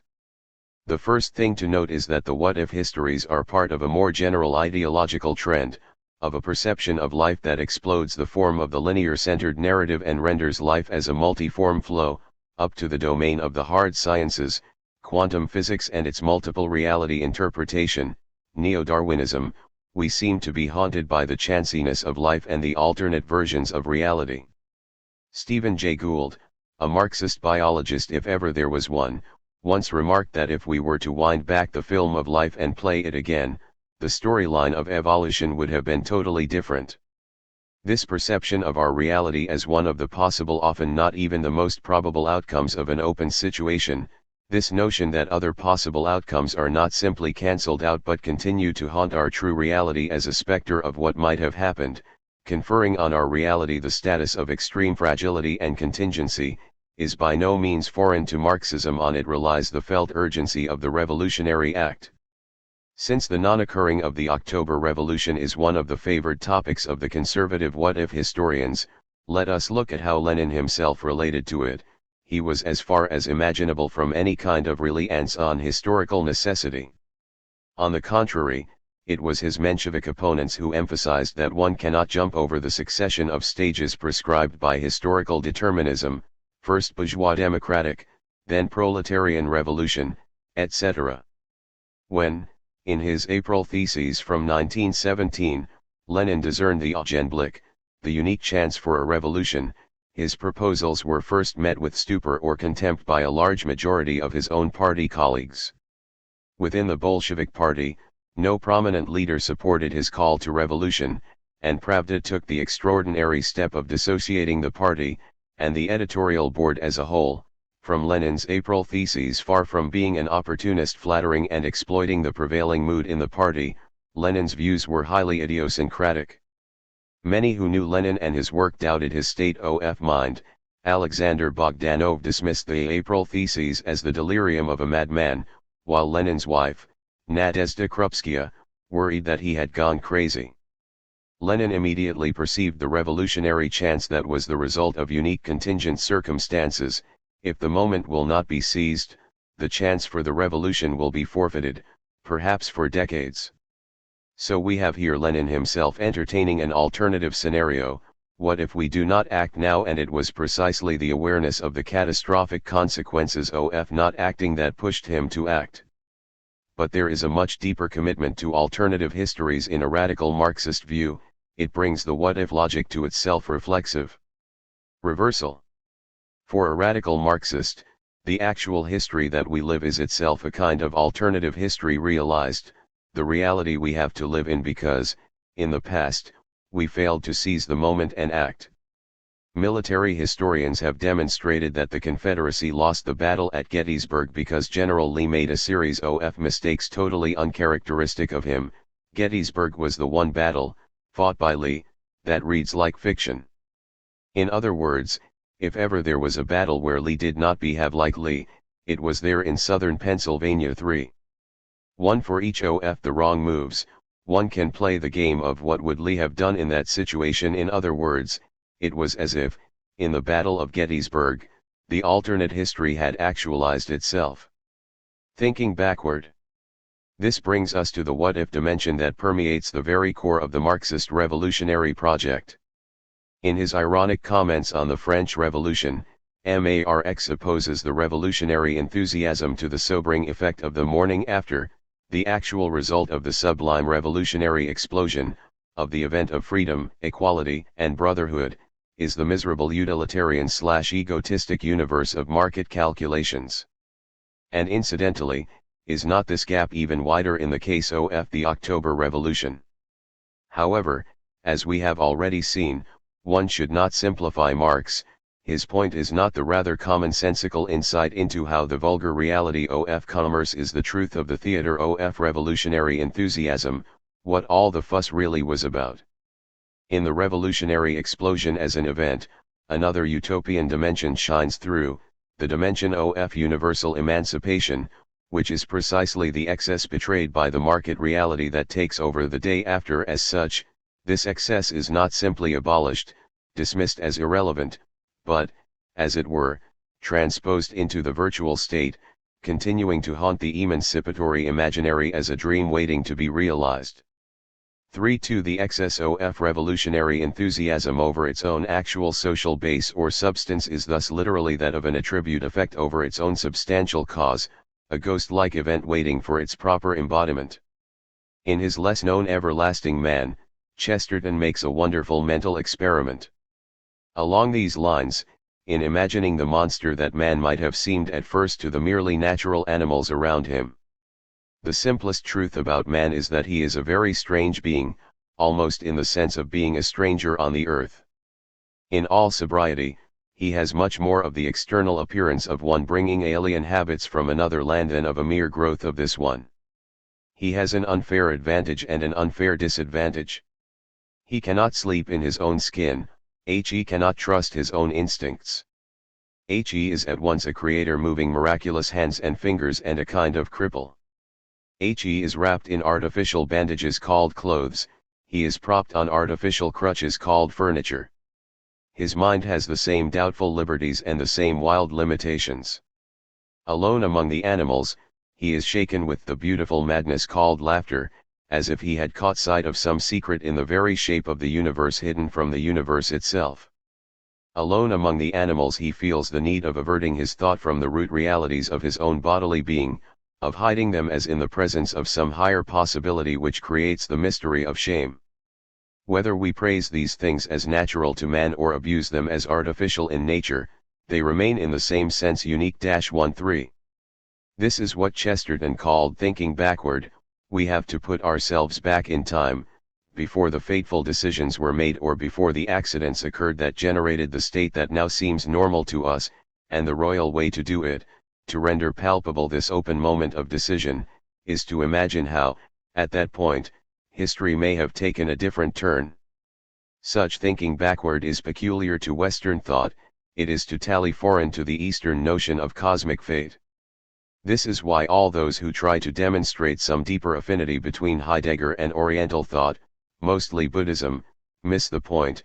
When Heidegger speaks about the erroneous, appropriating event, he thereby introduces a dimension that, precisely, is missing in Buddhism, that of the fundamental historicity of being. Although the, wrongly, so-called Buddhist ontology desubstantializes reality into a pure flow of singular events, what it cannot think is the eventuality of the void of being itself. To put it yet another way, the goal of Buddhism is to enable a person to achieve enlightenment through traversing the illusion of the self and rejoining the void. What is unthinkable within this space is Heidegger's notion of the human being as Dasein, as the being there of the being itself, as the site of the event arrival of being, so that it is being itself that needs Dasein. With the disappearance of Dasein, there is also no being, no place where being can, precisely, take place.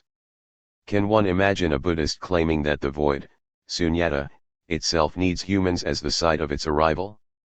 One can, but in a conditional way that totally differs from Heidegger's, in the sense that, of all sentient beings, only humans are able to achieve enlightenment and thus break the circle of suffering. Perhaps the clearest indication of the gap that separates Christianity from Buddhism is the difference in their respective triads. That is to say, in its history, each of them divided itself into three main strands. In the case of Christianity, it is, of course, the triad of Orthodoxy, Catholicism, Protestantism, which neatly fits the logic of universal particular individual. In the case of Buddhism, on the contrary, we get a case of what in Hegel occurs as the downward synthesis, in which the third term, whose function is to mediate between the opposition of the first two, does it in a disappointing regressive way. Say, in Hegel's phenomenology, the whole dialectic of observing reason culminates in the ridiculous figure of phrenology.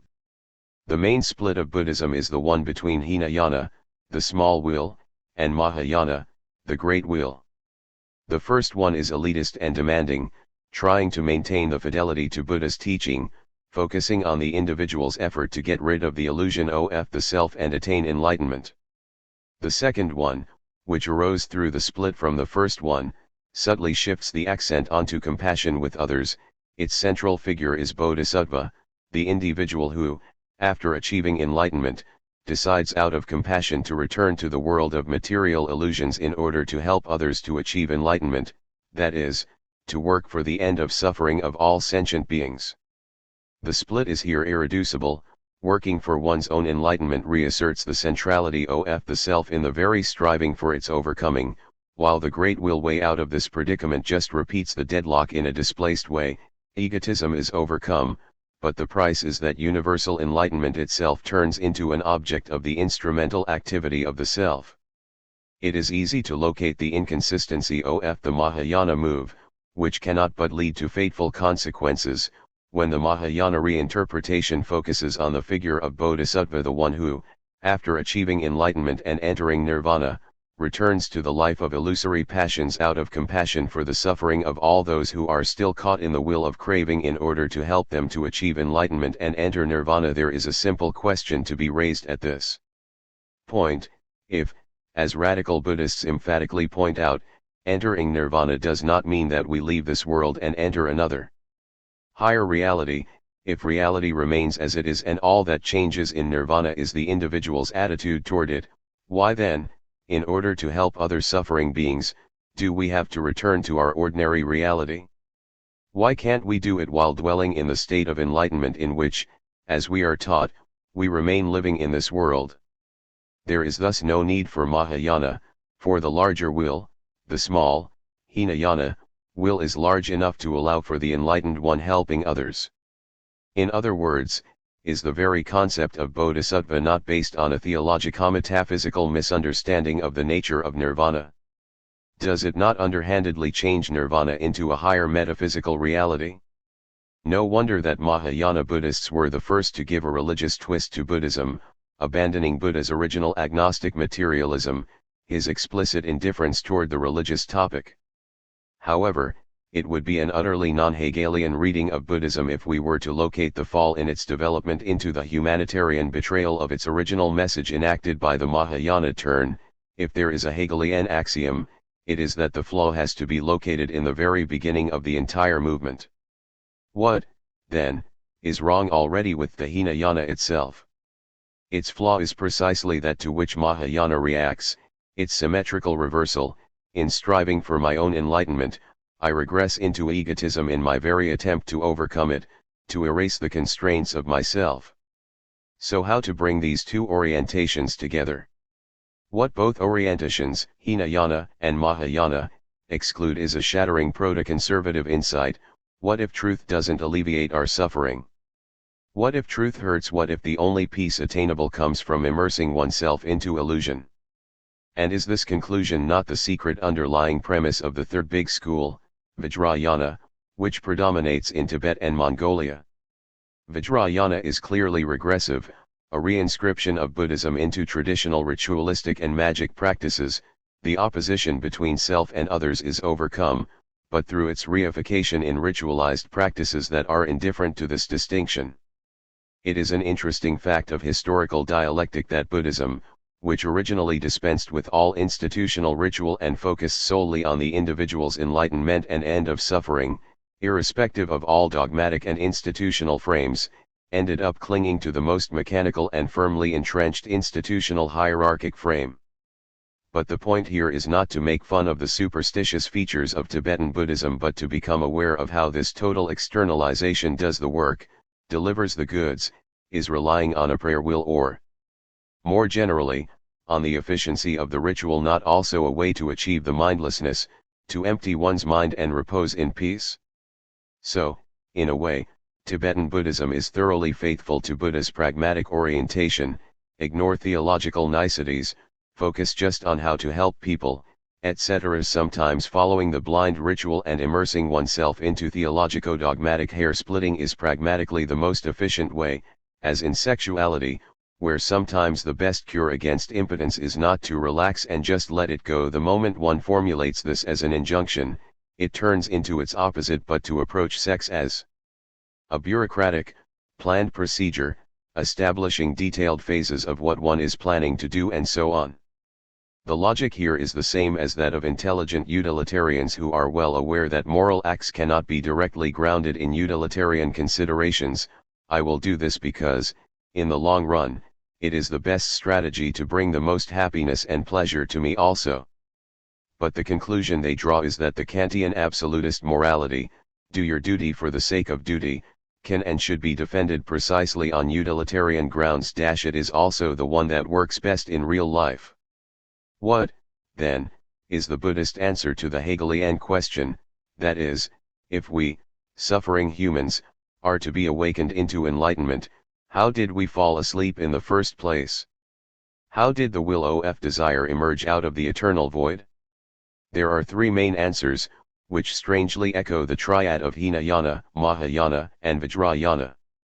The first, standard, answer is a reference to Buddha's practico-ethical attitude. Instead of dwelling on metaphysical enigmas, Buddha's starting point is the fact of suffering and the task of helping people to get out of it. The next answer draws attention to the obvious cognitive paradox that such a question implies. Our very state of ignorance makes it impossible for us to answer this question. It is only possible to answer the question, or even to pose it in a proper way, once one reaches full enlightenment. Why then do we not get an answer from those who claim to have reached enlightenment? Finally, there are some Tibetan Buddhist hints about dark demonic forces that disturb the balance of nirvana from within, and, of course, what remains in Buddhism a dark hint is only fully developed in modern European mysticism, Jacob Boehme, and then in Hegel's dialectics. So what we should do is read Buddhism in an openly anachronistic way, shamelessly reading its gaps as signs pointing toward the future. It is only Hegel who allows us to answer the open questions raised by Buddhism. John Milbank. Synthesis and the Event.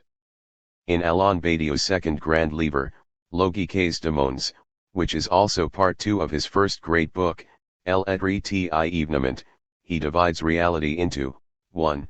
Mathematical being, 2. Presubjective appearance, and 3. Event, within which subjectivity arises as truth process. Yet for him, being as totally plural, utterly empty mathematical possibility only is through the determinate surplus of topological appearance, objectively given, presubjective phenomenal worlds that are always manifest within certain logics or algebraic geometries, while pure being can, from one perspective, itself be understood as a kind of zero degree of appearance. One appearances, however, consist of contingent phenomenal existences that are semi-fictional, since they are merely expressions of random mathematical, which is to say, ontological combinations. 2. In this manner being and appearance would appear reciprocally to engulf and abolish each other, in a way parallel to the defining symmetrical collapse that Badiou identifies in modernist, extended into postmodern, thought between differentiating process, on the one hand, and presences, on the other. One can think here equally of Heidegger's being and beings, Bergson's durée and spacious being, Derrida's difference and presences, or gift and economy, and Deleuze's non-identical repetition and regimes of representation. In each case one has a fundamental unifying power that nonetheless is not, since it is in itself the ultimate void, save in its problematic negative cancellation of the very existences that this power itself originally distributes and constitutes. 3. Concomitantly, these existences are authentically constituted only by the very moment that discloses that underlying potent nullity, which extinguishes their ephemeral insistence. In Badiou's case though, in contrast to this postmodern paradigm that he ostensibly rejects, being is not a forceful, distributing single power that nevertheless exclusively expresses itself in a plural manifold. Rather, being as such is simply given as irreducibly and anarchically diverse, while appearances present arbitrary local logics of unification. Difference, in Badiou, more emphatically precedes distributive process, while unity is more definitively localized and confined in its actuality to the regional appearing of a particular mode of organizing plural reality. However, the problem of mutual dissolution between the one and the many persists in Badiou's revision of the postmodern ontological paradigm. The local unities of appearance merely express ontological possibilities, while the latter, though fundamental, are only actualized through the phenomena. Each forever abolishes the other. But Badiou, passing here more emphatically beyond postmodernism, seeks to resolve this problem of twin-headed nihilism by introducing a third category of the event, which both is and appears, and yet exceeds both being and appearing.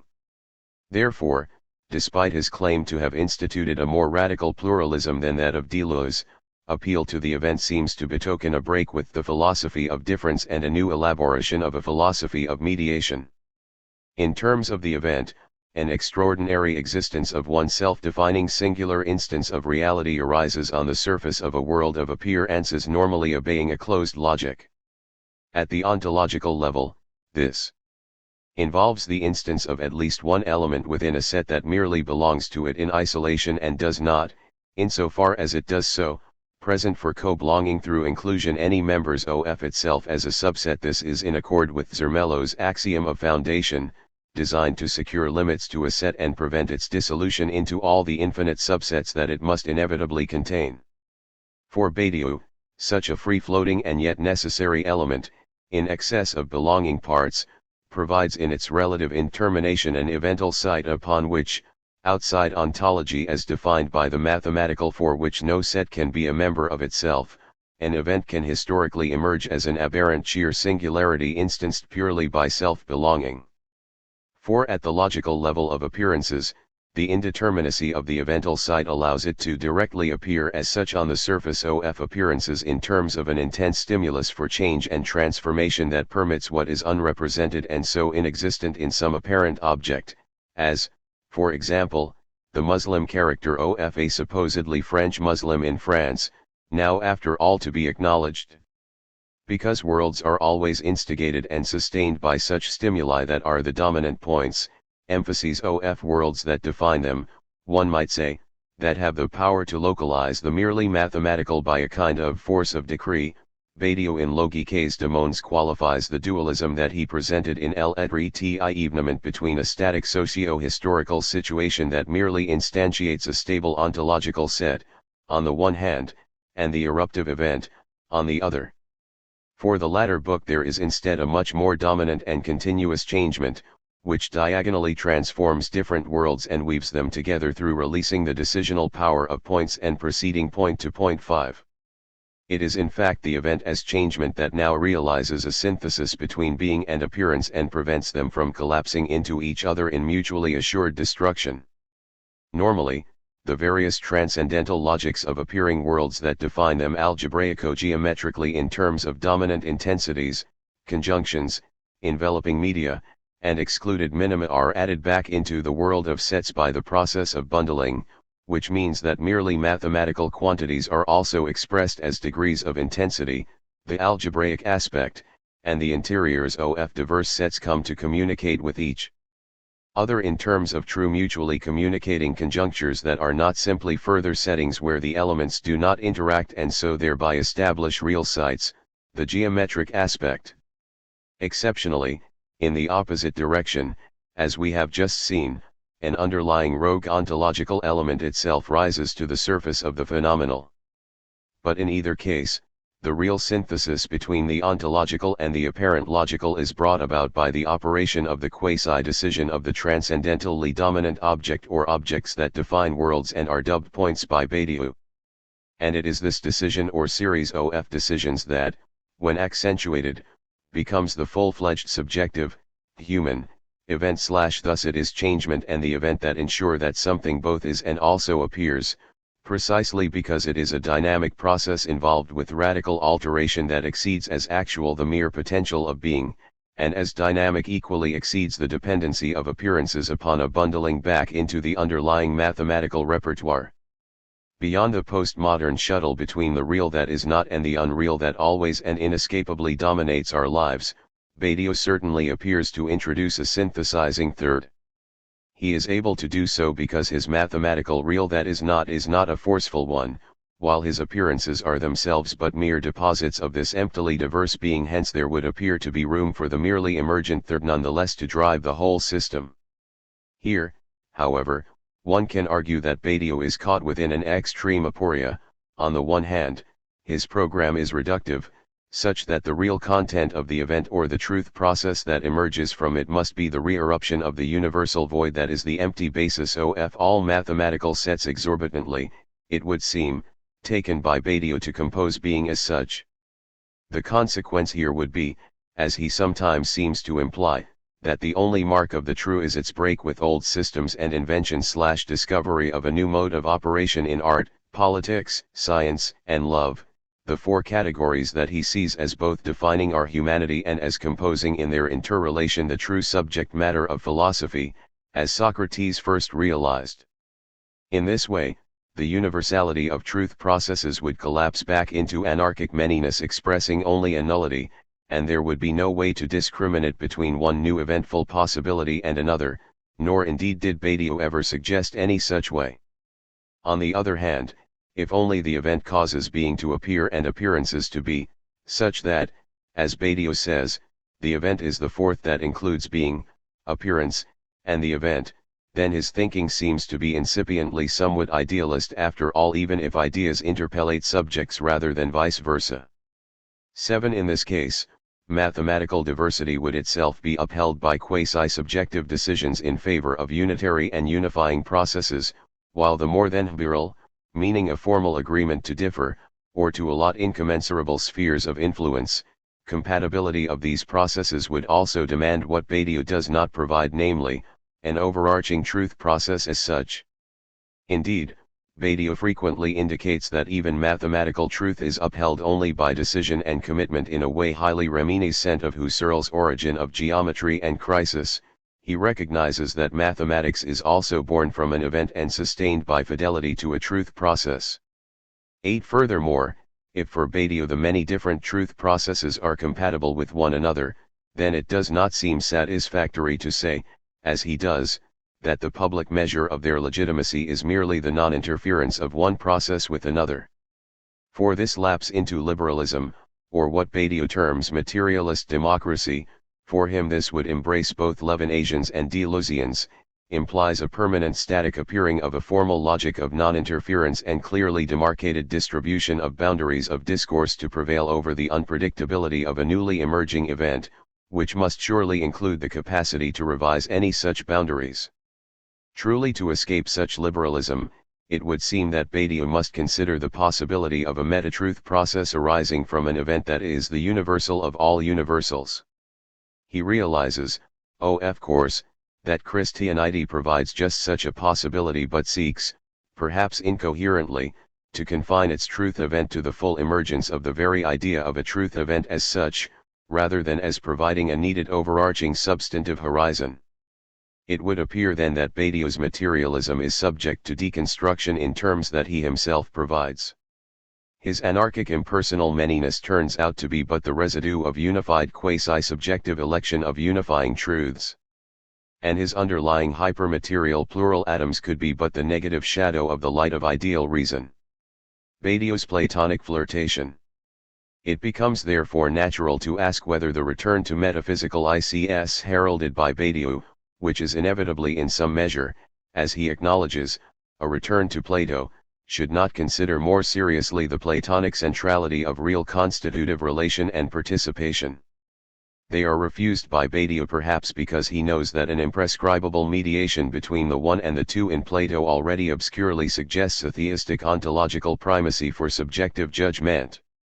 However, in his interesting eagerness to avoid a materialistic immanentism of the one, Spinoza, Bergson, Badiou appears so much to wish to endow contingently emerging truths with the seal of absoluteness that his position can appear to be incipiently Feuerbachian, and indeed it is clear that his threefold scheme of being, appearance, and event, which covertly structures both his great books in their interwoven meditations on mathematics, historical conjunctures, and the thoughts of individual writers respectively, has Hegelian Trinitarian echoes. 9. It is as if all reality were upheld by a human projection of true ideas that, as he explicitly indicates, has the force of the Cartesian God's edict as to the truths even of logic and mathematics. 10. Yet Badiou's primacy of the true idea over the person means that this humanism is not really possible for him. His truth processes are self-grounding and eternal, even though they arise within time, and if the subject is more the subject of the idea than she is the source of the idea, then it is impossible to see how Badiou can avoid saying that this is because these processes do, indeed, glimpse the eternal. It is as if at one end of the aporetic ambiguity of his entire philosophy, he flirts with full-blown Platonism. This is confirmed in two further respects. First, all, Badiou's event category is Kierkegaardian, not Hegelian. If it negates the usual norms of both being and appearance and thereby mediates between the two, then this is because it involves a positive decided upon surplus to either, which appeals to a horizon of actual infinity beyond the Hegelian identity of the infinite with the finite. Astonishingly, this means that his Trinity is in fact more orthodox than Hegel's one, since it is not at all the outcome of a negative agonistic struggle in being but rather is the first positing of an in principle peaceable and creative play between mathematical possibility and topological actuality. 1 His account of truth processes appears remarkably to reintroduce real relation and participation. Interruptive events are always in some measure continuous with other interruptive events and not merely de novo, such that they compose a diagonal across different sets, which forms a real connection between elements in diverse paradoxical sets in which either the situation of the belonging of elements to an initial set is in excess to the state of inclusion of the parts of subsets, or the content and number of the latter are in excess of the elements, and not simply a new set of elements blindly indifferent to each other, as for example all the twos in the set of twos. 1-2 Badiou describes this diagonal as the requirement of two necessary for the time of truth, which seems to be for him also the ultimate truth of time. This two-ness refers both to the link between event and event necessary for there to be any newly arising event at all. In discussing Pascal, Badiou gives the example of the incarnation assuming the giving of the law, and elsewhere he provides the example of the Russian Revolution assuming the precedent of the French Revolution, and the link between the first event and the second event of fidelity to the event necessary for the emergence of any truth process. One can infer that the linking of disparate events and the process of fidelity lie close to each other, if they are not ultimately identical. Later, in Logiques des Mondes, Badiou further identifies this diagonal two-ness as Plato's two or other in the Sophist, which permits, against Parmenides, the possible is not that guarantees the is of truth, only by admitting into ultimate reality a positive as well as negative alterity. The blackbird is not an eagle not just because it is a blackbird but also because there are eagles as well as blackbirds, and they can be compared generically, specifically, and ontologically. By reading Plato's other as a diagonal, Badiou does seem also to ascribe to a participation among the forms and a weaving by judgment in any specific instance of a blend of same and other, being and not being, unity and diversity. 13 It is clear then that his understanding of two-ness, since it already involves a real link of the one with the other, implicitly includes a decisional or judgmental thirdness. Badiou's understanding of diagonal two-ness can be well illustrated by his reflection on the history of human art. He convincingly argues that, despite all cultural relativity, the painting of horses all the way from the Paleolithic grottos of Chauvet to the depictions of Picasso, all operate in a shared strange area between actual horses and the idea of a horse. In other words, one can conclude only that the side of the truth processes of art is the side of participation in precisely the Platonic sense. 1-4. Reduction or elevation. As I have already indicated, Badiou's thought appears, like that of his ultimate master, Sartre, aporetically to hesitate between materialist reduction and existentialist elevation of the human. Badiou himself nevertheless most often insists on the primacy of reduction. Yet it is hard to believe this. I would argue that in reality, on a careful reading, the balance of his thought bends toward elevation. Nevertheless, I have already partially indicated the ways in which it does not, in terms of a seemingly vacuous account of change as self-validating, and in terms also of the arguably still very postmodern relativism of sheerly diverse truth processes that must simply tolerate each other in the public realm. In both cases, in line with Badio's own preferred reading of his texts, this is compatible with the idea that the subjective is possible in terms of the holes that open up within fundamental mathematical reality, according to various well-known paradoxes of set theory. These are primarily, 1. The subset diagonalizing out of the initial set. According to the theorem of the point of excess, there are more parts in the subgroupings of a set of 5 sisters, for example, than there are the 5 initial elements. 2. The diagonalizing excess even of an infinite subset over an infinite primary set, as shown by Cantor. 3. The undecidable excess or non-excess of subsets over a set of all sets, as shown by Russell, so proving that there is no whole of reality, which is rather infinite. 4. The need seen by Zermelo to posit at least one element within a set, none of whose own elements, parts of the initial set, at all belong as elements to the initial set, such that nothing is shared between the set and this member save the void, and therefore a set is strangely founded by something radically other to itself. It is thus this axiom that precludes self-belonging and ensures that the event lies beyond mathematical being. And 5. The forcing, invented in the 1960s by R.J.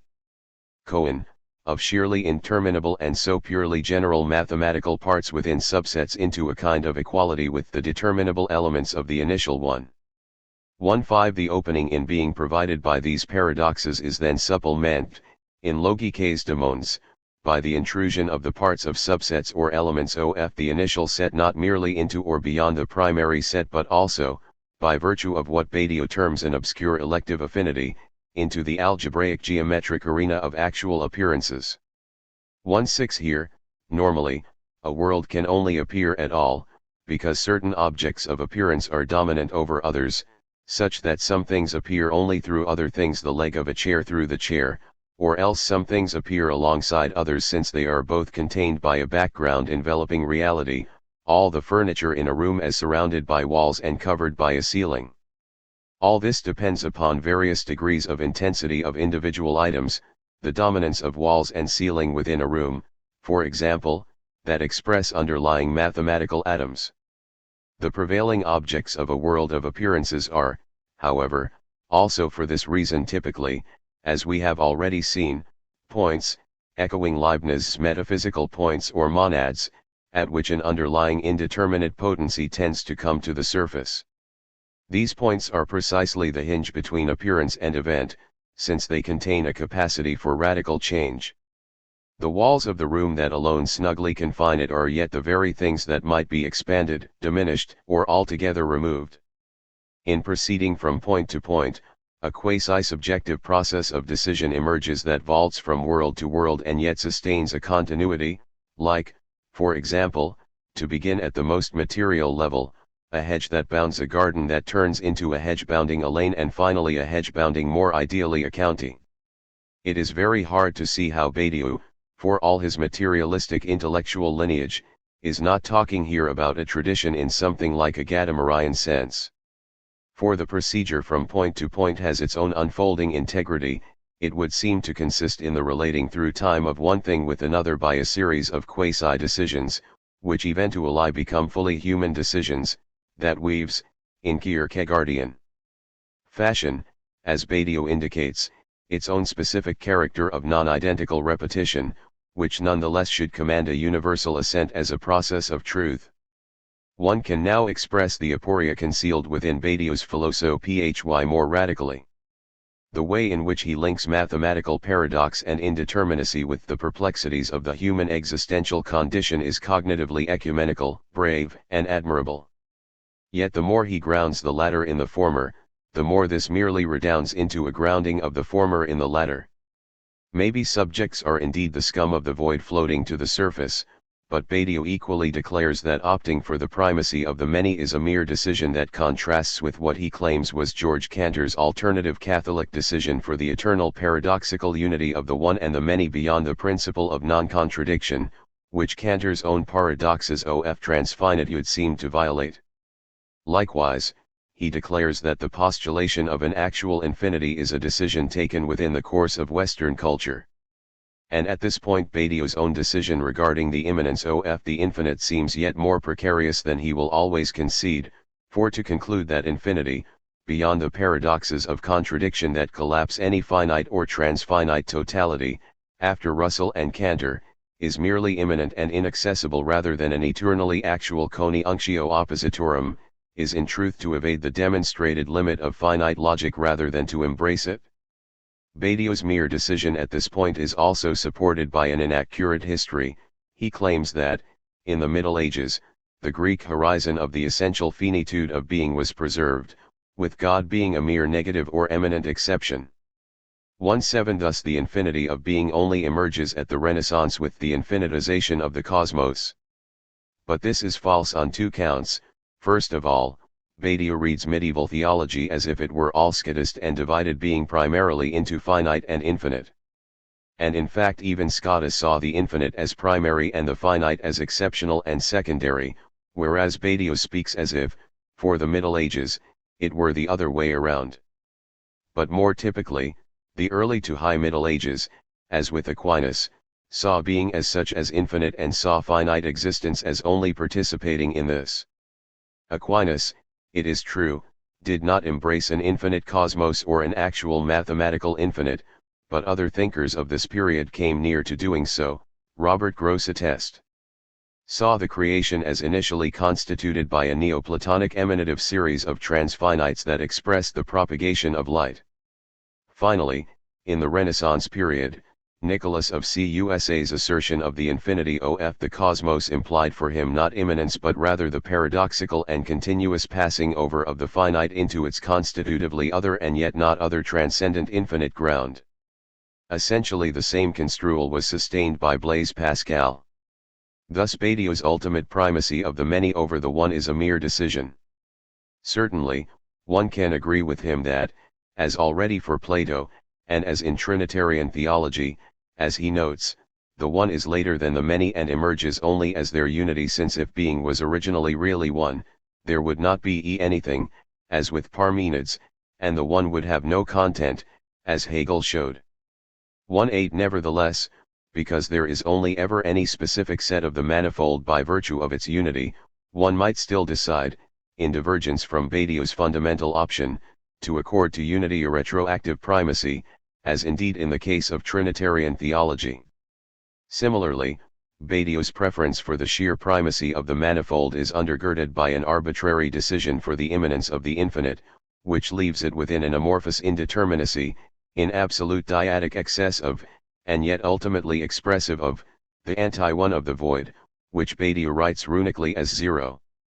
For this reason, it would seem that if Badiou's being and appearance threaten to collapse into each other and cancel each other out, in the same fashion as Derrida's difference and presence, in the end the same thing is true of his event as against his being/appearance taken together. So while the event is supposed to save the integrity of the actual and so rescue us from the postmodern shuttle of indeterminacy between the absent real possible and the illusory actual given, so inevitably seductive for Americans, as Badiou says, in the name of universal truth, then it seems to fail to do so because it is itself captured by a new nihilistic shuttle between mathematical being and existential decision. However, as we have already mentioned, Badiou declares that besides the triad of being, appearance, and event there is a fourth, and that this is the event. In which case, a Kierkegaardian positive mediation, which alone sustains a Hegelian double negation, is the whole of reality, constituting in effect Badiou's absolute knowledge. And this would seem to be confirmed by the way in which, as we have seen, he says that even though mathematical entities compose being, being can still be read as a minimal instance of appearance. Indeed, only in this way does it exist at all. The position presented here seems extraordinarily like that of the notion of substantive relations in orthodox Trinitarian theology. The Father, though the source of all being, is not without his generation of the Son, even though the Son only images the Father. Here one could argue that only the third person of the Trinity avoids double abolition, of the Son by the Father and vice versa, within the Godhead, by revealing that the Father as fully expressed in the Son nonetheless gives rise to a surplus potential beyond even the all of what is and what appears or is effective and affected, the Platonic dynamis. Only in this way are the Father's potency and the Son's actuality both real precisely because they are upheld by the event of the Spirit's dynamism. Dio's granting of a fundamental role to Spengmini as securing the real synthesis of being and appearance seems astonishingly parallel to this latent theological topos, as he is most likely well aware. Moreover, he much more stresses this role toward the end of Logikes Demons than hitherto, in the course of making generous concessions to Bergson's and Deleuze's vitalism and subordination of finite being to finite becoming. Yet he still in these pages wishes to avoid the notion of an underlying virtuality. Rather, what is fundamental is the very later and always actual process of change, finally human historical change itself. If change as an actual process is now for Badiou fundamental, then it precludes any notion of a more basic virtual power that nourishes, unfolds, enfolds, and at the same time swallows up this actuality. Moreover, it also precludes the idea that such change is a subjective projection, since for Badiou the subject is constituted within consistent transformation and is in no wise its source. But if change directed toward truth is ultimate and self-grounded, such that, as Badiou says, it has the tonality of eternity, then what is one to say? Surely that indeed this selective but ultimate temporality is indeed also eternity, or, as it were, the underside of the eternal?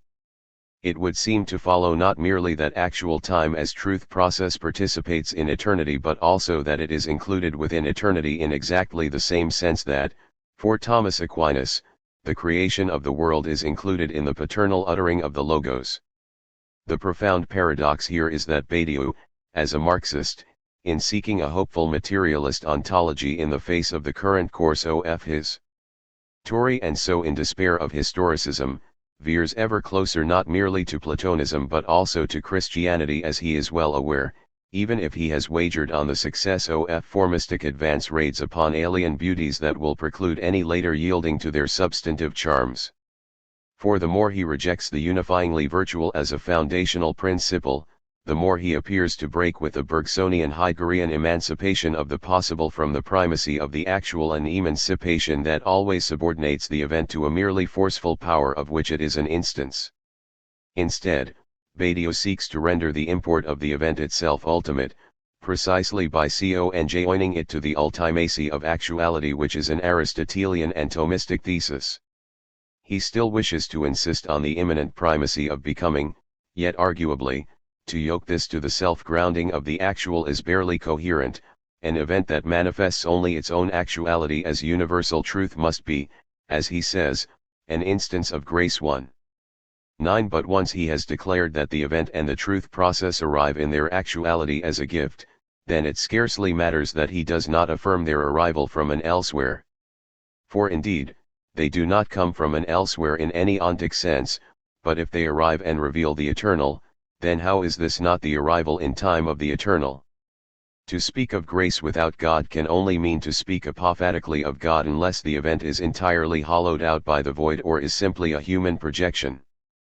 But we have seen how there are elements in Badiou's writings that seem to prohibit those renderings. Even the most reductive moment in Badiou's thought, namely the mathematical ontology, appears precariously materialist, since his radically nominalist atoms, which collapse beyond even individuality into pure multiples of multiples, are also, by that very token, idealized. As Ralph Cudworth noted in the 17th century with respect to Thomas Hobbes, materialism seems to demand atomism, but the most rigorous atomism reverts into intellectualism. 20 So to say that numbers are the ontological alphabet runs dangerously close to saying that elements of thought are the constituents of being.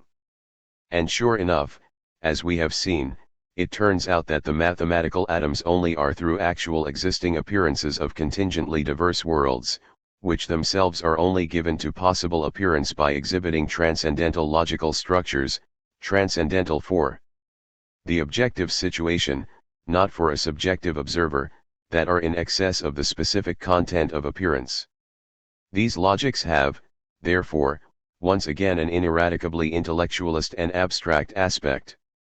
It follows that while, certainly, one can concur, against the Husserlian legacy, with the realist bias of Badiou's phenomenology and its freedom from any epoche, it is still difficult to elide from this revisionist phenomenology, as he appears to wish, the view that reality, as it objectively exists or appears, is also a reality that can only be defined as presenting itself to the human mind in a certain way and may sometimes appear to different persons in incommensurably different ways. Finally, if being only appears, and appearance only is, through the point-to-point procedure of eventful processes, which give rise to and yet also consist in, quasi-subjective decisions, then not merely the logical but also the intellectual consistency of the material cosmos seems to be now trebly confirmed. It is hard to avoid the conclusion that Badiou's changement is not in some sense psychic, rather like the world soul in Russian thought from Solovyev onward.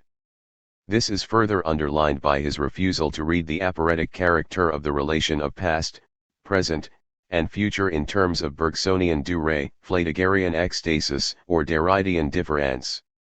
He denies that presence vanishes in the face of the direct passage from past to future and instead affirms, with Kierkegaard, that past and future are synthesized in the instantaneous moment of the present that can occupy no real measured time and therefore coincides in some fashion with the eternal. 2-1 For Badiou, time is the Cartesian creatio continua that binds moment to moment through an extrinsic intervention, which for Badiou is that of the ontological void. Yet he also seems to point beyond such extrinsicism, whether divine or nihilistic. For if the series of replete temporal presences or events are primary, so redeeming the integrity of humanly significant instances, rather than any temporal power of flux, then the flow of time must surely flow into time ahead of itself from eternity rather than from a latency of time itself which, be it noted, must always, even in Bergson, spatially denature temporality. Badiou's bias toward transcendence. The above analysis concurs with the fact that, throughout Badiou's thought in this connection oddly at one with Emmanuel Levinas, he seems to prefer the thinkers of transcendence to the thinkers of immanence, Paul to the Stoics, Descartes and Pascal to Spinoza, Kierkegaard to Nietzsche. His aim, of course, is always to plunder the valency of transcendence for the confirmation of dialectical materialism, yet it can be argued that the real thrust of his thinking demands rather an outright theological materialism, and then that this alone can overcome materialist democracy.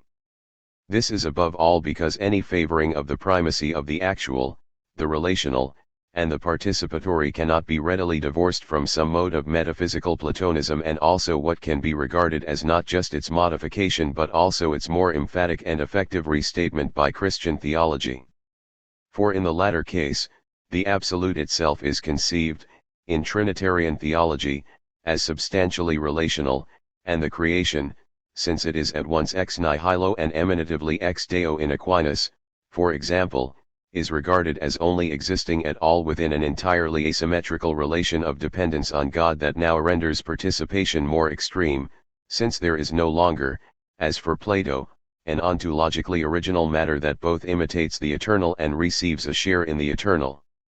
So in considering the logic of Christianity, one can read Trinitarian relation as radicalizing the weaving by judgment of the one with the many high Plato that begins to suggest the ultimacy of spirit even in the realm of the forms. Likewise, one can read creation ex nihilo as radicalizing the notion of methexis in terms that fully express rather than compromise the idea that existence is a personal or hyperpersonal gift. To complete this brief picture, one can understand the doctrine of the Incarnation as radicalizing the Platonic teaching of recollection, as Kierkegaard so brilliantly realized in his philosophical fragments. For Plato, recollection was triggered by certain events of historical encounter, which in the later theurgic gloss on his work by Lamblicius and Proclus was read perhaps correctly, as also the descent of divine powers into physical reality.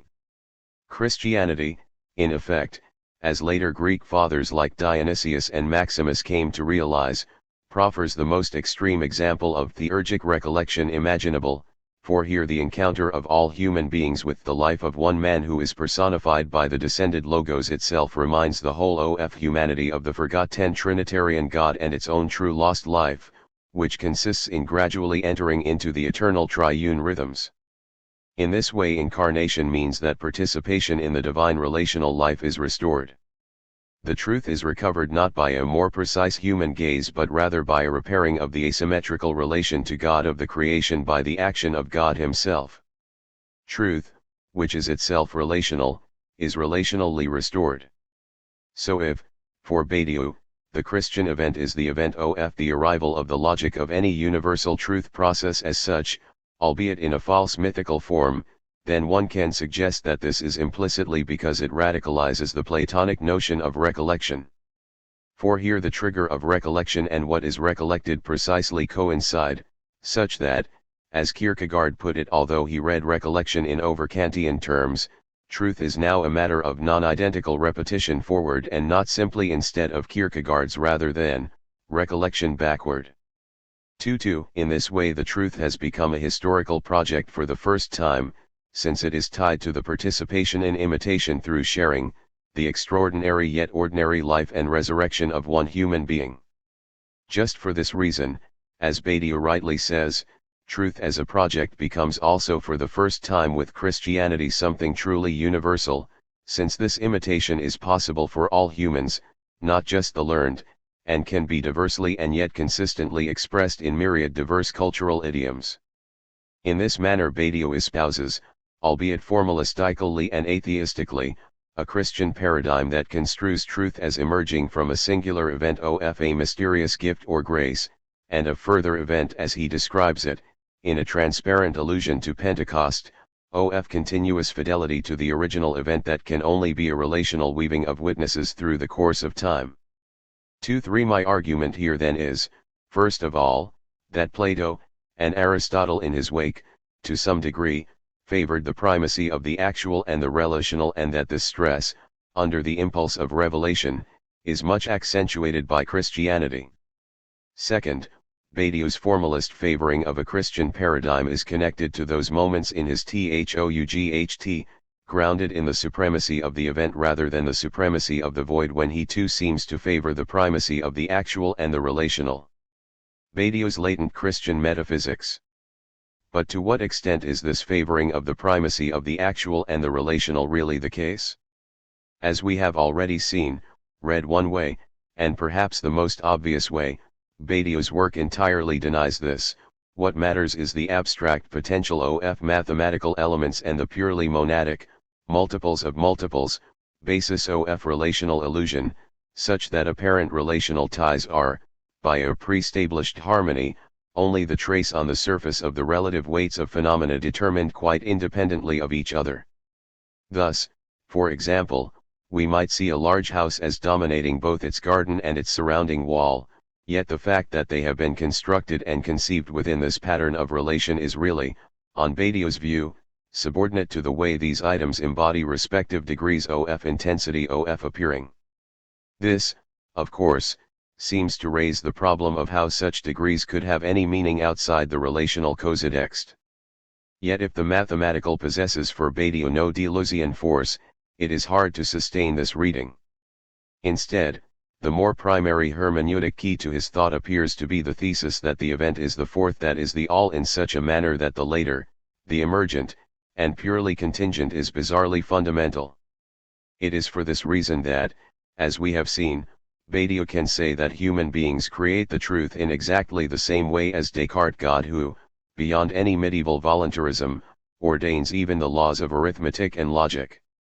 Yet here one can suggest that his humanist appropriation of divine voluntarism and of the divine causa sui, also first affirmed by Descartes, is not really consistent with Badiou's view that subjects are only subjectivized within the truth process, for this implies that if, indeed, human beings create the truth, it is inversely the case that humanity only emerges at all within this creating of the truth.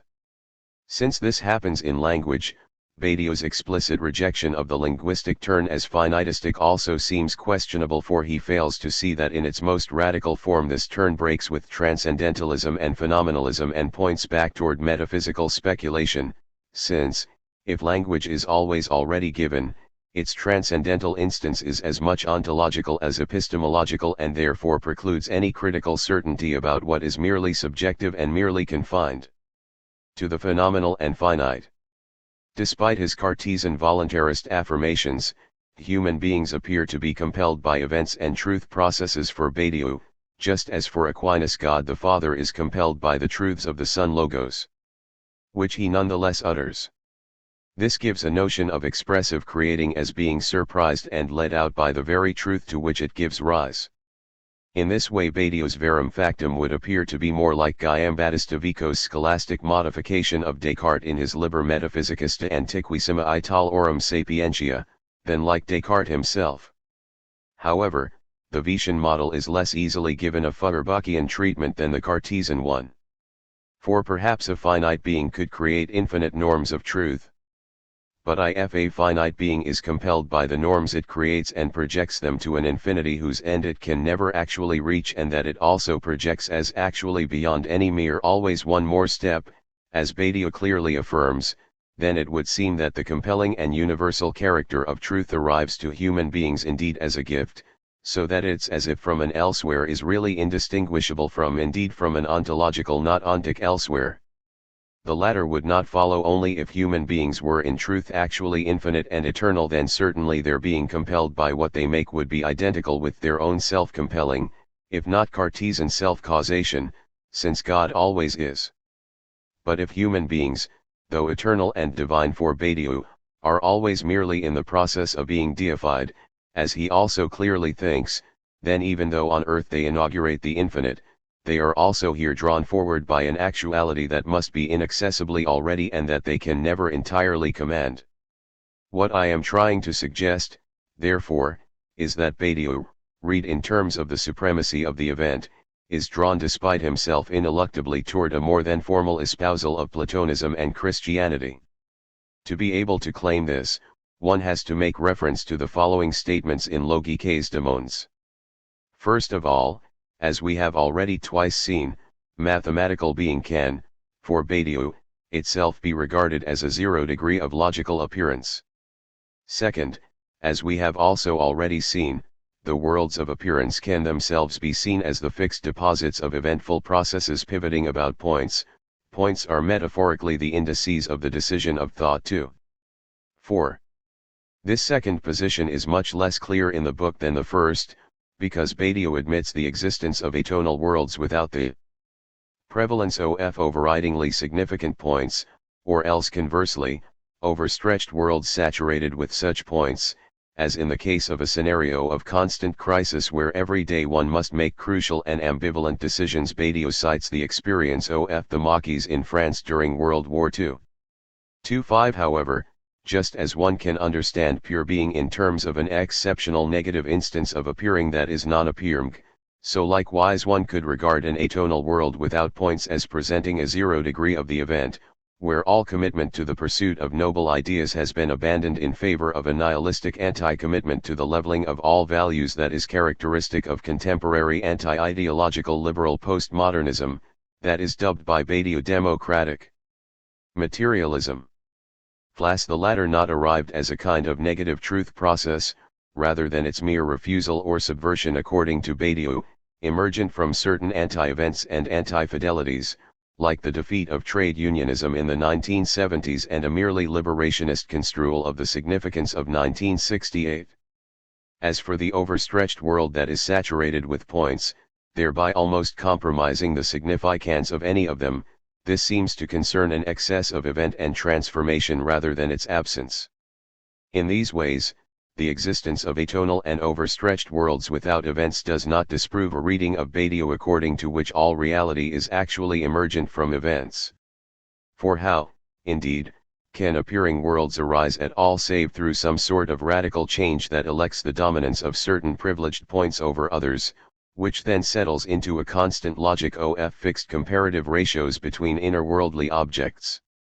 This seems to imply that there exist event processes within prehuman nature that would be dealt with by physics and biology. Badiou says almost nothing about the latter two disciplines, yet if he excludes their role, he would then seem to espouse an extreme Cartesianism that declares nature may be exhaustively described and accounted for in terms of mathematics and algebraic geometry. This, though, appears to conflict with the fact that he refuses any Cartesian dualism of mind and matter by locating within the material the mysterious and paradoxical grounds for the emergence of subjectivity.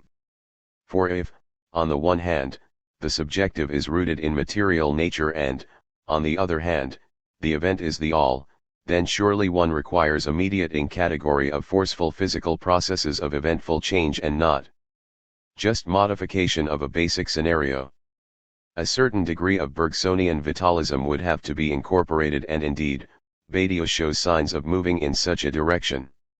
If one reads Badiou's philosophy from the vantage point of the event rather than from the vantage point of the void, then the void appears to be only the negative shadow that the event works with, like God working with nothing in order to create.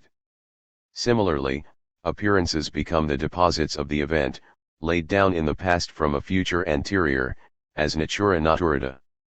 For we know that Badiou does not ascribe the latter to the workings of a Spinozistic virtual natura naturans.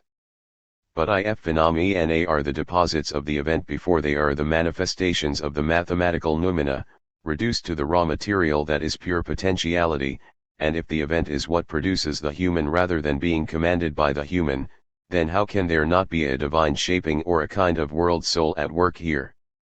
If, furthermore, the logic of appearances is read in terms of the primacy of the event, then Badiou's thesis of a pre-established harmony would surely have to be abandoned. For one thing, how can mutually constitutive relations, like the garden defined by its boundary and the boundary that is only visible as the boundary of the garden, be the apparent upshots of variegated intensities of objects if these intensities merely express abstract mathematical atoms that in reality do no work? Badiou also affirms that the mark of every apparent relation is that it can be envisaged from a standpoint outside the relation, such that this standpoint can in turn be envisaged in relation to the poles of the first relation and so on ad infinitum. Yet if relative intensities can only exist in appearances and so are only existing through manifestation via comparison, then are they not in reality constituted through this comparison, rather than by pre-established harmony, such that they truly depend on an infinite implied gaze that is forever withheld from their view? Badiou takes it to be a confirmation of materialism that a world can be inaccessibly closed by its own transfinitude because, through the process of exposure of one relation from a third vantage point that sets up two new relations, of this new point to each of the poles of the first relation, one can, by imagined endless triangulation, project this process into the infinite. 2.6 However, if the diagonal path of eventful transformation, rather than the atomic insistence of the void, accounts for relations, then it would seem to follow that the latter are constituted beyond and yet between themselves by an infinite gaze that is really acetwal. The materialist closure appealing to the paradoxical infinity of the finite would turn out to be equally a theological closure where immanent transfinitude is closed in its transmittude only by the always further lure of the positive actual infinite. So it has now been seen that worlds of appearance may be regarded as themselves the deposits of consistent processes of fidelity to events in such a manner that the ecology of a specific world sustains, as a coherent logic, the outworking of certain evolutionary interruptions. Furthermore, I have also argued that these processes are constituted through real relation and do not merely express on the surface various intensities of underlying atomic possibility. This is finally confirmed by the dominance of the event. For Badiou, as we have seen, the event as a member of itself exceeds the mathematical elements that only qualify as mathematical insofar as they can be arranged in sets as always members of an overarching category. The mathematical one is not radically singular but is rather defined as lying within the set of all ones, the series of 1, 2, and 3, as sub-included in the set of all twos and so forth. The identity of changement beyond the bare facts of its instances can therefore be sustained only by a process that point by point deems it to sustain a consistency with the original event and indeed to other events to which it alludes. It then follows that relationality must be original and can in no wise be reduced to pre-established intensities. For the event and its sequence do not hang together for Badiou like a mathematical set or like a topological arena that only appears to view in terms of a fixed pattern of relative intensities, else we would only be presented with a blank or a blur. To the contrary, the pattern of the truth process seems to be inseparable from both its actual occurrence and the relational reference back and forth through time of one thing through another.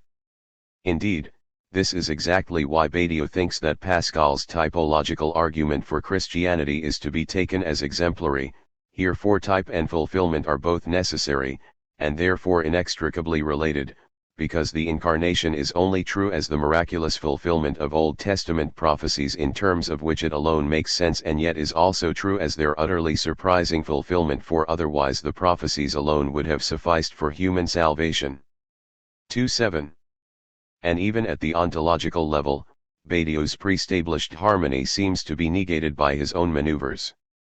For although relations are supposed to be the accidental effects of the expression of intensities, so that they are but illusorily there for a series of triangulated gazes projected into the infinite, we have seen that in reality worlds are constituted as the deposits of the interweaving of the actual and original relations through space and time, the process of changement. In this way, one might say that the event is always suprad to worlds that nevertheless paradoxically first exist in terms of this very extra, rather as, in Aquinas' theology, the creation is sustained only as orientated through humanity to deifying grace. 2:8. In that case, the relations within worlds are real and constitutive and not mere secondary quasi-illusions.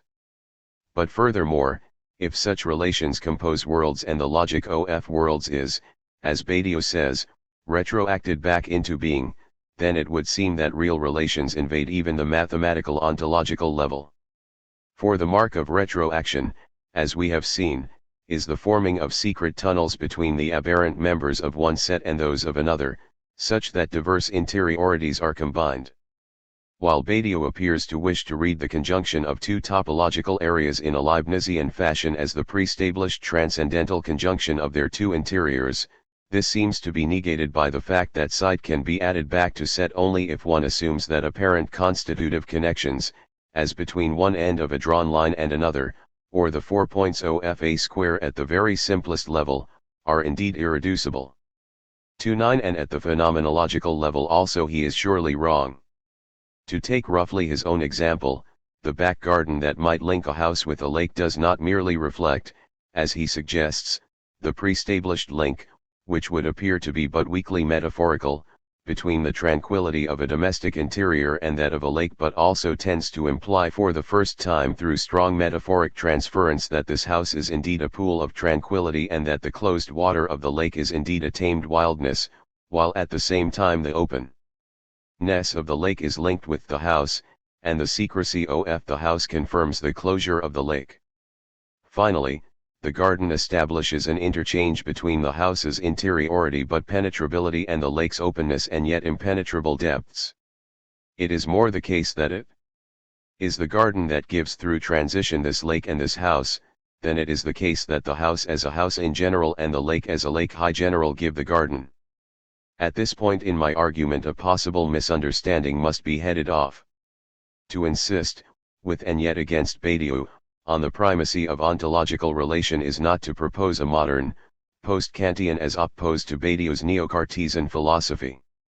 The latter might appear to be the case, were one to accord with the view of a writer strongly influenced by Badiou, namely Quintin Melassu, that pre-modern thought is characterized by the primacy of substance taken as independent of knowledge, whereas modern thought is correlationist or critically idealist, such that while thought is always here taken to be thought of something, some things are only those things that can be thought, such that outside this correlation one can only be agnostic.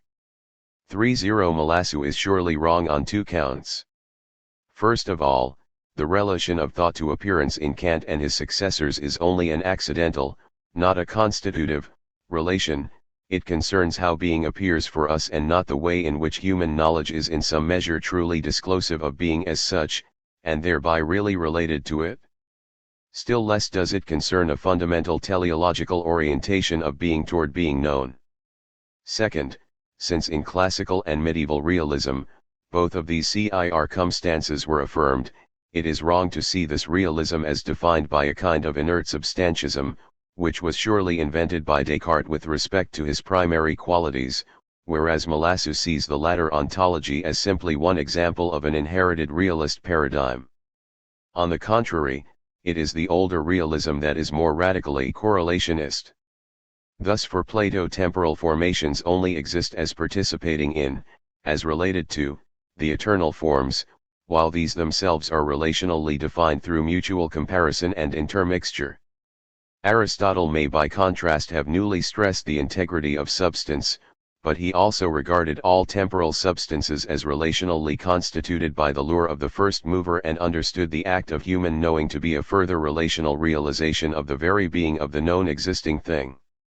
All four of these emphases were confirmed and exaggerated by Christian thinkers and in particular Aquinas, for whom the doctrine of creation renders even matter itself relationally dependent, and the doctrine of the Trinity newly suggests the possibility that sheerly relational being that is relational without remainder, characterizes being as such.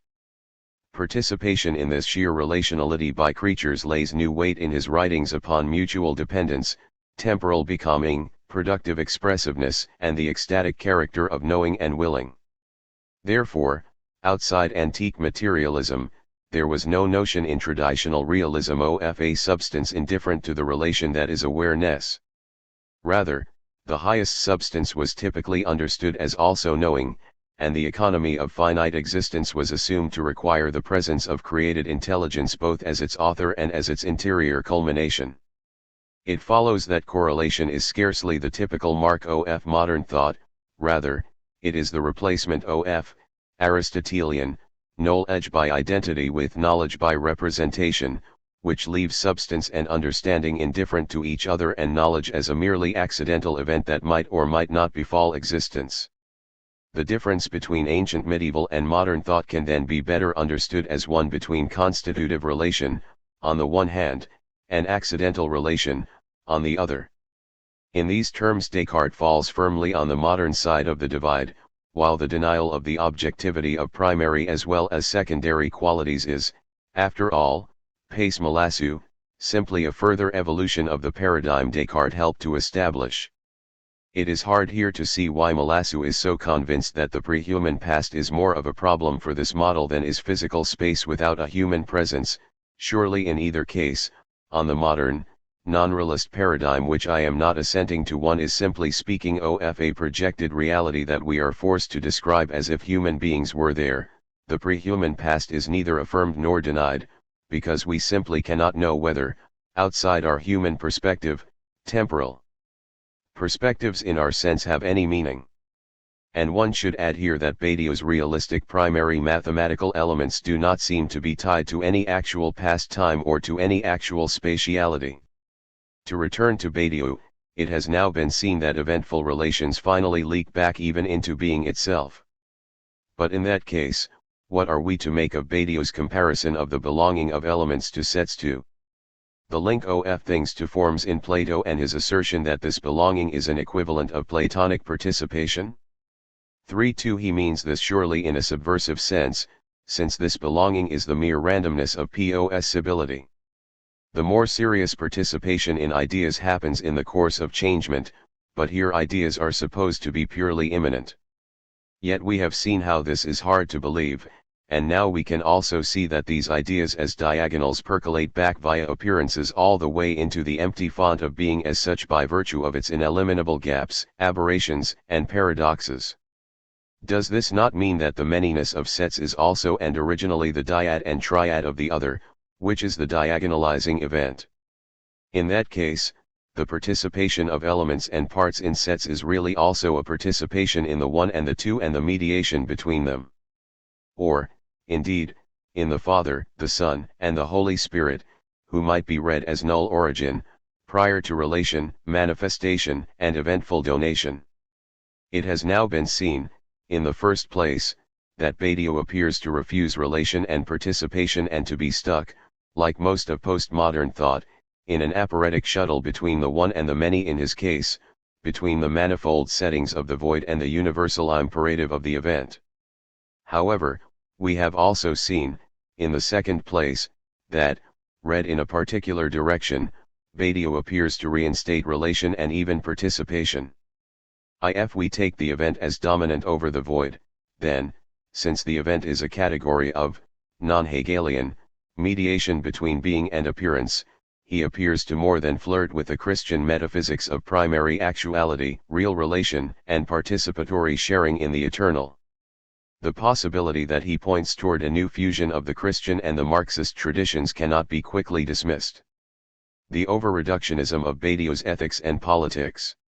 Yet we can now add, in the third place, that in terms of Badiou's ethics this fusion is by no means clear. Certainly he understands subjectivity in terms of collective participation in a truth process and not, like Levinas, in terms of the encounter of one individual with another, and this is all to the good. However, at times he construes this in terms of the adhesion of an individual to an abstract generality deciphered mathematically in terms of the un-Leibnizian forcing of the interminable, and so as individualized only as universal into the realm of determinations themselves as another member paradoxically locatable only as non-locatable and so as specifically general. This is the most acute instance of the way in which Badiou consistently associates the diagonalizing excess of the state or representation of parts of subsets over the situation or presentation of elements of an initial set with the political state and the political or economic processes of representation, where a set of persons is treated in terms of their manifold ways of being such and such citizen, woman, worker, shareholder, and so forth. This excess of the parts over the whole is for him, it should be said, at least 2 steps away from the event or from changement.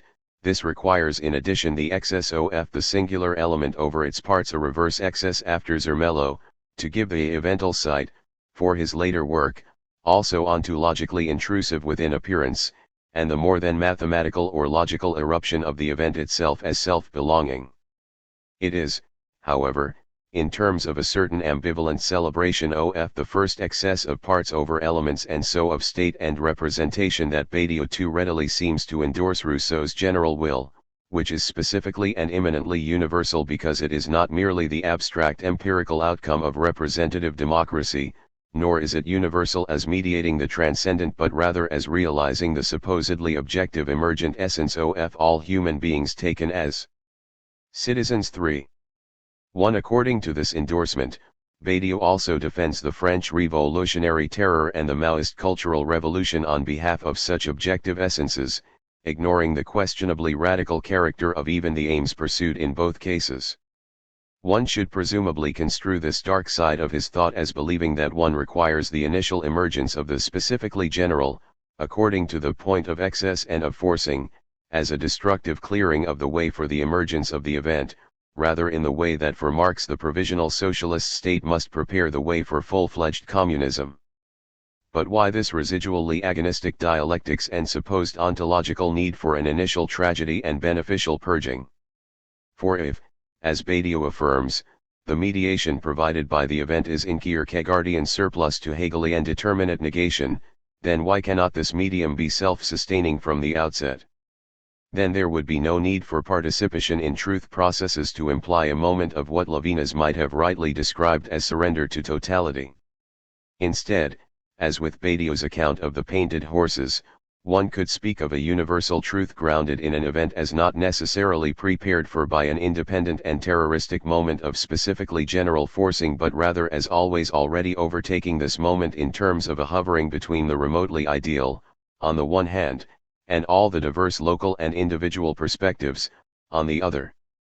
Politically, this would allow that radical movements and processes do not always need to commence with a revolutionary seizure of the state in the name of a provisional abstraction, but, like many cooperative socialisms or current movements in Central and South America, may simply sidestep the state and representative revolutionary forces in order directly to institute newly just collective practices. Indeed, Badiou's usual and correct disdain for representative democracy as indifferent to truth and so bound to betray the objective interests of what the representatives claim to represent should allow him to acknowledge this.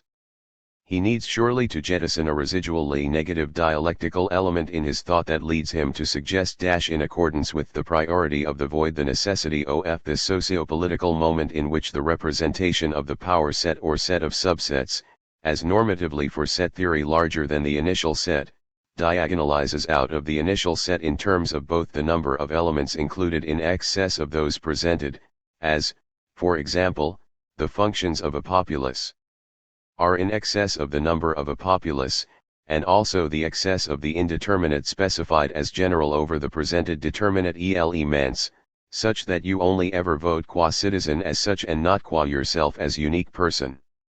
For if, in accordance with the alternative priority of the event, it is the event itself that actualizes among appearances the diagonal excess, then representation can be always already overtaken by a substantive procedure, based on the excess of the more singular and yet open initial element over the more determinate and yet abstract parts, that seeks to pursue not by voting but by action the objectively ideal interests of a variegated populace.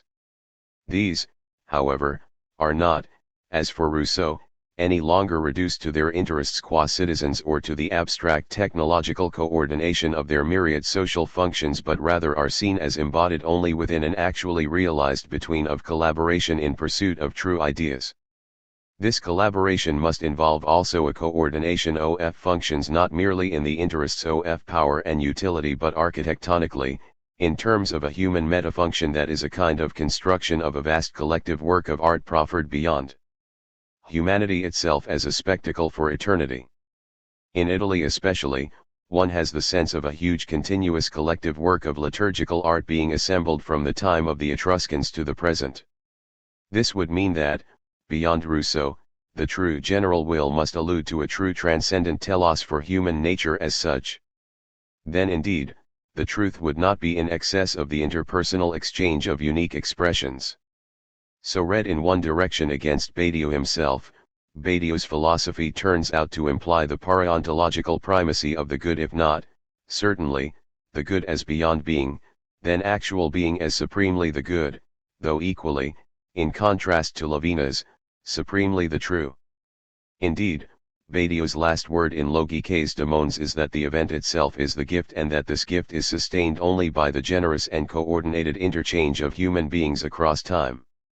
If one reads Alain Badiou in this seemingly perverse and yet, I consider, accurate fashion, then one can see that he has helped to indicate, in a remarkably original way, how we might restore the European tradition of universality in terms of a concealed underlying homology of socialism, materialism, Platonism, and Christianity.